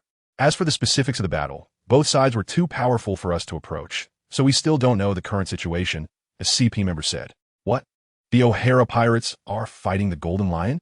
We're keeping our distance from their battle, using binoculars to monitor them because we are afraid of being discovered. Please act quickly, Vice Admiral Sakazuki, the CP member urged. All right, you all did well. Report your current location, Sakazuki replied, overjoyed. Previously, Liu Qian had destroyed all the surveillance ships along the way, making it difficult for him to pinpoint the O'Hara pirates' exact whereabouts, which prolonged the capture operation with no results. This time, he was not only leading the Navy, but also the warlords of the sea. Each of them had their own responsibilities, and they were already complaining about leaving their own matters to serve the world government. Who knew how long it would take to find the O'Hara pirates? Some of them were already shouting about wanting to withdraw from the operation, especially that Moonlight Moria. Now, the O'Hara pirates were entangled with the Golden Lion, and they could finally confront them directly, in the waters southeast of Mandar Island. Continue monitoring. I'm on my way, Akainu responded. Sakazuki, what happened? Moria began to pry for the latest information. Akainu gave Moria a strange look. He was the one who had shouted about wanting to withdraw from this operation. So why was he now so eager to inquire? However, Akainu didn't think too much of it and assumed Moria just wanted to end the operation quickly. The CP organization sent the latest intel. The O'Hara pirates were engaged in battle with the Golden Lion near Mandra Island. And we should head over to meet up with the CP organization. Akaina didn't keep it a secret and directly informed everyone of the news. Everyone was overjoyed upon hearing this, as this capture operation had already consumed too much time. They all had families and businesses, and they couldn't afford to waste time like this. Even the single eyewitness, who had been alone for decades, was starting to feel anxious, let alone the others. Moria was secretly anxious. He was an undercover agent sent by the O'Hara pirates. Now that the O'Hara pirates were likely facing annihilation, how could he not be worried? However, he had no way to help, as the O'Hara pirates were entangled with the Golden Lion. Even if he wanted to assist, the current situation did not allow for it. Previously, he had tricked everyone into withdrawing from this operation, which had already caused serious dissatisfaction from Akainu. If he took any further reckless actions, he would likely expose himself. At that point, not only would he be unable to save his companions, but he would also put himself in danger. While Moria was anxious in the Mandara Sea, the battle between the Golden Lion and Liu Qian was still at a stalemate, with neither able to gain the upper hand. However, as time passed, Liu Qian became noticeably more anxious, and his attack speed increased significantly. He wanted to resolve the Golden Lion before Akainu arrived. But the Golden Lion was one of the 3 legendary pirates. Although his strength had significantly declined, he still possessed the power of a high-level admiral, which was on par with Liu Qian's current strength. Although Liu Qian had increased his output, the Golden Lion also accelerated his attacks. Moreover, in terms of stamina consumption, it was clear that Liu Qian was expending more energy. Even though the Golden Lion was old and weak, and his stamina had decreased compared to his youth, he didn't have to expend energy while flying in the air, which gave him a significant advantage over Liu Qian. This wouldn't do. He needed to come up with a plan. It seemed he had to use his final move, but first, he had to catch the Golden Lion off guard. Otherwise, with the Golden Lion's agility in the air, it would be easy for him to evade. Liu Qian silently calculated in his heart. Although the Golden Lion was somewhat strategic, he was inherently arrogant and proud, which might be a common flaw among all strong individuals. They always believed that their strength could win them everything. But this was precisely the root of their failure. Just like when the Golden Lion learned of Roger's capture, his only thought was that it was impossible. As Roger's old rival, he knew Roger's strength very well. With Carp's capabilities alone, it was impossible to capture him, even with Sengoku's help. Because if Roger wanted to leave, no one could stop him, just as no one could stop the Golden Lion if he wanted to leave the sea. Therefore, disregarding everything, he charged alone into the Navy headquarters, battling Carp and Sengoku, just to verify that with Carp and Sengoku's strength, they couldn't possibly hold him back. He had many opportunities to fly away, but he didn't because he couldn't understand why Carp and Sengoku couldn't even hold back a weakened version of him. Yet they could capture Roger. He attacked everything he could see like a madman, and Carp and Sengoku couldn't stop him, until he destroyed half of Marineford. He rampaged for 3 days and nights without care, exhausting all of his stamina. He was eventually captured and sent to Impel Down, a place known as an impenetrable fortress from which no one had ever escaped. Later, he learned the truth about Roger's capture, and then he escaped, breaking out of Impel Down, which had not been breached for 800 years at the cost of his own feet. It was only because he was the Golden Lion, a figure who emerged once every 800 years in the sea. Perhaps only those with unwavering resolve, who look down on everything, who never regard anyone, and who never compromise, can become true, strong individuals. Roger was like this, Whitebeard was like this, and the Golden Lion was like this. This is the distinction between top-tier and second-tier strong individuals. For example, Doflamingo, who had once yielded to return to Mariehua, he personally killed his father, kneeling outside Mariehua with his father's head, begging the celestial dragons to accept him again. At that moment, he had already surrendered. Therefore, he was destined never to become the pinnacle of strength, living his life in the fear left by Kaido. Crocodile and Moria were the same. After Crocodile lost to Whitebeard, he pinned his hopes of victory on the ancient weapon Pluton, which was a form of submission. After Moria lost to Kaido, he placed his hopes on the shadows of the strong, which was also submission. Even after his strength had greatly diminished, the Golden Lion never submitted. This was due to his character. Therefore, Liu Qian decided to take this approach. He planned to gradually weaken his offensive, making the Golden Lion mistakenly believe that he was running out of stamina. Given the Golden Lion's arrogance, he would definitely not suspect anything. When the Golden Lion thought victory was in his grasp, Liu Qian would suddenly unleash his full power, catching him off guard. This was the only way to win. With his mind made up, Liu Qian began to act. To trick the Golden Lion, he needed to have acting skills at the level of a movie star. After all, the Golden Lion was arrogant, not foolish. Just as Liu Qian was set on scheming against the Golden Lion, 300 miles away in the Mandara Sea, a large naval fleet was stationed on the surface, monitoring the ongoing battle between the O'Hara pirates and the Golden Lion. The crew aboard the ships dared not approach within 300 miles of the battle area to avoid being discovered by either side. Akatsuki, why are we stopping here? With our current strength, can't we just charge in and capture them all? Moria pretended to be confused. In reality, this was to establish another enemy for the Navy. This way, when the O'Hara pirates faced the Navy's capture, the Golden Lion would help absorb some of the firepower, significantly reducing the pressure, and they might even escape amidst the chaos. No, we wait here for them to determine the victor. From their current battle situation, they are evenly matched. In that case, regardless of who wins, they won't have much stamina left, which is the most advantageous choice for our capture operation, Akatsuki said. Moria certainly knew that for the Navy, this was the best option, but he was an undercover agent for O'Hara. How could he allow the Navy's calculations to succeed so easily? Hehehe. I heard that the Golden Lion is one of the 3 legendary pirates alongside Roger and Whitebeard. Moreover, he is a great swordsman. I've long wanted to see for myself. Moria intentionally referred to the Golden Lion as a great swordsman to ignite Mihawk's fighting spirit. It was well known that Mihawk was the world's #1 swordsman, and challenging other great swordsmen was his only hobby. Moria took advantage of this to make Mihawk act first, allowing him to follow closely behind. This way, he wouldn't expose himself and could also create another enemy for the Navy, killing 2 birds with 1 stone. It must be said that none of these powerful figures on the sea were lacking in intelligence. It was just that their immense strength often led them to avoid using their brains, opting instead to use their fists. Sure enough, upon hearing Moria's words, Mihawk stood up, ready to take action. The nearby Navy shouted, "Lord Mihawk, what are you planning to do?" "I want to experience the strength of the legendary pirate Golden Lion." Mihawk coldly replied before attempting to disembark towards the battle area. For strong individuals like them, a 300-mile sea route was akin to a stroll after a meal. Not even a warm-up. "Mihawk, you cannot act alone. It will disrupt our Navy's capture plan." Akatsuki blocked Mihawk. "Get out of the way," Hawkeye said coldly. He was not afraid of Akainu, or rather, Hawkeye was never afraid of anyone. If your rash actions lead to a failure in the capture, have you thought about how to explain it to the world government? Akainu said, refusing to back down. "Capturing the O'Hara pirates is your Navy's business. I'm just assisting. As for how to explain it to the world government, that's also your Navy's concern." Hawkeye certainly wasn't afraid of the world government either. "I knew that letting these lawless guys come would definitely cause trouble," Akainu thought angrily. But he also knew that with his strength, he might not be able to suppress Hawkeye. Moreover, with the impending capture of the O'Hara pirates, internal conflicts were even less likely to occur. Otherwise, the consequences would be his to bear. However, Akainu was indeed a dog. After thinking for a moment, he said to Hawkeye, when the Golden Lion escaped from impelled down, he broke both his legs and suffered a significant loss of strength. Even if you defeat him, others will only say you won unfairly. Otherwise, among the 3 legendary pirates, besides the Golden Lion, there's Whitebeard. Why don't you challenge the physically intact Whitebeard?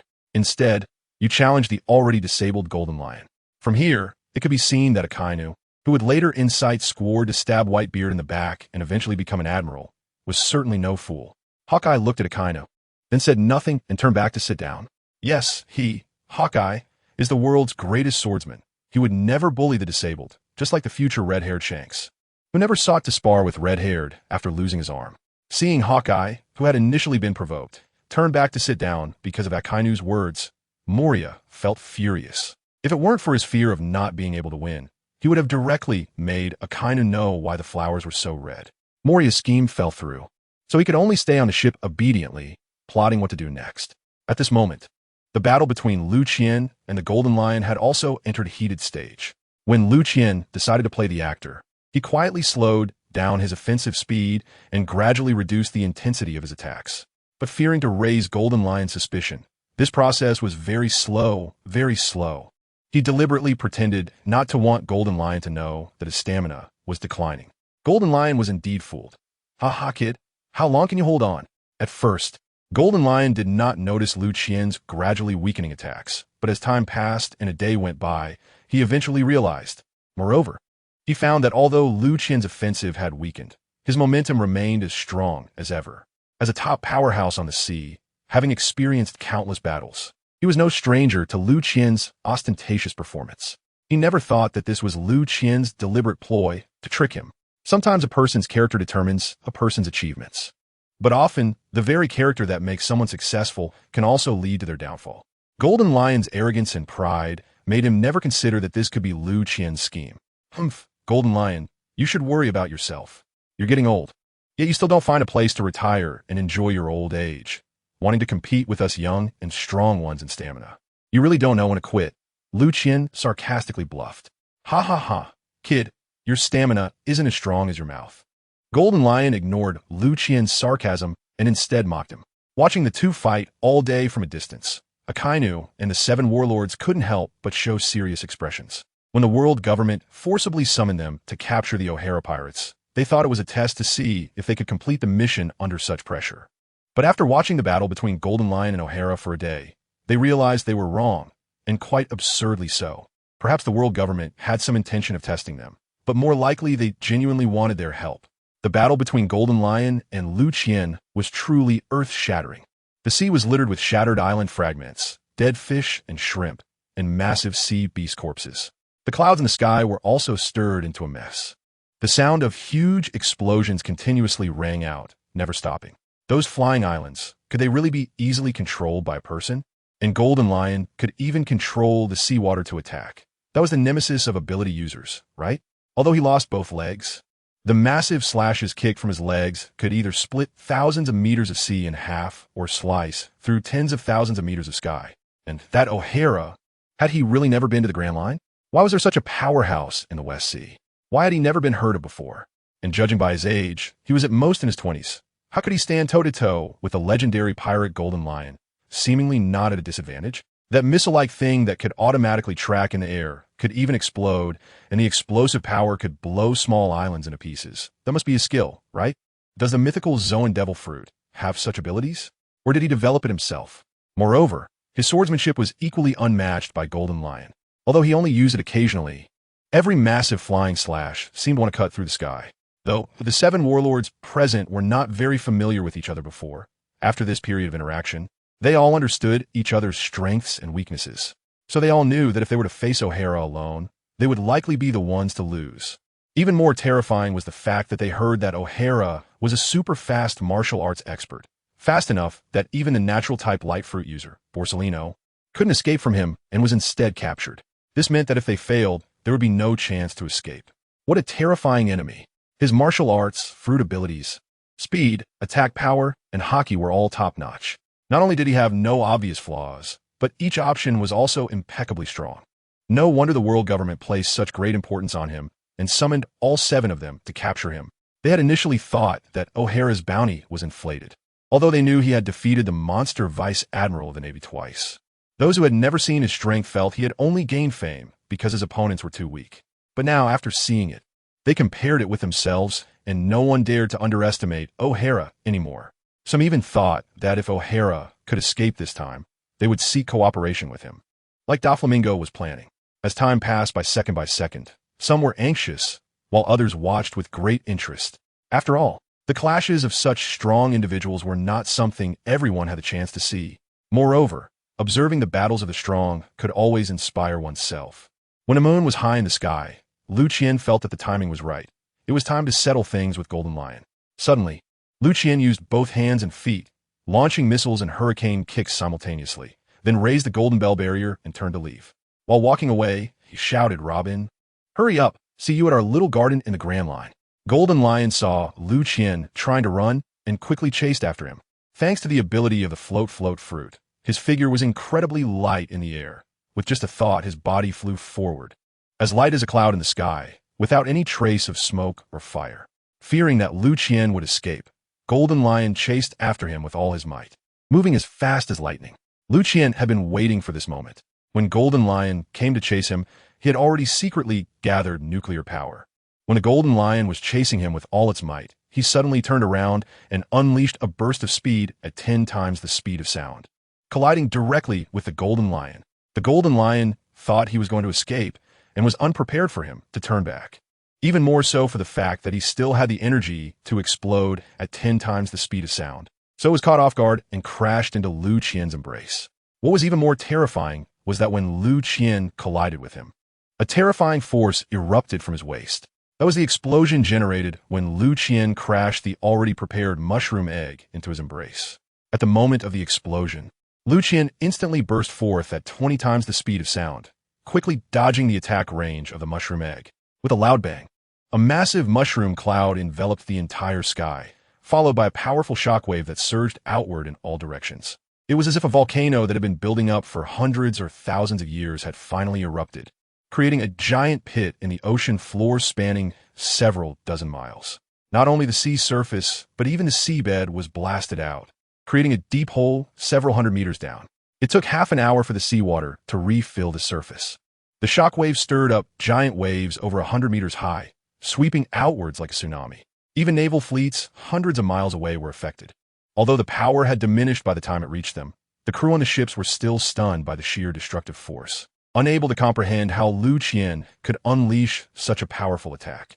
Facing the world's strongest, Whitebeard, the sand crocodile felt as if he were facing the tremor of Whitebeard's quake fruit.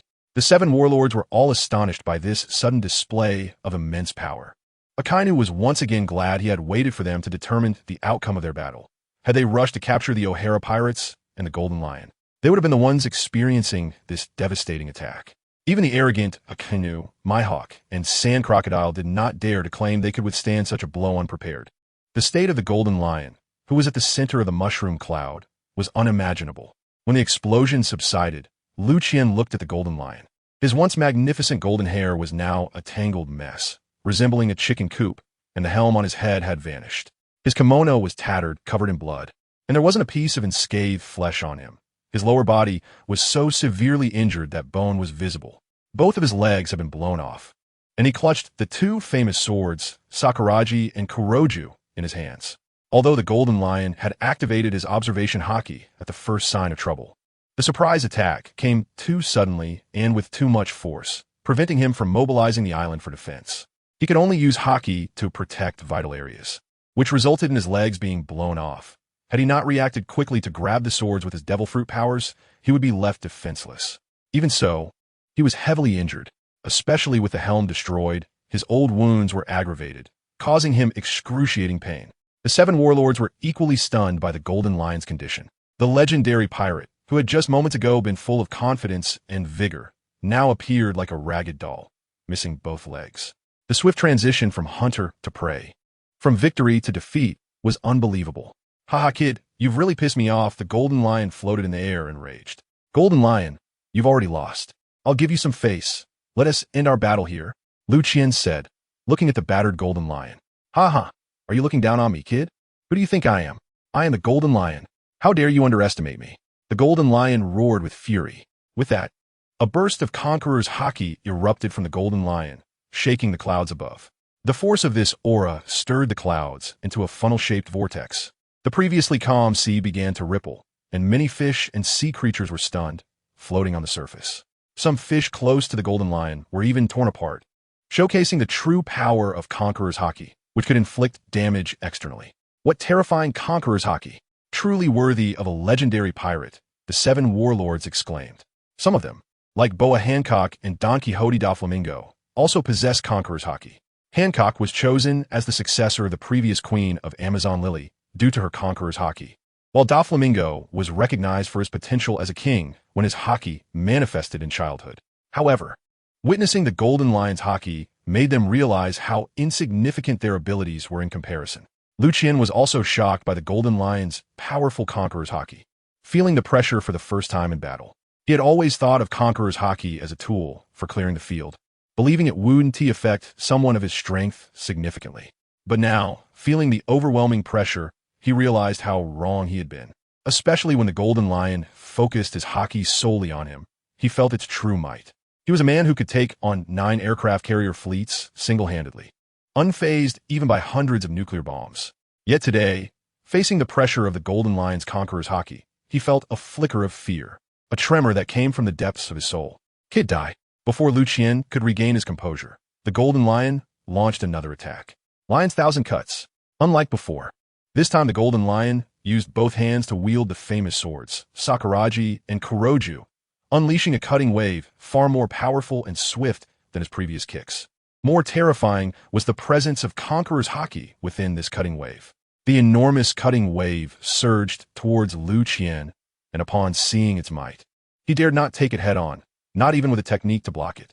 The Golden Lion, now using Haki in his attacks, had reached his peak power, surpassing even the highest-ranked admirals, embodying the strength of a diamond-level ruler. Liu Qian could only unleash a speed 10 times that of sound to evade the Golden Lion's attacks. However, continuously using this speed rapidly drained his already dwindling stamina, and soon he would be exhausted. Meanwhile, the cutting wave that Liu Qian dodged extended hundreds of miles away to Mandala Island, shattering the large island into pieces. The West Sea would no longer have Mandala Island. Only the Mandala archipelago remained. Seeing the power of this attack sent chills down Liu Qian's spine. The fact that wrapping Conqueror's Haki around an attack could produce such devastating power was unfathomable. The Navy, observing from a distance, shared his sentiment. Is that actually Conqueror's Haki wrapped around? Hancock and Doflamingo exclaimed in astonishment as they looked at the dismembered Mandala Island.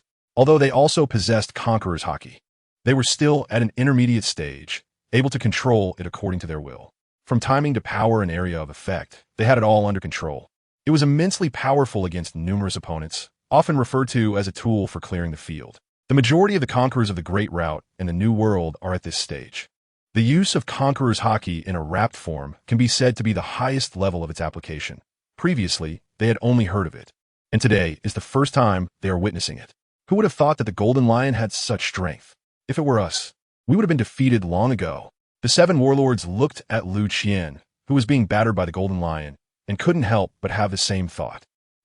This old lion is truly terrifying when he goes wild. Liu Qian thought, slightly out of breath. Lion's Cut Valley.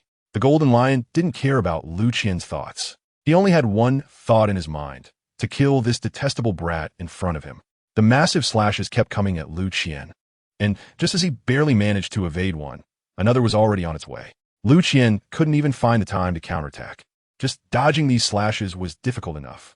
The slashes wrapped in Conqueror's Haki not only had immense power, but also moved at a greater speed. They were simply beyond Liu Qian's current capability to contend with. If this continued, Liu Qian's only outcome would be to exhaust his energy and be chopped into pieces by the Golden Lion. Unfortunately, the Golden Lion was severely injured, and with the resurgence of old wounds, he was already at the end of his strength. Struggling to unleash one last burst of energy only allowed him to chase Liu Qian for a short while. Kid, this is the final blow. The Golden Lion suddenly stopped and said. Liu Qian also halted, staring intently at the Golden Lion. He knew the final moment had arrived. The Golden Lion hoped that this last strike would determine the outcome, and Liu Qian also wanted to know if he could withstand the Golden Lion's earth-shattering blow before his death. Lion's Cross Slash. 2 massive slashes, one horizontal and one vertical, formed a gigantic crossblade, cutting towards Liu Qian. This time, Liu Qian did not dodge. He knew this was the Golden Lion's final performance, and he wanted to give him a perfect farewell. He placed his right hand on the hilt of Raikiri at his waist, fingers tightening, secretly gathering all his strength. Slash with a loud shout from Liu Qian, he drew his sword and unleashed a massive flying slash towards the crossblade. The flying slash and the crossblade collided in midair, creating sparks like lightning and generating shockwaves that violently swept the surroundings. Eventually, both the flying slash and the crossblade dissipated simultaneously. Kid, what was the name of that last strike you just executed? The Golden Lion asked calmly. Despite having his full force strike countered, he showed no signs of frustration. Instead, he seemed somewhat excited. The name? It's the Heaven-Slaying Sword Technique. Indeed, in a moment of desperation, Liu Qian had no time to think of a name for the move. But since the Golden Lion asked, he casually assigned it an impressive name. Heaven-Slaying Sword Technique? Good. Good, the Golden Lion said, and once again swung his sword, this time aiming not at Liu Qian, but at the sea beneath him. Not only did he slash through the surface of the sea, but he also created a massive fissure in the seabed. Then he laughed maniacally, "Ha! I am a Golden Lion. The only one who can kill the Golden Lion in this sea is the Golden Lion himself." With that, he plunged into the enormous crack in the seabed. The enormous waves pushed the seabed's mud, instantly covering the fissure, and then the sea calmed, returning to tranquility. No one could tell that a legendary pirate was buried beneath the sea. Liu Qian stared at the Golden Lion, who buried himself in the seabed. momentarily dazed. You want to commit suicide, fine, but why take two famous swords with you? After all that fighting, he almost got killed by him, and now the Golden Lion was dead without letting him gain any advantage? In the distance, the Navy fleet was also in an uproar upon witnessing the sudden suicide of the Golden Lion. Seeing a legendary pirate end his own life in desperation deeply affected them. This sea was like that, with new people constantly emerging, stepping over the corpses of the old to rise to power. They could even imagine that if Liu Qian managed to escape their capture today, once the news of his victory over the Golden Lion spread across the sea, it would stir up a tremendous storm. Suddenly, the sky darkened, waking Liu Qian from his stupor. He looked up to see a massive island descending from the sky, along with numerous ships, fierce beasts, and even people. It was the Golden Lion's base, and with the Golden Lion's death, the power of the float fruit was nullified, causing his base, which had been floating thousands of meters in the air, to fall. The island was heavy on one side and light on the other, causing it to tilt as it fell freely, resulting in many people and beasts losing their footing and falling off the island. What does it mean for a large island to plummet from thousands of meters in the air? The immense impact generated was simply immeasurable. If Liu Qian were in peak physical condition, he could naturally shatter the island into pieces. However, after just experiencing a fierce battle, he had little stamina left and was unable to stop the fall. He could only accelerate his escape from the falling area of the island. But this was a large island. Falling from thousands of meters created enormous shockwaves that sent waves over 1,000 meters high crashing out in all directions. Robin and the others were the first to be affected. The carp ship seemed like a leaf in the massive waves, rising and falling unpredictably. Robin had to use her skills to tie herself and Tuanzi to the carp ship. Fortunately, the carp ship had once been Carp's flagship and had been specially reinforced to withstand the harsh environment of the New World. Although the waves were immense, the carp ship remained sturdy and showed no signs of breaking apart or capsizing. As for the Navy, they had a much more tragic fate. Apart from Akainu's flagship, the rest were ordinary military ships, unable to withstand such tremendous waves, either breaking apart or capsizing. A large number of Navy personnel were thrown into the sea, struggling to survive. Akainu, fearing that the O'Hara pirates would escape, did not care about the lives of ordinary Navy personnel, allowing them to flounder in the water, only urging his flagship to advance towards the O'Hara pirates for capture. As for the Navy personnel floating in the sea, he simply ran over them with his ship. Before this operation, Fleet Admiral Sengoku had informed him that if his capture succeeded, he would be promoted to admiral. For the sake of power and to enforce his so-called justice, Akainu was willing to sacrifice everything. In his view, as long as it was to capture pirates, even if it meant running over ordinary civilians, it was justified if they were killed, rather than claiming he sacrificed innocents for his justice. It was more accurate to say he would eliminate anyone who dared to stand in his way. As for the lives of the innocents, he felt no remorse. In Akainu's mind, he, a noble Marine vice admiral, could sacrifice himself for his mission at any time, and for those lowly beings. Sacrificing themselves for the successful completion of his mission was their honor.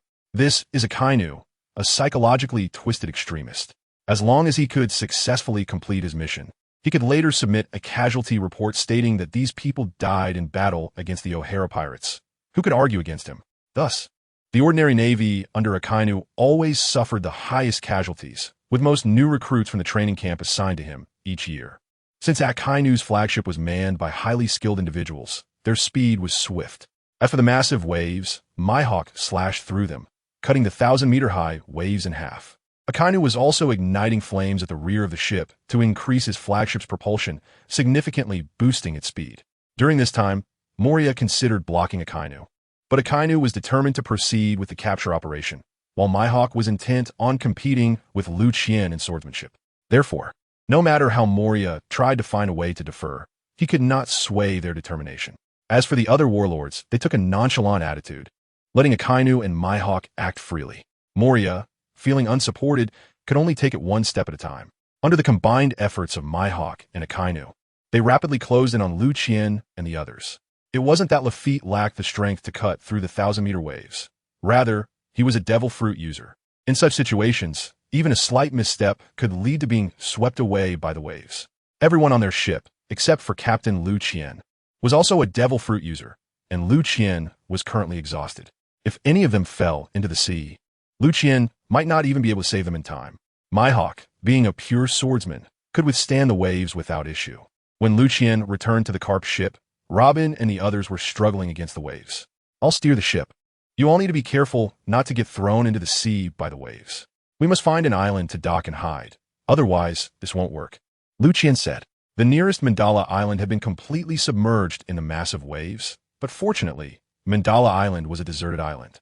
Although it was a large island, it was all saline with no fresh water, making it unsuitable for human habitation, thus avoiding any casualties. However, since Mandala Island was submerged, they had to look for another island. Liu Qian didn't bother with directions and steered away from the direction the waves were coming from. After a day and night of sailing, they finally found a small island. It was not large, and there was no one on it. Liu Qian docked the Carp ship in a sheltered harbor, and everyone disembarked.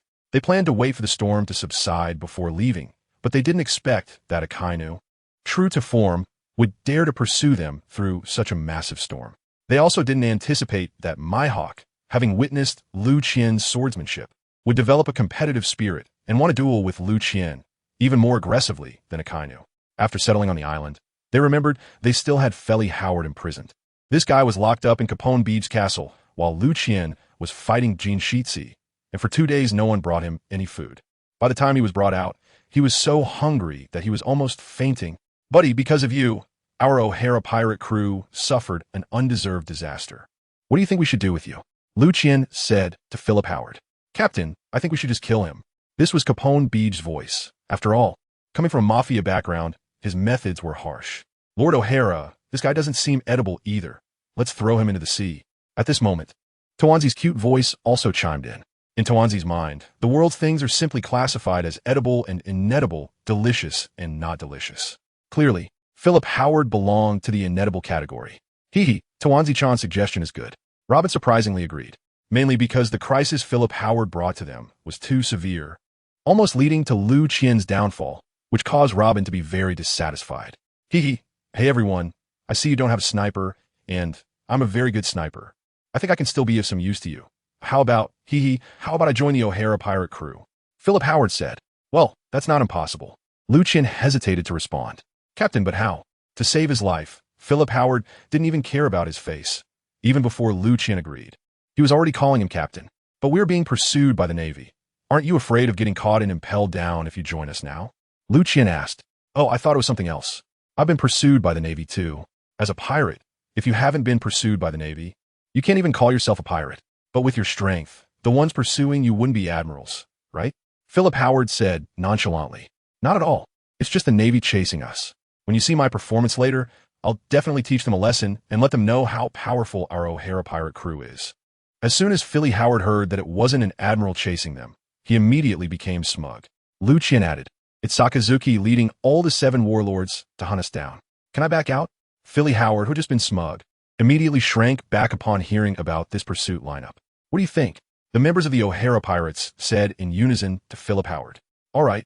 Wing of the Sky, Philip Howard reporting to Captain. Philip Howard stopped fooling around and formally bowed to Liu Qian, officially joining the O'Hara pirates. Ha, great. Our O'Hara pirates have gained a new companion. Let's celebrate. Capone Liu Qian said happily. Hey, Captain, understood. Capone Becky directly instructed the chef in his castle to start preparing for the banquet. Oh, by the way, Philip, you haven't eaten a devil fruit yet, right? Would you like to try one? Liu Qian suddenly remembered something and asked Philip Howard. Nanny? Captain, what did you just say? Do you haven't used devil fruits? Philip Howard asked in surprise. Liu Qian didn't speak, just nodded at Capone Becky. Capone Becky took out 13 devil fruits from the secret room for Philip Howard to choose from. Ever since the incident where the dumpling accidentally ate a devil fruit, all devil fruits have been collected and stored in the secret room of the castle by Capone Becky. Philip Howard looked at the rows of devil fruits on the table in front of him, his eyes nearly popping out of their sockets. Choose for yourself. But I suggest you eat that paramecia-type speed fruit. It's very suitable for your sharpshooter profession, Liu Qian advised. Robin then gave Philip Howard a detailed introduction to several devil fruits she knew about, allowing him to make his own selection. Captain, I've just joined the O'Hara Pirates and haven't made any contributions yet, so eating a devil fruit doesn't seem right, Philip Howard said, swallowing hard. Since you've chosen to join the O'Hara Pirates, and we have accepted you, then we're all one family. Of course, benefits should be prioritized for family members. Besides, eating a devil fruit will enable you to contribute better to our O'Hara Pirates, Liu Qian said. He could see that Philip Howard's strength was not weak, at least at the silver level, which was stronger than some elite vice admirals. Investing a devil fruit in him would not be a loss at all. Perhaps once he fully adapted to the devil fruit, he could become a golden level powerhouse. Then I won't be polite. I'll choose the Paramecia type speed fruit. Philip Howard ultimately chose this devil fruit that could enhance his marksmanship. The speed fruit paired with a sniper was simply a perfect match. He could accelerate every bullet he fired, thereby improving his hit rate. After all, many strong individuals at sea had excellent observation hockey. If his bullets weren't fast enough, they could easily be dodged. Just as Philip Howard was eating the speed fruit and adapting to his new abilities, Akainu's pursuit finally bore fruit. They discovered the island where Liu Qian was hiding. Under normal circumstances, when Liu Qian was at his peak physical condition, he would have been able to spot Akainu and his crew from a great distance. However, he had just gone through a fierce battle, and after expending a lot of energy to bring the carp to this island, he hadn't had time to rest properly, meaning his stamina had barely recovered. Additionally, there were strong winds and high waves on the sea, and they hadn't anticipated Akainu's madness, nor did they expect Mihawk to suddenly clear a path for Akainu. By the time they discovered Akainu, they were already blocked on the island by him and his crew, and it was too late to escape by ship. O'Hara, we finally caught you. This time, let's see where you can escape. Akainu found the carp anchored in the sheltered harbor and saw Liu Qian and the others hiding from the wind and waves on the shore. At that moment, Liu Qian and the others were holding a welcome banquet in the Capone Beach castle. Aside from Capone Beach, no one else had noticed the arrival of Akainu and his crew. Captain, Akainu is coming. He's right on the shore, and he's accompanied by the 7 warlords, Capone Beach said, and as soon as he finished speaking, the hall fell silent. Given Liu Qian's current state, he definitely couldn't match the combined forces of Akainu and the 7 warlords. Moreover, Liu Qian knew that Akainu had no qualms about taking down strong opponents, and he would not hesitate to engage in a group fight as long as he could win. However, the O'Hara pirates were not yet strong enough to confront the 7 warlords. Among them, the strongest was Philip Howard, who had just joined and had just eaten the speed fruit, but he hadn't had time to develop his abilities.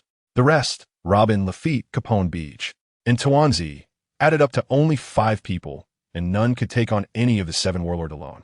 The entire O'Hara pirates had suffered a loss in top combat power, with Liu Qian weakened, and the 5 crew members faced a significant disadvantage in both numbers and strength against the 7 warlords. To make matters worse, there were huge waves outside, and they were on a small island, meaning they couldn't even find a place to hide temporarily.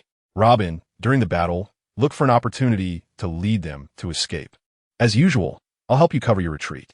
After you get out, wait for me at the ancient island Little Garden on the Grand Line.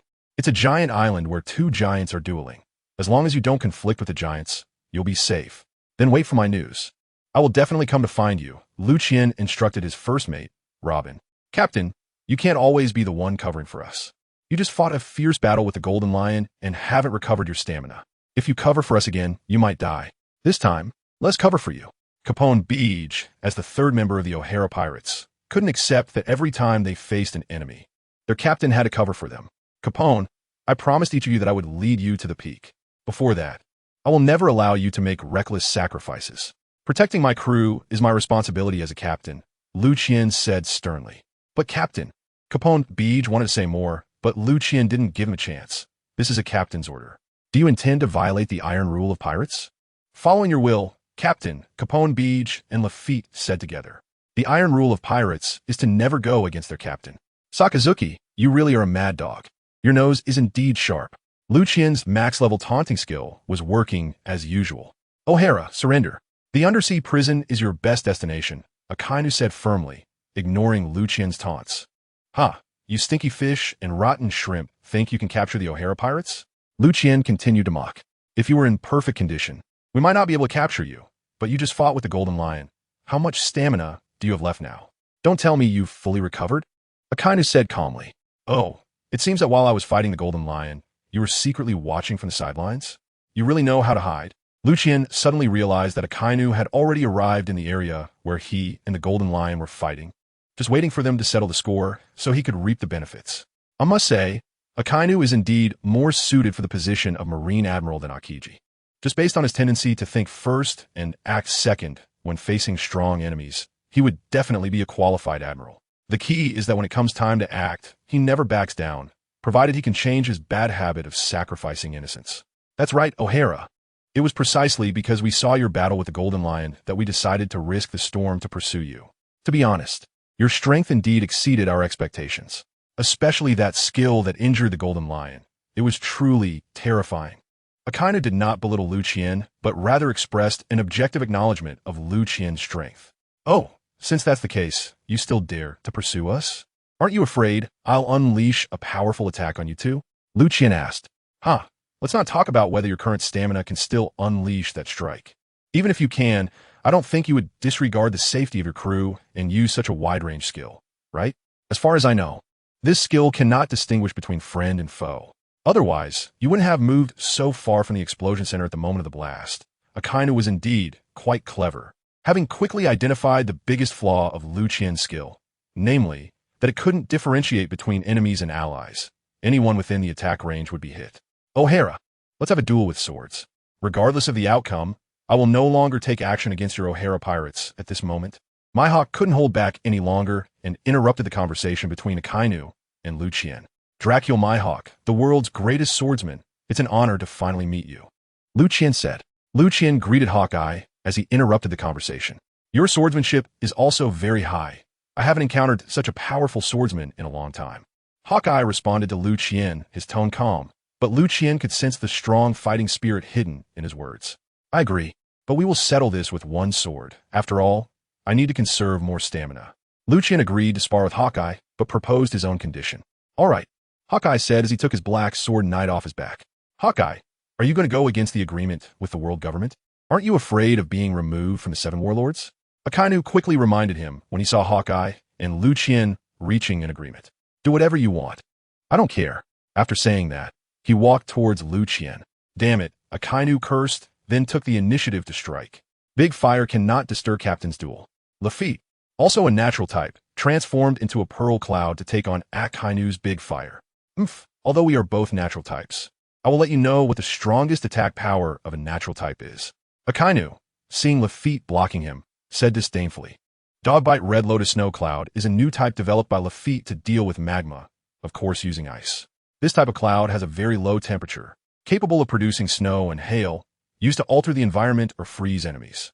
Lafitte's idea is good, but facing Akainu's magma fruit, even Akiji's freezing fruit cannot be said to easily freeze it, let alone hail formed from a cloud fruit. Before the hail even falls, it is melted into water vapor by the scorching magma. However, the water vapor is absorbed by the snow cloud, continuing to transform into hail and fall down. If Lafitte's strength were comparable to Akainu's, he might be able to stall for some time with this move, but his power is simply too weak compared to Akainu's, one being silver and the other gold, making them completely incomparable. Meteor Volcano Akainu generates a large number of massive magma fists in the form of molten lava with both fists and launches them into the sky. Subsequently, magma fists rain down like a meteor shower, instantly dispersing Lafitte's ice and snow clouds. Lafitte was quick enough to dodge. Otherwise, just that attack would have left him severely injured if not dead. The battle between Akainu and Lafitte did not affect Mihawk and Liu Qian. The two stood facing each other, with Mihawk holding his sword. Liu Qian's hand also grasped the hilt of his sword. Neither made a move. Both were accumulating power, waiting for the best moment to strike. They ignored everything outside, their eyes focused solely on each other. Although they did not strike, the tension from their standoff was so intense that even the wind dared not linger there. Suddenly, a rain of magma fell, obscuring both sides' vision. At that moment, both moved simultaneously. Mihawk's black sword, exuded a sense of death in the pitch-black night, while Liu Qian's Raikiri shone silver, illuminating the darkness like electric light. In an instant, there were no massive, flying slashes. Only the clash between swords remained. It was the most brutal and pure collision. Moments later, the two separated and stood facing each other again. You win, Liu Qian said slowly. He was ultimately not someone who specialized in swordsmanship, and the reason he was able to block the Golden Lion's final attack was not because his swordsmanship could match the Golden Lion's, but because at that moment, the Golden Lion was indeed at the end of his strength. You are really strong. Let's compete again when there's a chance. After saying this, Hawkeye shouldered his black sword and stood aside. At this moment, Lafitte was already in the most critical situation. It wasn't that Robin and the others didn't go to support him, but they simply didn't have the time. As soon as Lafitte showed signs of decline, Robin and Capone Beach had already made their move, but they were intercepted by Crocodile and Don Quixote Doflamingo.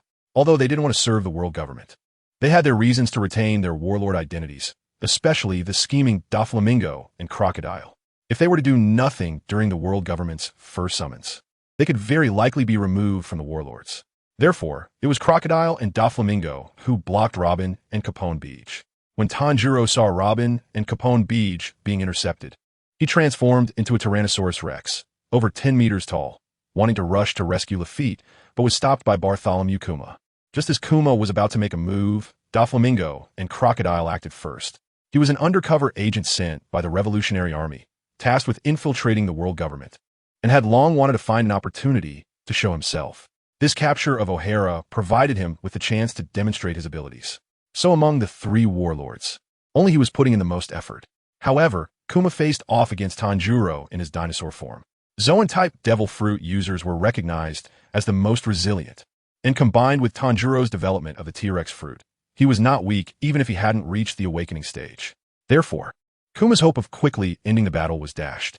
Although Tanjiro was being beaten and howled in pain, each time he was knocked away, he would charge back with even greater speed. For a time, Robin and Crocodile, the original old enemies, Doflamingo and Capone Beach, and Kuma and Tanjiro formed three battle groups that were hard to separate. Only Lafitte was being relentlessly pursued by Akainu, with nowhere to escape. Anyone with a keen eye could see that apart from Lafitte, the other three battle groups had no advantage and defeat was imminent. The newly joined Philo Howard, being a shooter, was hiding in a concealed spot on a deserted island, preparing to launch a sneak attack at any moment. But with three warlords still not making a move, he didn't dare to act recklessly. Otherwise, he might attract the attention of the remaining three warlords. At the most critical moment, the duel between Liu Qian and Hawkeye determined the victor. Liu Qian accelerated and intercepted the pursuing Akainu. Sakazuki, I've already defeated 2 of the 3 monsters of your navy, and today, if I defeat you, it will be perfect, Liu Qian said as he blocked Akainu. You won't succeed. I will definitely send you to impel down, Akainu replied coldly. It was Liu Qian who had defeated Kizaru and Akiji, which weakened the deterrent power of the 3 monster generals at sea. Liu Qian didn't say much about his missile-like kick from Xingyi Quan, as only by taking down Akainu first could the O'Hara pirate crew have a chance to escape. He aimed to kick at Akainu's head, but Akainu dodged by elemental transformation in advance. Great Eruption, Liu Qian dodged and executed another missile kick, but this time he missed again.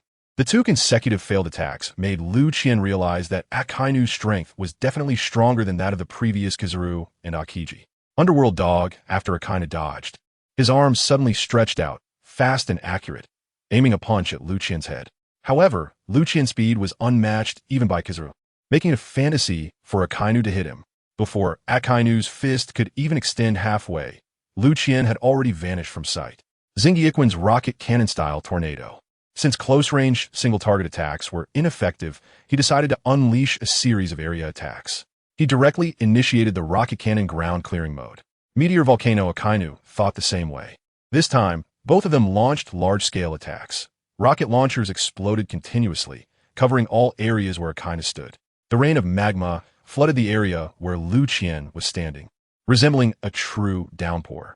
Liu Qian activated his golden bell shield and iron shirt, choosing to endure the attack.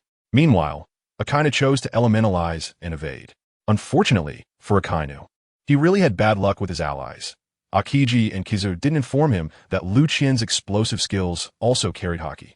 As a result, Akainu suffered a significant loss this time. Why aren't you guys making a move? Akainu, injured, questioned when he saw the motionless Hancock, Jinbe, and Moria standing beside him. He. Sakazuki, even a strong person like you will gang up on your opponent with others? Moria said. He certainly didn't want to attack his captain or let Hancock and Jinbe do so he used words to provoke Akainu. We are here to capture the O'Hara pirates. Not to duel, Akainu replied. You filthy men, I don't want to fight with you, Hancock said, and surprisingly, she made a move against Robin. The Sand Crocodile, seeing Hancock intervening, withdrew from the battle with Robin and turned to attack Liu Qian. Shalon at this moment. Jinbe could no longer stand by and chose to take action against Liu Qian. 3,000 tiles of the correct punch. However, Jinbe, being a sea hero, despite taking action, his attack could only tickle Liu Qian. He disapproved of bullying the weak with numbers, but for the sake of Fishman Island, he had no choice but to act. As for Moria, he intercepted Lafitte. Lafitte had already sustained significant injuries in his battle with the Kainu, and Moria's intervention allowed both of them to act in concert. This way, Moria wouldn't be exposed, and Lafitte could take the opportunity to recover from his injuries. Facing the joint assault of Crocodile and Jinbei against Akainu, Liu Qian focused his main attack on Akainu, while Crocodile and Jinbei primarily took on defensive roles. Crocodile, being a Sansan fruit user, couldn't exert his full power on this desolate island. Although a Logia type can alter the geographical environment, there was also a Logia type user of the magma fruit nearby, creating a sea of fire on the battlefield, which severely limited his combat effectiveness. Additionally, after Crocodile's failed challenge against Whitebeard, he began to doubt his own strength, causing his two-color haki to gradually weaken. Although he put in a lot of effort in his attacks, their power was still far inferior to Akainu's. As for Jinbei, Liu Qian merely pretended to defend against him, occasionally acting as though he was struggling under Jinbei's blows, so that Jinbei could have an explanation for Akainu. Although the two didn't know each other and hadn't communicated beforehand, their cooperation was seamless, as if they were longtime partners. Liu Qian thought to himself that after this incident, he must take Jinbei aboard his ship if he has the chance to go to Fishman Island. With their perfect and seamless cooperation, Jinbei deserved to be on his ship. While Liu Qian was coordinating with Jinbei to act against Akainu, on the other side, Capone Beach was about to collapse. Don Quixote Doflamingo had finally awakened the power of the string fruit after 2 years of training, dramatically boosting his strength to the intermediate level of the gold tier. Capone Beach was no match for Doflamingo. If he hadn't transformed into a complete castle, relying on his tough exterior, he would have been defeated by Doflamingo long ago. Even so, he couldn't withstand the continuous strikes of Doflamingo's super whip. Capone Beach wanted to counterattack, but after transforming into a castle, his speed was truly concerning. If he didn't transform into a castle, he couldn't defend against Doflamingo's attacks, especially since each attack was enhanced with haki. Fortunately, at a critical moment, Filey Howard finally came to the rescue. That's right, he had been hiding inside Capone Beach Castle. This small island was too desolate, leaving no place for him to hide. When he suddenly shot at Doflamingo from within Capone Beach Castle, everyone noticed his presence, even Liu Qian. He had always thought Filey Howard was hiding on the island, wondering how his observation haki was so strong that he didn't even realize where he was concealed. Just as Capone Beach Castle was about to be overwhelmed by Doflamingo's super whip, gunfire erupted. Bang, bang, bang. The sound of a revolver echoed 3 times. 3 bullets infused with haki shot towards Doflamingo. At that moment, Doflamingo was preparing to deliver the final blow to Capone Beach. The super whip was used with full force, swinging towards the castle, and just as the kicking motion was more than halfway completed, Filey's gunfire rang out. Bang, bang, bang. This is the sound of Doflamingo being shot. 3 bullets imbued with haki penetrated his haki defense and drilled into his body. In that situation, just now, the haki defense was the only thing he could do. Nanny?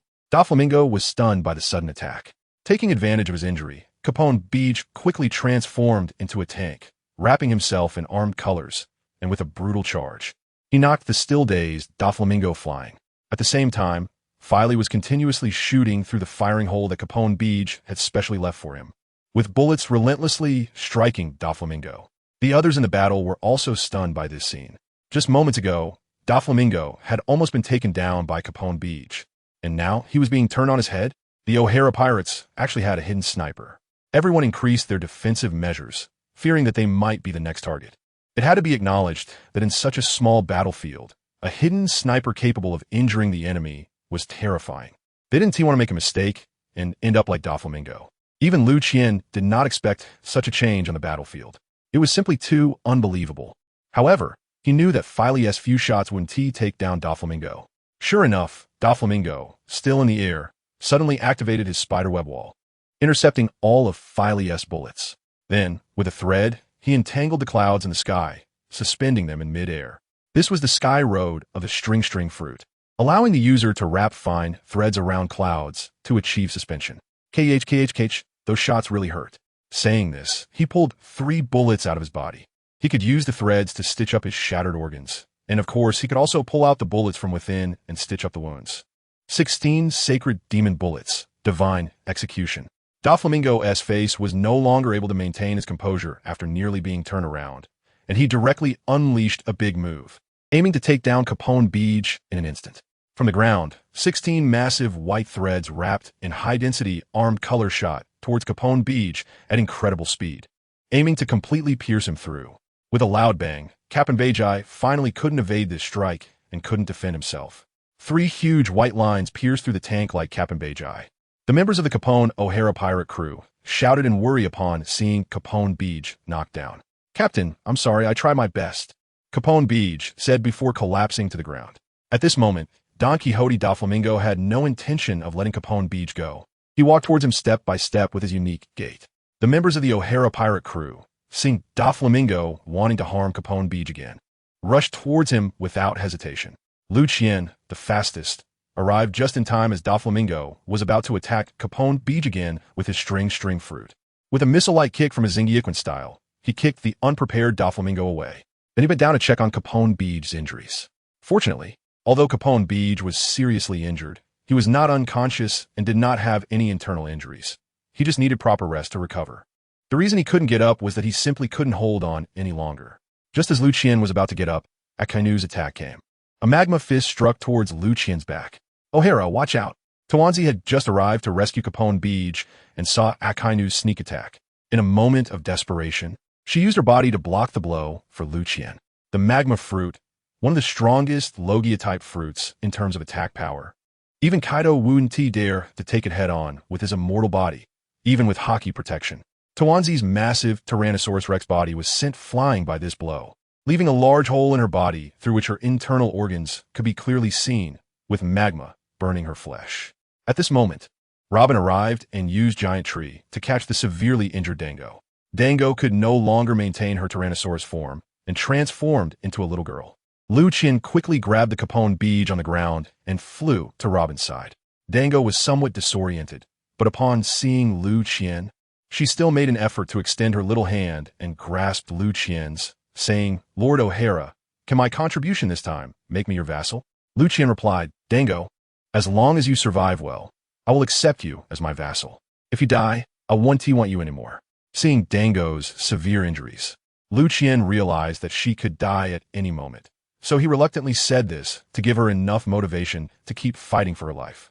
After all, she was a Zoan-type ancient species user with strong vitality. As long as she had the desire to survive, she would definitely pull through. "Good," the dumpling said before smiling and fainting. "Sakazuki, I will kill you," Liu Qian shouted furiously at Akainu. Liu Qian had always been a very calm person, rarely getting angry about anything. He believed that anger was a sign of failure. Even when Capone Beach was defeated just now, he was anxious but did not lose his temper. However, this time, the serious injury of the dumpling completely enraged him. It was the first time Robin, who had known Liu Qian for over 2 years, saw him angry. But she understood him, because the dumpling was not just their companion. All the crew members of O'Hara cherished her like their own daughter. Although Liu Qian sometimes teased the dumpling on purpose, his affection for her was no less than anyone else's. "Robin, follow the plan," Liu Qian quietly said to Robin. After speaking, he stood up and began to gather nuclear power. He brought his hands together, and a visibly translucent light ball appeared between them. In pursuit of speed, the furious Liu Qian disregarded the damage to his body and compressed the nuclear power with all his might. As the nuclear power gathered, the light ball slowly grew larger and became denser. The powerful energy compressed the space, making a crackling sound as if glass were shattering. Is that the skill that injured the Golden Lion?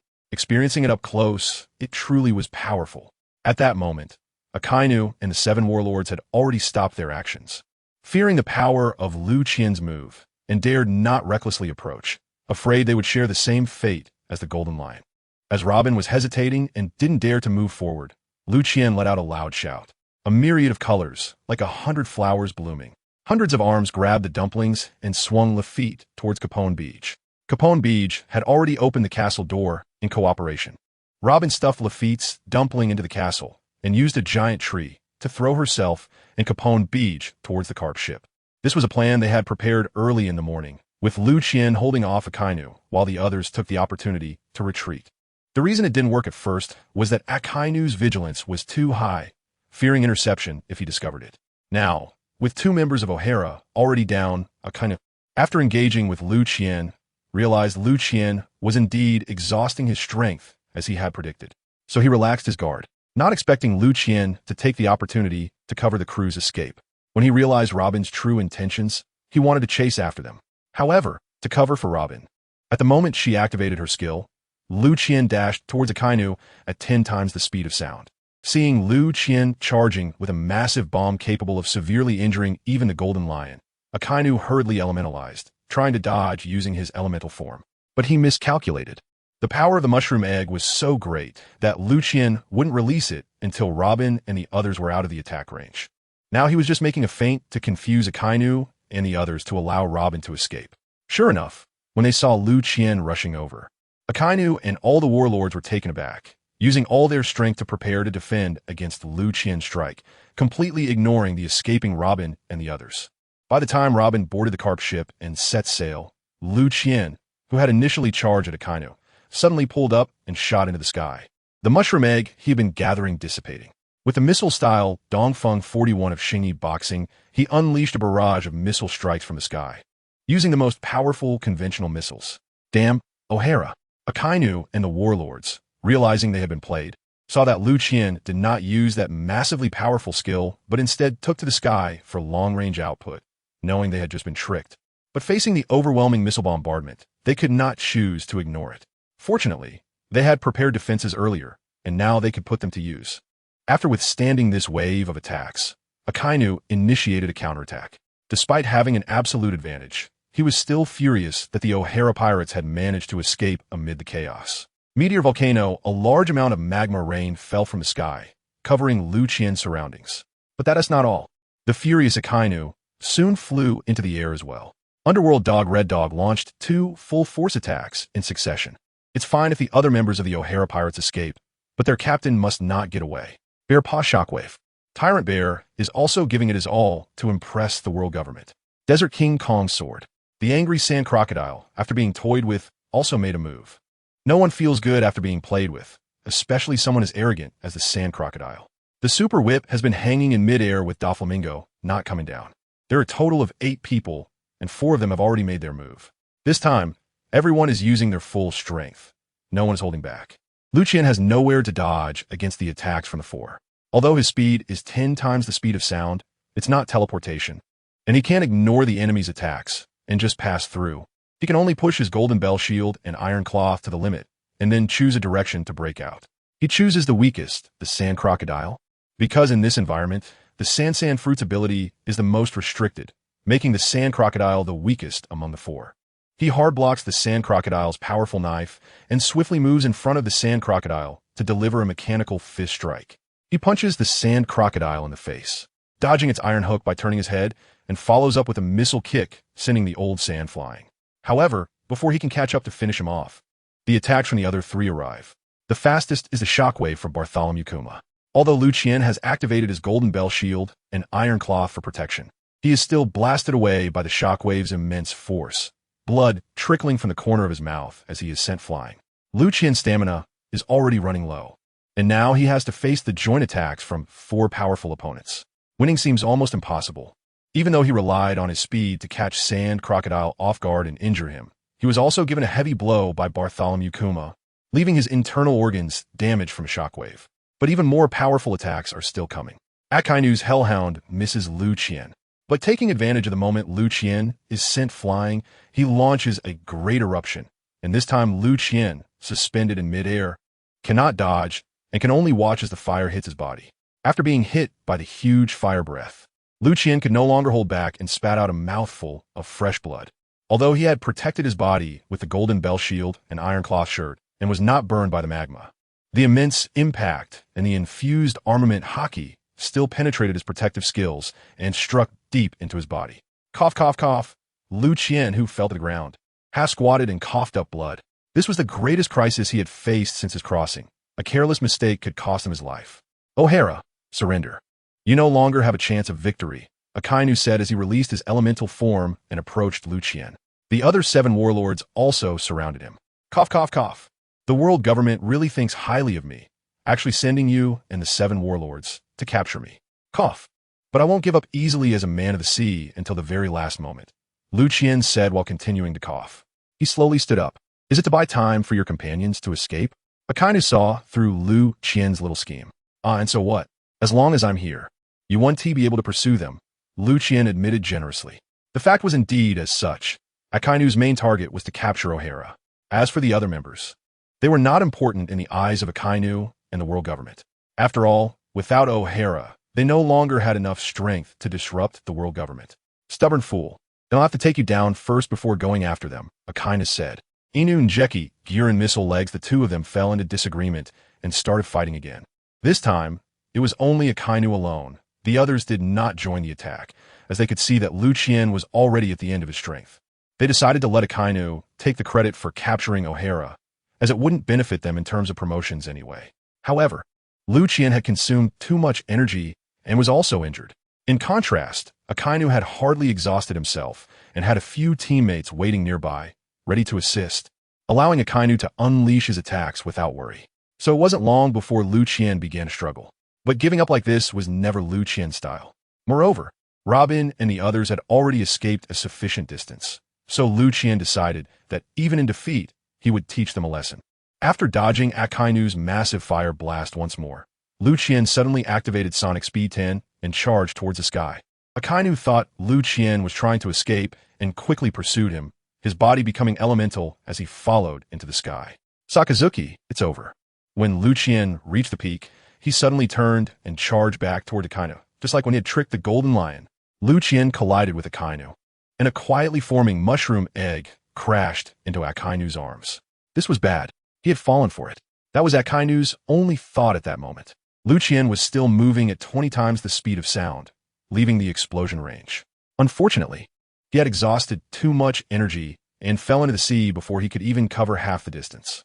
At this moment, Akainu had fully elementalized, trying desperately to dodge. But it was too late.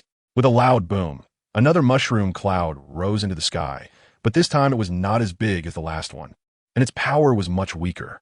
Even so, Akainu was severely injured and unconscious. Elementalization could not evade the damage from the shockwave, and he did not possess the hockey mastery of the Golden Lion. Although the explosive power he endured was less than that of the Golden Lion, the injuries he sustained were more severe. The 7 warlords were also injured, but luckily, Akainu made every effort to elementalize to avoid the explosion, which inadvertently shielded the 7 warlords from most of the damage. Although all the 7 warlords were injured, none were as severely hurt as Akainu. Damn O'Hara. It actually caused me harm, absolutely unforgivable. As the only female warlord, the Empress was almost disfigured, making her even angrier. O'Hara, is truly terrifying. It almost turned the tables on him, Doflamingo said with lingering fear. Fortunately, this time the power wasn't as great as last time. Otherwise, we would all be doomed. Even if we didn't die, we would be severely injured. However, I just saw O'Hara fall into the sea over there. He is a devil fruit user. Aren't we going to save him? Moria also said, as he was actually concerned about Liu Qian and wanted Jinbei to rescue him. You guys go check on Akainu. I'll go rescue O'Hara. As expected, Jinbei stepped up to take on the rescue mission. When Liu Qian woke up, it was already 3 days later. He was tied up with sea stone chains on a Navy warship. Just waking up, Liu Qian surveyed his surroundings and confirmed that this was Akainu's ship. He was now trapped in a cell on the warship, and the one guarding him was actually Akainu himself. Akainu had been injured and unconscious 3 days ago, but fortunately, he had a military doctor with him. And after the Dr. S treatment, he woke up that night, then insisted on personally guarding O'Hara despite the Dr. S objections. This was the first person who could injure him so severely since he obtained the Logia-type magma fruit. If it weren't for Liu Qian's exhaustion and the reduced power of his skills, he might have already died. Liu Qian's performance in such a dire situation truly amazed everyone. Being able to turn the tide against the odds and almost escape was indeed unexpected. Thus, he was really not at ease leaving this extraordinary killer to someone else's care. You're awake, O'Hara, Akainu said to Liu Qian in a calm manner. Without any sarcasm. You actually didn't kill me. I'm quite surprised, Liu Qian replied. I said I would send you to impel down, and I will certainly keep my word, Akainu answered. Whatever, Liu Qian said nonchalantly. He didn't expect that just earlier he had confidently told the Golden Lion that he would never be captured and thrown into impel down, only to be slapped in the face now. It wasn't that he didn't want to escape, but his physical strength hadn't recovered yet. He had forcibly compressed the nuclear power to release the mushroom egg, and then he had forcibly activated 20 times the speed of sound to flee, which resulted in further injuries to his already wounded body, making it so serious that even speaking was somewhat laborious for him now. What about my companions? Liu Qian asked. They escaped. Your last strike was indeed powerful. We were all injured, and I was hurt the most. To avoid delaying my treatment, they gave up on pursuing your companions. Akainu replied. That's good. Now, Liu Qian's only concern was whether the dumpling could make it through. Time passed quickly, and after the trial on Judicial Island, Liu Qian was imprisoned in level 6 of Impel Down. At this time, new waves were stirring on the sea. Admiral Kong was officially appointed as the commander-in-chief of the 3 armed forces. General Sengoku succeeded Kong as admiral of the Navy. Sakazuki, Borsellino, and Kuzan were officially promoted to admirals of the Navy headquarters, becoming the highest combat power of the Navy headquarters, marking the strongest generation of admirals in Navy history, with the 3 codenamed Akainu, Kizaru, and Akiji. Finally, there was news about the O'Hara pirates from the West Sea. Captain O'Hara defeated the legendary pirate Gold Lion in a confrontation. He then fought against the 7 warlords led by Akainu. Due to exhausting too much stamina in the battle with Gold Lion, O'Hara escaped after heavily injuring Akainu and the 7 warlords. During his escape, he fell into the sea due to exhaustion and was captured by the Navy, already imprisoned in level 6 of Impel Down. Each piece of news sent ripples across the sea, especially the last one. Gold Lion had actually come to the West Sea and had a conflict with O'Hara, ultimately being defeated by O'Hara in their confrontation, after which O'Hara was also captured by the Navy. Although he heavily injured the current Admiral Akainu, who was originally a vice admiral, he still ended up in Impel Down. It is unknown how many people on the sea lamented this. A rising pirate star, one who might one day stand alongside the 4 emperors, just like that exited the navigation of the sea. But the sea is like this. There are always newcomers laughing and old ones crying. The losers do not attract much attention, no matter how powerful they were before. Impel Down is known as the world's #1 prison, located in the calm belt of the first half of the Grand Line, with exceptionally tight security. The prison houses serious offenders, and it is extremely eerie and terrifying, with various monstrous guards and visual transponder snails monitoring. There are also many large sea kings in the sea outside the prison, which gives Impel Down the reputation of being a fortress. There are a total of 6 floors. The 6th floor is the Infinite Hell, where only the most formidable individuals are imprisoned, consisting of death row inmates or those sentenced to life imprisonment. The criminals held here are monstrous pirates erased from history due to their extreme wickedness. The inmates on this level are almost legendary figures, facing either the death penalty or life imprisonment. Due to their heinous acts, some events that exceeded the level of cruelty have been covered up by the government, with even newspapers deliberately concealing them. And Liu Qian was imprisoned in level 6 of Impel Down. That's right, he had been in Impel Down for more than a year. His injuries had healed long ago, and due to unforeseen circumstances, after 2 fierce battles, he had once again broken through his bottleneck and had now reached the peak of gold-level strength, the combat power of a top admiral. But he was not ready to leave yet. More than a year ago, Moria had used his fruit ability to sneak in to find him. And after Robin and the others learned that he had been captured and imprisoned in Impel Down, they wanted to rescue him. But he had Moria send a message to Robin and the others, telling them to focus on their training in the little garden while he planned something significant in Impel Down, and that he would find them after succeeding.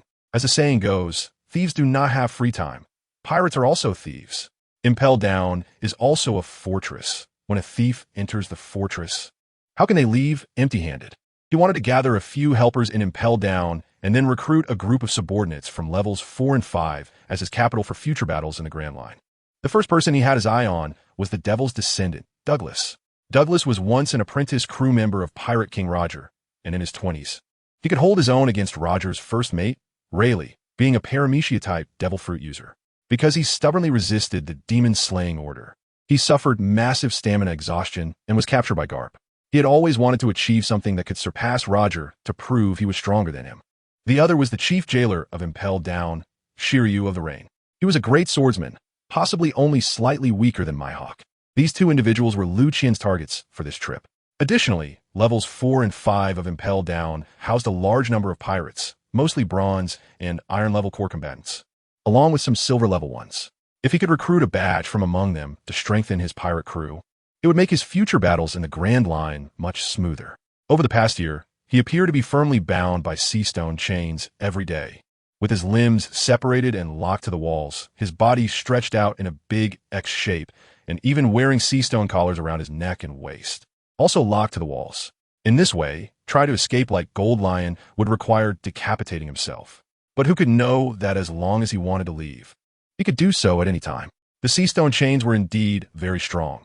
Even with his bare hands, he might not be able to break free. However, he had learned ancient yoga from India. Although he could not compare to those professional yoga practitioners, escaping from the tightly bound chains was still a piece of cake. But to execute his plan, he still needed an opportunity. Impel Down was filled with monitoring transponder snails, and he had no ability to block them. So he could only wait for a chance. He knew that the chief jailer, Shiryu of the Rain, enjoyed torturing inmates. And he had been waiting for Shiryu to come to interrogate him.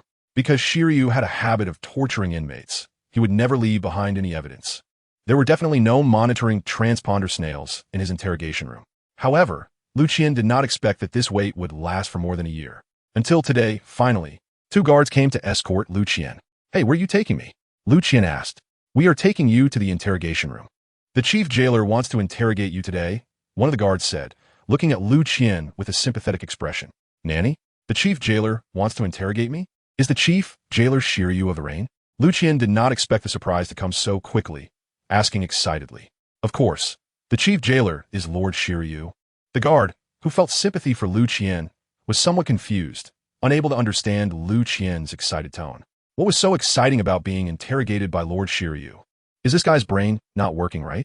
Or is he actually a masochist? Ha, ha, great, finally this day has come. Liu Qian laughed excitedly. This made the 2 guards escorting him exchange glances, confirmed this guy definitely has a problem. Impel Down. Interrogation room, you are the O'Hara of the West Sea? A voice came from the interrogation room. Liu Qian looked up to see a man over 3 meters tall, with a strong and well-proportioned physique, a wide jaw, and a cigar in his mouth, grinning at him, dressed in the uniform of the chief jailer of Impel Down, with a white coat draped over his back. He wore a knife at his waist, with a red handle, a golden blade tip, a square golden guard, and a red sheath. It must be the famous sword Thunderstorm. "I am O'Hara. You are the Iron Wall, known alongside Magellan as the Iron Fortress, the chief jailer of Impel Down, Shiryu of the Rain, right?" Liu Qian asked. "Oh, it seems you know me," Shiryu of the Rain said. "I heard that you enjoy torturing inmates in Impel Down because killing those with status gives you pleasure. Or do you simply enjoy killing?" Liu Qian asked. "Of course, killing those once invincible pirates brings me pleasure," Shiryu replied. "I thought you just liked killing for its own sake. If it's because killing those with status gives you pleasure, I have a bold idea that could give you even more pleasure. I wonder if you're interested?" Liu Qian continued to ask. "Can you make me feel more pleasure?" "Who else can make me feel more pleasure?" Shilio asked in confusion. These prisoners, regardless of their previous identities, once imprisoned here, have only one identity: prisoners of Impel Down. It seems that torturing these powerless prisoners can no longer satisfy your increasingly empty soul, right? Liu Qian said. "These pirates deserve to die. Killing them is nothing. If I can find some pleasure before they die, that is their greatest redemption," Shilio said. "Well, do you want to be a dragon-slaying hero, sung about for generations?" Liu Qian coaxed. He was really trying hard to win over Shilio. "Dragon-slaying? Where are the dragons?" Shilio was clearly intrigued. "Aren't the world nobles the dragons? Would killing them give you more pleasure?" Liu Qian revealed the final answer. What? Even though Shiryu was accustomed to being reckless, he was still shocked to hear Liu Qian telling him to kill the world nobles, the celestial dragons, and broke out in a cold sweat. What? The great Shiryu of the Rain only dares to bully these defenseless prisoners? Liu Qian mocked. Shiryu did not respond, only stared intently at O'Hara. A real man, Shiryu, should venture out into the sea. If you want to kill for pleasure, you should aim for the celestial dragons. Just think about it. Using the best sword to kill the noblest of people, isn't that more exhilarating? Always hiding in this small Impel Down. Bullying those helpless prisoners is not what a real man should do, Liu Qian passionately persuaded Shiryu. "Let us talk when you can get out," Shiryu retorted, looking at Liu Qian, who was firmly bound. "You think these ragged things can bind me?" After Liu Qian finished speaking, he activated ancient Indian yoga. Suddenly, Liu Qian's entire body seemed to lose its bones, and like a snake, he slithered out of the chains. Seeing Liu Qian standing in front of him, as if performing a magic trick, Shiryu was dumbfounded. It was his first time seeing someone escape from sea stone chains like this. "Aren't you a devil fruit user? How can you easily break free from sea stone chains?" Shiryu asked in surprise upon seeing Liu Qian free from the sea stone's restraint. It's a form of martial arts, not a fruit ability that allows all my skeletal muscles to become as soft as water. Shiryu, come on, be my crew and let me lead you to the peak of this sea. One day, I will give you the chance to kill the celestial dragons until you vomit. How about that? Liu Qian extended an invitation to Shiryu. That depends on whether you can get out of this interrogation room first, Shiryu replied, drawing his famous sword from his waist. Shiryu's sword was fast, so fast that the blade was almost invisible. But he forgot that Liu Qian's speed was even faster. Fast enough that even Kizaru couldn't escape from him. Shay flashed behind Shiryu and delivered a missile leg kick to his butt. It wasn't that he was perverted, but due to his height, he could only kick Shiryu's rear without jumping. Shiryu turned around and blocked the kick with his Raijin, but before he could continue his actions, Liu Qian's attack came again. The Xingyi fist was like a machine gun, a Gatling. Bullets rained down on Shiryu like a storm. Even though Shiryu was known for his quick sword, he still felt a lot of pressure facing this onslaught. Your strength is still quite a bit behind that of Hawkeye. Liu Qian teased. You fought against Hawkeye? Shiryu asked. Yes, in terms of swordsmanship, he is undoubtedly the best in the world. Although the two were constantly exchanging blows, it didn't stop them from chatting. Oh, how much worse am I compared to Hawkeye? Shiryu inquired. At least you two aren't in the same league, Liu Qian casually remarked. However, if you become my crew member on the Cloud Piercer, I happen to have a natural-type wind fruit that would suit you perfectly. How about considering it? Liu Qian did not give up on persuading Shiryu. Without a high-ranking insider to provide cover, his plan would never succeed. And Shiryu was the most suitable candidate. A natural-type wind fruit? Shiryu was taken aback when he heard Liu Qian would give him a natural-type fruit. Liu Qian stopped attacking and retreated to create distance when Shiryu was momentarily stunned. That's right, it's a natural-type wind fruit. Although it's just a lower-tier fruit compared to the storm fruit, it is still a natural type. Moreover, wind and rain have always been companions. I believe that with this fruit, your strength will definitely increase again. At that time, surpassing Hawkeye and becoming the world's greatest swordsman wouldn't be impossible. Liu Qian continued to entice him. Shiryu put away Raijin and took a puff of his cigar. Surrounded by smoke, it was hard to see his face or know what he was thinking. If I agree to join your ship, will you really give me the wind fruit? Shiryu asked, still skeptical. Of course, I'm always very generous to my crew. Liu Qian replied matter-of-factly. Shiryu didn't speak again, just continued smoking cigar after cigar. After smoking 4 or 5 cigars, as if he had made a decision, he extinguished the cigar with his hand. Liu Qian didn't rush him. He believed Shiryu would make the choice he wanted. Sure enough, after Shiryu extinguished the cigar, he said to Liu Qian, I agree to join your ship, but you must give me the wind fruit. No problem, Liu Qian replied briskly. Not everyone could refuse a Logia-type devil fruit. After all, the elemental transformation of a Logia-type fruit was indeed advantageous in battle. Moreover, it was a wind fruit. Although it was merely a lower-tier fruit compared to the storm fruit, it was still a Logia-type fruit. Not to mention, this fruit was indeed a good match for Shiryu, who had long grown weary of his dull and monotonous life. Every day, he was stuck in this underwater prison, cut off from the vibrant world outside. Having lost his normal social circle and with no entertainment activities, he was left to deal with the garbage of the sea every day. Anyone would go mad. After all, he wasn't like Magellan, who spent half his day in the restroom due to the negative effects of his fruit. He was a normal person with all the normal desires and ambitions.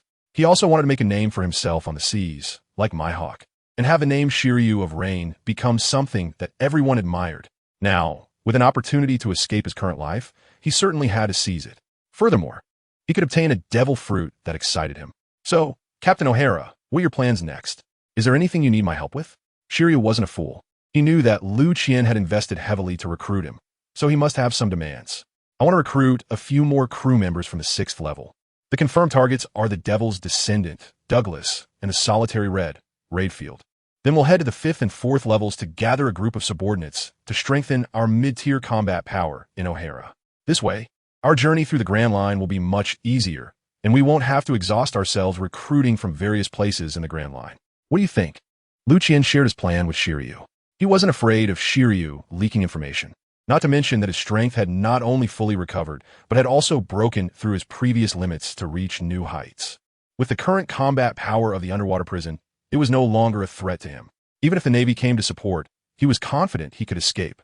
Shiryu had always been an ambitious person, and such individuals would not easily let any opportunity slip by, even if the chance seemed slim. Moreover, O'Hara's strength had been tested.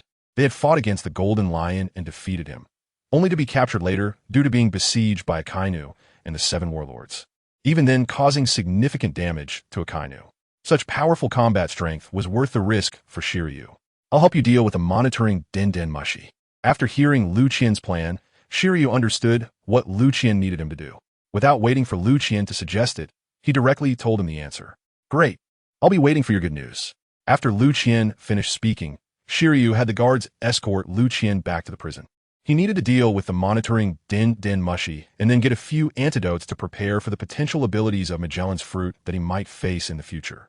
It must be said that Shiryu was also a very clever person, handling matters thoroughly. Back in the cell, Liu Qian was tied up as usual, waiting for Shiryu to deal with the monitoring Den Mushi. Shiryu indeed did not disappoint Liu Qian. Just a day later, he returned to the 6th level. This time, he did not have the guards escort the prisoners to the cells, but went to the cells himself. Since he often visited the cells before, it did not attract anyone's attention. Captain O'Hara, it's all taken care of. When Shiryu entered, most of the prisoners were very fearful. After all, Shiryu's reputation for torturing prisoners was well known throughout Impel Down. But this time, everyone was taken aback. What did they hear? Shiryu, the demon warden, was calling O'Hara captain? What on earth had happened? Had they been imprisoned for too long and started to hear things? Just when everyone thought it was their imagination, Liu Qian moved. His limbs seemed to be boneless as he slipped out of the sea stone chains, and without anyone noticing how he did it. The chains around his neck and waist were also undone. Then, with a swift kick, he broke open the cell door and walked out. O'Hara, let me out, please. Let me out. I'll give you all my treasures. Kid, hurry up and let me out, or I'm going to make you regret it. O'Hara, please. I have an 80-year-old mother to take care of. Please let me out. O'Hara, let me out. I can be your crew member. Seeing Liu Qian walk out of the cell by himself, the other prisoners quickly shouted and begged Liu Qian to help them escape, some with offers, some with threats, and others pleading or pretending to be pitiful. The cries were numerous and varied. Stepping out of the cell, Liu Qian stretched and moved his body, ignoring those guys. He said to Shiryu, let's go. We have some serious business to attend to. Shiryu had initially planned to give those shouting prisoners a taste of what was to come. But upon hearing Liu Qian's words, he decided to ignore them. Liu Qian led Shiryu straight to Douglas's cell. Douglas, a paramecia-type fruit user, was treated the same as Liu Qian, with his arms and legs spread out and shackled to the wall, and chains around his waist and neck. Douglas did not look at him, nor did he even lift his head. He was one of the few who remained silent. The Devil's descendant, Douglas, had once been a crew member of the Pirate King Joel D. Roger. In his youth, he was able to fight evenly with the Dark King Rayleigh. Truly a remarkable powerhouse, but what a pity. What a pity. Douglas couldn't help but look up and respond when Liu Qian said what a pity. It's a pity that a strong person like you can only be tied up here like a dog. The sea has already forgotten the once devil descendant Douglas. Liu Qian said, what do you want? Douglas ignored Liu Qian's mockery and asked straightforwardly, I'll rescue you, and you join my pirate crew as my member. How about that? Liu Qian also got straight to the point and laid out his terms. I won't join any pirate crew. You can leave. Douglas said coldly, I heard that you have always wanted to surpass your captain Joel D. Roger, aiming to achieve something that even Roger couldn't do after his death. To prove that you are stronger than Roger, right? Faced with Douglas's indifference, Liu Qian did not give up. So what? Douglas did not deny. Even if you accomplish something that Roger has never done, it doesn't prove that you are better than Roger, Liu Qian continued. Why? Douglas remained indifferent, unwilling to say another word. Because you cannot be sure that what you are doing is something that even Roger couldn't accomplish. Anyway, Roger is already dead, and the dead cannot compete with you anymore. But there will definitely be many who believe that if Roger were alive, he could have accomplished this. He just didn't care to do it. How would you respond to such doubts? Liu Qian continued. Douglas fell silent. He simply couldn't answer the question Liu Qian posed. Roger was indeed dead. So no matter what he accomplished, Roger could no longer compete with him. He couldn't prove that Roger couldn't do it, unless Roger were to come back to life and admit himself that he couldn't do it. However, I know that there was indeed one thing that Roger wanted to do, but couldn't. Or rather, something he couldn't do with his own strength. Seeing Douglas silent, Liu Qian unleashed his ultimate weapon. What was it that Roger wanted to do, but couldn't? Why is it that as Roger's crew member, I don't know. But you do? Douglas asked, his eyes wide open, staring at Liu Qian without blinking. Liu Qian's ultimate move was indeed powerful. Once unleashed, it broke Douglas's indifference. His tone, which had no emotion, was now filled with urgency. It was clear that he really cared about this matter. That is to overthrow the world government, defeat the celestial dragons, liberate the entire sea from the hands of the world aristocracy, and let the people on this sea gain true freedom. Liu Qian stared into Douglas's eyes and spoke word by word. What? How do you know this is what Roger wanted to do? Douglas asked in disbelief. Before Roger died, he used his life to open the era of great sailing, precisely to allow more people to go to sea. As long as one goes to sea, they will understand how precious true freedom is. Once these people become accustomed to true freedom, would they still want to return to the rule of the world government? When there are enough people who are accustomed to freedom and their power becomes strong enough, they will no longer tolerate having a celestial dragon above them. They will spontaneously resist the tyranny of the world government. When everyone at sea rises up to resist, that will be the time of the celestial dragon's downfall. Only after the celestial dragons are destroyed will this sea be truly free. This is the purpose of Roger opening the Great Voyage and the thing Roger wanted to do but couldn't. Liu Qian slowly conveyed Roger's purpose to Douglas. But if Captain Roger aimed to destroy the world government and the celestial dragons, then why did he team up with Garp to eliminate the Rocks Pirates in God Valley? At that time, the goal of the Rocks Pirates was also to eliminate the celestial dragons. If that's the case, then the goals of the Rocks Pirates and Captain Roger should be consistent, right?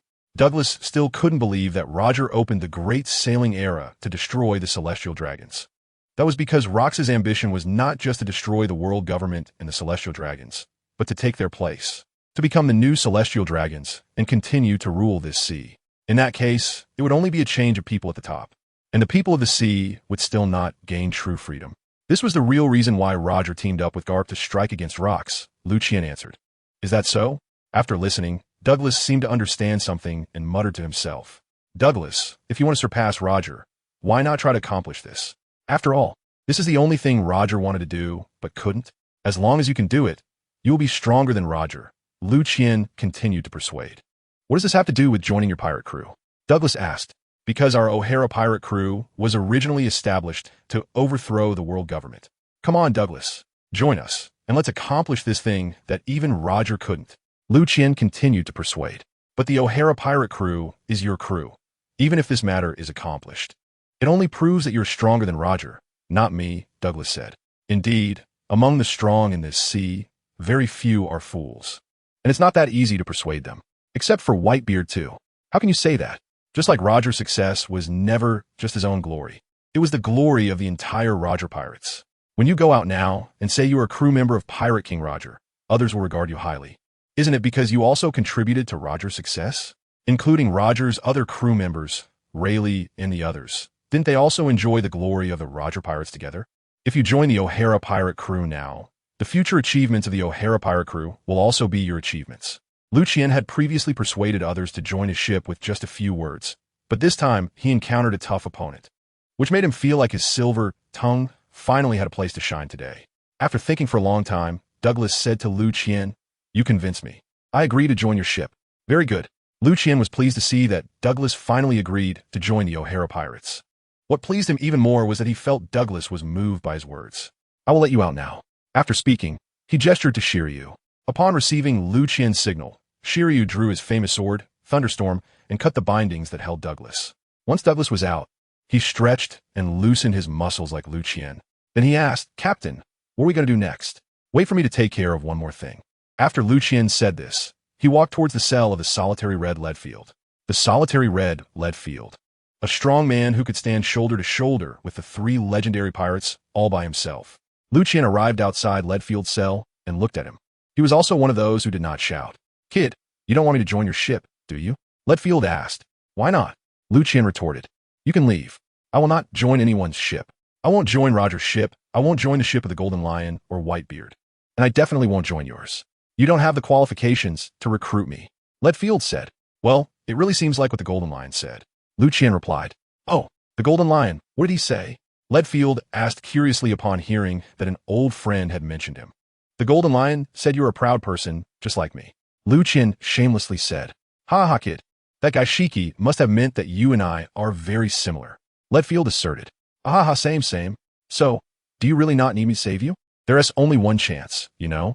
If you agree to join my ship, I will save you." Liu Qian, having his lie exposed, felt no embarrassment at all and was still thinking of recruiting Leadfield. No need. I would rather be imprisoned here than join your ship. Leadfield said. You really are quite proud. After Liu Qian finished speaking, he gestured to Shiryu again. Although Shiryu did not understand why Leadfield was unwilling to join the ship or why Liu Qian wanted to save him, he had one advantage. He never asked unnecessary questions. Drawing Thunderstorm, he swiftly made several cuts. Leadfield was out as well. Kid, I can agree to help you with one thing as a reward for saving me.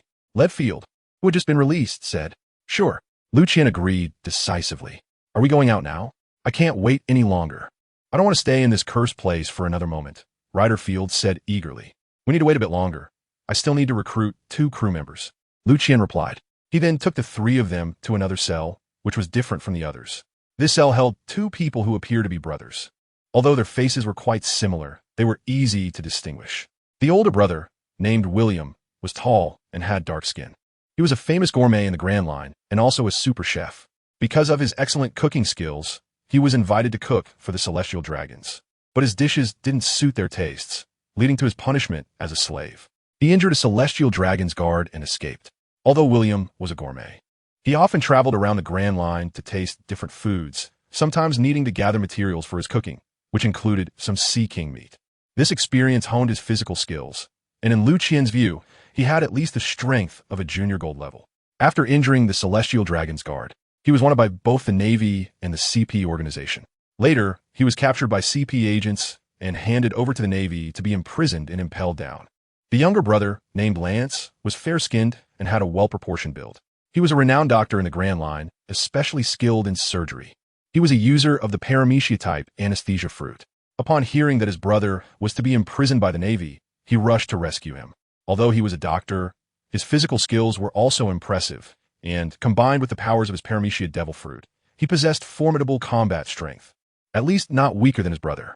He set an ambush where the Navy prison ship passed, using his anesthesia fruit to put everyone on board, including the rear admiral in charge of the transport, to sleep and rescued his brother William. However, this also attracted the Navy's pursuit. Eventually, the brothers were defeated by the current Admiral Kizaru and were then imprisoned and impelled down. While Liu Qian was imprisoned and impelled down, he wasn't completely idle. He had a clear understanding of the brother situation. Coincidentally, he needed a cook and a ship's doctor, and upon learning of their professions, he planned to rescue both of them.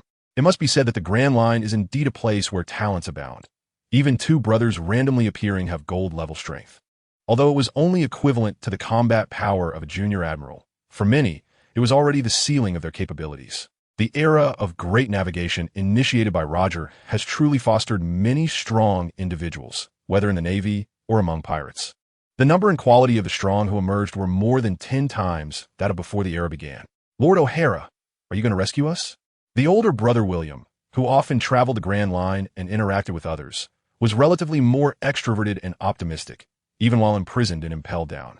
Upon seeing Liu Qian at their cell, he quickly greeted him. That's right. I heard you are an excellent chef. My ship happens to need one.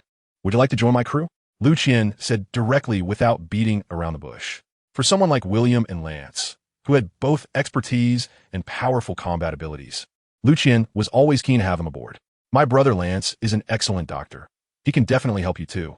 Please rescue him as well, William said, not opposing Liu Qian's offer to become a chef, but instead requesting that his brother be saved too. Compared to the extroverted William, the younger brother Lance, perhaps due to his profession, was not very skilled at interacting with others and lacked social skills. However, he didn't come off as aloof, but rather somewhat awkward. Hearing his brother's words, the hope that had been absent in his eyes now held a hint of pleading as he looked at Liu Qian. Okay, I just happen to need a ship's doctor as well. You 2 brothers will join my crew. This time, Liu Qian didn't even need to gesture. After hearing Liu Qian's words, Shiryu immediately drew his sword, slashing open the cell door and breaking the brothers' bonds, freeing them. Thank you, Lord O'Hara. The first thing William did after coming out was to thank Liu Qian. Thank you. The younger brother followed closely behind, and it was clear that he was not good at dealing with people. Remember, from now on, call me Captain. You all know this Shiryu of the Rain. And let me introduce you to this descendant of the devil, Douglas. From now on, we will all be comrades on the same ship. I have a few more crew members, all in the Grand Line, and once we get out, I will go find them. Liu Qian introduced them to each other. Hey, among the few, only Shiryu did not call out Captain, because he was not yet a member of the O'Hara Pirates until he received Liu Qian's promised wind fruit. Then the few of them nodded to each other, acknowledging their acquaintance. Although they were not familiar before, being in the same prison allowed them to know a bit about each other. Let's go to the 5th level above, Liu Qian said, and took the lead to walk to the next level of the prison. The remaining prisoners saw Liu Qian and the others were leaving and shouted even more frantically. But Liu Qian paid them no mind. Just a bunch of defeated dogs. No matter how they howl, they couldn't pique his interest. After all, not everyone could catch his eye. As for those proud guys like Ryderfield, even if rescued, they wouldn't come aboard his ship, so he certainly wouldn't waste time rescuing them. The only reason he saved Ryderfield was that the Golden Lion once compared him to Liu Qian. The 5th level of Impel Down is the Extreme Cold Hell. This level is home to pirates with bounties over 100 million, and the prisoners here are subjected to an environment colder than the Great Ice Storage, suffering severe frostbite until death. Additionally, the Extreme Cold Hell is home to a large number of military wolves, which are even more ferocious than the massive beasts of the 2nd level. These military wolves feed on the corpses of frozen pirates and sometimes hunt living pirates in packs or are hunted by pirates for food. After all, food has always been scarce in Impel Down. It is worth mentioning that due to the extremely low temperatures, no Den Den Mushi was installed on this level, which made Liu Qian and the others' actions even more convenient. The few of them took the elevator to the 5th level of Extreme Cold Hell. Indeed, it was a world of ice and snow, with almost no prisoners in sight. Liu Qian knew they were all hiding to keep warm. In Extreme Cold Hell, keeping warm is the top priority, followed by food. Every day, a large number of pirates die from the cold or hunger, yet new pirates are sent in daily. However, for the few who came from the 6th level, this little cold wouldn't affect them. At least in the short term, it wouldn't have an impact. We'll split up. Let's meet back here in 3 hours. Gather as many people as you can, and I will decide who becomes our crew at the end. Liu Qian said to them. After hearing this, all 5 of them set off in different directions. The William brothers went one way. Ryderfield also moved. To repay Liu Qian for rescuing him, he agreed to help Liu Qian with one task, and Liu Qian let him await his orders in Impel Down, until everyone escapes Impel Down, after which their transaction would be complete and they would have no further ties. In the future, whether they meet on the sea as enemies or friends would depend on their own choices. After Liu Qian and the others left, he casually chose a direction and walked over. Yahaha, are there new arrivals? A guy called out. Kid, what is your name? What was your bounty before coming in? Let me tell you about Lord Bus. Liu Qian had not walked far before he saw a group of pirates gathered together, seemingly eating something. As he got closer, he realized they were eating the corpse of a military wolf. Liu Qian surveyed them and did not respond. This group of pirates seemed to be doing well in this 5th level of Extreme Cold Hell. It was likely that their strength was decent. They were all wearing wolf pelts for warmth, as wolf pelts are the best at providing warmth in Extreme Cold Hell. Anyone without strength would have long lost their pelts to others. Seeing that Liu Qian didn't respond, one of the guys spoke again. Kid, do you know that our Lord Bus has a bounty of 120 million belly in the Grand Line? Liu Qian didn't care about how much these guys were worth. After all, there were definitely no strong opponents he needed to pay attention to on the 5th level of Impel Down. It's like how a tiger might fear a black bear and be wary of a leopard, but it would never care about how strong a fox is. Because no matter how strong the fox is, it is just a dessert after a meal for the tiger. It's merely a matter of quantity. Kid, Lord Bus is asking you a question. Bus, seeing that Liu Qian had not answered, couldn't he help but feel a bit angry. You guys seem to be living well. Huh, you even have meat to eat. It doesn't look as miserable as I imagined. Liu Qian did not answer his question, but instead made a sarcastic remark. Kid, you're looking for death. After Bus said this, he signaled to his group of subordinates. A group of people stood up and surrounded Liu Qian. Shape of intent fist. Gatling gun. Before they could properly position themselves, Liu Qian moved. A group of guys with strength, no more than bronze, were naturally no match for him. Unless the strength was comparable, otherwise, the number of people was just a joke. Nanny? Who are you? Bus, who had just been sitting without getting up, was not knocked down, but seeing Liu Qian instantly take out his subordinates, he was quite surprised. Do you even deserve to ask for my name? I ask you answer. Otherwise, you will die. Liu Qian said. You bastard, I am Lord Bus, the Blood Axe Bus with a bounty of 120 million. After saying this, he lunged at Liu Qian. It was then that Liu Qian noticed that he had been sitting on a huge axe. The axe was about 4 to 5 meters long, with a blade as wide as a door, and combined with Bus's height of over 3 meters when standing, it had quite a bit of imposing power. Don't look at Bus's bounty seeming not very high, but his strength was indeed solid. Once he made his move, Liu Qian realized that this guy had at least the strength of an elite rear admiral from the Navy headquarters, with armed color hockey wrapping around his entire body. Even the axe was wrapped with armed color. With such strength, it's no wonder he was imprisoned in the 5th level of Impel Down. In fact, currently on the seas, the bounties of pirates are generally not high. Even the Shichibukai crocodile only has a bounty of 80 million belly. So, Bus's bounty of 120 million belly is considerable. Unlike later, where if your bounty ISNT 10 billion or 8 billion, you wouldn't even dare to go out. But he was facing Liu Qian, who had a bounty exceeding 1 billion belly and had once defeated the legendary pirate, the Golden Lion. Golden Bell Shield Liu Qiansho raised his hand, releasing the Golden Bell Shield, enveloping Bus inside. His 5 fingers slowly tightened, and, as they did, the Golden Bell Shield also gradually constricted. Bus inside exerted all his strength and struck several times with his axe. Aside from producing a few deafening bell sounds, it had no effect, and he was dizzy from the sound. With no other choice, he had to raise his axe horizontally to block the tightening of the Golden Bell. Seeing the axe entwined with armament hockey slowly being squeezed and deformed, Bus's face finally changed color. Who are you really? If you have any questions, feel free to ask, and I will tell you everything I know. Please don't kill me. At the moment of life-threatening danger, our Bus also began to show fear. Oh, then tell me, how many people are there in total? Where do they usually gather? Who is the strongest? Liu Qian stopped the shrinking Golden Bell and asked, Sir, I'm not sure how many people are here. People die every day, and new ones come in every day. No one knows the exact number of people imprisoned on this level. They usually camp in the wind-sheltered areas over there. This level of hell is divided into various pirate groups, just like the sea. Currently, the strongest is the Crystal Pirate Group, led by the Crystal Man who has eaten the Paramecia-type crystal fruit. He is very powerful and had a bounty of 450 million berries outside. He is the strongest person on this level, and the Crystal Pirate Group also has the largest number of members. They occupy the best locations. If you go straight in this direction, you will encounter them. Bus didn't dare to hide anything and quickly answered, I hope you're not deceiving me. Otherwise, the consequences will be dire. After saying this, he released Bus. Turning around, he walked in the direction Bus pointed. Sir, please let me follow you. Seeing Liu Qian about to leave, Bus suddenly knelt down and requested, Oh, why do you want to follow me? Liu Qian turned back and asked, Sir, you are a newcomer who just arrived here. Although your strength is great, you must be unfamiliar with many places here. I can help you adapt to this place more quickly. To survive better here, one must follow the strong. And you must be the strongest existence in this level of hell. So I want to follow you, Bus said. Since you have good judgment, I agree. Follow me. Liu Qian waved his hand, signaling Bus to follow him. Sir, what about my subordinates? Bus still wanted Liu Qian to take his subordinates along. Remember, Bus, our O'Hara pirate group, does not accept just anyone. After saying this, Liu Qian left without looking back. Seeing this, Bus knew it was impossible for his subordinates to join him.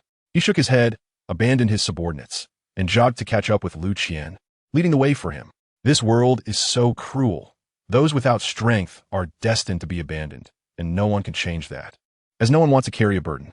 But being abandoned by Liu Qian might not be a bad thing. After all, the enemies of O'Hara are very strong, and those people might survive here. If they followed him, they might die faster. Under Bus's guidance, Liu Qian arrived at the Crystal Pirate Group's base and noticed that the Crystal Pirate Group seemed to be fighting someone. Those are the Bell Brothers. How did they end up fighting the Crystal Pirate Group? Liu Qian saw that the ones battling the Crystal Pirate Group were William and Lance, the Bell Brothers.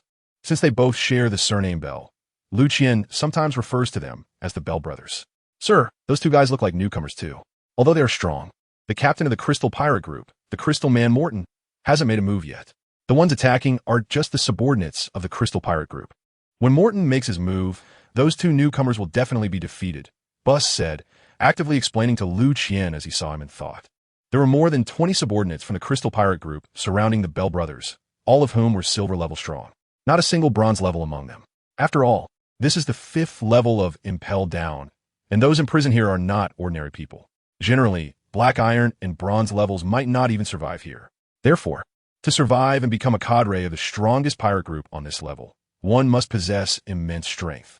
As for the captain of the Crystal Pirate Group, the Crystal Man Morton, Liu Qian did not see him, but he estimated that he must at least possess the combat strength of a golden level general, though it was hard to say whether he was low level or high level. Liu Qian hid nearby, observing the battle between the Bell Brothers and the Crystal Pirate Group. He noticed that among the Bell Brothers, The older brother William had rich combat experience, and he was a master of pure physical techniques, possessing high levels of both armament hockey and observation hockey. According to him, as a chef, he was quite skilled with a kitchen knife. Even now, barehanded, he displayed extremely high combat skills. However, the younger brother Lance was different. His main profession was a doctor, and he was best with his scalpel, using it in combination with his anesthesia fruit to administer anesthetics through wounds or release smoke-type anesthetics in confined spaces. But now, he was wielding a stolen katana, and perhaps due to inexperience or the open combat environment, the anesthetic smoke had no effect. Although he was much stronger than those cadres of the Crystal Pirate Group, he seemed to be on the verge of being defeated. If it weren't for his brother William occasionally supporting him, he might have already been defeated. Compared to his brother, his real combat experience was severely lacking, wasting his powerful strength. Just as Liu Qian was secretly observing, a new change occurred on the battlefield, still triggered by Lance. Those imprisoned on the 5th level were all elites who survived countless battles at sea. They had rich combat experience and were daring. In terms of combat experience and awareness, they were far beyond the Bell brothers, who were only half-baked. After some time of fighting, the group attacking the Bell brothers realized that although the enemy was strong, they couldn't fully utilize their strength, especially that seemingly gentle-looking guy with fair skin who didn't know how to fight at all. They decided to make him their breakthrough point to defeat the brothers. One of them was an animal-type boar fruit user in wild boar form. Relying on his strong recovery ability, he withstood Lance's attacks with his body and then took the opportunity to charge, sending Lance flying. At that moment, a guy behind Lance seized the opportunity and swung a katana toward Lance. Lance saw that his brother was about to be harmed, and his brother William hurried to rescue him. But this happened to fall into their trap. They had already prepared and were just waiting for William to come and save Lance. Seeing this, Liu Qian couldn't help but take action. He was afraid that if he didn't intervene, these two brothers would really be defeated. Suddenly, a golden bell shield appeared out of thin air. With a loud dong, the group attacking the Bell brothers was all stunned, dizzy, and staggering. Some of the weaker ones even sat down on the ground. Other enemies noticed Liu Qian and Bus coming over. "It's the captain." The Bell brothers looked up and saw Liu Qian approaching. "William, Lance, are you okay?" Liu Qian asked the Bell brothers. "The captain arrived just in time. We're fine," William said. "Well, since you're fine, stand aside for now. I'll take care of them." Liu Qian instructed the Bell brothers to stand next to him. "Where's your captain?" Liu Qian asked the members of the Crystal Man pirate crew. "Who are you?" The wild boar-shaped guy asked. "Me? I'm O'Hara, the captain of the O'Hara Pirates." "I want to see your Captain Morton," Liu Qian replied. Kid, I don't care who you are. Our captain is not someone you can just meet," the wild boar man said.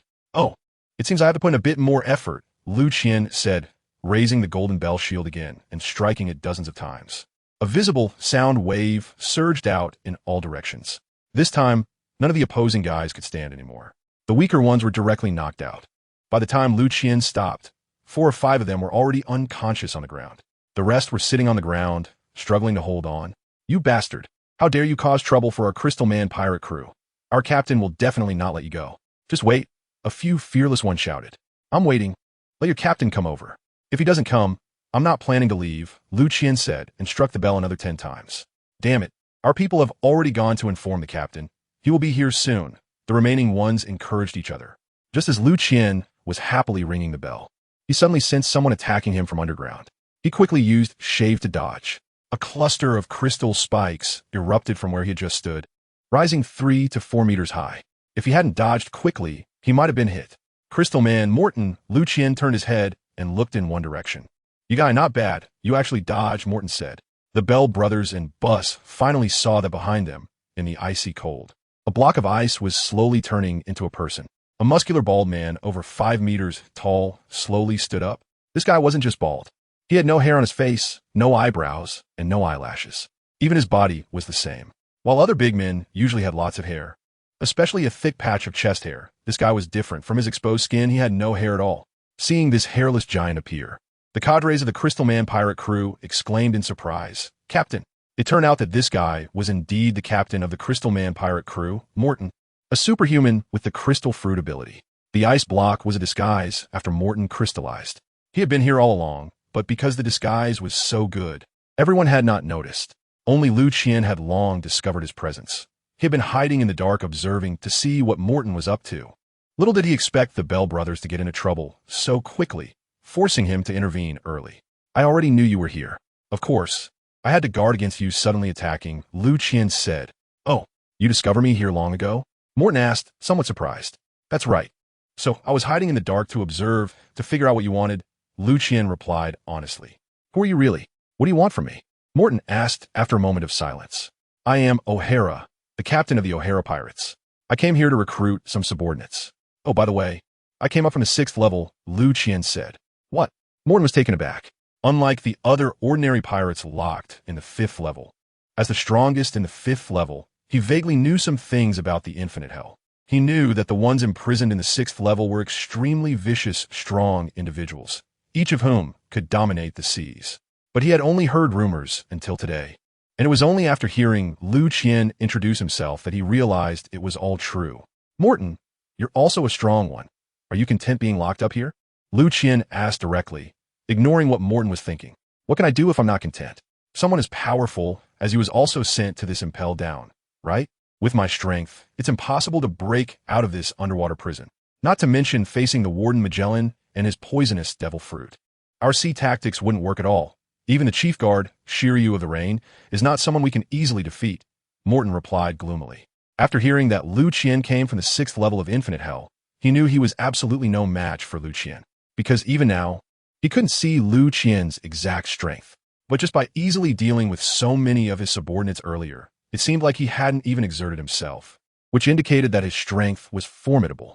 Since you know about the 6th level prison, aren't you curious about how I got up here? Liu Qian said to the gloomy Morton. Right, since you're a prisoner from the 6th level, how did you make it up here? Morton suddenly remembered to ask. Of course. It's because I broke out of prison. What? You escaped from prison? Then why aren't you running away? Instead, you're here recruiting subordinates? With your strength, once you get out, you could easily gather a lot of followers. Why waste time here? Morton asked. I want to build the most powerful pirate crew. Where else can you find pirates of a higher caliber than those in Impel Down? Liu Qian replied. That's true. The pirates locked up here are elites compared to those outside. Morton agreed wholeheartedly with Liu Qian's words. Morton, come be my crew member. Your strength shouldn't be wasted in this Impel Down. Liu Qian extended an invitation to Morton. Oh, you want to recruit me? Of course. Is there a problem? No problem. But you have to defeat me first if you want to be my captain, Morton proposed his condition. You go first. I'm afraid if I go first, you won't have a chance, Liu Qian said. After hearing this, Morton did not hold back. Spiky Charge Morton suddenly sprouted crystal spikes all over his body and charged towards Liu Qian at an extremely fast speed. Liu Qian did not dodge, but chose to withstand it head-on. Since he had decided to subdue Morton, he needed to earn his complete respect. Now, with his golden bell shield and iron claw fully activated, Liu Qian's defense had significantly improved. At least Morton's full-strength attack did not break through Liu Qian's defenses. He was surprised to see that his attack had no effect. Thousand Thorn Spear upon seeing his attack fail, Morton waved his hands and a cluster of crystal thorns appeared, stabbing towards Liu Qian. This time, the thorns were entwined with armament hockey, and their attack power was much greater than before. Liu Qian used Shave to dodge and appeared behind Morton, using Moonwalk to ascend into the air and launched a missile-style kick from his Xingyi Quan. He kicked towards the back of Morton's head. Morton quickly crystallized his entire body and wrapped it with armament hockey for protection. With a bang, Morton was kicked over 100 meters away before hitting the ground.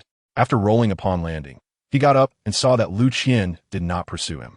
He waved his hands, and a crystal-long knife appeared. With a strong slash, a massive flying slash was sent towards Liu Qian. Lanzhao faced Morton's flying slash, and Liu Qian countered with Lanzhao. After shattering the flying slash, Lanzhao continued to fly towards Morton. Morton couldn't believe what he was seeing. His flying slash, while not at the level of a great swordsman, shouldn't be so easily defeated by anyone. The gale kick hit the somewhat dazed Morton, sending him flying again. Since Morton was a crystal person, the gale kick didn't cause him any harm aside from knocking him back, which was also because Liu Qian hadn't used his full strength. Seeing that his ranged attack was ineffective, Morton chose to engage again with his crystal knife in close combat. The crystal knife, wrapped in armed color hockey, was just as sharp as a famous sword. Liu Qian didn't dare to take its edge lightly. He could only dodge it with a quick move and create some distance for Morton. With the distance opened up, Liu Qian launched his attack using the machine gun style of Xingyi Quan. Since it wasn't a life-and-death battle, Liu Qian didn't use overly powerful techniques. He was afraid he wouldn't be able to hold back, and if he injured Morton too severely, he would lose a combatant and gain an additional burden. Crystal Armament Morton was completely crystallized, turning into a crystal person from head to toe, greatly enhancing his defense. Although the hardness of crystal is not on par with diamond. Morton, who could fully transform into crystal, had no defensive blind spots. Even though Liu Qian's machine gun couldn't break through Morton's defense, it still hurt a lot when it hit him. Even with Morton's defense, he winced in pain. No more fighting, no more fighting. I'm not your opponent at all. I admit you're my captain now. After taking a beating, Morton couldn't take it anymore and ultimately conceded. All right, clean up and come with me. Bring your subordinates too. Liu Qian had his eye on the strong power of his crystal pirate crew from the very beginning. With this opportunity, he certainly wanted to take them all at once. Time passed quickly, and by the time Liu Qian and the others rushed back to the agreed location, the rest of the crew had already gathered.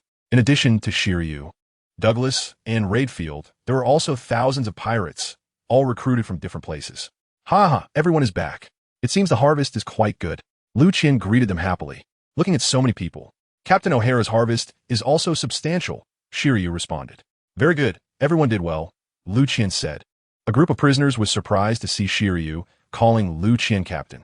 They were familiar with Shiryu as prisoners held in Impel Down. When Shiryu first told them he would lead them out of Impel Down and back to the sea, they didn't believe him, thinking he was just testing them or had used violence to bring them here.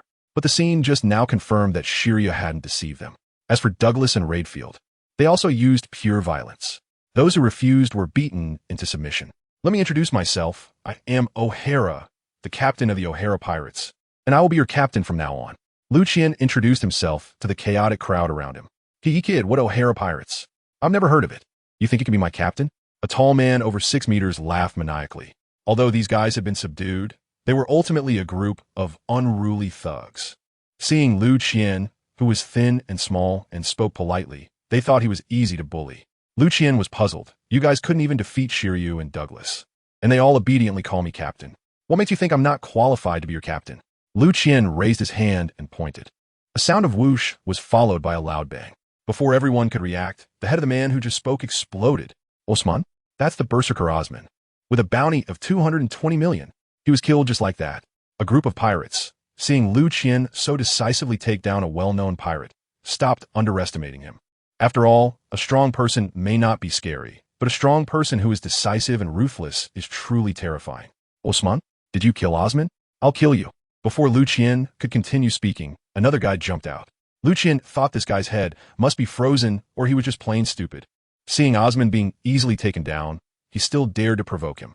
This time, everyone saw Liu Qian's attack, which was similar to a finger gun technique, shooting out a translucent bullet-like energy wave that exploded this guy's head just like before. That was the Minotaur Philip, a Zoan-type user of the Bulbul fruit.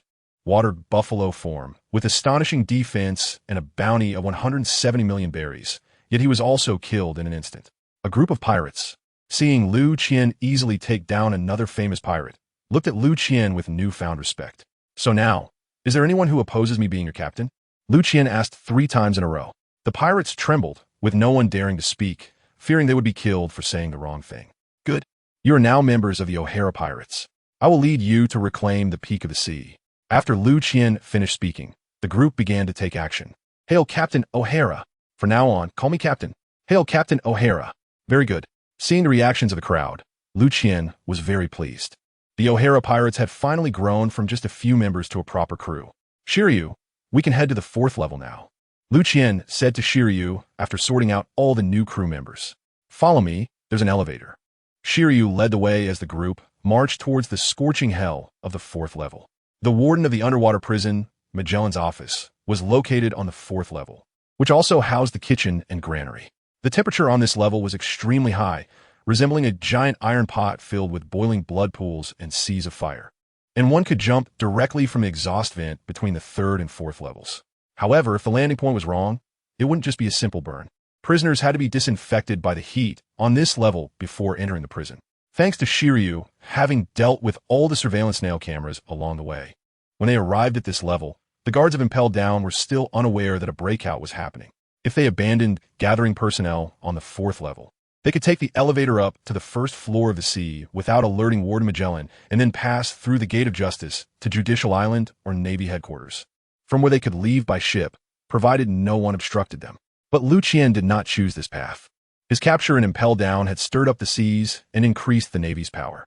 Therefore, he wanted his escape from Impel Down to be grand and loud, announcing his return to the entire ocean. William, Lance, you lead everyone to gather personnel. Same old rule. Meet back here in 3 hours. Douglas, Raidfield, Morton, Shiryu. Come with me to meet our Warden Magellan. Liu Qian instructed everyone. Hi, Captain. Everyone except Shiryu and the others respectfully responded to Liu Qian. Shiryu, let's go. Let's see what our warden is up to. Liu Qian continued, letting Shiryu lead the way. A group of people burst into the scorching hell, already alarming the guards on the 4th level. Just as they were about to report to Magellan, they saw Chief Guard Shiryu approaching Magellan's office with several people. The guards they encountered along the way greeted Shiryu. Chief Guard, are you going to see the warden? Yes. Shiryu nodded in response. In Magellan's office. What? What did you say? The surveillance phone bugs on the 6th floor have all been tampered with? The great demon O'Hara rescued the devil's descendant Douglas and the aloof Redfield? Magellan was on the phone. On the other end was the guard responsible for overseeing the 6th floor prison. They had finally discovered the anomaly with the phone bugs.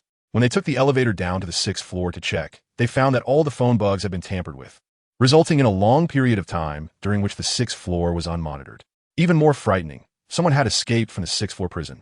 Moreover, according to the remaining inmates, the person who tampered with the phone bugs was none other than the chief guard, Shiryu. Yes, warden, and the guard seemed hesitant to continue. What else? Magellan asked sternly. Also, interrogate the remaining prisoners. They said it was Chief Guard Shiryu who acted and assisted O'Hara and the others in their escape. The guards, under Magellan's questioning, dared not conceal the truth. What? Are you saying that Chief Guard Shiryu has betrayed us? Magellan could hardly believe his ears. Why, yes. That's what the prisoners said, the guard stammered. Magellan, it's bad. A large number of prisoners are coming up from the 5th level, and they're gathering the prisoners on the 4th level, preparing to break out of the prison. Just as Magellan was still reeling from the shock of Shiryu's betrayal, the guard's report sounded again from outside. What? What is going on? Magellan was in a state of confusion. I just went to the restroom, and you're telling me so much has happened? Although I was in there a bit longer. Chief Shiryu, why are you here? Great. You must be here to capture the prisoners coming up from the 5th level. The guard outside suddenly exclaimed excitedly. The guard from the 6th level just told me that Shiryu has betrayed us. What is he doing here now? Where did the guard from the 6th level lie? Magellan was filled with questions. To clarify what was happening, Magellan pulled up his pants and walked out of the office, just in time to see Shiryu walking towards him. Accompanied by several familiar faces, the notorious criminals from the 6th level, Redfield, the Lone Wolf, Douglas, the Devil's Descendant, the notorious O'Hara, and the Bell Brothers. As for Morton, although he was the strongest on the 5th level, he was completely overlooked by Magellan. As the warden of the underwater prison, he might not recognize all his guards due to his profession, or he might not know how many prisoners were actually in Impel Down. But he clearly remembered each notorious criminal held on the 6th level. Shiryu, so you really have betrayed us. I thought it was the guard from the 6th level slandering you. Tell me why? Magellan said in a low tone. Warden, I have long been fed up with this dark and dreary life in this underwater prison, working 996 every day, being able to predict everything that will happen as soon as I open my eyes. If I mistreat a prisoner, you will reprimand me. I don't want to live such a boring and monotonous life anymore. I want to live a colorful life, to venture out to sea, and let everyone on the ocean hear the name Shiryu of the Rain, Shiryu said. Looking at this former colleague, who was once known as an impenetrable wall, Magellan suddenly found him very unfamiliar, as if he had never truly understood him. Even if you want to venture out to sea, there's no need to release them, right? You can resign as chief guard and go out on your own. No one will stop you, Magellan said after staring at Shiryu for a while. Well, let me chime in. For one person, even someone as strong as Redfield was locked up and impelled down, right? If you truly want to establish yourself on the sea, joining a strong pirate crew is a must. So what do you say, Magellan? Would you like to join our O'Hara pirate crew? We have a 5-day work week and double pay at the end of the year. Liu Qian suddenly said. Huh? Magellan's veins bulged on his forehead upon hearing Liu Qian's words. Is this about working 5 days and resting too, with double pay at the end of the year? Is this a reason to change jobs? Oh, right. New members also receive a welcome gift package with limited spots available. So come quickly if you want to join, Liu Qian added. Poison Dragon Magellan really didn't know how to respond. He just went straight for the big move. Liu Qian saw Magellan start attacking directly and didn't hold back. He threw out the golden bell shield that he had secretly prepared, enveloping both Magellan and the poison dragon. What's happening? Magellan couldn't believe that someone could break his technique like this. In the past, whenever his poison dragon was unleashed, it was always effective. Even a mere touch of the venom would lead to poisoning. The serious cases would result in immediate death, while lighter cases would leave victims in a state of coma. However, Liu Qian had already considered the terrifying aspects of Magellan's devil fruit ability and dared not let him fully unleash all his power. He had prepared the Golden Bell shield early on, ready for Magellan to reap what he sowed.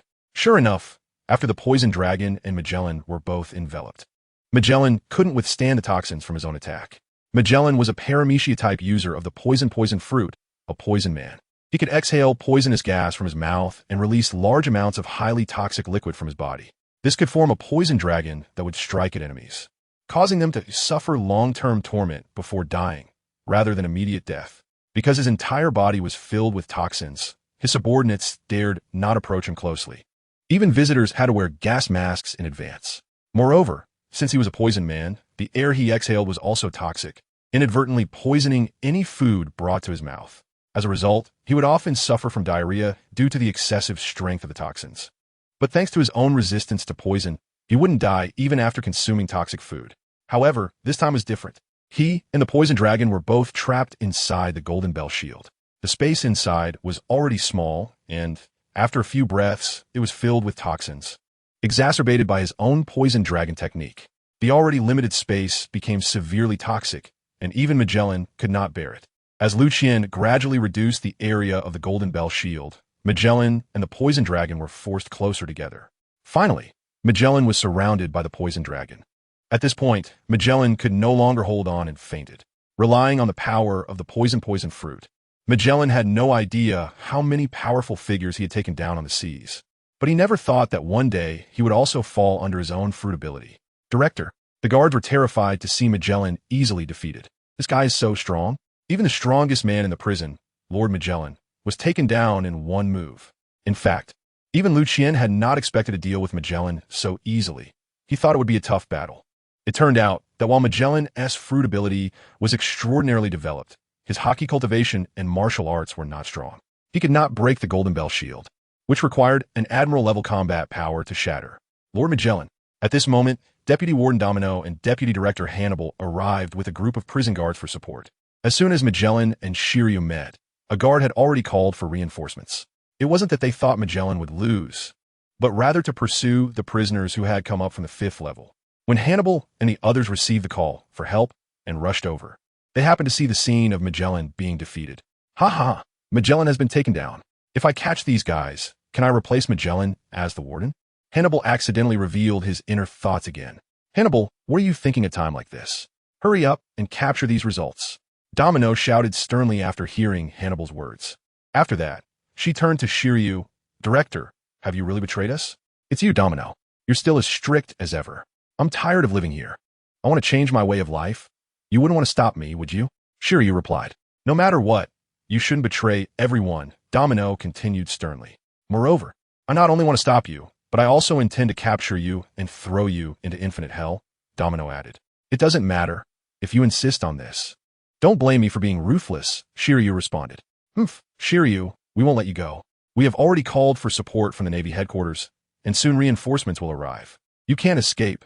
Surrender now, Hannibal interjected. Hannibal was not lying.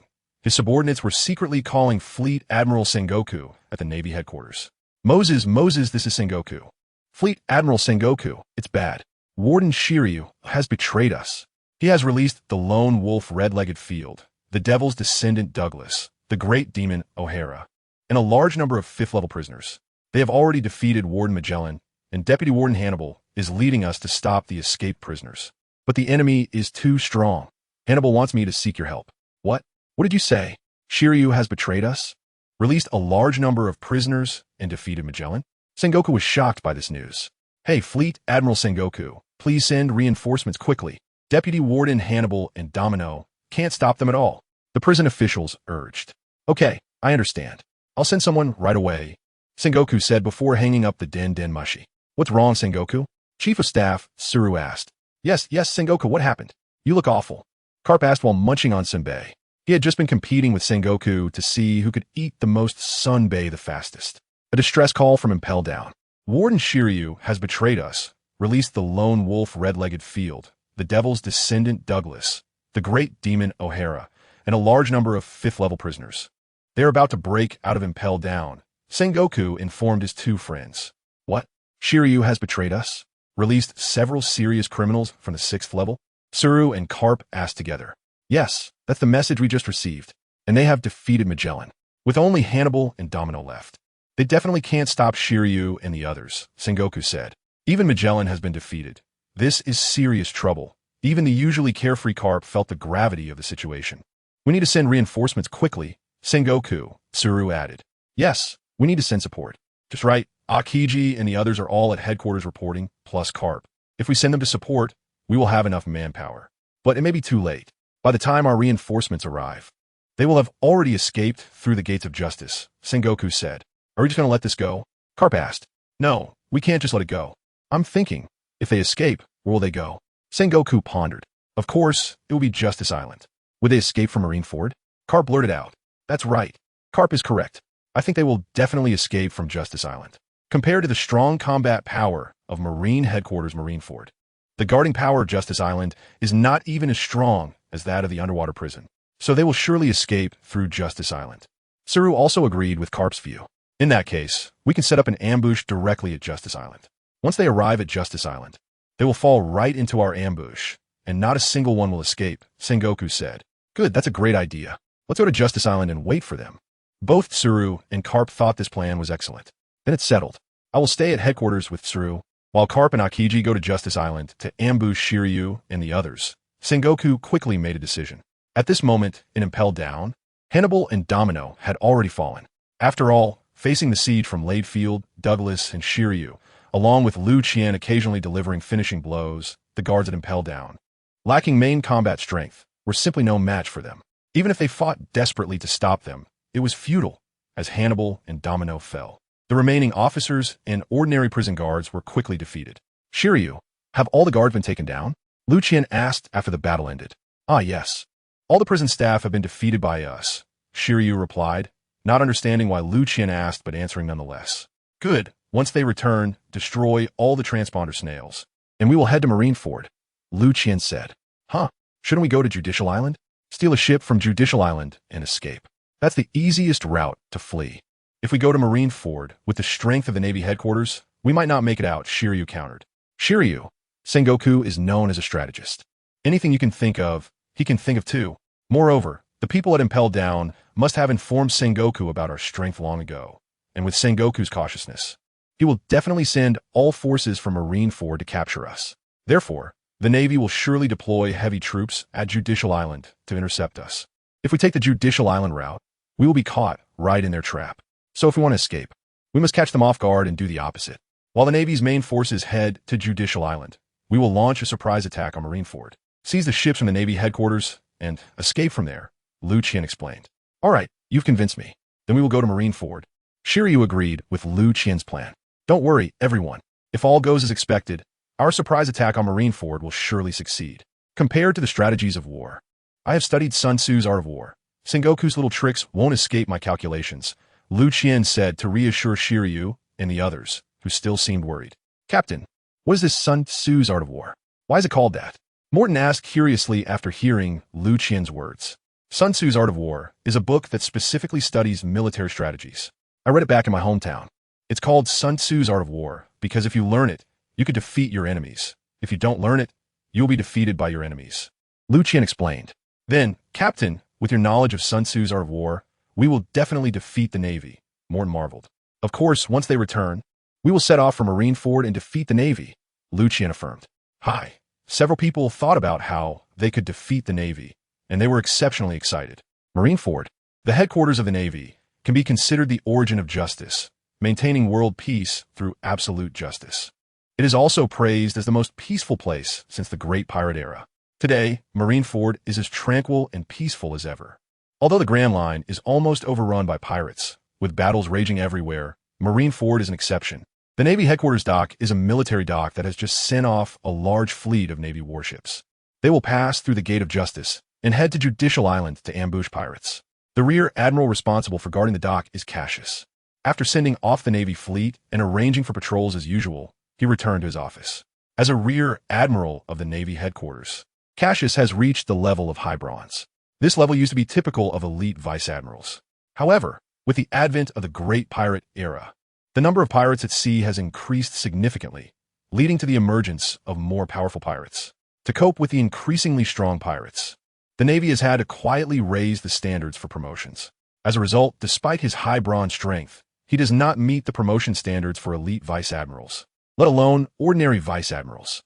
In the past, a silver-level officer could serve as a candidate for admiral.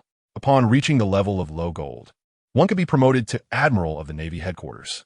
Former Admiral Zephyr was promoted to admiral after reaching low gold, and as battles increased, his strength gradually improved, reaching the peak of mid-gold.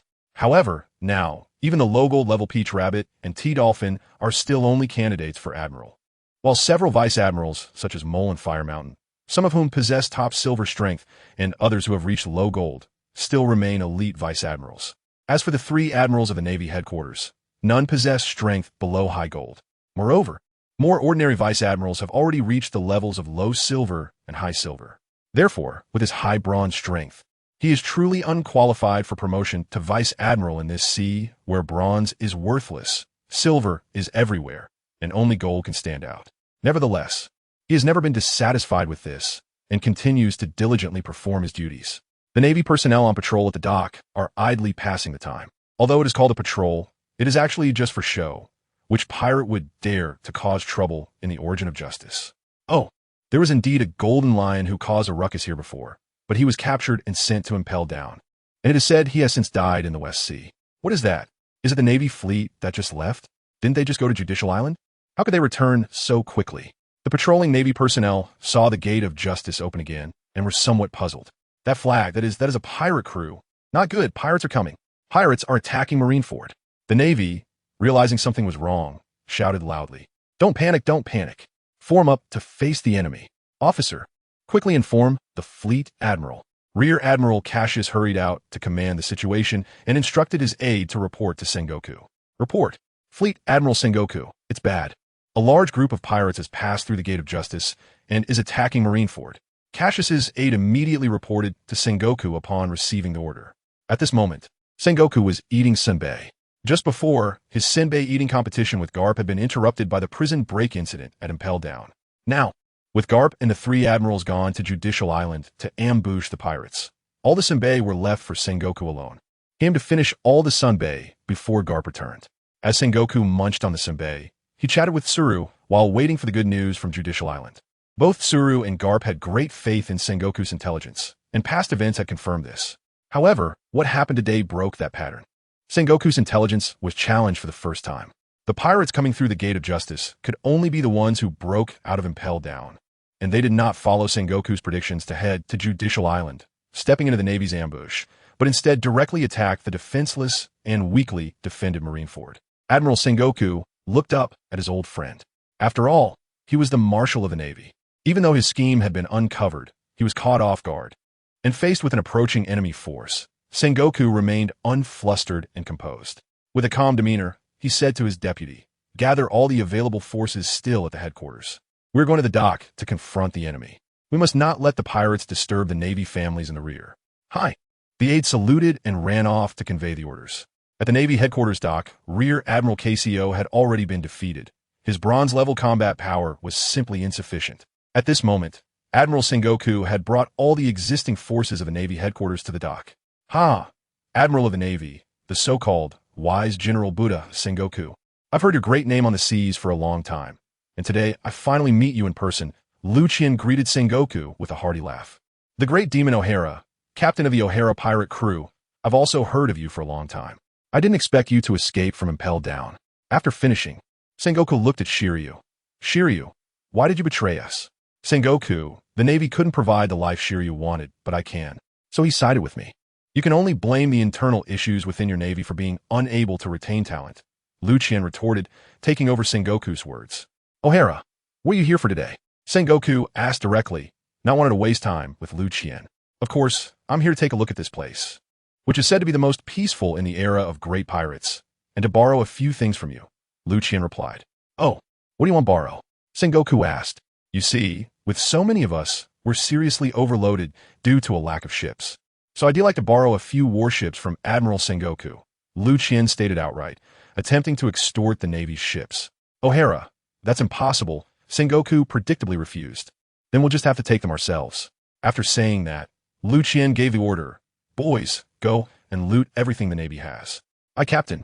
A group of pirates had been itching to move, and upon hearing Liu Qian's command, they all screeched and charged toward the Navy. Damn pirates! You won't get away with this. The Navy on the opposite side refused to back down.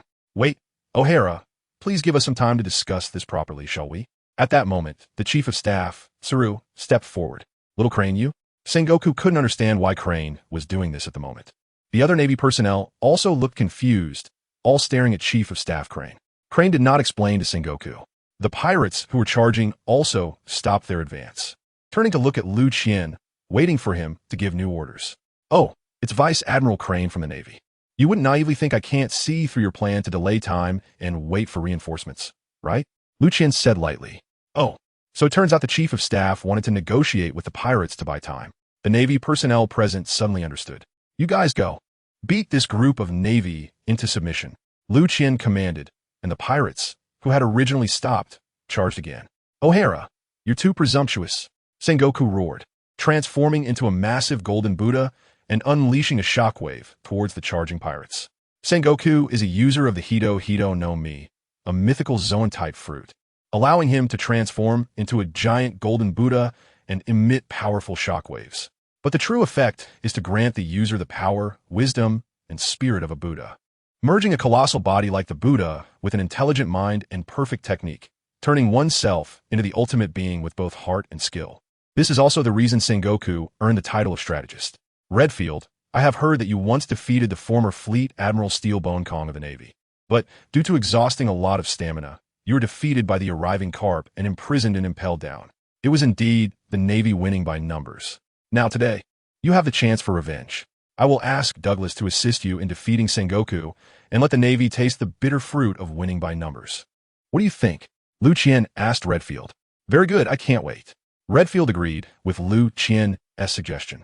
Douglas, who was standing by, also nodded and said, okay. He was also a victim of the Navy's tactics of winning by numbers.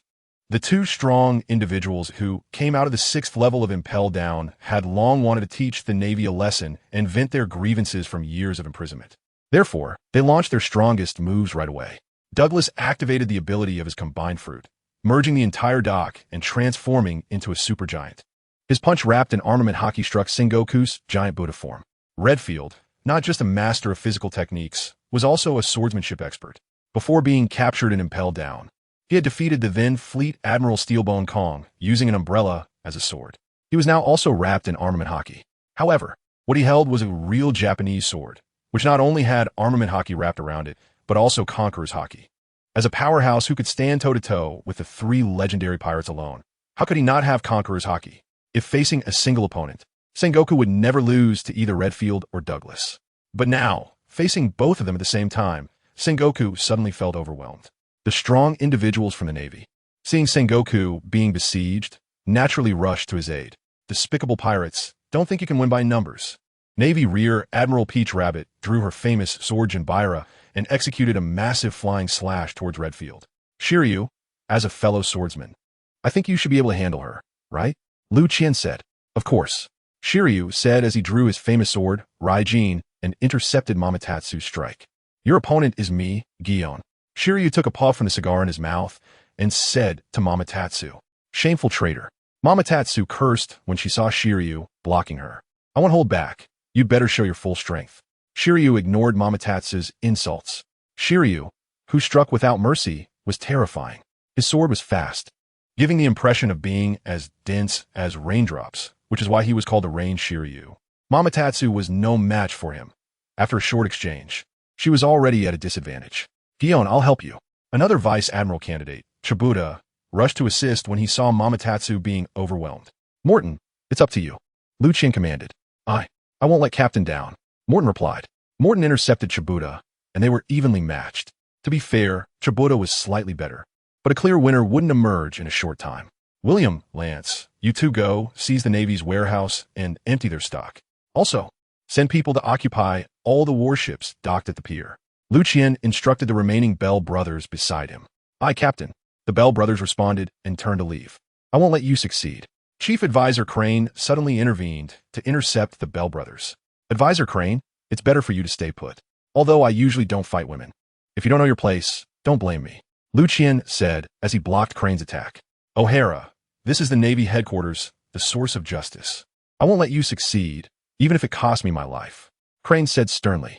Then do as you wish. We are enemies after all. I never intended to coexist peacefully with you, celestial dragon dogs. Liu Qian replied indifferently. Then let's see. After saying that, Crane launched an attack on Liu Qian. Crane is a user of the superhuman type wash fruit, capable of turning people and objects into clothing and drying them. Crane can wash any item, including people or weapons. The washed items and people will lose their original shape and resemble freshly dried clothes. Living beings that are washed will lose their strength and be unable to move freely for a period of time. It is said that those who are washed and dried by this ability will have their minds slightly cleansed and their evil hearts will become somewhat purer. However, as long as one uses armament hockey for defense, they can resist Crane's fruit ability. Crane's strength is comparable to Zifa, both being mid-level gold-tier combatants. But combined with her fruit ability, even high-level gold-tier individuals could easily fall for her tricks if they're not careful. However, this posed no threat to Liu Qian. Not to mention the power gap between the two, Liu Qian has always focused on defense. He knows that there are too many unresolvable fruit abilities in the pirate world, such as Sugar's hobby fruit, and so on. So even if Crane tried to use her fruit ability to catch him off guard, it wouldn't be possible. But aside from her fruit ability, Crane is also a master of martial arts. Her Navy 6 styles and 2-color hockey are not inferior to Zifa's. Her combat experience is also abundant. Therefore, it wouldn't be easy for Liu Qian to achieve a quick victory. At the Judicial Island dock, all 3 admirals gathered on Karp's ship, preparing for the impending battle. Kizaru was trimming his nails, Aokiji and Karp were sleeping. Only Akainu stood by the railing, constantly monitoring the movements of the Justice Gate at Judicial Island. Although Akainu's style of doing things is indeed unpopular, especially his indifference to the lives of innocents, which can even be off-putting, it must be said that Akainu's professional demeanor is indeed the highest within the Navy. Billy, old man Karp, your phone bug is ringing. The yellow monkey reminded Karp, who was sleeping. Karp, who was sleeping, woke up with bubbles coming out of his nose upon hearing Kizaru's reminder. He took out the din mushy from his pocket. Moshi, this is Karp. Vice Admiral Karp, it's bad. The pirates who escaped from Impel Down are attacking Marineford, and Admiral Sengoku and the others are about to be unable to hold on. A panicked voice came from the din mushy. Nanny? Karp, who had just not fully woken up from sleep, immediately became alert upon hearing the message from the transponder snail. Please hurry back to provide support. The enemy's strength is just too powerful. The voice from the transponder snail became increasingly urgent. All right, we'll head back to support you right now. You must hold on, Karp said, hearing that his old friend was struggling to hold out. Without asking further questions, he quickly hung up the phone and ordered the naval forces to return for assistance. Old man Karp, what happened? Aokiji was also awakened, pushing up his mask to ask. The guys who broke out of Impel Down didn't come to Eni's lobby. They went to attack Marineford. Sengoku and the others can't hold on much longer. We need to hurry back to support them, Karp said anxiously. What? The 3 admirals were also taken aback upon hearing this news. They had always been confident in Sengoku's strategies. Otherwise, they wouldn't have come so willingly to ambush the pirates escaping from Impel Down at Judicial Island, nor would anyone have raised any objections. However, now those pirates unexpectedly attacked the defenseless Marineford, which was something no one could have anticipated. Those pirates were truly cunning. They had accurately calculated that we would launch a full-scale assault on Judicial Island, which is why they dared to attack Marineford. Akainu analyzed. Well, it's useless to talk about it now. We need to hurry back for support, or the headquarters might really be breached. Aokiji rarely expressed his opinion. The current pirates are indeed quite terrifying. Even Admiral Sengoku was outsmarted by them, Kizaru said lazily. The order to return for support was quickly issued, and upon hearing that the Marine headquarters was under attack by pirates, everyone accelerated their actions. After all, many families of the Marines lived in Marineford. If Marineford were breached by the pirates, their families could be harmed by them. Sengoku, Tsuru, you must not have any issues. You must hold on until we return to support you. Karp stood on the dock, waiting for the Gate of Justice to open, with the 3 admirals behind him.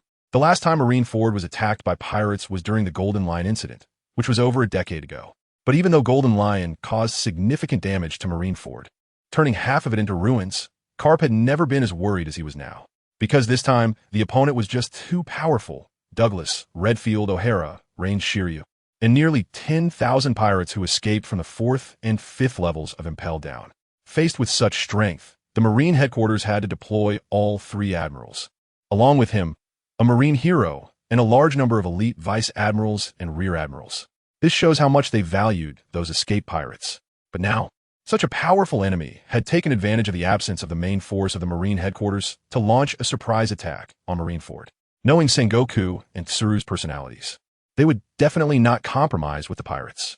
Those lawless pirates, having been imprisoned for many years and filled with hatred for the Marines, could commit any vile acts against the Marines in Marineford.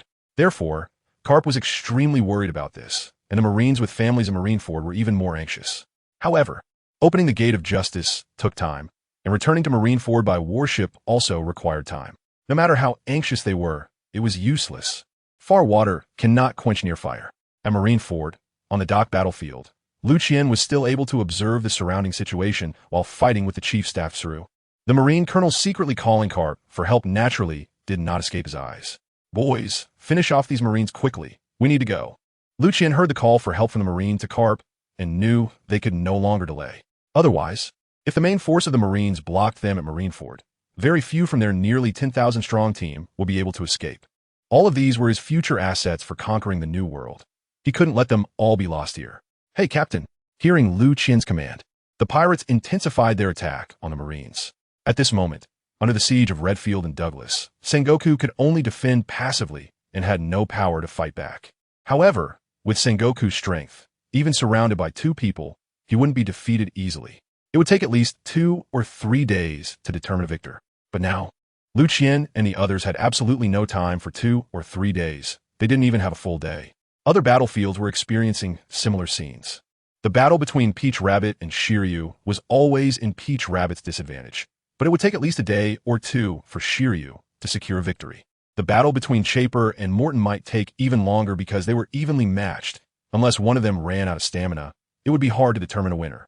As for Liu Qian and Chief Staff Tsuru's battle, it could potentially be quicker. But with Liu Qian not daring to go all out, a swift victory was also difficult. However, if he killed Tsuru, Sengoku and Carp would probably fight him to the death. Therefore, Liu Qian always held back his strength. Since defeating them head-on would take too long, he could only resort to some underhanded tactics. Fortunately, Liu Qian had long been prepared for such a situation. Liu Qian swiftly dodged Tsuru's attack, unleashing a 10-fold sonic burst to shake her off, and then appeared above Sengoku. He then used a large bell to cover the transformed Buddha Sengoku entirely. It was Liu Qian's golden bell shield. But this time, Liu Qian had added something extra inside the bell. It was the poison from the poison fruit that had contaminated the golden bell after defeating Magellan. Liu Qian had anticipated the possibility of a stalemate and collected some of Magellan's toxins in the golden bell after defeating him, which was now perfectly applicable. Once the golden bell enveloped the Buddha, before Sengoku could launch an attack to break the bell, Liu Qian retracted the bell. At this point, Sengoku had already been corroded by the toxin. Just looking at how powerful Magellan's toxin was, able to achieve the strength of a high-level admiral solely relying on the ability of the poison fruit, despite his lack of physical and hockey training, was enough to demonstrate the potency of that toxin. In just a short time, Sengoku could no longer maintain the Buddha form. Although he relied on his willpower to prevent himself from fainting, it was evident to everyone that he was already at his wit's end. Sure enough, not long after, Sengoku fell down. Liu Qian stopped the continued attacks from Redfield and Douglas, instructing them to assist at other battlefields. During the Warring States period, seeing the crane from the Warring States fall down, I was very worried about its safety and couldn't help but exclaim, "Marshal!" The remaining Navy personnel exclaimed in shock upon seeing their marshal defeated. However, the pirates were unconcerned with their reactions. Sengoku's fall only ignited their fighting spirit further. They launched even more ferocious attacks against the Navy, who still had the strength to fight back. After Douglas and Redfield freed up their hands, they began to support Shiryu and Morton. The battle immediately became perilous for Peach Rabbit and T-Pig once the two joined the fray. Douglas and Redfield were already stronger than them, and their original opponents were not weak either. Now, facing such powerful attackers simultaneously, the situation took a rapid downturn. The first to fall was Peach Rabbit. She was already no match for Shiryu. She was merely holding on, and even without anyone's help, Shiryu would eventually defeat her. With the addition of the even stronger Redfield, her defeat came even faster. In just a few exchanges, she could no longer hold on. Shiryu seized the opportunity, first injuring her with a slash, then kicking her away. After flying a few hundred meters in the air, she landed on the ground and rolled a few times, unable to stand up again. Perhaps out of consideration for their past camaraderie, Shiryu did not deliver a fatal blow. With Peach Rabbit's fall, T-Pig's doom also arrived. He was already on the verge of defeat under Morton and Douglas's assault, and now Shiryu and Leadfield had come to attack him as well. He was just a reserve admiral. How could he withstand the combined assault of 4 admiral-level experts? This was a treatment only the Navy's marshals or heroes could enjoy. Thus, T-Pig suffered even worse. Although he did not die on the spot, his injuries were certainly much more severe than Peach Rabbit's. At the very least, he was barely recognizable as a human. Seeing the situation on the battlefield, Crane became increasingly anxious, losing her usual calm. She was already no match for Liu Qian, and in her panic, she made even more mistakes, allowing Liu Qian to seize the opportunity and kick her away with a missile leg. Then, following up with a missile triple attack, she met the same fate as Peach Rabbit. By this point, all high-end combat power left behind at the Navy headquarters had been defeated. The remaining Navy personnel were also taken down one by one under the pirates' attacks. After the battle, Liu Qian ordered all the pirates to speed up the collection of supplies. He commanded that everything movable from the Navy headquarters be packed up and taken away. Regardless of whether they could use it in the future, not even a single nail was to be left behind. The pirates faithfully executed Liu Qian's orders. After the pirates looted, the Navy headquarters was erased from Marineford. Even the Navy headquarters emblem, the giant statue of a seagull holding a scale, was taken aboard the warships, ready to be transported away. Once all the pirates boarded their ships, Liu Qian issued the next target, Judicial Island. Indeed, they were going to play hide-and-seek with the Navy's main force, using the current of Justice's Gate from Marineford. When the Navy's main force returned for reinforcements, they would launch a surprise attack on Judicial Island and then retreat from there to Water 7. Judicial Island is home to the world government's directly affiliated court. Although it is a court, it actually acts solely according to the will of the world government. Anyone brought to Judicial Island has already been deemed a criminal, and in its 800-year history, it has never issued a not guilty verdict. Criminals are merely escorted through those empty courts, ultimately arriving at a cold, massive steel door, the Justice Gate. Those who pass through this door are generally gone for good, symbolizing the absolute justice of the world government. It has never been breached since its establishment, due to the absence of night on Judicial Island, which experiences perpetual daylight. It is also known as the Island of Eternal Day. Impel Down, Judicial Island, and the Navy headquarters at Marineford are all key locations of the world government, connected by a transformed massive whirlpool. One must pass through the Justice Gate to catch the correct current to reach their destination. After all, most of them were imprisoned in Impel Down after being judged by Judicial Island. Now that they had broken through Impel Down and captured the Navy headquarters, how could they miss the opportunity to attack Judicial Island, which judged them? The Justice Gate of Marineford was opened once again. Ironically, this door, which symbolizes justice, once again provided convenience for evil. By the time Liu Qian and the others emerged from the Justice Gate, the Navy's main force had already left Judicial Island. Judicial Island is connected to the World Government Center, so the number of troops stationed on the island is quite large, with a stable garrison of around 10,000 soldiers, along with many Navy and world government officials. Unfortunately, there were no powerful combat forces on the island. The O'Hara pirates, having just broken through Marineford and emptied the Navy headquarters, were in high spirits. So, as soon as they emerged from the Justice Gate, they shouted to empty Judicial Island as well. They seemed addicted to looting. The stationed troops on the island noticed the invading O'Hara pirates, but they were no match for them. Once the battle began, they were defeated in a single clash by Liu Qian and his crew. They called for help from the world government and the Navy, but unfortunately, the Navy's main force was busy rescuing their injured comrades at headquarters and could not spare any attention. Although the world government still had other forces, they needed to guard Mary Geos and did not send any rescue. Consequently, the pirates treated Judicial Island just like they did with the Navy headquarters, packing up everything movable. Fortunately, they had looted enough warships from the Navy headquarters.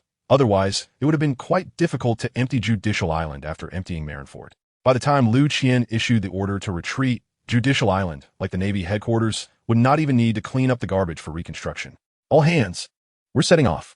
The Grand Fleet sets sail towards Water 7. Roar, we're off. A group of pirates headed towards Water 7.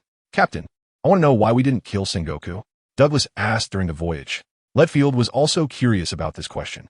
Because a living Sengoku is far more advantageous to us than a dead one, Liu Qian replied. How is that? Douglas did not understand. First, Sengoku is the admiral of the Navy, and secondly, he has high prestige within the Navy. Furthermore, he has been friends with Garp for many years. If we kill Sengoku, the Navy will see us as mortal enemies. No matter how many factions exist within them, at least when facing us, it will be a fight to the death. This is about the Navy's dignity. The admiral of the Navy was killed by pirates at their headquarters. If they cannot kill the murderer, the Navy will never be able to hold their head up in the sea again. And Garp is another high-prestige figure within the Navy, since he is Sengoku's old friend. If we kill Sengoku, Garp will definitely go crazy and will pursue us at all costs. At that time, the United Navy, under the leadership of a mad Garp and the three admirals, will use all their strength to hunt us down to the death. We simply do not have enough strength to cope with that situation. But now that Sengoku is still alive, with his broad perspective, he will not gamble everything by sending out all the Navy's main forces to hunt us down. Even if the Navy wins, they will suffer massive losses in combat power. And a Navy with diminished strength will no longer be able to withstand the pressure from the four emperors. The four emperors will take the opportunity to emerge from the New World and expand their influence into the first half of the Grand Line. This would not be beneficial for the balance of the sea and would hinder the Navy's continued control over it. At that time, don't even mention the Grand Line. Even the four seas may be beyond their capacity to suppress. Now, under Sengoku's restraint, even if some Navy personnel want to retaliate against us, Sengoku will help us block them, giving us the opportunity to develop and grow. Got it, so that's how it is. After hearing Liu Qian's explanation, Douglas suddenly understood. Indeed, our current strength is no match for the full force of the Navy. Therefore, we must continue to grow and develop. Liu Qian sighed. Lord Ryderfield, do you have any plans when we reach Water 7? Why not join our O'Hara pirate crew? Liu Qian wanted to take the last opportunity to recruit Ryderfield. No, after I reach Water 7, I will part ways with you. I want to meet an old friend from back in the day. Ryderfield once again declined Liu Qian's offer. All right, then I can only wish you good luck. Liu Qian said disappointedly. Give me a transponder snail. After the failed recruitment, Liu Qian remembered Robin and the others in the secret garden, thinking about how he hadn't checked in with them since escaping Impel Down. He quickly asked his crew to bring a transponder snail. Moshi Moshi, this is Robin. Once the transponder snail connected, Robin's voice came through. This is O'Hara. Robin-chan, is everyone doing well? Liu Qian said excitedly upon hearing Robin's long-missed voice. It's Captain. Robin shouted excitedly upon recognizing Liu Qian's voice. Is it really the captain? Did O'Hara-sama call? Capone Beej and Tunjit's voices followed, also excitedly asking. Yes, everyone, I just escaped from Impel Down. Is everyone all right? Hearing the voices of his companions through the transponder snail, Liu Qian became even more excited, with tears welling up in his eyes. It's really the captain. Lafitte and the others finally recognized Liu Qian's voice. O'Hara-sama, we're all fine, we just really miss you. Tunjit's childish voice came through again. I miss you all too, little Tunjit. Liu Qian replied. Hearing Tunjit's voice, he knew that Tunjit had pulled through from his serious injuries, which made him even happier. When did you get out? And where are you now, Captain? Robin asked, trying to calm her excitement. Haha, I broke out of Impel Down, gathered several thousand followers from inside, then ambushed the Navy headquarters at Marineford and Judiciary Island, clearing them out completely. By the way, William, have we calculated our gains this time? Liu Qian suddenly remembered that he didn't know about the haul and quickly asked. Just a moment, please wait a moment, Captain. William replied upon hearing Liu Qian's inquiry. Wow, O'Hara-sama is really amazing. It's a pity I couldn't join in on the action. Tunjit exclaimed after hearing about Liu Qian's achievements, then felt regret for not being able to participate in the grand feat. It's okay, little Tunjit. When we return this time, we won't be parting ways again. Next time there's such an operation, I will definitely bring you along. Liu Qian casually promised. Great, O'Hara-sama. That's our promise, don't forget. Tunjit exclaimed joyfully at the thought of being included next time. Robin, we've made a fortune this time. Although we don't know the specific gains yet, I've recruited nearly 10,000 crew members for our O'Hara pirate crew, and from now on, we can make our mark on the seas. Liu Qian boasted to Robin and the others. O'Hara-sama, let me tell you we also made some gains. Tunjit chimed in after hearing Liu Qian's boasting. Oh, little Tunjit, what did you gain? You didn't manage to recruit the two giants on the island into our O'Hara pirate crew, did you? Liu Qian teased. That's right, O'Hara-sama. We recruited the two huge giants on the island into our O'Hara pirate crew. Tunjit proudly announced. Huh, you really brought those two giants, Dory and Broggy, into the O'Hara pirate crew? That's fantastic. Robin, did you know? I wanted to recruit them into the O'Hara pirate crew long ago. Those giant fruits, the giant fruit and the metal fruit, were reserved specifically for them. Liu Qian exclaimed excitedly. Nanny? You mean you wanted to recruit them long ago? Robin asked. That's right, Robin-chan. How did you manage to do that? Liu Qian inquired. It was all me. It was all my achievement. Tunjit quickly interjected. Yes, thanks to Tunjit. Tunjit transformed into a T-Rex to fight other dinosaurs on the island. And when he encountered Dori and Broggy, the two giants really liked him. After hearing about Tunjit's predicament, they insisted on helping him seek revenge, so they joined our O'Hara pirate crew. Robin explained how Dori and Broggy joined O'Hara. Haha, great, that's wonderful. Give Tunjit credit for that. Liu Qian laughed heartily. Also, don't forget to give them the devil fruits. If they don't mind, let them eat them. Anyone can eat either fruit. I'll explain the details when we meet. Liu Qian added. Okay, Captain. Speaking of the devil fruits, there's a surprise too. While wandering around the island, Tunjit found the float fruit of the golden lion. Robin continued. Nanny? The float fruit of the golden lion? Liu Qian was stunned by this surprise. He never dreamed he would obtain this devil fruit. It's real. The float fruit is currently in Capone Beeb's castle. Robin confirmed again. Haha, I'm so happy. Robin-chan, you all go to Alabasta and wait for me there. There are historical texts there. You can find a way to locate the historical text first. After I finish my business here, I will join you. Liu Qian instructed. Captain, do you have something else to take care of? Do you need our help? Robin asked urgently upon hearing that Liu Qian couldn't join them. Our O'Hara pirate crew has grown so large now. We must find a base to settle down. I'll go find us a base first, then I will join you. You all go to Alabasta and wait for me. The 7 warlords dare to help the Navy capture me. We must teach them a lesson, starting with the sand crocodile. After you arrive in Alabasta, hide first. We'll discuss further actions once I arrive. Liu Qian said.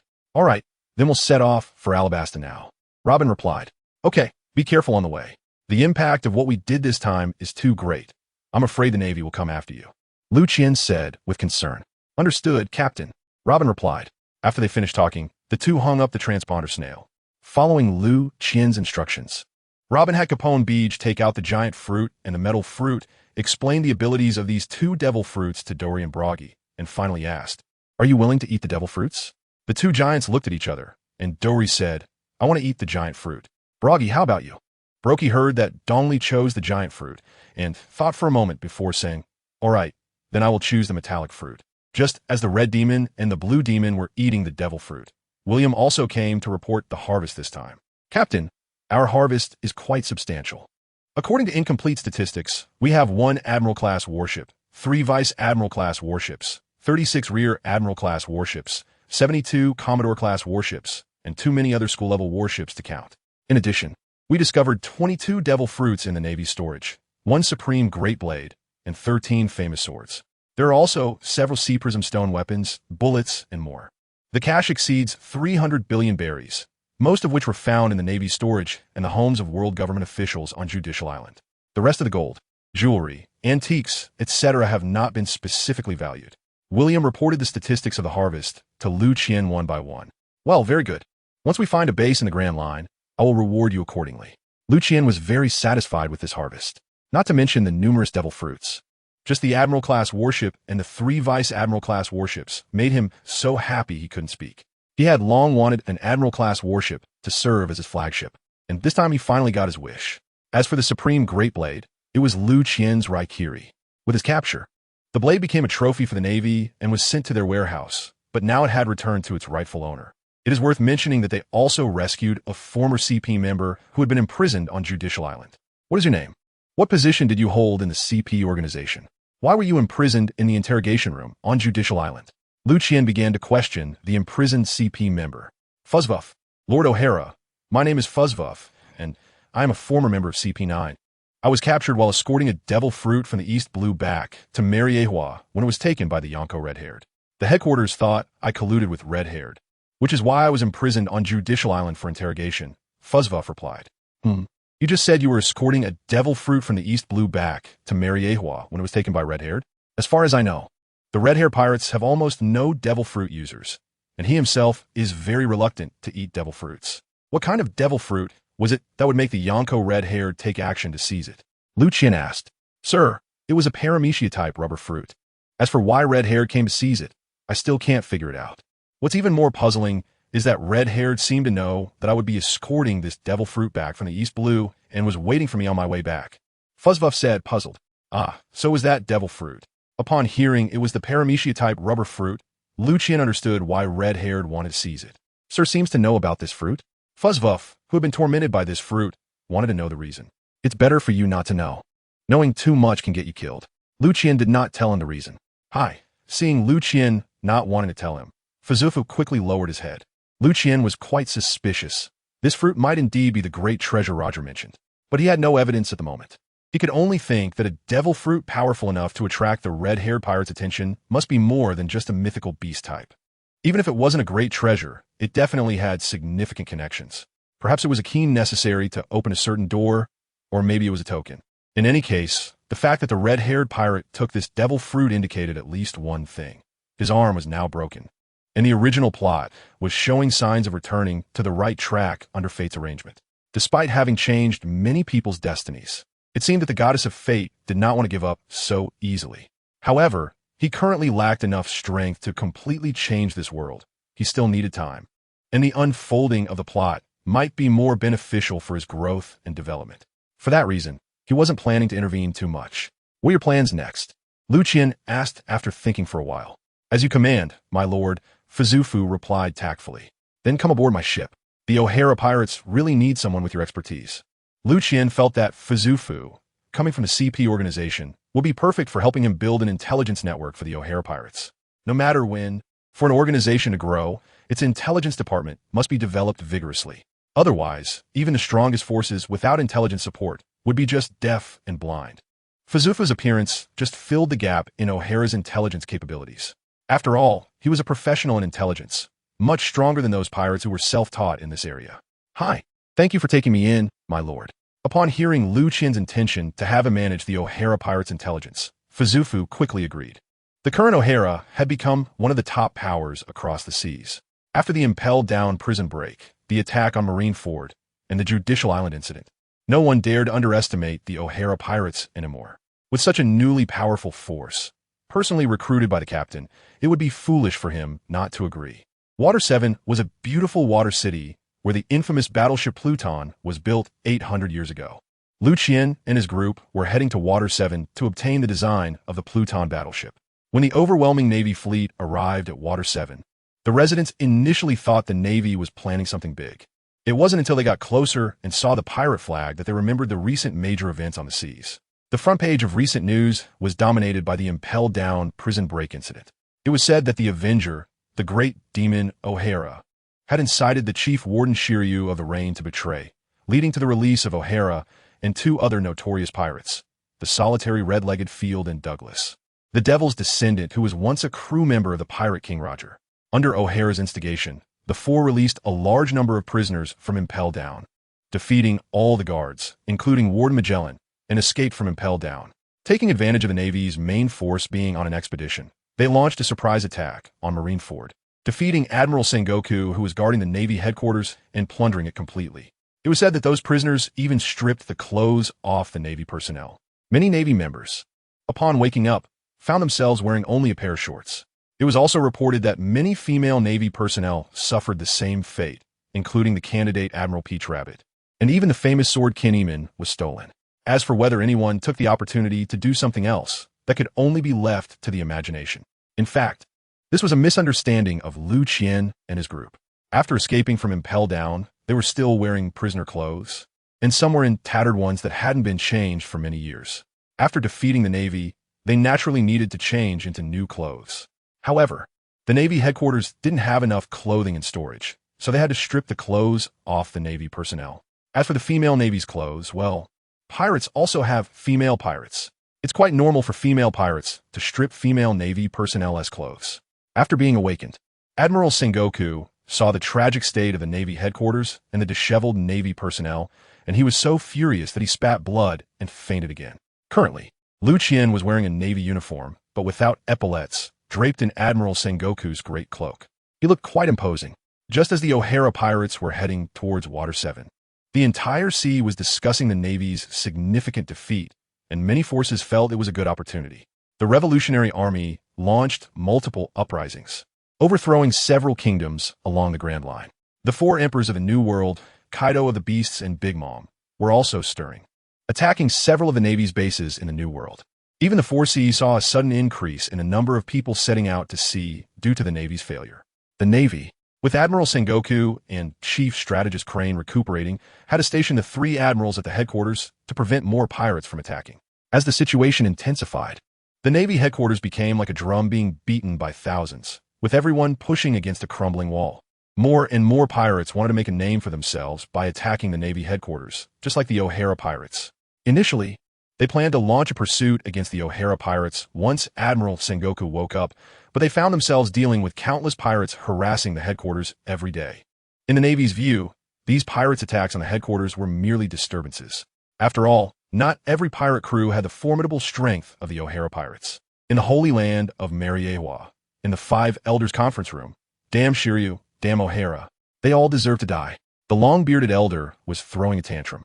This was something no one could have anticipated. After all, who would have thought that after O'Hara was captured and sent to Impel Down, they could pull off such a big stunt?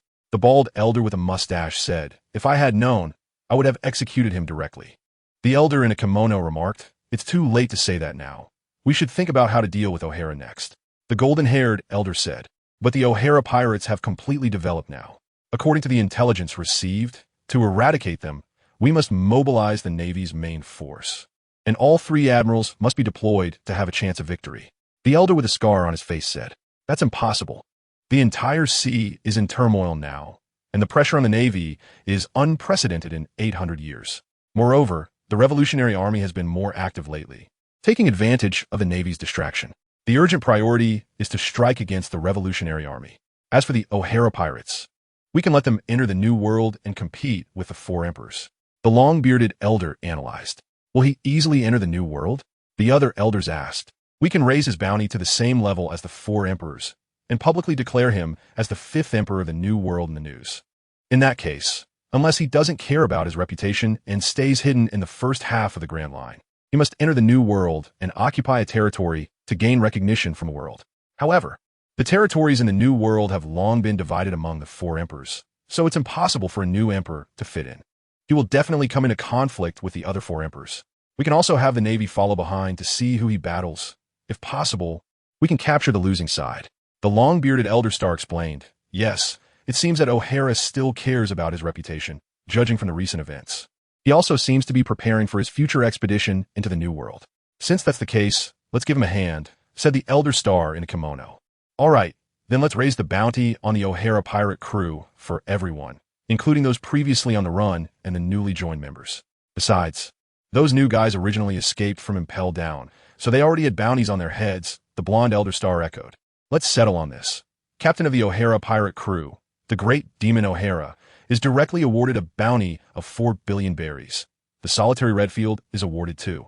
8 billion berries. The demon descendant Douglas Bullet is awarded 1. 5 billion berries. The demon Chef William Bell is awarded 600 million berries. The demon Dr. Lance Bell is awarded 500 million berries, and the demon Crystal Morton is awarded 550 million berries. As for Fuzz, who escaped from Judicial Island, he is awarded 530 million berries. Additionally, for the members of the O'Hara pirate crew who are on the run, the vice captain, the demon child Nico Robin, is awarded 800 million berries. The demon tank Capone Beach is awarded 670 million berries. The demon sheriff Lafitte is awarded 650 million berries. The demon Tyrannosaurus Hirata Shiki is awarded 630 million berries, and the demon sniper Howard is awarded 610 million berries. As for the rest of those who escaped from Impel Down, their bounties will be doubled. Since we want to force them into the New World, we will set their bounties all at once to create a world-shocking effect and attract the attention of the four emperors." The Elder Stars finalized their strategy against the O'Hara pirate crew and instructed the Navy to release the latest bounty order. To be honest, when Liu Qian saw his latest bounty, he was surprised for a moment, thinking to himself how generous the Navy was this time. Even if he challenged the Navy headquarters, they shouldn't have raised his bounty so much. He estimated it would be at most 2 billion at the highest, but he never expected it to be doubled. Moreover, not only was his bounty raised, but even those who did not participate in the operation, like Robin and the others, had their bounties significantly increased, even multiplied several times. The Navy's unusual behavior made Liu Qian feel a hint of conspiracy. "What are you thinking about?" Radefield saw Liu Qian staring blankly at the bounty notice and couldn't help but ask. He also had the latest bounty notice in his hand and naturally saw that the Navy had marked him as a member of the O'Hara pirate crew. However, with his personality, he wouldn't explain anything to others. Why did the Navy increase our O'Hara pirate crew's bounty so much? Liu Qian asked. It's simple. They want to force you to go to the New World. Haven't you seen the latest newspaper? You are referred to as the 5th Emperor of the Sea. And with that title, you've attracted the attention of everyone on the sea. If you stay in paradise, people will think you lack the courage to compete with the other 4 emperors. In that case, your hard-earned reputation will suffer a severe blow. As a pirate, reputation is the most important thing, often even more than life itself. If your reputation is damaged, you will be abandoned by the other pirates on the sea. So unless you don't intend to reach the pinnacle of the world, you have no choice but to advance to the New World. Radefield, as a legendary pirate already famous across the seas, could easily see the Navy's malicious intentions. They clearly wanted to force the O'Hara pirate crew to go to the New World and compete with the 4 emperors for territory, using the 4 emperors' power to strike at the O'Hara pirate crew. But even if he saw through it, it didn't matter because this was an open and straightforward scheme. Just as the two were conversing, a crew member came over to report, "Captain, we have arrived at Water 7. Good. Send the order down. All fleets, dock and find the shipwrights. Paint all our warships black and name that Admiral-class ship Marine Admiral Sengoku. The other 3 Admiral-class ships will be named Marine Admiral Akainu, Marine Admiral Akiji, and Marine Admiral Kizaru. Go." Liu Qian commanded. Hi. The subordinate ran off to deliver the order. The arrival of the O'Hara pirates caused a stir in Water 7. Although Water 7 is a famous shipbuilding city on the Grand Line and a water city, it occasionally sees pirates come to build new pirate ships. However, a fleet of this scale and a notorious pirate with such a high bounty were something they had only read about in newspapers. Especially considering that the O'Hara pirates had just defeated the Navy headquarters and raided Judicial Island, it made them tremble with fear. Fortunately, Liu Qian had already instructed his crew members about the rules of the O'Hara pirates after escaping from Judicial Island. Any member of the O'Hara pirates, regardless of their past, must not harass or rob civilians after joining the crew. Otherwise, they would face severe punishment. It wasn't that Liu Qian was overly compassionate, but to ensure better development in the future, this had to be done. After all, their opponents were the world government and the celestial dragons. To achieve their revenge, overthrow the world government, and defeat the celestial dragons, they needed to rally all possible forces. Although civilians in the pirate world often seem to be targets of oppression by major powers, it cannot be denied that every force relies on civilian support. After all, to grow and strengthen, they need a continuous influx of new members, and a good reputation is the first choice for those newcomers wanting to join a pirate crew. Of course, there are also ruthless pirates who enjoy killing innocents, and they would choose to join crews that would not restrain them. But the purpose of the O'Hara pirates has never been to dominate the seas. Instead, it is to overthrow the world government. Thus, winning the hearts of the people became inevitable. With a good reputation, they could attract more like-minded individuals who aspire to change the current state of the world. For example, at this moment, a blind man eating noodles at a nearby noodle shop by the dock. The blind man had short black hair and a circle of beard around his mouth. With his eyes closed, when he occasionally opened them, only the whites of his eyes were visible. There was an X-shaped scar on the left side of his forehead, extending to his eyes. He had a tall stature, wore a light purple kimono, tied with a black-purple belt, had a purple scarf around his neck, white gloves on his hands, bandages on his arms, and wooden sandals on his feet, with a cane beside the table. He was none other than Fujitora, who later became a new admiral of the Navy headquarters through world conscription. He was currently focused on his ramen, and judging by the several empty bowls in front of him, he had been eating there for quite some time. After Liu Qian reiterated the rules of O'Hara at the dock and distributed some funds to everyone, he allowed his crew members to act freely, planning to gather again once all the warships were modified. These guys had already privately kept some spoils from the raid on the Navy headquarters and Judicial Island. However, when Liu Qian found out, he not only didn't pursue it, but even gave them money, which further gained the support of the pirates. Although they felt a bit regretful about not being able to loot Water 7 this time, more people happily disembarked to seek entertainment. As there was nothing but torture in prison, a group of pirates imprisoned in the underwater prison for who knows how many years rushed off the ship, flooding towards the surrounding areas of the dock. Initially, it did cause quite a disturbance, but when they saw that these pirates were not burning, killing, or looting, but were instead paying for goods in an orderly manner, the scene immediately became lively. Many charming women began to solicit customers on the street. Many pirates had just disembarked and had not even had the chance to leave the dock when they were pulled into the homes of some enthusiastic women. And soon those little houses began to shake. "O'Hara, let's part ways here. I need to go find some old friends," Ryderfield said after all the pirates had disembarked and began to bid farewell to Liu Qian. "All right, wish you a smooth journey. Our cooperation has always been pleasant, and I hope we can have the chance to work together again in the future," Liu Qian replied. "All right." After saying that, Ryderfield turned and left. "Well, let's go for a stroll too," Liu Qian said to those behind him. Liu Qian, along with Douglas, Shirley, Morton, and the Bell brothers, headed towards the restaurant area at the dock. They couldn't fill their stomachs in the underwater prison, and they had been drifting at sea ever since. Although there was Chef William, the lack of sufficient ingredients meant they could only eat fish every meal, which made Liu Qian almost nauseous. Finally arriving at Water City, he wanted to try the local specialty dishwater meat. The group walked towards the restaurant area. Before they reached their destination, Liu Qian suddenly stopped in his tracks from a distance. Following his gaze, a tall blind man was eating ramen in a noodle shop.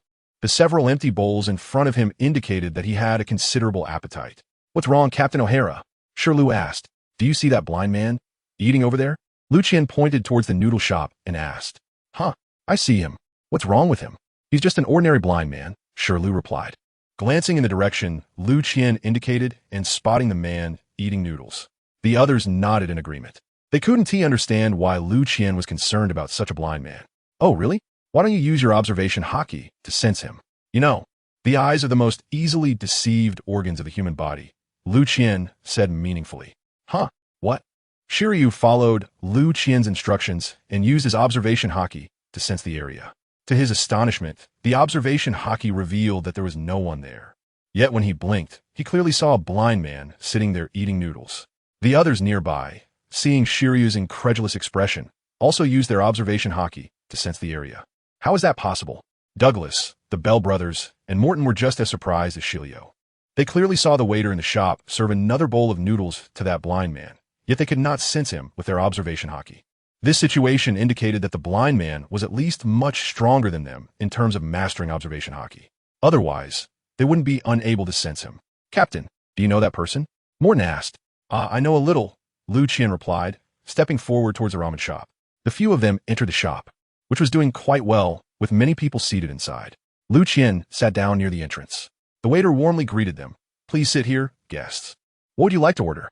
Morton and the others looked at Liu Qian, who walked straight to the opposite side of Yixiao. "Hey, can we share a table?" "Huh? Are you asking me?" Yixiao replied. "Of course. Please make yourself at home," Yixiao said gently. "Then let's have some of your specialty noodles," Liu Qian said after sitting down opposite Yixiao, addressing the waiter. "Sure, please wait a moment," the waiter replied and went to attend to other customers.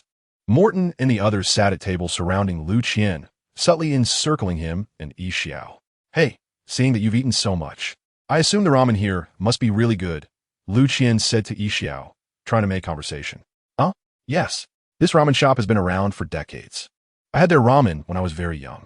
The owner has changed twice since then, but the taste has never changed," Yixiao replied, taking the initiative to introduce it to Liu Qian. "Oh, so I'm in for a treat today. Looks like today is my lucky day.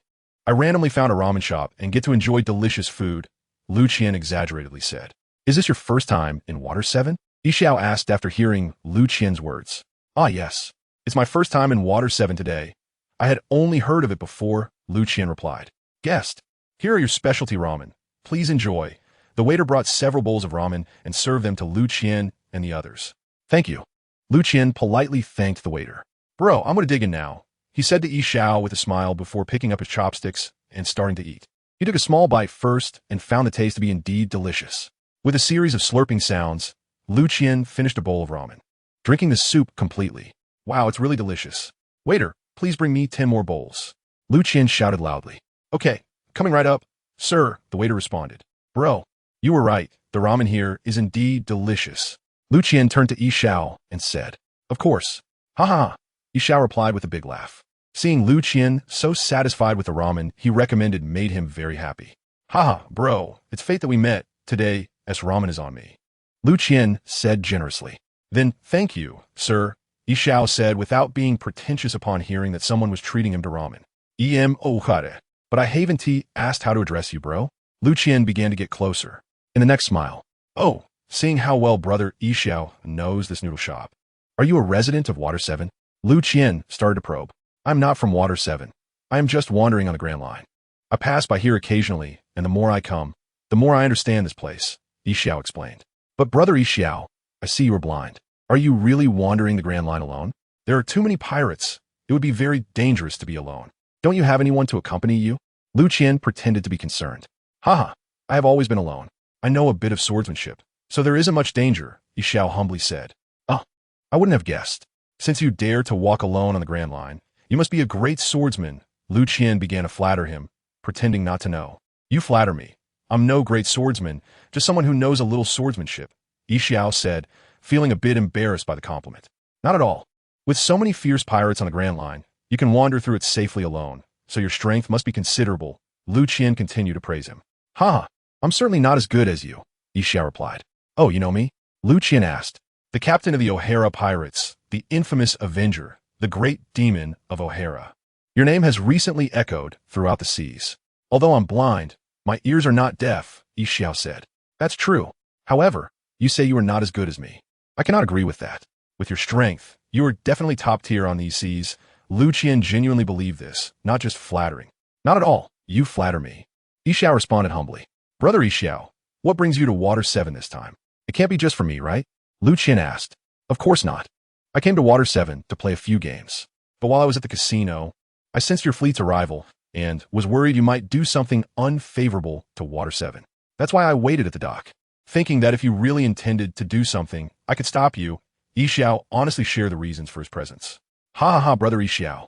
If my O'Hara pirates really wanted to do something unfavorable to Water 7, with just your strength, it would be difficult to stop us, wouldn't it?" Liu Qian asked with a smile. "As long as I do my best, that's enough. As for the outcome, perhaps I won't see it," Yixiao said gently.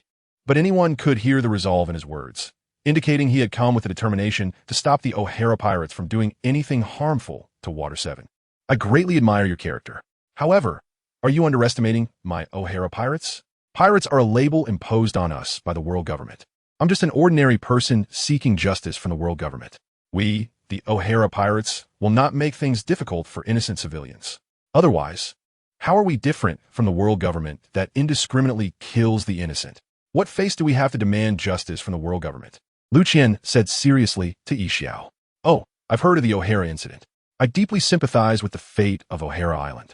Your ability to maintain a just heart and not retaliate against innocent people for your own injustices is commendable," Yixiao said respectfully after listening to Liu Qian. "Now that you know we have no plans to do anything to Water 7, what are your plans next?" Liu Qian asked. I still want to play a few games at the casino and then continue wandering the Grand Line as before," Yixiao said. "May I ask how you became blind?" Liu Qian inquired. "Oh, that's my own choice. Not seeing is also a kind of fortune. There are too many dirty and lowly people in this world that are hard to bear. I chose to close my eyes because I didn't want to see the evils of this world," Yixiao said, a bit downcast. "I see." Liu Qian sighed and then asked, "What do you think is the greatest source of evil in this world?" Yixiao fell silent this time, pondering seriously. Liu Qian also remained silent, waiting for his answer. Nearby, the waiter, holding a plate of noodles, dared not approach. Having heard their conversation and knowing Liu Qian's identity, he feared that one misstep could offend Liu Qian, risking his life. "It's the pirates, it's Roger. It's this Roger who opened the era of great navigation," Yixiao finally replied after a long contemplation. "Your thinking is incorrect, at least not entirely. Because before Roger, there were already countless pirates on these seas." Liu Qian shook his head in disagreement. "Then what do you think is the greatest source of evil?" Yixiao humbly asked. "It's the world government, the world nobles who stand above everyone else," Liu Qian said, staring intently at Yixiao's eyes as he spoke each word. "Why do you think so?" Yixiao was clearly shocked by this answer. "You should know. To serve the celestial dragons, every member country of the world government must pay a heavenly gold. But not every country has enough wealth to pay this heavenly gold. Especially many countries that are already poor must still pay the full amount of heavenly gold every year. If they pay even one berry less, they might be kicked out of the world government, or worse, face a naval siege or even extermination orders. Every berry of heavenly gold is taken from the hands of ordinary people. It is the hard-earned money of those commoners. They work hard for a year and are lucky if they get one full meal, yet they're exploited year after year with no end in sight. In the end, when they can no longer be squeezed for profit, They are ruthlessly abandoned. In such circumstances, it is no wonder that pirates emerge endlessly. Because becoming a pirate at sea offers a glimmer of hope. Otherwise, they can only wait to die. If you were in such a situation, what would you choose? Liu Qian asked again. Yixiao fell silent once more. He had thought about this question before, but the world government had suppressed the seas for 800 years. And the world nobles had ruled over everyone for 800 years. Everyone had grown accustomed to this oppression. No one had ever thought to resist the world government or the world nobles. They might resist the oppression of their own country's nobility, fight against pirates invading them, or even resist some unscrupulous navy exploiting them. But they had never thought of resisting the world government. Perhaps some had thought about it before, but when faced with such a colossal entity as the world government, it was clear they failed. Thus, the remaining survivors retreated. After all, the world nobles are so few. They might not oppress me. Even if they do, there will still be someone who survives. Who dares to say that person isn't themselves? And so, the world government suppressed these seas for 800 years, exploiting them for 800 years. The world nobles had also thrived over these seas for 800 years. So, what do you want to do? Yixiao finally asked. Of course, it's to overthrow the world government and bring down the celestial dragons. Liu Qian replied, in that case, many people will die. He smiled and said, to have great ambitions, one must be willing to make sacrifices, dare to change the world. Some things have to be done by someone, and if no one else will do it, then let it start with me. If it means people will die, then let it start with me, Liu Qian said with righteous determination.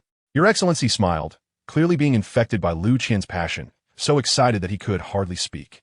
This was the first time he had come into contact with such ideas, and the first time someone had spoken to him like this. Your Excellency, come with me to change this world.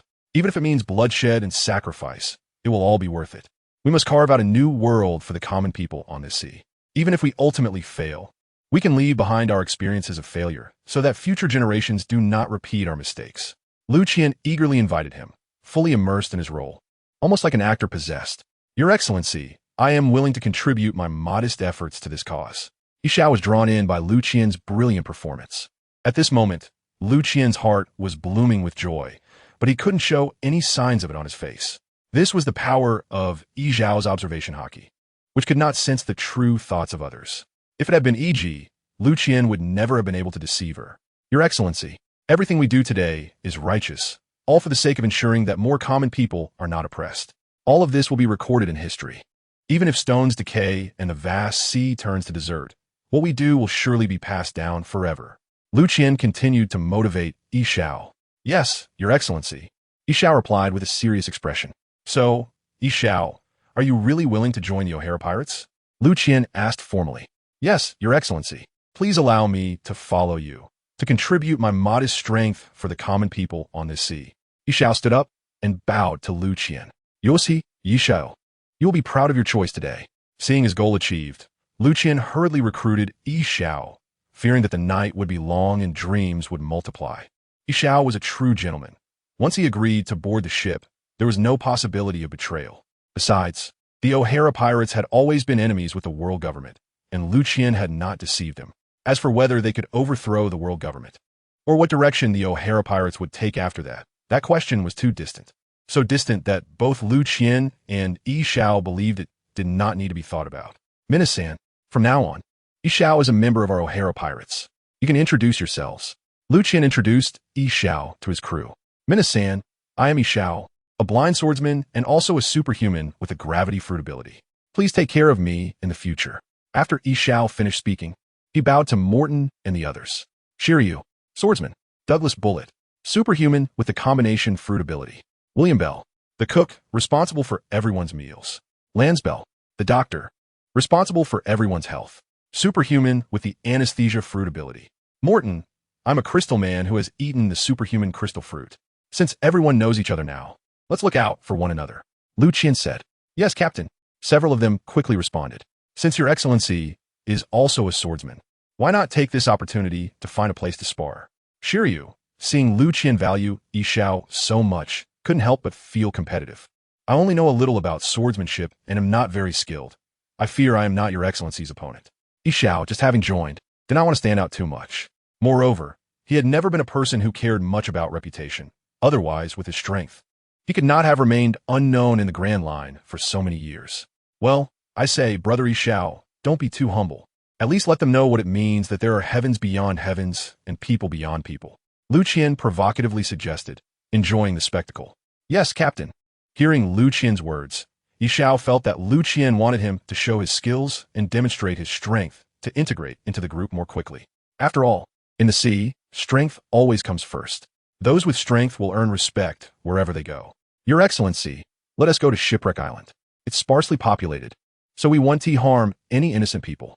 Yishao always prioritized the safety of ordinary people. Whatever, just lead the way. Shiryu was not picky about where to hold the duel. Yes, please follow me. Yishao took the lead, with Liu Qian and the others following. Everyone present was interested in the duel between strong figures like Yishao and Shiryu. After all, Shiryu was known as the impregnable wall of Impel, down, alongside Magellan. And everyone who had been a prisoner there could see his strength. As for Yishao, not to mention how much Liu Qian praised him, even at the beginning. If it weren't for Liu Qian's reminder, they would not have noticed that Yishao was actually a hidden top-tier powerhouse, just based on the level of his observation haki. His strength could not be low, and with such two great swordsmen clashing, even as bystanders, they could gain benefits from it. Though Yishao could not see, with his level of observation haki, he did not need anyone to guide him.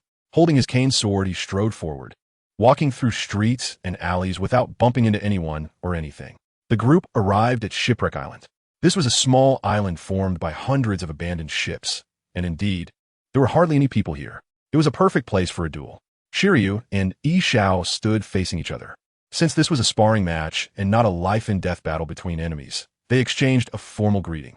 Extreme Range Shiryu used a quick blade and naturally launched the attack first. In his hand, the famous sword Thunderstorm slashed towards Ikkyo at an extremely fast speed, with armed color haki wrapped around it. Shiryu's sword was so fast that the human eye couldn't see it at all. But this was of no use to Ikkyo, as he didn't rely on his eyes to see, but used his observation haki to sense. Ikkyo's mastery of observation haki was above Shiryu's. Therefore, as soon as Shiryu made his move, Ikkyo predicted the momentum of Shiryu's sword and, with a slight movement of his feet, dodged Shiryu's surprise attack. Although Shiryu failed to land a hit, he had anticipated this outcome. After all, he already knew that Ikkyo's mastery of observation haki was superior to his own, and he never expected that this strike would be effective. What he needed was to predict Ikkyo's next reaction and make a decision in advance. Now that Ikkyo had retreated to dodge, he directly advanced to follow up. Thunderstorm was not retracted, but instead thrust forward, followed by a horizontal slash. Ikkyo still did not counterattack, merely raising his staff sword to block briefly. Shiryu did not allow Thunderstorm to clash with Ikkyo's staff sword. Instead, with a twist of his wrist, Thunderstorm bypassed the staff sword and continued to thrust. This time, Ikkyo still evaded backward, but differently. He seemed to float back like a feather blown by the wind, using his fruit ability to apply anti-gravity to himself, putting his body in a state of weightlessness. This made him appear like a feather or a leaf swaying gently in the breeze. In this way, no matter how fast Shiryu's sword was, it couldn't catch up to him. "Sir, I'm about to make my move," Ikkyo reminded Shiryu. It turned out that Ikkyo had just joined and didn't want to put Shiryu in a difficult position. So he intentionally allowed Shiryu 3 moves to show respect for the veteran members of the pirate crew. Gravity Traveler, a smile appeared, and the body leaned slightly forward. The staff sword was stored at the waist on the left side. The right hand grasped the hilt, and the left hand held the sheath. The staff sword, which had unknowingly been half-drawn, was slowly retracting into its sheath. Accompanied by the movement of the smile, a powerful gravity enveloped Shiryu. Cracks began to appear on the ground beneath Shiryu's feet. The moment the sheath closed, the gravity intensified to its limit, creating a large pit where Shiryu stood. However, Shiryu was not pressed into the pit. He had already used Shave to evade the subsequent attack from the smile before the gravity reached its maximum pressure. Gravity Blade, Fierce Tiger. The smile accumulated gravity in the sword and suddenly swung it behind him, simultaneously releasing enormous lateral gravity along the sword's trajectory, crushing everything in front of him and causing destruction. Some items that were not destroyed were also blown away by the immense wind pressure generated by the gravity. Along with these items, Shiryu was also sent flying. Shiryu used Shave to dodge the Gravity Traveler from the smile. He flashed to the back of the smile, intending to launch a surprise attack from behind, but the smile had already sensed him with observation haki. Therefore, not only did Shiryu fail to successfully ambush, but he was also counterattacked by the smile. Although Shiryu was sent flying, he was not harmed. He timely blocked the debris flying towards him. As soon as he landed, Shiryu swung his sword, unleashing a massive flying slash towards the Smile. Gravity Fierce Tiger Slash. The Smile followed with an even larger flying slash. However, just as Shiryu's flying slash was about to collide with the Smile's flying slash, it suddenly split into two, then four. Thus, it fractured into countless small slashes that engulfed the Smile. Although the massive flying slash became tiny, fragmented slashes, its power did not diminish with its size. In fact, it became even more dangerous and difficult to defend against due to its smaller size. This was Shiryu's signature move, the Rain's secret art, Torrential Slash. Shiryu was known as the Rain Shiryu because this art, like a torrential rain, came suddenly, violently, and densely, leaving enemies nowhere to hide. The Smile was just the Smile. He was not only a top-tier swordsman, but also a user of the gravity fruit.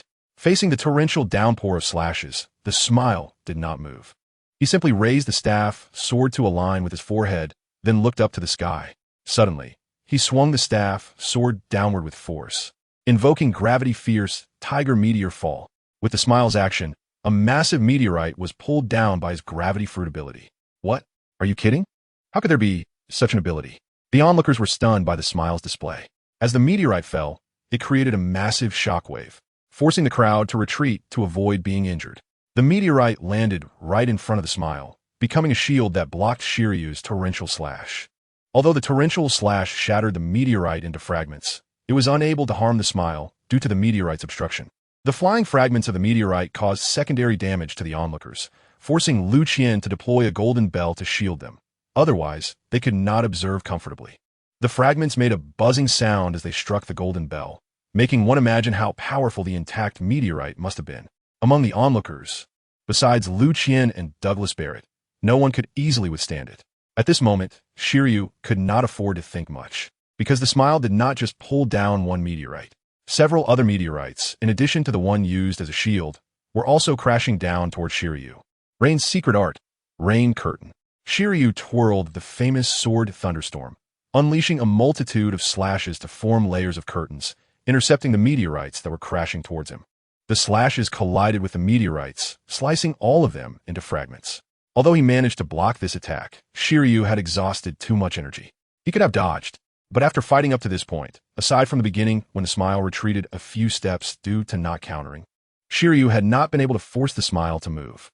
This left Shiryu feeling quite hurt, which is why he decided to take the Smile's meteorite head-on. It must be said, Shiryu's thinking was flawed, as everyone's fighting style is different. Shiryu was better suited for a hit-and-run style of combat, like a wolf, evading immediately after a failed strike to seek the next opportunity for attack, rather than engaging in a head-on battle like he was doing now, attacking where he was weakest against the enemy's strengths. Although he took the meteorite attack, due to excessive energy expenditure, he had already lost hope of victory. However, Shiryu did not give up. He actively changed strategies, reverting to his initial combat style. The battle between Shiryu and the Smile had caused too much commotion due to the meteorites, attracting more onlookers. Among them were not only ordinary pirates, but also spies from major forces, including those from the Revolutionary Army, various underground world giants, and the infamous Morgans. Naturally, the Navy and the world government were also present. All these individuals were ordered to monitor the O'Hara pirates. Some wanted to recruit the O'Hara pirates. Some sought to ally with them, and others were merely gathering intelligence. In any case, there were various motives at play. Of course, some members of the O'Hara pirates rushed over upon hearing the commotion. Seeing Shiryu fighting and their captain and officers watching, they approached to inquire, "Captain, who is Lord Shiryu fighting? It seems Lord Shiryu is not his opponent.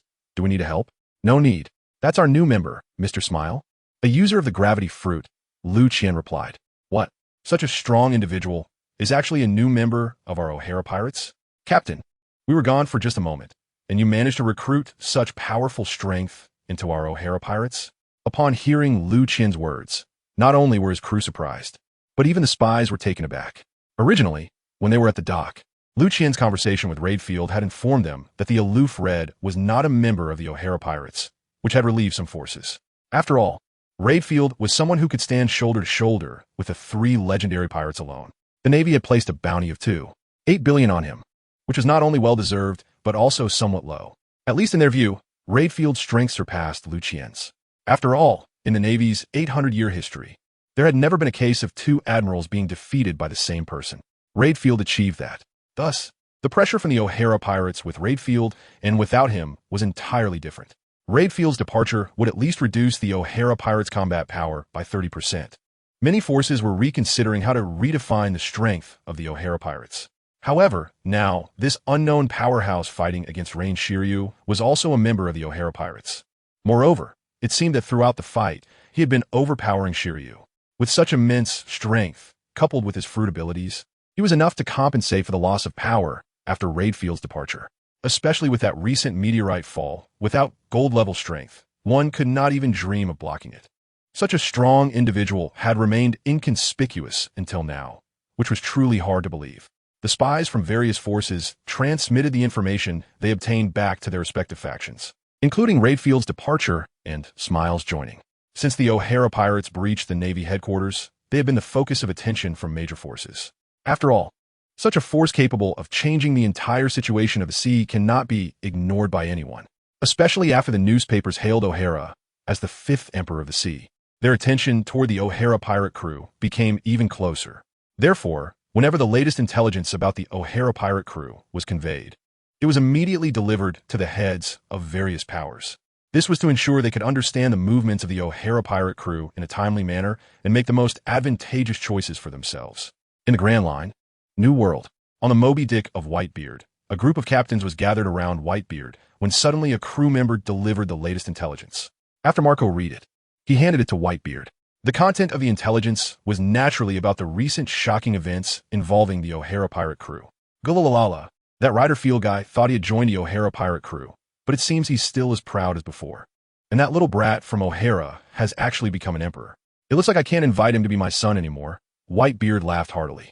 Dad, even though Ryderfield didn't join the O'Hara pirate crew, his strength is still formidable. The overall strength of the O'Hara pirate crew hasn't diminished much. If they come to the New World and conflict with us. Marco's words trailed off, but everyone could see his concern. The group of captains looked at the latest intelligence and the bounty notice for O'Hara, and they fell into silence. Although the O'Hara pirate crew currently lacked top-tier powerhouses like Dad, their overall strength was enough to rival a Yonko crew.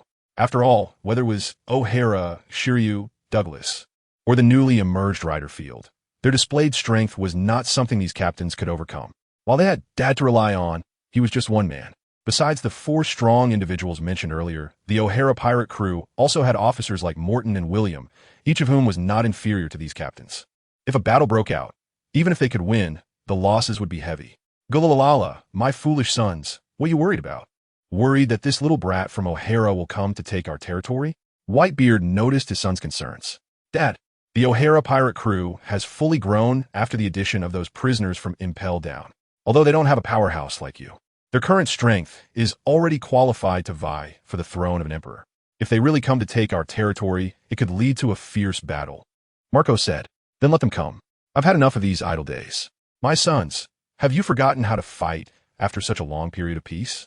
Just a newcomer pirate crew that hasn't even entered the New World has you worried like this? That's not how the strongest pirate crew in the sea should be. Whitebeard said grandly to his sons. Dad is right. We're the strongest Whitebeard pirate crew in the sea. No one can match us, and we are never afraid of any challenge. After hearing Whitebeard's words, the captains became energized, as if they had been injected with adrenaline. Gulalala, now that's more like it. My foolish sons. Whitebeard looked at his energized sons and said happily, in the waters of the world, Mama haha, that little O'Hara actually wants to stand on equal footing with us? I thought he would disappear from the sea after being imprisoned and impelled down, but unexpectedly, he managed to break out. He even broke Marineford. I heard that old Sengoku was so furious he spat blood. It's a pity I didn't see it with my own eyes, Big Mom said while eating dessert, addressing her children. Mom, since O'Hara is hailed as the fifth emperor, he will definitely come to the New World. If he tries to take our territory, based on their current combat power, it will probably be an evenly matched battle. If we both end up severely injured, it will definitely benefit others, her eldest son Perispero said, while licking a lollipop. Exactly, Big Brother Perispero is right. I originally thought Ryderfield would suffer a significant loss after leaving the O'Hara pirate crew, but now there's this guy called Ryderfield. This means their strength has hardly diminished. If we face them, the outcome is hard to predict. Katakuri also agreed with his brother. Mama haha, we need to come up with a plan, otherwise. If that little brat from O'Hara really comes over, we will have a tough time dealing with it. The same Big Mom was still very shrewd. Mom, didn't you say we should arrange a marriage with him? Smoothie interjected at the right moment. Well, it seems my daughter is eager to get married. Big Mom teased upon hearing Smoothie's words. Mom, weren't you the one who said I should marry O'Hara? Smoothie said, feeling a bit shy. That was back then. Now, I fear O'Hara won't agree, but we can give it a try, Big Mom said. Should I arrange for someone to contact O'Hara? Parasparrow asked. Let's wait until he arrives in the new world. I want to discuss with Kaido first. Big Mom preferred to form an alliance with Kaido rather than marry O'Hara. After all, she had been close to Kaido when they were on the same ship, and since both had become Yonko, they often teamed up to deal with pressure from Whitebeard and Shanks. As for marriage, when the O'Hara pirate crew was weak, she held the initiative, and a marriage could maximize the benefits for Big Mom's crew. But now that the O'Hara pirate crew's strength had greatly increased, if she were to marry now, she wouldn't hold the initiative and could risk losing both her husband and troops, which would not align with her interests. In a new world, on a deserted island, at the temporary base of the red-haired pirates. Hey, Beckman, are you thinking about O'Hara again? Shanks saw his first mate sitting alone, deep in thought, which was out of place in the festive atmosphere of the banquet, and walked over to ask. Ah, yes. The latest intelligence indicates that the O'Hara pirate crew has a new strong member called Riderfield, whose strength is not much weaker than Riderfield's. With that, the O'Hara pirate crew fully possesses the strength to vie for the throne of an emperor. I'm worried he might come looking for trouble with us, although we aren't afraid. If we suffer significant losses, we might not be able to handle Kaido or Big Mom, Beckman said. This guy called Riderfield, is that strong? Shanks had been drinking with his crew and hadn't looked at the latest intelligence at all. Yes, he is a Paramecia-type gravity fruit user and also a top swordsman. He can hold his own against Shiryu. Such strength is rare in the entire sea, Beckman answered directly, knowing his captain well. Oh, a great swordsman? How does he compare to my hawk? Shanks became interested when he heard that Riderfield was a swordsman. Shanks himself was also a swordsmanship expert, having defeated countless opponents with his western sword to claim the Yonko throne, and often compared swordsmanship with Mihawk before he lost his arm. So he paid special attention to swordsmanship experts. We still don't know much about Riderfield. Previously, we had no idea such a strong person was hidden in the sea. Beckman shook his head. Haha, there are countless hidden talents in this sea. It's normal for a few strong individuals to occasionally emerge without seeking fame or fortune. Red-haired casually said, O'Hara is really lucky. Being locked up and impelled down, he could still persuade Shiryu to let him out, first a raid field, and now a smile. Truly a person favored by fortune. Beckman sighed. After all, before today, no one knew of Smile's existence. Yet such a quietly powerful individual was discovered by O'Hara and brought into his pirate crew. Don't think too much about it, Beckman. If O'Hara really wants to trouble us, let him come. Worrying here is useless. It's better to join me at the banquet. Come on, buddy, let's have some fun. After saying this, Red-haired pulled Beckman to the center of the banquet. Moshi, this is Kaido. Kaido, have you received the latest intel on O'Hara? The voice of Big Mom, Charlotte Linlin, came for the transponder snail. Oh, it's Linlin. I received it. I really didn't expect the O'Hara pirates to break through Marineford. Sengoku and Garp must be looking very grim right now. Marineford, which hasn't been breached in 800 years, was actually breached. This is something Roger couldn't even achieve. Kaido replied after taking a sip of his drink. Kaido, I'm not talking about that. The newcomer who recently joined the O'Hara pirates, Smile. His strength is not much weaker than Raidfield's. With him compensating for the O'Hara pirates' loss of Raidfield's fighting power, they're fully capable of contending for the Emperor's throne. What will you do if he targets you? Big Mom asked. Linlin, are you worried about this? Compared to my beast pirates, your whole Cake Island is the priority, right? Although Kaido was big and burly, he was not foolish. On the contrary, he was quite shrewd. With just one sentence from Big Mom, he understood that her real concern was whether her whole Cake Island would be affected. Well, Kaido, O'Hara has a subordinate who escaped from Wano, named Hirata Shiki Dango. I heard she fled Wano to escape your pursuit, and her status in O'Hara is quite high. Are you sure O'Hara won't seek revenge on you for that little girl? Big Mom retorted. Ha, let them come. I'll be waiting for them in Wano. My beast pirates are not afraid of them. Kaido laughed in response. After your battle with the O'Hara pirates, will you still have the strength to deal with Red-haired or Whitebeard? Big Mom continued to ask. Kaido was a bit stunned. Big Mom was speaking the truth. Although he wasn't afraid of the challenge from the O'Haran pirates, their strength was evident. Even if his beast pirates could win, it would definitely be a Pyrrhic victory, and he feared they wouldn't have the energy to deal with Whitebeard and Shanks. Let's join forces once again. No matter who O'Haran challenges, we will face them together. Only in this way can we preserve our full strength. And Whitebeard and Shanks won't dare to take advantage of us, Big Mom suggested. Well, that's fine. Kaido thought for a moment and agreed. After all, it wasn't their first time teaming up, so it's settled. After finishing, Big Mom hung up the phone bug. Marine Headquarters, Marineford.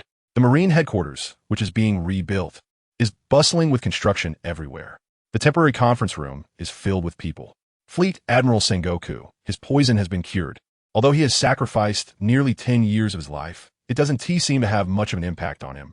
Seated next to Sengoku are Marine Hero Garp, Chief of Staff Tsuru, the 3 admirals of the headquarters, 2 vice admirals, and a dozen elite rear admirals. Only rear admirals with a strength level of silver or above are qualified to be called elite rear admirals and to participate in high-level marine meetings. Although the O'Hara pirates have lost Raid Field, the newly joined character, Ichi, is extremely powerful. Especially his gravity fruit ability poses a greater threat to us than Raid Field. If we allow the O'Hara pirates to continue developing like this, even if we force them into the New World, they will have enough strength to establish a foothold. At that time, the grudge of the destruction of the headquarters will be impossible to avenge. This would be a heavy blow to the dignity of our Marine.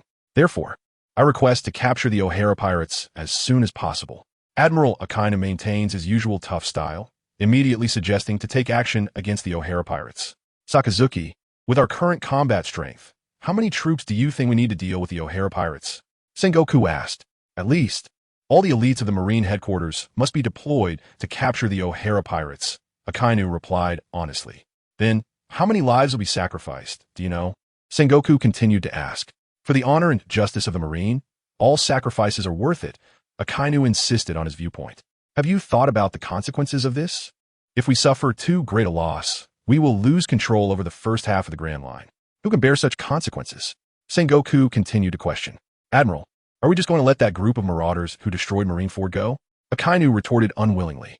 This is the decision of the Gorosei. Moreover, what we're discussing today is whether we can capture the loser after the O'Hara pirates confront the 4 emperors, not to attack the intact O'Hara pirates right now. Sengoku concluded decisively. Hi. A group of people responded in unison. On White Soil Island, the headquarters of the Revolutionary Army. Regarding the O'Hara pirates, I suggest we try our best to win them over. Many of their ideals align with the goals of our Revolutionary Army, said the leader of the Revolutionary Army, Munki Didragon. However, with their strength, they may not be willing to follow our orders, said the Eastern Commander. We have to give it a try. I will take personal responsibility for this matter, Dragon said. Is it really okay for you to reveal your whereabouts like this? The O'Hara pirates are currently a focus of attention worldwide. If you go there, it's very likely that the CP organization will discover you. I suggest you send someone in your place, said the Western Commander. No need for that. O'Hara is a very proud person. If you go and he mistakenly thinks we lack sincerity, that would be disastrous, Dragon refused. Well then, please be sure to protect your whereabouts from being discovered. The revolutionary cadres expressed their concerns. Don't worry, it will be fine, Dragon replied. The sea is vast, but there are only a few who are qualified to talk to the O'Hara pirates. The rest are no longer worthy of standing on equal footing with them. The battle between Shiryu and Isho has ended. Since it was not a life-and-death struggle, but merely a sparring session, both sides stopped at a certain point. Although Shiryu was very tenacious, the gap in strength could not be compensated for by sheer effort, and in the end, it resulted in Shiryu's defeat. Your strength is indeed formidable. I hope we can spar again in the future. Although he lost, Shiryu was not discouraged and still thought about getting back at him later. Haha, your strength is also quite strong. I merely took advantage of my devil fruit ability. Isho always remained humble and gentle. Despite being powerful, he never acted arrogantly. All right, let us not stand here any longer. Let us find a place to stay. Once our ship is painted, we can set off. Liu Qian, seeing the two flattering each other, felt he couldn't listen any longer. The group followed Liu Qian to leave the abandoned ship island and headed towards the bustling area of Water 7. The onlookers, seeing there was no excitement left to watch, also dispersed. Time passed quickly, and in the blink of an eye, 7 days had gone by. With the strong financial backing of the O'Hara pirates, all the warships were painted. They were all pitch black, even the decks were black. If it were nighttime and viewed from a distance, they would be invisible. Meanwhile, all the shipyards in Water 7 made a fortune from this opportunity. After all, the quantity was large and the time was tight. Naturally, There would be a lot of extra wages. At the dock of Water 7. All right, everyone, we are about to set off again. Destination, Magic Valley Town. Oh. We are setting off. The O'Hara pirates are on their way. A group of crew members shouted like banshees. They didn't know why they were going to Magic Valley Town, nor did they need to know. They just needed to follow the captain's orders. Captain, aren't we supposed to hurry to Alabasta to meet up with the vice captain and the others? Why are we going to Magic Valley Town? Morton and the others were confused. Have you heard of Sky Island in the Grand Line? Liu Qian asked. Of course, but no one has ever seen it. We only treat it as a legend. Just like the Golden City spoken of by the great liar Rolando, Morton and the others replied. No, you are wrong. Both Sky Island and the Golden City truly exist. It's just that the Golden City was washed up to Sky Island, so when Rolando went back later, he couldn't find it. After all, no one would expect such a large Golden City to be washed up to an altitude of 10,000 meters, Liu Qian explained. What? Sky Island and the Golden City really exist? Are there really islands floating in the sky? The Golden City was washed up to Sky Island? Everyone was shocked, even Douglas, who usually didn't care much about external matters, became interested in Sky Island and the Golden City. That's right. Magic Valley Town was originally part of Gaia Island. Shaped like a skull, due to the upwelling currents in the nearby sea, half of Gaia Island was washed up into the sky 400 years ago, along with the native inhabitants, animals, and ancient ruins. The part that was washed up into the sky is the skull's head and face, while the part that remained on the ground is the skull's teeth, which became today's Magic Valley Town. To be precise, our real target is actually the upwelling current in the waters near Magic Valley Town, Liu Qian explained. Such a secretive matter. How did you, Captain, know about it when no one has explored it in the Grand Line all these years? Shiryu asked. Well, I am from O'Hara. Our pirate flag is the famous tree of knowledge, so of course I know these things. Besides, I know even more unknown secrets, Liu Qian boasted. Captain, you are truly well-educated, Morton said, undoubtedly the most satisfying subordinate, always able to express admiration for his boss just right, or perhaps he always knew how to flatter. So, our true purpose for this trip is indeed Sky Island? Shiryu asked. That's right. How? Don't you want to see the legendary Sky Island? Don't you want to witness the Golden City? Liu Qian retorted. Of course we do. Captain, hurry and let the crew speed up so we can reach Magic Valley Town sooner and search for the legendary Sky Island. Morton, the Bell brothers, Douglas, and Isho all said in unison. Ha, you guys, speed up. Don't dawdle. Liu Qian naturally responded to the people's wishes by ordering his men to pick up the pace. The movements of the O'Hara pirates have always drawn much attention. As for why they did not head towards the New World but sailed in the opposite direction, although it sparked curiosity in many. More people believed it was to return and pick up their crew members left at the start of the Grand Line. After all, Robin's itinerary couldn't be hidden from those with ulterior motives. It was just that the Navy and the world government had decided to force the O'Hara pirates to head to the New World, which is why they hadn't captured Robin and the others. Magic Valley Town is a small town formed by pirates searching for golden treasures. It was originally part of Gaia Island, which once had a glorious city called Sandora.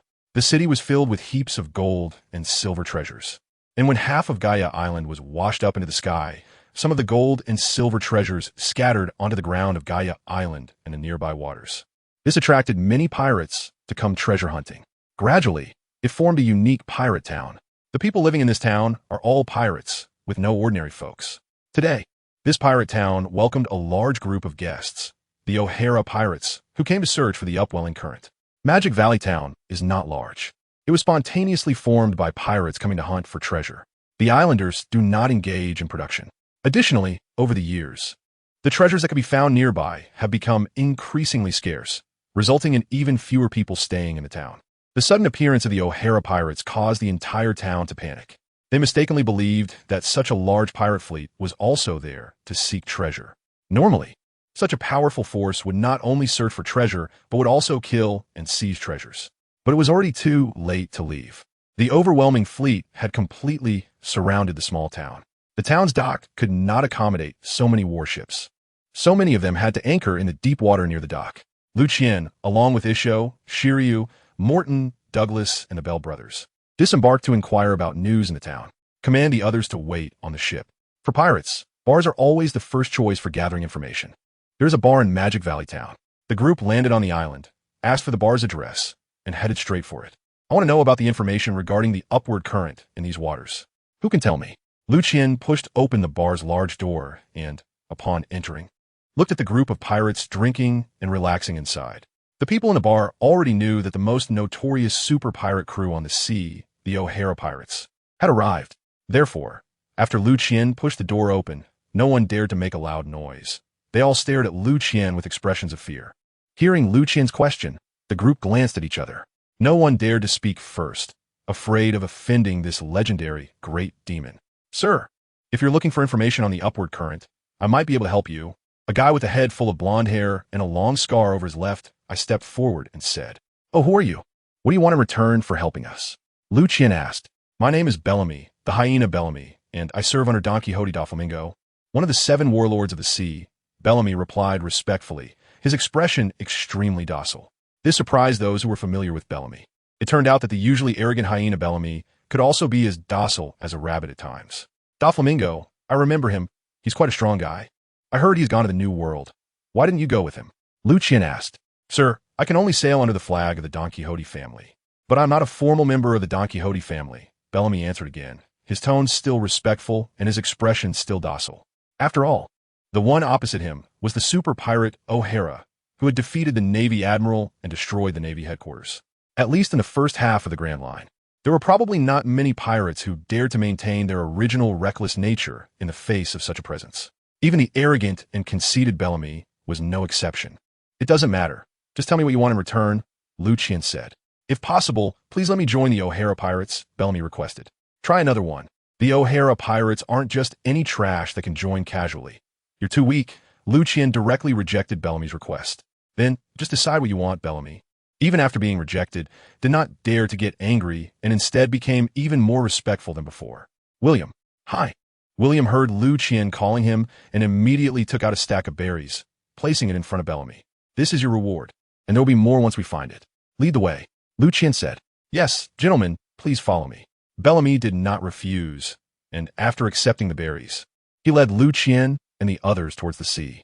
After all, sometimes refusing the goodwill of important figures can be seen as a provocation. Bellamy was arrogant by nature, but he wasn't foolish. Otherwise, with his personality, he wouldn't have lived this long. The upward current is one of the paths to the Sky Island, but it actually belongs to a type of natural disaster. Located in the waters around Jai Island, there is a large cavity deeper than the seabed. Whenever cold seawater flows into the cavity, the geothermal heat beneath generates steam, and when the steam pressure becomes too great, it causes an underwater explosion that launches ships into the sky through the massive current, which is known as the upward current. Those who ride the current from below to the Sky Island may arrive safely if they are lucky, or they may all perish if they are not. "Sir, this sea area is where the upward current frequently appears. Each eruption lasts about a minute, occurring approximately 5 times a month, but the locations are uncertain, as they vary each time." Bellamy brought Liu Qian to a certain sea area and made the introduction. "Oh, so this sea area has the upward current. When will the next eruption happen?" Liu Qian asked, looking at the calm sea in front of him. "Sir, the next eruption is today, probably in a few hours. As for the exact location, I don't know," Bellamy respectfully replied. "Very good." After Liu Qian finished speaking, he gave William a look. "This is the other half of the payment. You can leave now. It's best not to appear in our sight." William understood and handed a stack of berries to Bellamy, then sent him away. "Hey, sir, I know what to do," Bellamy said and ran off. Damn it. Why is someone as important as O'Hara here in Magic Valley Town? What do they want with the current flow? Should I tell the young master? Bellamy thought to himself as he ran. No, I have to tell the young master. If the great demon O'Hara came personally, their purpose must be significant. With that thought, Bellamy quickly found a hidden spot and dialed Doflamingo's snail phone. "Moshi Moshi, this is Doflamingo," came Doflamingo's unique voice from the other end. "Ah, it's you, clown. I'm O'Hara." Liu Qian took Bellamy's snail phone and said, "Indeed." When Bellamy took out the snail phone to inform Doflamingo, Liu Qian and the others sensed it. After all, Magic Valley Town is just a small town, and Bellamy hadn't been to the New World yet. He didn't know about observation hockey and thought he could hide in a secluded corner to evade Liu Qian and the others. Little did he know, not only were all his movements under the watch of Liu Qian and the others, but the entire Magic Valley Town was also being monitored. Not to mention Ishiao Douglas and Shiryu, their observation hockey could easily cover the whole town. Even the Bell brothers and Morton S. observation hockey could encompass this small town. Therefore, when Bellamy took out the snail phone, he had already dug his own grave.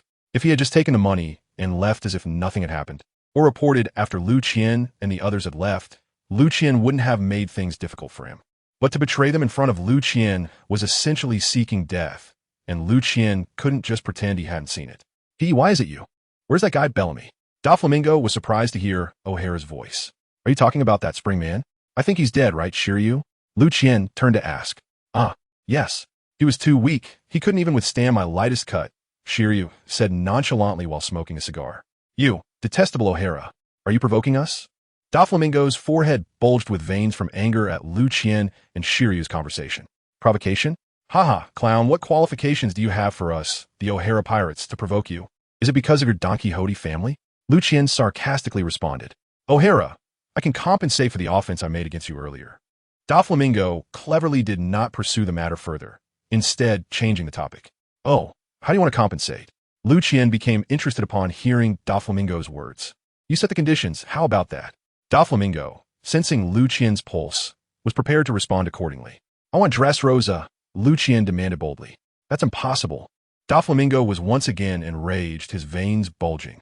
Well, if something is impossible, don't say it casually next time, Liu Qian replied. You can change the condition, Doflamingo suggested. Then I want the Riku family and the Don Quixote family. Remember, don't try any tricks on me, or the consequences will be yours to bear. Liu Qian changed his condition, as he had initially wanted Dressrosa for these people. All right, I agree. When will you take the people, or should I send them to you? Doflamingo asked. I'll come find you when I go to the New World. Remember not to play any tricks, Liu Qian warned again. Don't worry, O'Hara. This small matter isn't worth me playing tricks. So, our previous offense is settled. Let's talk about an alliance, how about it? Doflamingo said. Look at this. This clown actually wants to ally with us. It's really laughable. Liu Qian burst out laughing upon hearing Doflamingo's words, nearly doubling over. Morton, Shiryu, and others around him also joined in the laughter. Ohara. The furious roar of Doflamingo came through the phone bug. Clown, listen. If you want to form an alliance, you need to have enough strength. A tiger can ally with a lion and can also accept a brown bear. But a tiger will never ally with a fox. Do you understand? Liu Qian said. Is that so? So in your eyes, I'm just a fox, huh? Doflamingo replied. That's right, clown, your strength is too weak. If you want to ally with me, it has to be the 4 emperors who come to negotiate. What qualifications do you have? Liu Qian asked. Do you know how big my business is in the underworld? How many berries I can earn every year? How many devil fruits my intelligence network can find for me each year? Are these not enough to impress you? Doflamingo really wanted to ally with O'Hara. As with O'Hara's support, he could use their power to control the rest of his allies, like Kaido. If I wanted to, I could take all of that away. Couldn't I? Liu Qian retorted. Of course, you have that strength. But there are many with your strength in the New World. Why can't they do business on my scale? Doflamingo asked again. Oh, tell me. Liu Qian also wanted to know. Because of identity and position. I am a warlord of the sea. I could develop my power in the Grand Line without restraint.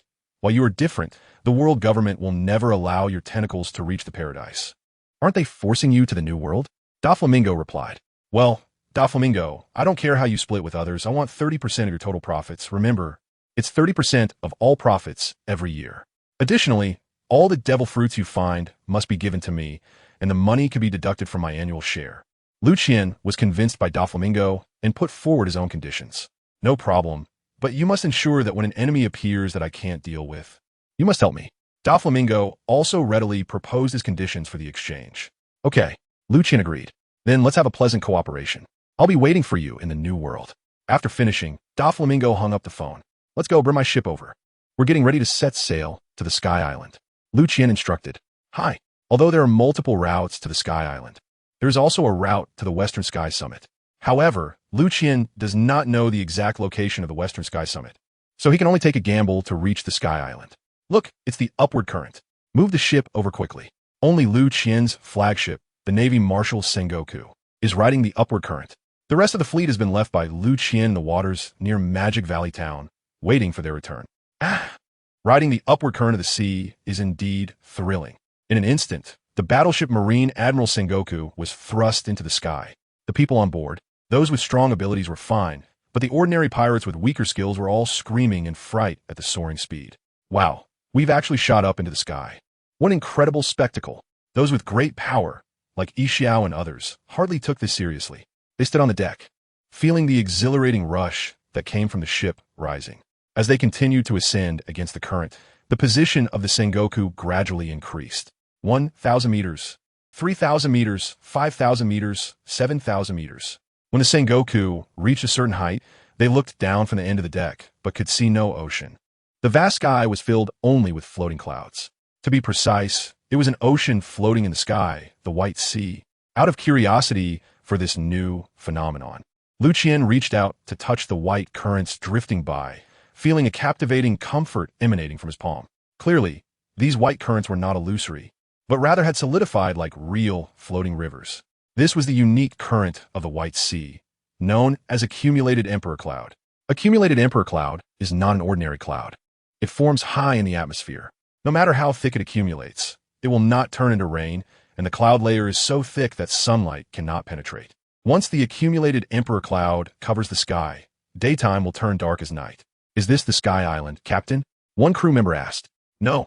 This is the White Sea formed by the accumulated Emperor Cloud.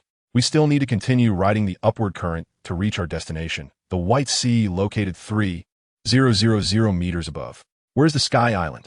Liu Qian replied.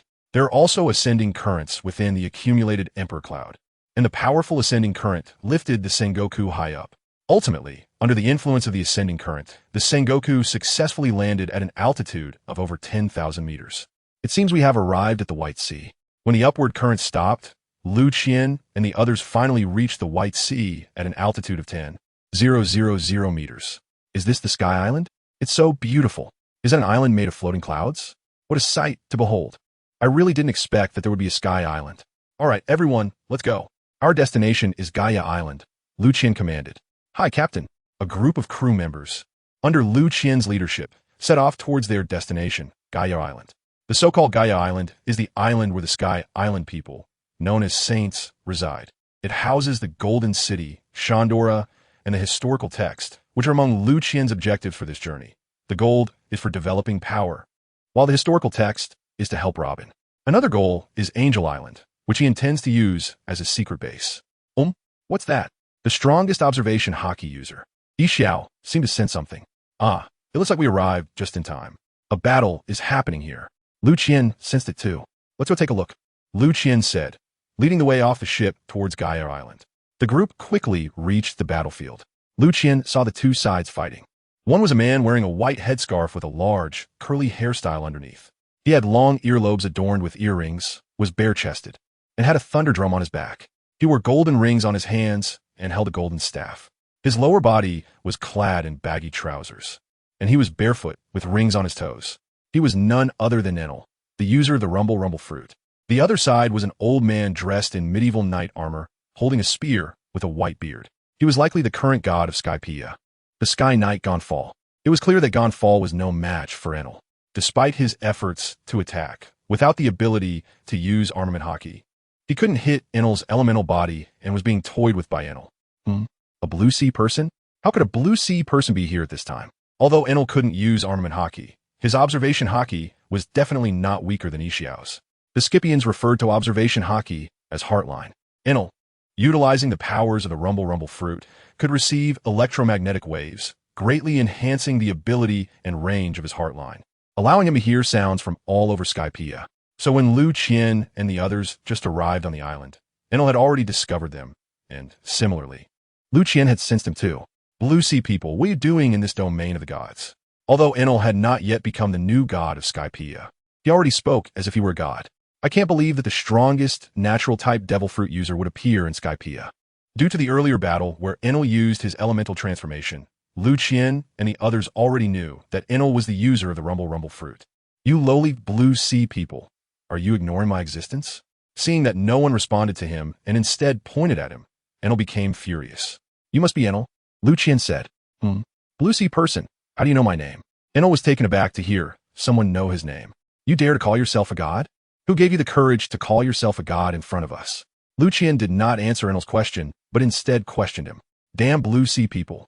You dare to ignore my majesty. All of you shall die. Divine judgment. After saying this, Enel launched his attack. He formed lightning around his wrist and pointed to the sky, summoning a massive lightning pillar from above to strike at Liu Qian and the others, ready to obliterate those who dare to ignore him. Get out of the way, Blue Sea people. Gonfall shouted anxiously as he saw the enormous lightning pillar heading towards Liu Qian and the others. However, when the lightning pillar dissipated. A semi-transparent golden bell enveloped Liu Qian and the others, leaving them unharmed. This is impossible. No one has ever survived my wrath. 60 million volts. Thunder Dragon. Enel struck the two drums on his shoulders, unleashing the lightning he created from the drums, forming a gigantic thunder dragon that charged towards Liu Qian, attempting to electrocute them. Unfortunately, when the thunder dragon faded, Liu Qian and the others were still unharmed, just as before. Ah, damn blue sea people, all of you shall die. Seeing Liu Qian still unscathed, Enel felt severely provoked, and he unleashed his strongest attack. He released all of his 200 million volts of lightning, surrounding himself with it to transform into a gigantic thunder god, then punched towards Liu Qian and the others, with the attack power reaching mid-level gold strength. Oh, now, this is getting interesting. Who among you will go play with him? Liu Qian said as he removed the golden bell. I'll do it. It's been a while since I've fought, and my hands are getting a bit itchy, said Douglas Bullet. Huh. Douglas was fully wrapped in armament hockey, facing the incoming Enel without any avoidance, and directly punched back. Whoosh rumble. Enel was surprisingly knocked away by this punch. He flew thousands of meters away, crashing into countless buildings along the way, and then collapsed onto the island cloud, not getting up for a long time. At this moment, Enel did not have the enhancement of the Arc Maxim, and could not unleash Thunder and Thunder Arrival, with his strength at most at the mid-level of gold, slightly weaker than Douglas. Moreover, he did not know how to use armament hockey. Faced with Douglas's full-strength punch wrapped in armament hockey, his elementalization lost its effect, which is why he was knocked away by Douglas's punch. Originally, with Enel's mastery of observation hockey and the speed of the Rumble Rumble fruit, even if he was not Douglas's opponent, he wouldn't have been taken down so easily by a single punch. However, he transformed into his Thunder God state, gave up his own advantages, and chose to confront Douglas head-on, thinking that with his ability to elementalize, he wouldn't be hit. Little did he know that there is a power called armament hockey that specifically restrains their Logia-type abilities. Is that all you can do? It's truly disappointing. Douglas was indeed very disappointed with Enel's performance. But this wasn't entirely Enel's fault for being weak. He was the one who sought his own demise by abandoning his advantages and making a foolish move. Moreover, Enel relied on his fruit abilities even more than Kizaru, with his physical combat being almost negligible. As for his physical condition, it goes without saying that being defeated by Luffy, who doesn't know armament hockey, shows just how poor his physique is. Damn those blue sea people. How could you harm this god's body? Enel couldn't understand why Douglas was able to hit him just now. Oh, is that what you're asking about? This is hockey, armament hockey. It's a power that specifically restrains you Logia users. As long as one's physical condition is cultivated to a certain level of strength, they can awaken this power. In our vast ocean, there are more people who can use this power than all the people in your Sky Island combined. Liu Qian couldn't help but explain to Enel upon hearing his question. Nanny? You're talking nonsense. I don't believe you. After saying that, he charged towards Liu Qian again. With a bang, Liu Qian kicked Enel, who was charging at him, sending him flying towards Douglas. Douglas then, with a bang, Douglas understood and kicked him toward Shilio. Bang, Shilio kicked him towards Morton. Bang, Morton kicked him towards William. Just like that, Enel, who had transformed into Thor, was kicked around like a soccer ball by Liu Qian and the others. The most detestable was Liu Qian, who kicked while singing. Little ball, let's kick. Malin Flowers Bloom, 21. Hearing Enel's cries of agony as he was kicked, the kind-hearted Ishao finally couldn't bear to watch anymore. Gravity travel, a force of gravity pressed Enel, who was flying in mid-air, down onto the island cloud, ending his tragic career as a ball. The arrogant Enel finally believed Liu Qian's words. It turned out that Xingyi was so terrifying, with so many existences that could harm him. Hey, he won't be dead from our kick, right? Morton said, looking at Enel lying motionless on the island cloud. Everyone used their observation hockey to sense, and found that they couldn't even hear Enel's heartbeat, thinking he might have been kicked to death. That shouldn't be the case. I didn't use much force at all. Was it you guys who were too forceful just now? Liu Qian scratched his head and asked. Shiru and Douglas coldly replied. Captain, I didn't use much force either. Morton also scratched his head. Well, he can't really be dead, right? Lance, go take a look, Liu Qian said to his ship's doctor. Hi. Lancelot responded, ran over, squatted down, and was about to give Enel a physical examination. Enel, who was originally lying still, suddenly launched an attack. A straight line of lightning shot out from his wrist towards Lancelot. After seeing his attack hit Lancelot, Enel quickly transformed into a bolt of lightning and retreated at high speed. But to his shock, Lancelot was completely unharmed. He just scratched his head in confusion and walked back to Liu Qian. How is this possible? Enel exclaimed. I forgot to tell you. Armament hockey can not only harm your natural body, but it can also be used for defense. It's called armament hockey because when this power is wrapped around the body, it forms a layer of protective armor on the surface of the body. Liu Qian explained to the stunned Enel once again. Well, thank you for clearing that up for me, Xingyi person.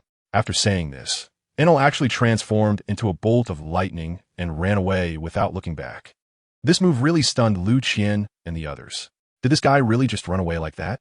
Of course not. Even Kizaru couldn't escape Liu Qian's grasp, let alone Enel. Xingyi Quan 10 sonic missile legs. Just as Enel had escaped a certain distance and hadn't even had time to rest his injured body, he saw a figure flying from a distance, a speed even faster than his, and before he could blink, it had caught up to him. With a bang, Liu Qian kicked with great force. They had just been played by Enelu, and Liu Qian recalled that Enelu could use electrotherapy, using electricity to give his heart an electric massage, stimulating his stopped heart to beat again. So, his heart had stopped just now to lure Liu Qian and the others in for a surprise attack. If it weren't for Liu Qian and the others being cautious by nature, always activating their armament hockey in the presence of enemies, no matter the situation, they might have really fallen for Enelu's ambush. Just thinking about how they had been tricked made Liu Qian furious, and he kicked hard again, directing his anger towards Shilio and the others. A scream pierced the air. Xiao and the others watched as Enel was kicked around, and they happily resumed their game of kicking the ball. This time, Xiao did not intervene to help him. After all, if one doesn't provoke trouble, one won't face death. If Enel had simply run away, Xiao wouldn't have said anything, but the fact that he attempted a sneak attack was too despicable. Before long, Enel was kicked into silence again, but this time everyone tacitly continued without stopping. Even Xiao did not intervene. They only stopped when they were thoroughly entertained. After Liu Qian's Malin Flower had been sung countless times, they finally let Enel go, to prevent him from escaping again upon waking. Liu Qian had William bring sea stone handcuffs to lock him up, and then handed him over to William for supervision. Seeing the powerful Enel, who was almost like a true god and could do anything, being kicked around like a ball by these people from the Blue Sea, the leader of Sky Island and the current god, Gonfor, approached Liu Qian with trepidation. Great warrior from the Blue Sea, I am the leader of this Angel Island. Thank you for defeating the demon Enel and saving Angel Island, Gonfor said. Old man, we didn't come to save you, Liu Qian interrupted Gonfor. We are pirates from the Blue Sea, here to conquer this place and make it our territory. You only have two choices, submit or... Liu Qian did not finish his sentence. Did the worst outcome I anticipated really happen? This group of people from Qinghai has come to occupy this place. May I ask if we submit, what do you need us to do? Gonfor asked. Of course, Gonfor did not want to submit, but he couldn't even defeat Inaru. Moreover, these Qinghai people had beaten Inaru. He knew that for Angel Island, submission was the only way out. If these Qinghai people's demands were not excessive, then they might as well submit to them. Old man, I plan to turn this place into my secret base, serving as my headquarters. Don't worry, I won't be as brutal as Inaru. As long as you don't betray me, I won't do anything to you. You can continue living as you have before, but you must not leak our information. The annual offerings cannot be less, and as for how much to collect, just do it as you did before. Oh, by the way, I might not stay here often, so I need you to help me manage this island. Liu Qian's words were like a reassurance to Gonfor. If that's the case, it's not unacceptable. Just accepting their rule and offering as usual. Moreover, they wouldn't be as brutal as Inaru, killing indiscriminately, and they would even allow him to participate in management. This was already the best outcome. All right, I will comply with your wishes, my lord. Gonfor quickly calculated the pros and cons in his mind and accepted Liu Qian's rule. Good. Your name is Gonfor, right, old man? Liu Qian asked.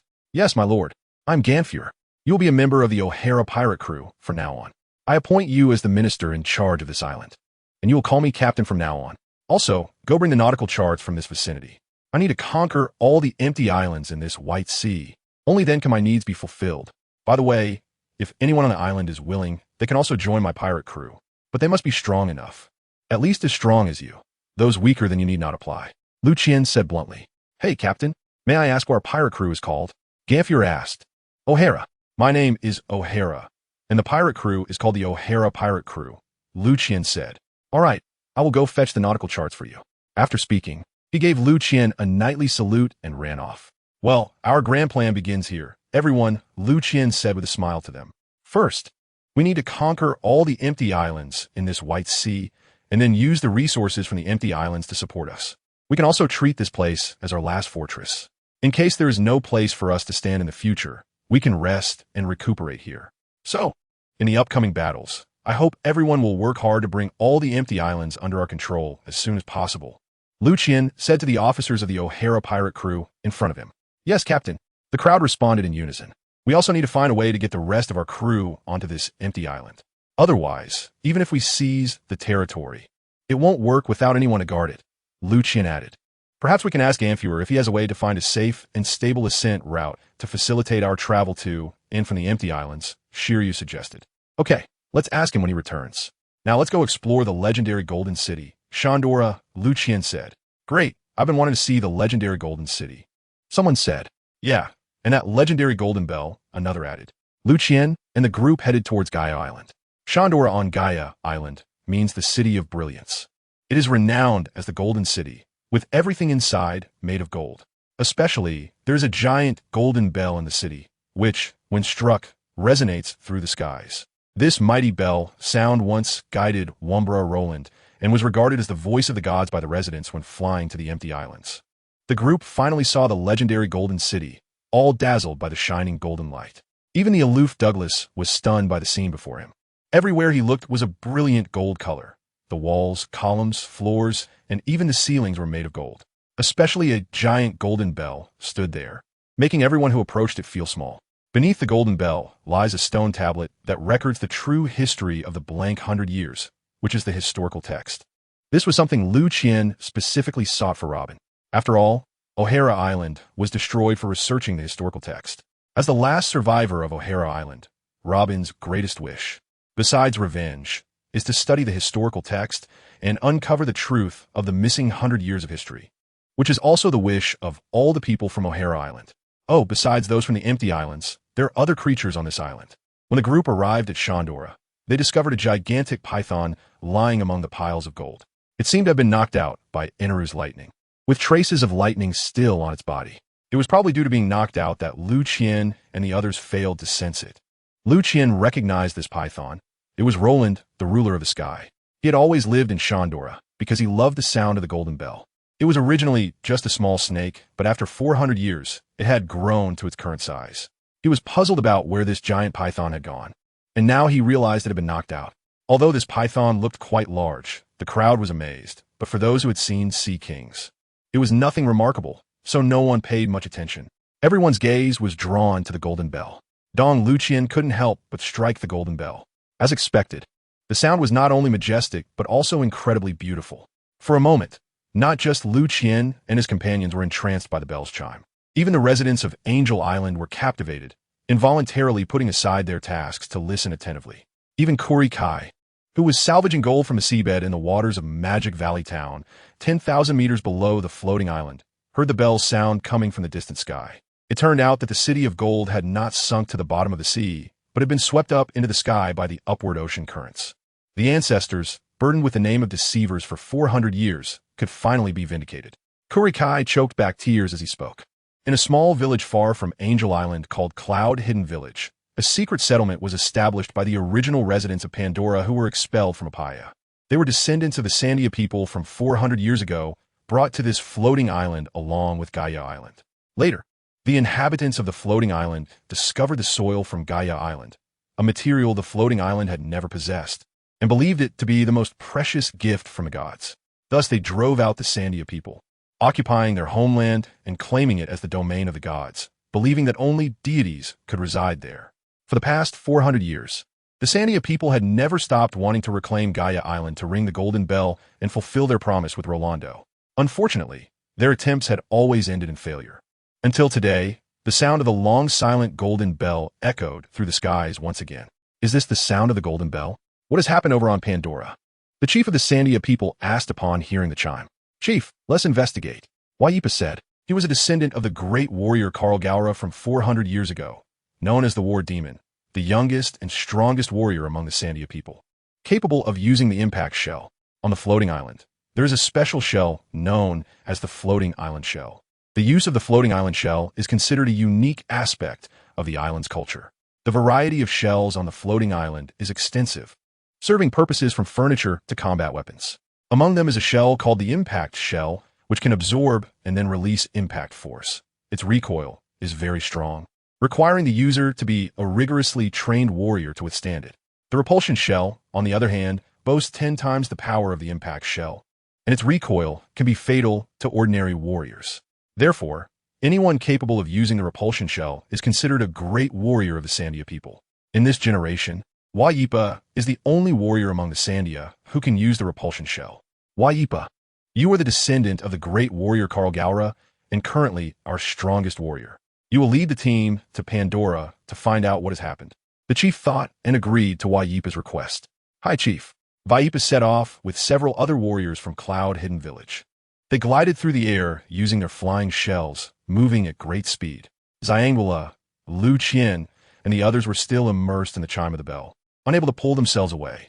No wonder it was considered the voice of the gods. After hearing the bell, Liu Qian sighed. Perhaps only such a sound could be regarded as the voice of the divine. The others agreed. Someone else is coming. Who are they? They're moving so fast. Yixiao, due to his eyesight, kept his observation hockey activated. With that attire, this should be the indigenous people of this island from 400 years ago, the Sandia people. Liu Qian sensed and said, "Oh, the owners of this island from 400 years ago, didn't they, like us, get washed up here by the upward current from Magic Valley Town? More Nast. That's right. They were brought here by the same upward current as us. Because the Sky Island has no soil, the Sky Islanders find Gaia Island, which has soil, very strange. They believe only gods deserve to live in such places. So, 400 years ago, they drove away the original inhabitants of this island, the Sandia people, and named it the Divine Realm," Liu Qian explained to them. Waipa and the others were unable to land on Gaia Island because they were discovered by the patrolling guards at the outskirts of Angel Island. After a battle, Waipa defeated the patrolling guards of Angel Island, and just as he was about to break in, Ganfuer appeared. "Waipa, what are you here for? Do you want to start a war again?" As the current god of Angel Island, Ganfuer had always been dedicated to resolving the conflicts between them and the Sandia people. It was precisely because of his leniency over the years that Cloud Hidden Village had enjoyed a period of stable living for the past few decades and cultivated a group of excellent warriors, including Waipa. "Ganfuer, did you ring the golden bell? That is a sacred object of our Sandia people, and ringing the golden bell is a promise made by our ancestors with others. By ringing the golden bell without permission, you have forced us to go against our ancestors' agreement." Waipa said coldly. "No, it wasn't me who rang the golden bell. It was a group of people from Shanghai. However, I advise you not to pursue this matter further. Their strength is formidable, and even I have submitted to them." Ganfuer tried to persuade him gently. Then let us in. We will defeat those Shanghai people and reclaim our sacred object." Waipa didn't listen to a word of Ganfuer's advice. Waipa was still young and impetuous, not having experienced the beatings that Liu Qian and the others had dealt out. Just look at how obedient Enelu has become after being taken down by Liu Qian and the others. "Waipa, I am not deceiving you. They are really strong, and they will kill you." Ganfuer tried to dissuade him again. "Get out of the way." Waipa insisted on his opinion. "Let him come over, Ganfuer." Liu Qian spoke at the right moment. His voice came from afar, though not loud. Every word was clearly heard by them. "You can't escape. That lord already knows of your arrival. You may enter, Sai." Ganfuer looked at the group of Sandia people eager to find death and couldn't help but sigh. "Are you the Qinghai people?" Waipa looked at Liu Qian and asked. "That's right. You're the Sandia people, correct? If I'm not mistaken, you should be the descendants of the great warrior Karlgla from 400 years ago, right?" Liu Qian replied. "Qinghai people, how did you know? Are you the one who made an agreement with our ancestors?" Waipa asked in surprise. "Well, not really. We're just a pirate crew from Qinghai. We heard the legends of the Sky Island and the City of Gold and came here to seek treasure." Liu Qian said honestly. "Pirates from Qinghai? Damn, you have desecrated our sacred artifact. I will punish you." Saying this, he took out a shock shell. "Oh, this is the Sky Island shell unique to Sky Island, right? A nice toy. Which of you will go play with him?" Liu Qian glanced at the shock shell in Waipa's hand and said, "Captain, let me do it." Morton stepped forward, feeling a bit eager. "Kid, you go first. Go to hell, Qinghai people." Waipa was a ruthless person. He would definitely act without hesitation. He aimed at Morton and fired a burning cannonball. In the moment Morton was hit by the burning cannon, he transformed into a crystal being. The cannonball did not inflict any damage on him. "What kind of monster are you?" Waipa, who had never seen a devil fruit user before, was taken aback at the sight of Morton, whose entire body had turned to crystal. I am a crystal man who has eaten the crystal fruit. I can freely transform into crystal and use it to attack, like this. With a wave of his hand, thousands of crystal spears appeared and shot towards Waipa. Damn it. Waipa quickly used the shock shell to dodge the attack. Do you think this is the end? Morton's voice came from behind Waipa. Nanny? When did he get behind me? Waipa didn't have time to think and turned around to deliver a shock shell. Morton didn't expect that Waipa could react at such a close distance, and he also underestimated the power of the shock shell. He had no time to dodge and was sent flying hundreds of meters away by the impact, landing hard. That hurts so much. Did you just use that Sky Island shell? Morton asked, getting up from the ground. Huh? How is that possible? This is a shock shell. Even the recoil would hurt someone. How could you be hit head-on and not take any damage? Waipa initially thought that Morton would at least be seriously injured, but he saw Morton just shouting in pain. Besides that, he was completely unharmed. I told you, I'm a crystal person. Your shock shell is powerful, but it doesn't have the strength to shatter crystal, Morton explained.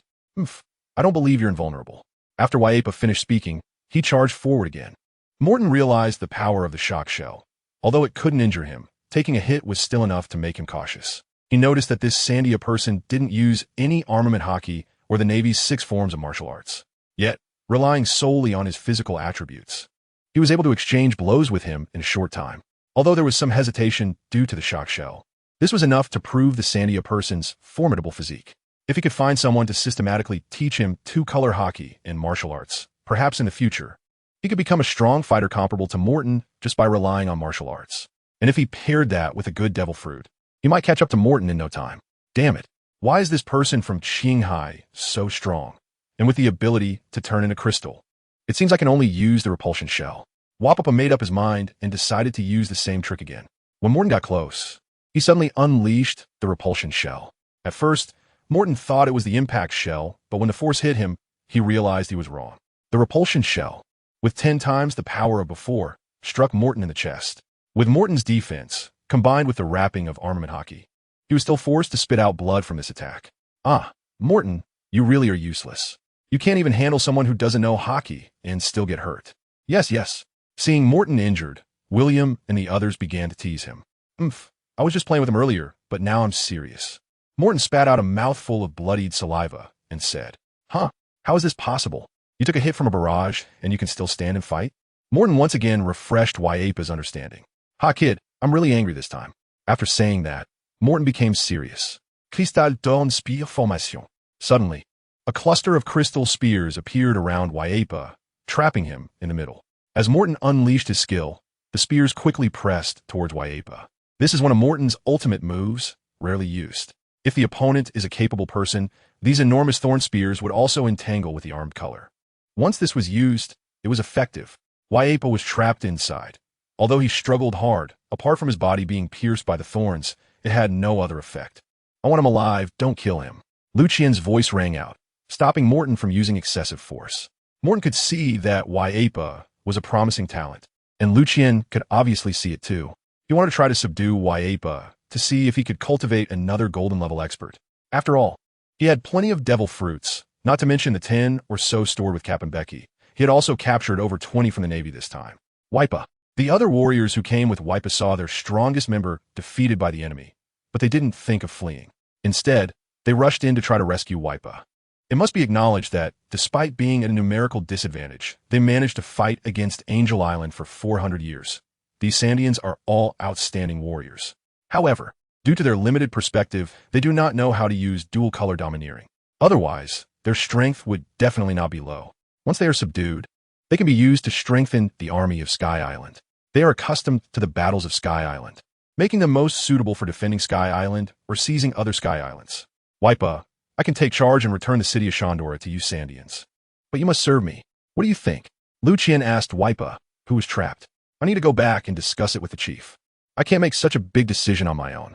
Upon hearing that Liu Qian was willing to return the city of Shandora, Waipa, who had been struggling fiercely, stopped moving. Okay, Liu Qian agreed, nodding at Morton. Morton retracted his ability, and after Waipa fell to the ground, he glanced at Liu Qian without saying a word, and left with his companions without looking back. Captain, are we just letting them go like this? What if they don't come back? Morton clearly seemed a bit unhappy. After all, he had just been badly beaten. They will definitely come back, William interjected. Oh, how do you know they will definitely come back? Morton asked, his mind perhaps also turning to Crystal, as he could ask such a simple question. They came for the golden bell of Zandora. And since the bell is still with us, how could they not come back? William was already used to this guy's way of thinking. Sometimes it was not enough. So he patiently explained. Oh, that's true. Huh. Morton laughed awkwardly and scratched his bald head after hearing William's explanation. Let's go ask Ganfu if there are any other ways to get our crew up to the Sky Island. Liu Qian said they had finished exploring Zandora. Apart from the shock brought by the sound of the golden bell, the other buildings made of gold, although magnificent, did not matter much to them as strong individuals, as they had never lacked for such worldly possessions. Captain, I have found the sea chart. It marks all the Sky Islands near Angel Island. Ganfu had prepared the sea chart. Well done, Ganfu. Now there's a problem that needs you to solve. Liu Qian took the sea chart and handed it to William. He noticed that William was very much like Lafitte. Both had the potential to become outstanding stewards. So many things were now entrusted to William. Please give your orders, Captain. Ganfu said respectfully. Is there any way to safely bring more people to the Sky Island, instead of risking our lives like we did, being pushed up by the upwelling current? Liu Qian asked directly without being polite. Sir, besides the upwelling current, the only way to reach the Sky Island is through the Peak of the West. Ganfu replied. The Peak of the West. Where is it? Sir, the Peak of the West is located in the giant kingdom of the West Sea. There is a treasure tree, Atom, with branches as tall as 10,000 meters. You can reach the gates of heaven through it. However, there are giants guarding it, and their size makes it very difficult to climb to the top of such a giant tree. Therefore, there are basically no giants coming to the Sky Island. Ganfu explained. But to return to the West Sea from the Grand Line, one must at least have golden-level strength to possibly do so. This was naturally very simple for Liu Qian and the others, but it would be very difficult for their crew members. It was still better to risk their lives coming up through the upwelling current. Apart from this route in the West Sea, are there any other ways? Liu Qian asked again. You can also reach the Sky Island through the treasure tree Atom in Elbaf on the Grand Line. Elbaf is recognized as the first strong nation on the Grand Line and is also the giant kingdom, much stronger than the giant kingdom of the West Sea. This route won't work either. While a person or two might be able to come up to the Sky Island through Elbaf, if there are too many people, the giants will not agree. The giants have always been very exclusive, unless Liu Qian and the others conquer Elbaf. But at this time, the O'Hara pirates already have 2 giant crew members, so it is obviously impossible to go to war with the giants. I mean, are there any ways to reach the Sky Island freely without using these treasure trees? Liu Qian persisted in asking. As for other methods, perhaps we could try using wind-blowing shells as the power for the ships to bring them up. However, this method has never been used before, and I don't know if it will work. Ganfu offered another idea. This method can be experimented with. Ganfu, do you have any wind-blowing shells? Bring them to install on my ship, and we'll go down to experiment. Liu Qian said, Sir, I only have 200 wind-blowing shells. If it's just for your ship, it should be fine. I will go get them for you. After saying that, Ganfu quickly ran off to get the wind-blowing shells. Install them directly on my ship. Liu Qian called out to Ganfu's back. Yixiao, you two go down together. Yixiao's gravity fruit can give the ship anti-gravity, reducing its weight, while William is not a fruit user. Unless there are any emergencies, he can come to the rescue at any time. You two can look out for each other. We will wait for you here. Liu Qian thought for a moment and made arrangements. Hi, Captain. Yixiao and William responded. Sir, everything is ready. I have also prepared a few personnel to operate the wind-blowing shells for you. Ganfu reported after installing the wind-blowing shells. Nice. You two go ahead. Remember, be sure to pay attention to safety. If it doesn't work, saving your lives is the priority, Liu Qian instructed. Yixiao, after all, was a devil fruit user, and although he arranged for William to assist, he was worried that the two of them would focus too much on the warship and might have an accident. Hi. Don't worry, Captain. Yixiao and William boarded the Admiral Navy ship and went down from the Sky Island. Go bring that Thunder guy over. After Yixiao and the others left, Liu Qian instructed Morton. You want to try to recruit this guy. The Thunder Fruit, as the #1 attack type devil fruit in the natural system, had not appeared on the sea for many years. And Enel, aside from not being able to use hockey, with the ability of the Thunder Fruit combined with his observation hockey, as long as he didn't get himself killed, he could at least tie with a mid-level golden powerhouse. Just like Kizaru, even if his strength wasn't the strongest in the Navy, he was definitely the hardest to deal with. Even the 4 emperors would rather face Garp than confront Kizaru. This is the power of maximizing speed. The speed of the Thunder Fruit is no less than that of the Light Fruit, and its attack power surpasses that of the Light Fruit. Therefore, as long as Enel's shortcomings are compensated, he might even surpass Kizaru. For someone with such immense potential, if Liu Qian said he wasn't tempted, he wouldn't believe it himself. Captain, Morton threw Enel at Liu Qian's feet. This guy, who had previously called himself a god and was invincible, now lay on the ground like a dead dog. His headband was nowhere to be found, revealing a hairstyle reminiscent of an old lady. His body was battered and bruised, with no good flesh left, and his eyes were swollen, giving him a somewhat kawaii appearance. Enel, you have two paths to choose from now. The first is to join us and become a member of the O'Hara pirate crew. The second, well, I could send you back to your hometown, Burka, to reunite with it. Which path will you choose? Let me know once you've made up your mind. Liu Qian squatted down and spoke to the dog like Enel. You know Burka? But that's not my hometown. My hometown is in the Endless Land. Enel did not answer, but instead corrected Liu Qian. Where your hometown is doesn't matter to me. What matters is your choice, Liu Qian said. I want to go back to my hometown, the Endless Land, and take a look. Enel replied. But the premise is that you have to be alive.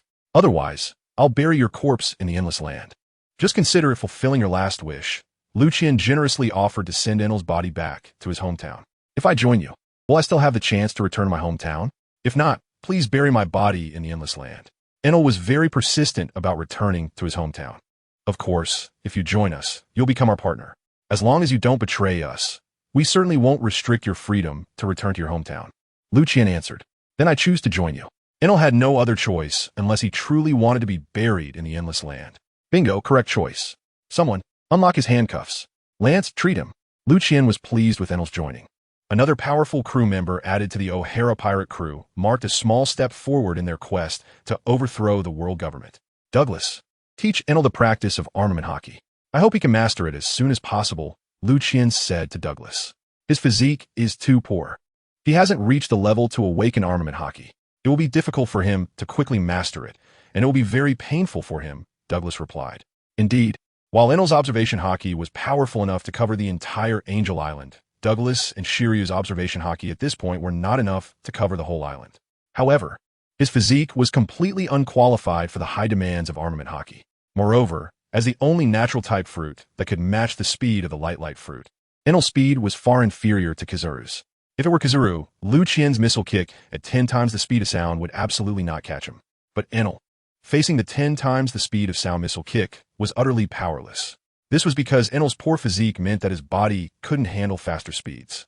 Oh, how painful! Liu Qian asked. Leave him to me. I'll practice with him every day. Only in actual combat can we quickly stimulate his potential and help him master armament hockey sooner.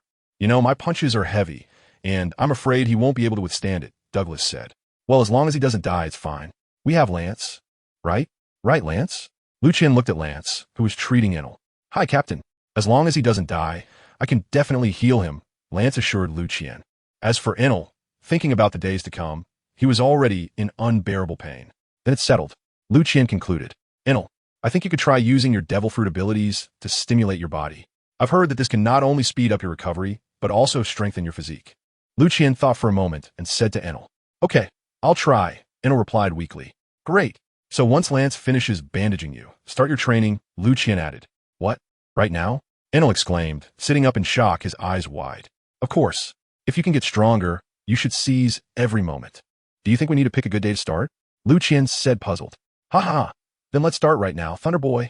Are you ready? Douglas said with rare amusement, cracking his knuckles. He was also quite displeased with Enel's arrogance. TCH, bring it on, big guy, Enel disdainfully replied to Douglas. He didn't even let Lance bandage him and directly stood up to spar with Douglas. Oh, we have a good show to watch. Morton and Shiryu were the type to enjoy the spectacle.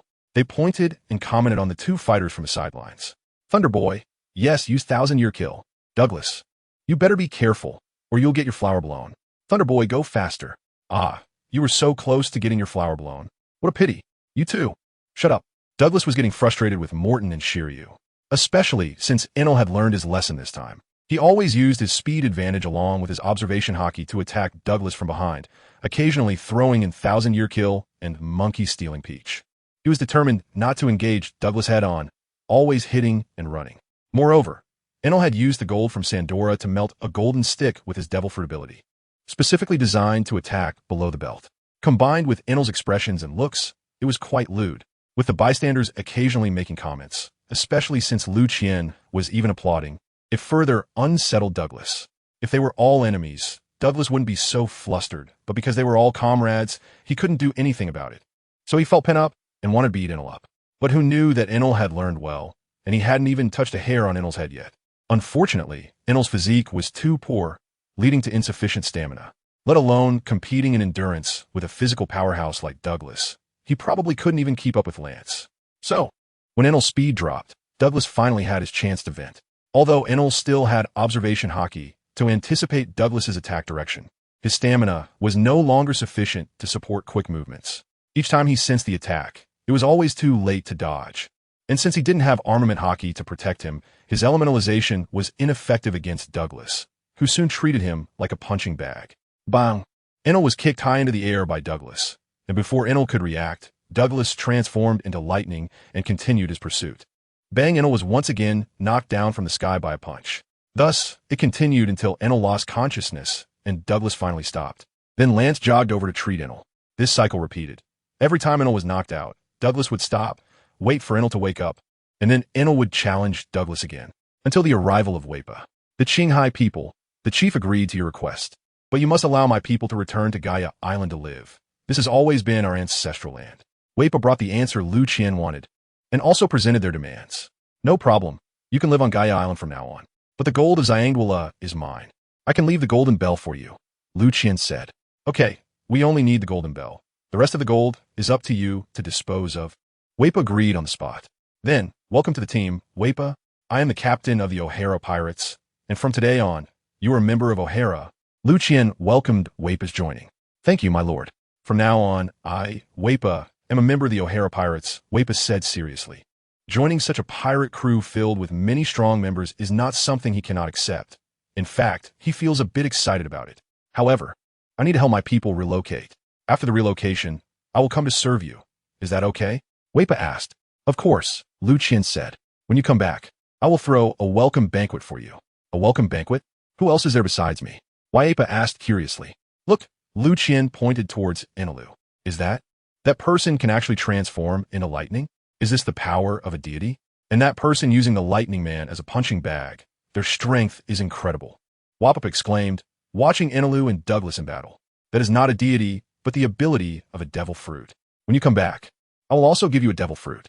I will teach you how to train, and perhaps you will become as strong as they are, Liu Qian promised. Hey, sir, I will go back to help my people relocate. Hearing that Liu Qian would give him a devil fruit, Wapapa excitedly rushed back to move. Sir, are you really going to let the Shandians return to live in the divine realm? Ganfu asked. Of course, for you, Gaia Island is the divine realm. But for us Qinghai people, Gaia Island is just an ordinary island. Moreover, the Shandians have fought with you for 400 years and are quite a formidable force. Subduing them will help us with our upcoming expansion plans, Liu Qian explained. I will follow your wishes. Ganfu understood that Liu Qian did not care about Gaia Island. He had once met Roger and learned some things about Qinghai from him, knowing that the soil in Qinghai was as abundant as the island clouds of their sky islands. Sir, they are here, they've returned.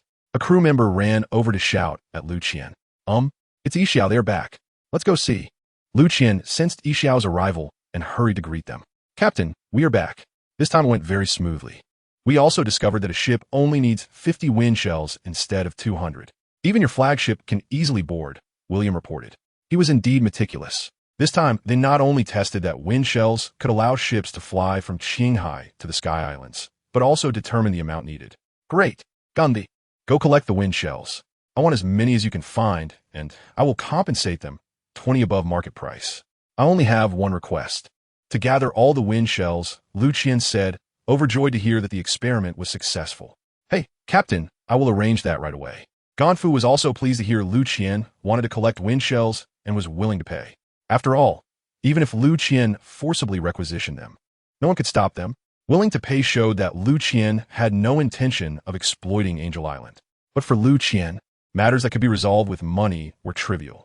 Moreover, he wanted to turn the Sky Island into his base, so he naturally needed to win people's hearts. Captain, this time we not only brought the Admiral's flagship, but also the other 3 Vice Admiral-class ships, each filled with people, William continued. Very good. Once Ganfu collects enough wind shells, we will bring all the members up. It will be hard work for you all, Liu Qian said excitedly. Hi, William replied loudly. Oh, right, Give me that ancient Zoan-type Pteranodon fruit that was collected from the Navy headquarters. Liu Qian remembered that he had promised to give Waya Pa the devil fruit. He thought of this ancient type of dragon fruit, the wind god Pteranodon form. This fruit was the most suitable for Waya Pa because he and his crew used the flying shell and were always flying around during battles, having become accustomed to aerial combat. This fruit was a Zoan-type fruit that allowed flight, and combined with Waya Pa's strong physique and his aerial combat skills. Once he fully mastered the two-color hockey, his strength would definitely not be inferior to Morton. Sir, all the wind shells from Angel Island are here. Since they were an extinct type of shellfish, they were relatively rare. However, it should be enough to satisfy the needs of our pirate crew. Ganfu Air timely brought all the wind shells. You did well, Ganfu Air, Liu Qian praised. If it weren't for Ganfu Air's age being too great and lacking potential, Liu Qian might have given him a devil fruit to nurture him properly. But now, at Ganfu Air's age, he could only serve as a housekeeper to guard the place. William, this time you and Yixiao go down to bring all our members up. Once you all come up, we can set off to conquer the nearby Sky Islands. Liu Qian handed all the wind shells to William, letting him go get the crew members below. Hi, Captain. I heard we're going to conquer all the Sky Islands, William said excitedly. After all, as a member of the O'Hara pirate crew, only if the crew grew stronger would they be able to go further in the future. While waiting for all the crew members to arrive, the entire Shandia tribe had already relocated to Gaia Island. According to the agreement, all the gold on the Flying Ark, except for the Golden Bell, belonged to Liu Qian. So, they rebuilt a base for the Golden Bell on Gaia Island and left the Flying Ark to Liu Qian.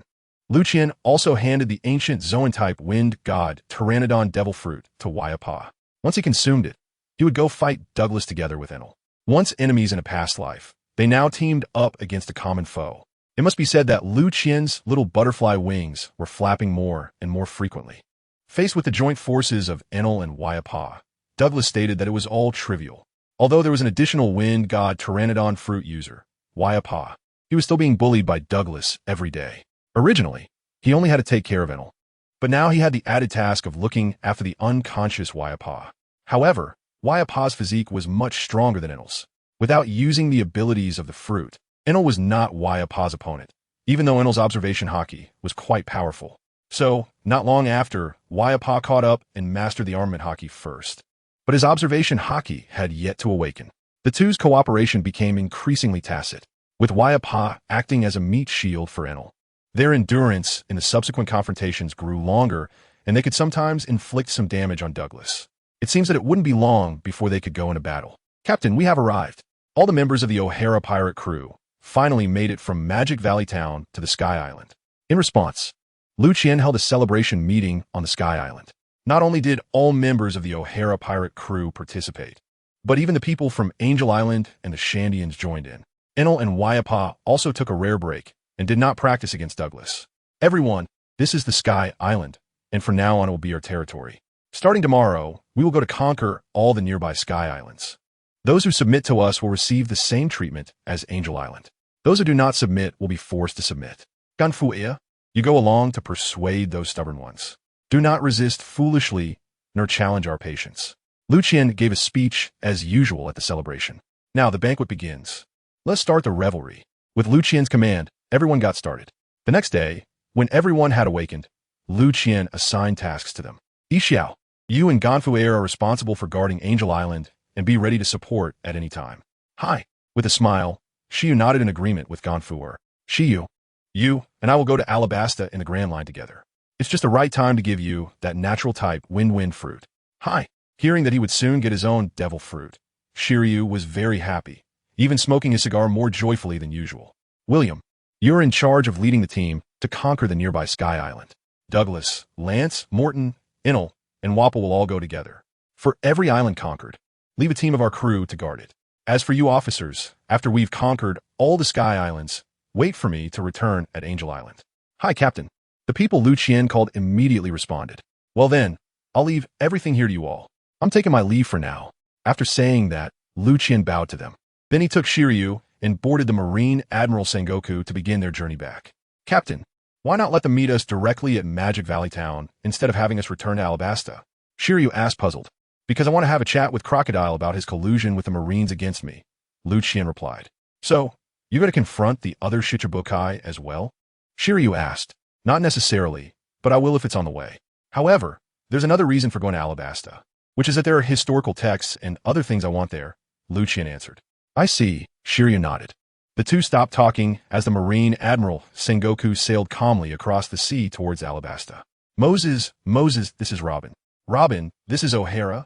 I've taken care of things on my end, and am heading to Alabasta. How about you? Liu Qian dialed Robin's snail phone. Captain. We just arrived in Alabasta not long ago. It was quite a struggle to evade the Marines on the way. Robin excitedly complained upon hearing Liu Qian's voice. Thank you for your hard work. I'll be in Alabasta soon. You all find a place to hide first, and after I arrive, I'll come find you, Liu Qian said.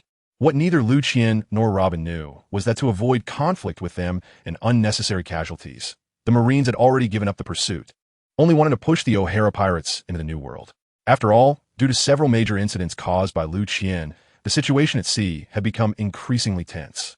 Every day, not only were there large numbers of pirates attacking Marineford, but there were also pirates causing trouble in the Sabeti archipelago. Although they hadn't yet disturbed the celestial dragons, it had put a lot of pressure on the Marines, forcing them to assign an admiral to specifically oversee the Sabeti archipelago to prevent those unruly pirates.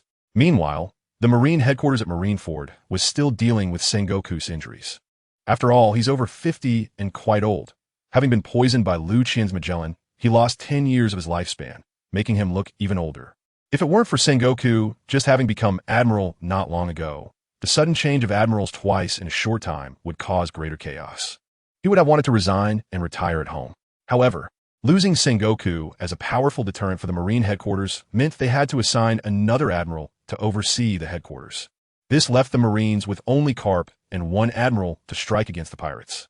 This made the already strained Marine forces even worse, leaving them with no extra resources to pursue the O'Hara pirates. The four emperors also took this opportunity to tentatively reach out into the first half of the Grand Line, trying to gauge how much strength the Marines had left. If it weren't for Carp and a kind of desperately intercepting, along with the fact that the four emperors weren't united and had to guard against each other, they would have dared to go all out.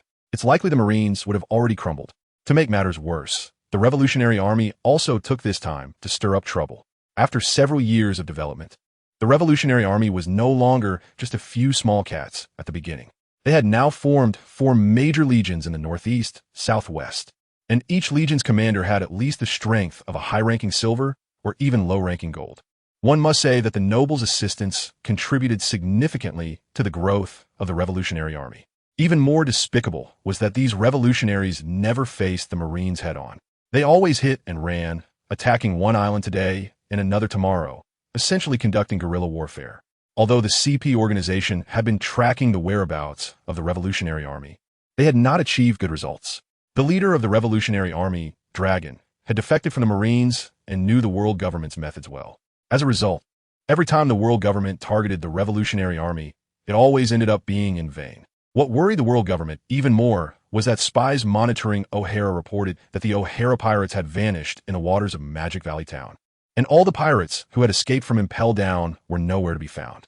This was concerning since, compared to the 4 emperors and the Revolutionary Army, the recent actions of the O'Hara pirates had the most negative impact and were the most significant influence on the maritime situation. Now that such a powerful force that could influence the world situation had disappeared, who knew when they would reappear and conduct another raid like the one on Marineford? The last intelligence regarding the O'Hara pirates indicated that they had all flown up into the sky. This inevitably reminded people of the float fruit. Could it be that the O'Hara pirates had obtained this fruit and formed a combat capability? Not only the world government, but every major force was pondering this question. The already powerful O'Hara pirates, having obtained the float fruit, could launch attacks from the sky at will. Just thinking about it was chilling. They guessed half right. The float fruit had indeed been obtained by the O'Hara pirates, but had not yet been consumed. Just in the past couple of days, they discovered that the Sengoku had reappeared on the Grand Line. However, strangely, this time there was only the Sengoku ship, and the other ships were nowhere to be found. Moreover, only O'Hara and Shiryu were aboard the Sengoku. The other officers were missing, including the unnamed powerhouse who defeated Shiryu. According to intelligence, the Sengoku was headed towards Alabasta, possibly to pick up their other crew members. In response, the various major forces collectively decided to keep a close watch on O'Hara's movements. Magic Valley Town was not far from Alabasta. With no disturbances along the way, they traveled even faster. Canola flour was a port city in Alabasta, renowned for its perfume production along the Grand Line. Oh my, why would such a big shot come here? That's the fifth emperor of the sea. Shouldn't he be in the New World? Why would he come to our Alabasta? The arrival of the Sengoku caused a commotion at the dock. In a hidden spot at the dock, a man dressed like a rock singer with an afro was whispering to a fashionable and beautiful woman holding an umbrella.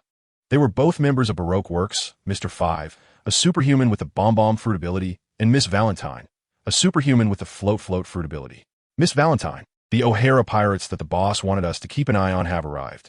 You go report to Mr. One, and I'll continue to monitor them here, Mr. Five said. Okay, I'll head back now, Miss Valentine replied as she walked away with her umbrella. Shiryu, take care of a few little mice, Liu Qian said, fully aware of every move at the dock, ensuring that no one was allowed to report back. Hi, may I ask where the beautiful lady wants to go? Shiryu blocked Miss Valentine's way. You're Shiryu of the Rain? Valentine, surprised to see Shiryu standing in front of her, covered her mouth. Valentine, hurry up, I'll stop him. Mr. Five also saw Shiryu. The booger fantasy cannon, a booger, is shot from Mr. Five's nostril toward Shiryu. Shiryu looked at the booger that was shot over and quickly dodged. He certainly didn't want to be hit by such a disgusting move. Exploding fist Mr. Five saw that Shiryu dodged his nose booger attack and lunged forward to engage in hand-to-hand combat. He is a user of the Paramecia type exploding fruit, and any part of his body can explode. Even the air he blows out of his mouth can be used as an explosive. But all of this is useless against Shiryu. The damage is too small to break through Shiryu's hockey defense.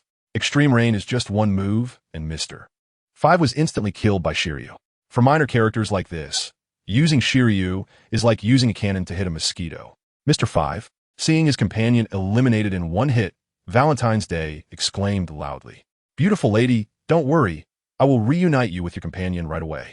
Shiryu was never one to show mercy. Captain, the two little mice have been dealt with, Shiryu said after taking care of Valentine's Day. Very good. Let's go find Robin and the others, Liu Qian replied, also satisfied with Shiryu's ability to get things done. Liu Qian left the other crew members to guard the battleship Sengoku and took Shiryu with him. After inquiring with the locals based on the address left by Robin, they found a large courtyard. Bang, bang, bang, Liu Qian knocked on the door. Who? It's me, Lafayette. Liu Qian recognized the voice inside. Captain? Hearing the voice from outside the door, Lafitte opened it with a surprised expression. Ha ha, Lafitte, I miss you guys so much. Liu Qian entered and immediately hugged Lafitte. Captain, it's really you. We've missed you too, Lafitte replied, returning the hug. After being apart for so long, their reunion was marked by an embrace, a gesture that signifies everything between men. Watching this from outside, Shiryu felt the joy of his captain. It was an emotion he had never experienced before, a joy that comes from reuniting with old friends after a long separation. However, now that he had joined the O'Hara pirates, he would also receive such treatment in the future, and he felt that this might be the best choice of his life. What about Robin and the others? Liu Qian asked, letting go of Lafitte. They're in Capone Beach Castle. To avoid being pursued by the Navy, we've been staying in Capone Beach Castle and trying to minimize our outings, Lafitte answered. Then what about our ship, the Carp? Why haven't I seen it? Liu Qian wondered. People can hide, but can a ship hide too? We modified the Carp. Plus, we haven't hung our O'Hara Pirates flag on the ship, Lafitte said. Huh? Liu Qian didn't expect the answer to be so simple. Let's go. Take us to meet Robin and the others first. Liu Qian quickly changed the topic. Hi. Lafitte led the way ahead.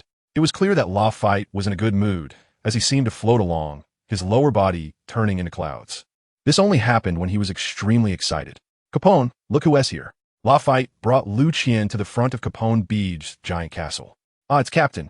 Capone Beach was also very excited to see Liu Qian. He wanted to give Liu Qian a hug, but Liu Qian dodged. After all, with such a huge castle, his arms could stretch for dozens of meters. Capone Beach's excitement caused the interior of the castle to shake as well. And when Liu Qian brought Shiryu into the castle, a sharp scream came, and it was little Tuanzi. She rolled and crawled towards Liu Qian. It was really a combination of rolling and crawling. In the more than a year since they last met, Tuanzi not only hadn't grown much taller, but she also seemed to be developing sideways, making her even rounder now. The pudding clung to Liu Qian, its limbs wrapping around him like an octopus. O'Hara, you finally came back. I really missed you, said the pudding. Liu Qian casually hugged the pudding and rubbed her little head, saying, I missed you too. I was worried that you wouldn't make it. Not all. I'm very strong. That little injury was nothing. I'm all better now, the pudding replied proudly, tilting her head up. Hey, you're the strongest, Liu Qian said. Captain. Robin also saw Liu Qian. Robin, I'm back. The two stood facing each other across the dumpling, their gazes locking. Though there were 1,000 words to say, they all conveyed through their eyes. Captain, let me introduce our new member. Capone Beej timely interrupted the two who were showering each other with affection. Hearing Capone Beej's words, Liu Qian remembered to introduce Shiryu, who was behind him. Minasan, this is Shiryu of the Rain. He was the chief warden of Impel Down. I am Shiryu of the Rain, and I hope to get along with everyone in the future. Shiryu was moved by the camaraderie between Liu Qian and the others, and his previous pride faded as he eagerly wanted to fit in. We've heard about the great Shiryu of Impel Down. Thank you for your help to Captain, Robin said, bowing along with Lafitte. It's all part of my duty. After all, I am also a member of the O'Hara Pirates, Shiryu replied. That's right. What Shiryu said is true. You all should introduce yourselves quickly, Liu Qian said. Hi, I am Nico Robin, a Paramecia-type flower fruit user, and the vice captain of the O'Hara Pirates. I am Capone Beej, the castle man who has eaten the stronghold fruit. Currently, I am a fighter. Ho. I am Lafitte, a Logia-type cloud fruit user. Navigator. I am the wing of the skies. Philippe Howard, a Paramecia-type speed fruit user. Sniper. And Mimi. I am the ancient Zoan-type Tyrannosaurus Rex. Dango, who hangs on Liu Qian. The dumpling quickly chimed in. Ha. I'm the blue demon, Dongli, a Paramecia-type giant fruit user. I am the red demon, Broggy, a Paramecia-type metal fruit user. The two giants introduced themselves together. Ilu. I am Liu Qian, the captain of this pirate crew. I've actually wanted to visit Little Garden to meet the two of you for a long time, but I've been too busy, so I delayed it. I never expected you would board my ship. Liu Qian had been eyeing these two giants for quite some time. Not to mention Liu Qian. Even the world government had tricked the two giants into working for them. If the world government could deceive them, why couldn't he? Ha, Captain. Your reputation as the fifth emperor has spread throughout the seas. It is an honor for us to be part of the crew of the pirate emperor, Dongli said with a laugh. Yes, Dongli is right. Besides, we also want to help Dango get revenge, Broggy added. In any case, we are companions now. I will lead everyone to the peak, surpassing Roger's Peak, Liu Qian declared. Capone, I remember there's a Logia-type wind fruit. Bring it out. Liu Qian turned to Capone Beej again. Yes, Captain.